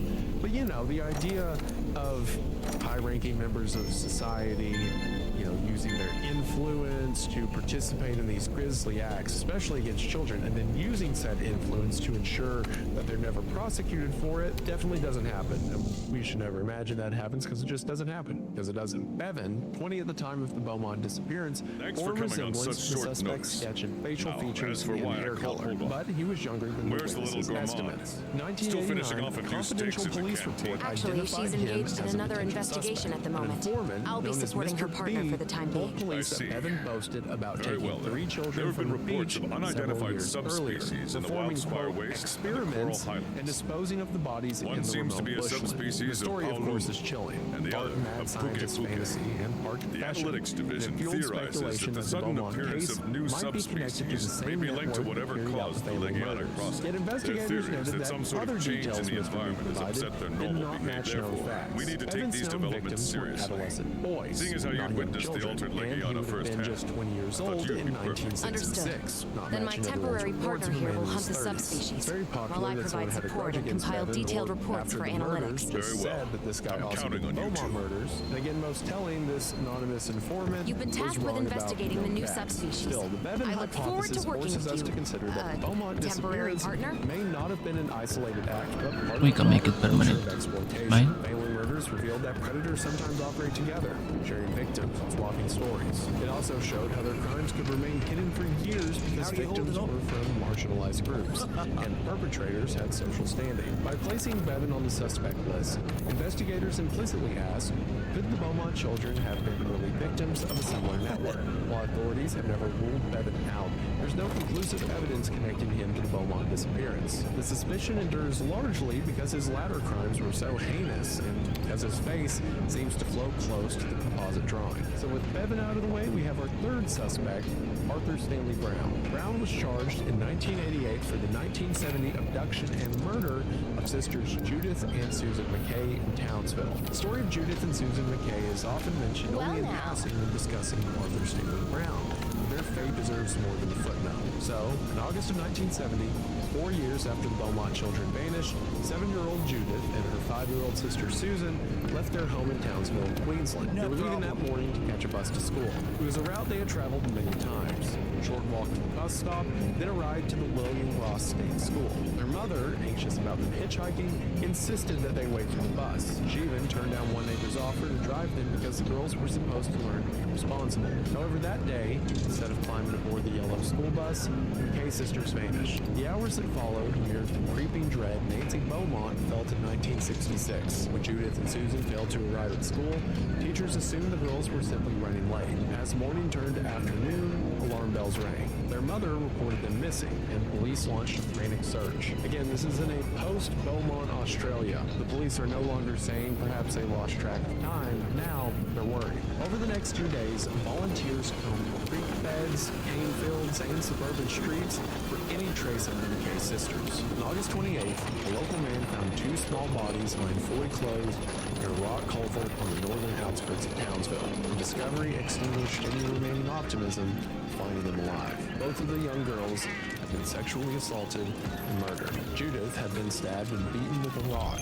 Susan had been stabbed multiple times. Their hands were bound, and it appeared their killer had attempted to conceal them beneath grass and stones. In a community accustomed to leaving doors unlocked, the brutality of the crimes sent shockwaves through Queensland. Investigators learned that witnesses had seen the sisters at the bus stop talking to a middle-aged man driving a cream-colored car. The man allegedly offered to give the girls a ride, but was told to, quote, mind your own business. The man being told this when another mother intervened. According to later testimony, Judith told her mother that a, quote, funny man had been watching them on previous mornings, but the comment went unheard, perhaps dismissed as childish imagination. Again, just as Arthur Beaumont's remark about Jane's boyfriend down at the beach had been dismissed as well. Police canvassed the area and checked the alibis of known offenders, but the investigation stalled when no strange suspect emerged. Rumors swirled around a traveling carnival worker, then around a traveling butcher. Each of these leads would fizzle out. The case might have remained an unsolved local tragedy if not for Arthur Stanley Brown's loose tongue. In the early 1990s, Brown, a well-respected employee at a Queensland State Works department, drunkenly confessed to raping and murdering Judith and Susan. He told colleagues that he, quote, picked up a couple of Sheilas, and and let them, quote, outpush. Remarks so out of character that co-workers assumed he was joking or fantasizing. On a separate occasion, Brown allegedly confessed again, providing enough detail about the murders to alarm his listener. Both times, the admissions were dismissed. One friend later said he didn't want to believe that the soft-spoken gentleman he knew would commit such atrocities. Police took statements but failed to pursue the matter, citing Brown's clean record and respectable appearance. Social status and the benefit of the doubt shielded a potential predator from scrutiny. Well, in 1998, nearly 3 decades after the murders, a relative of Brown saw a television segment on the McKay case and contacted the police, saying that Brown matched the composite sketch. Investigators reopened the file and finally arrested Brown. During interviews, he acknowledged taking 2 girls from a bus stop, driving them to a friend's house, and leaving them in the car while he chatted inside. He claimed he returned to find the girls missing and assumed that they had walked home. As you can imagine, prosecutors didn't believe his story. He was charged with the murders of Judith and Susan, but his trial was later stayed because experts deemed him unfit due to Alzheimer's. So Brown died in 2002, having never faced a jury. For the McKay family, lack of a conviction felt like another betrayal by the justice system. So with that tragedy now spoken, what links Brown to the Beaumont case is, like most of the suspects, his physical resemblance to the composite sketch. However, there's a big problem. In 1966, he would have been in his mid-50s, as once again, if you remember, witnesses described a man in his 30s. Records of Brown's movements in the 1960s are scarce, some being destroyed in the 1974 Brisbane flood. Ultimately, no evidence places him in Adelaide at the time of the Beaumont disappearance. Brown's background also exposes a pattern of investigative blind spots. In the McKay case, his admission to the murders were ignored twice, partly because he presented as a respectable, well-dressed man. It wasn't until a relative, who herself, it would turn out, had been one of Brown's molestation victims, called the police after seeing the true crime television segment that the police pursued him. Even then, Brown avoided trial due to his mental state. When considering Brown as a Beaumont suspect, we're left to confront a broader theme, that being the failure of institutions to connect dots across jurisdictions and decades. In the McKay case, Brown actually admitted his guilt twice, but the police dismissed his confessions. Again, partly because he was respectable, but also because there was no centralized system for linking missing persons cases across state lines. Had early allegations against Brown been taken seriously and his movements properly documented, he might not have been free during the 1960s at the time of the disappearance. Whether or not he took the Beaumont children, this case highlights systemic weaknesses that allowed perpetrators to slip through the cracks. Until recently, Australian states did not routinely share investigative information.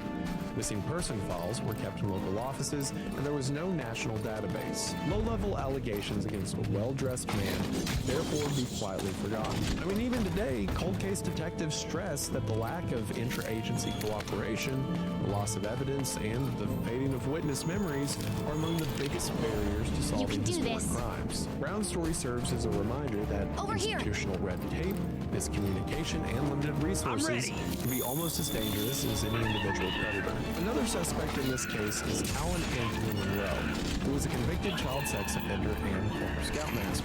His name entered the Beaumont investigation through Alan Maxwell McIntyre, who claimed that Monroe arrived at his house in 1966 with the bodies of 3 children in the trunk of his car, which, if that testimony is right, is pretty open and shut. McIntyre's son Andrew kept a diary that allegedly placed Monroe in the vicinity of Minnow Beach on the day of the disappearance. Andrew wrote that he was supposed to go to the beach with his father and Monroe, but was told at the last minute to stay home. And when they returned, Monroe's car had sand and blood in it. But despite these claims, police had previously investigated Monroe and found no evidence connecting him to the Beaumont case. So the allegations, unfortunately, remain hearsay. Like many suspects, Monroe's candidacy reveals as much about the desperation to find answers as it does about his actual culpability. When any convicted offender surfaces in the same geographic or temporal orbit as the Beaumont mystery, speculation runs rampant. But the evidence against Monroe is, at best, circumstantial, being that the only thing they could prove is that he was, in fact, near the area, as was everyone else on the beach. It's also, a little too good. Like, everyone's searching for these kids, and one guy steps forward and is like, yeah, I know a guy who said he killed 3 children and put them in the trunk of his car. Here's my son's diary. He has a diary for some reason where he said there was like blood and sand in the back of his car, which there would be a ton of evidence of that kind of thing, and there was none. Similar to the people pranking the parents, it's also wild to me how anytime this happens, there's a bunch of people who just make stuff up. In all of these high-profile investigations, there's always a plethora of tips the police have to wade through where people say their neighbor did it, people say Santa Claus did it. Once again, if there's no other running theme through this video, people aren't nice. They should be, but they're not. And that's that. Another example of this suspect is James Ryan O'Neill.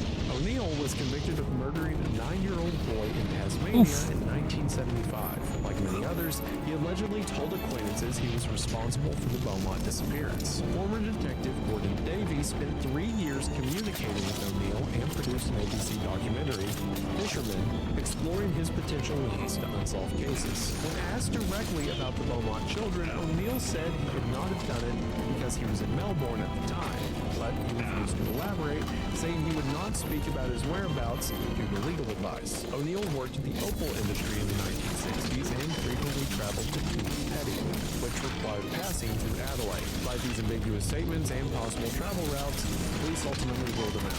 Finally, there was Derek Ernest Percy, a disturbed individual and convicted child murderer. Percy was in prison from 1969 until his death in 2013. He reportedly suffered from a psychological condition that affected his memory and suggested that he might have killed the Beaumont children, but could not recall doing so. Percy would have been a teenager in 1966, not a middle-aged man as described by witnesses. While investigators cross-checked Percy's timeline against numerous cold cases, there's no credible evidence linking him to the Beaumont abduction. And the fact he doesn't match the eyewitness accounts of the guy that almost definitely probably did it. Though there were, on the surface, many credible suspects, the truth would still be unknown. Despite the parallels and the confessions amongst peers, it seems that most of these suspects took the credit for one thing only: attention. The case was massive, and anyone who would be found guilty of the disappearance would be famous. As messed up as it sounds, there's many people who crave that level of attention, to such a degree that confessing to a crime that they did not commit, or being on the receiving end of a crime, purely for the sake of fame, is still something that occurs to this very day. Despite the exhaustive search, clairvoyant episode, the hoax letters, and the long list of suspects, Beaumont children's disappearance remains legally open. South Australia police maintain a policy that no murder investigation is ever closed. The reward for information stands at $1 million. Yet, there's never been a conviction or even a single charge. Tragically, both parents went to their graves without knowing what happened to their kids. Nancy Beaumont died on September 16th, 2019, and Jim Beaumont died on April 9th, 2023. The case is now the oldest active missing persons investigation in Australia. The Beaumont case's legacy extends beyond the unsolved mystery. It fundamentally altered Australian parenting forever, and world parenting forever. Before 1966, children were allowed to roam neighborhoods, walk to school, or spend a day at the beach unsupervised. After the Beaumont disappearance, parents became far more cautious about letting their kids go out alone. The case stripped away the belief that life was sweet and straightforward. There weren't monsters hiding in the shadows, waiting to strike. The case also exposed the inadequacy of existing laws and resources for investigating child abductions, eventually leading to improved coordination among law enforcement agencies and greater public awareness of child safety. In this way, the children's sacrifice helped create a stronger system, both socially and legally, for combating crimes of this nature. So if nothing else, at least more children have been saved due to this tragedy. A detail that still haunts investigators to this day is why the children were abducted by a sex offender as no evidence ever surfaced. South Australia's coastline is rugged, sand dunes and scrub leading endless bushland. There are countless places where a determined individual can hide evidence, yet decades of searches, including draining waterways and digging factory grounds, found nothing. The absence of any physical trace is almost as unsettling as the disappearance itself. It suggests either meticulous planning or incredible luck on the part of the perpetrator. The fact that so many suspects remain plausible yet unproven underscores the limitations of eyewitness testimony and the difficulty of cold case investigations. In the United States, police now solve only about half of all murders. The clearance rate has fallen from more than 90% in the 1960s to about 50% today. Experts note that cases are especially hard to crack when there is no clear relationship between the victim and the perpetrator, or when firearms are used, because because there are fewer witnesses and less forensic evidence. As years pass, witness memories fade, physical evidence degrades or is lost, and detectives retire, taking their knowledge with them. On top of that, a composite sketch from witnesses' memories can match multiple men, especially over a longer period of time. Descriptions of height, hair color, and age are subjective, and misidentifications are common. Several suspects, Phipps, Brown, Monroe, Neal, and Percy, fit aspects of the description but fail in others. Their involvement becomes more a matter of speculation than evidence.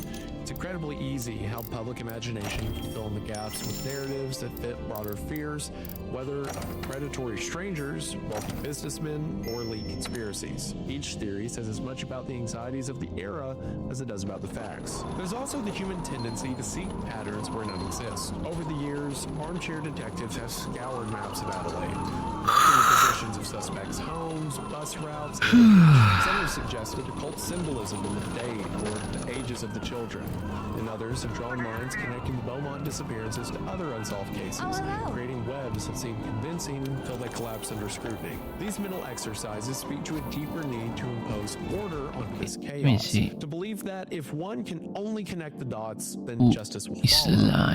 Yet in the Beaumont case, the dots stubbornly refuse to align. I'm starting to fall. Role that memory plays.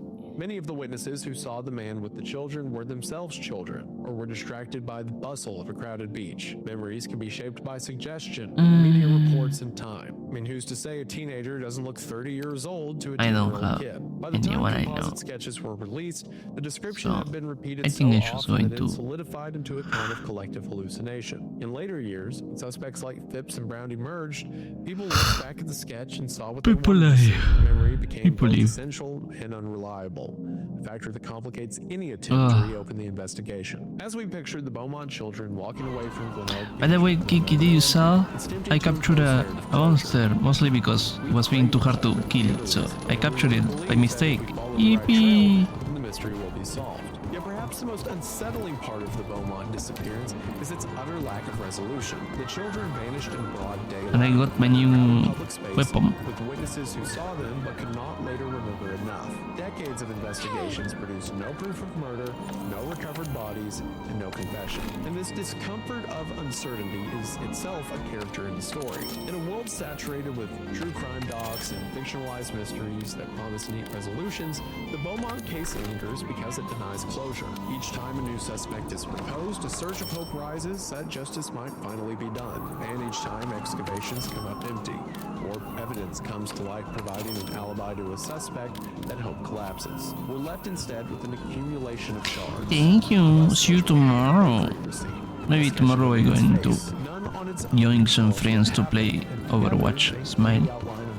It's possible that So the yeah. truth lies buried in a file somewhere, or in a diary entry, casual conversation, or forgotten police report. It may be that the perpetrator died decades ago, taking secrets to the grave. It may be that the children died sooner after they were taken. So not right because I don't know. Identities. I don't know Regardless, who can't to. be sure. Beaumont case reminds Take us care, that even everyone. with modern forensics, See you tomorrow. some stories remain open wounds, telling us more about fear, community, and the fragility of trust. You too, Kiki, and you too, King. Take care. Which to examine our own assumptions. Love you.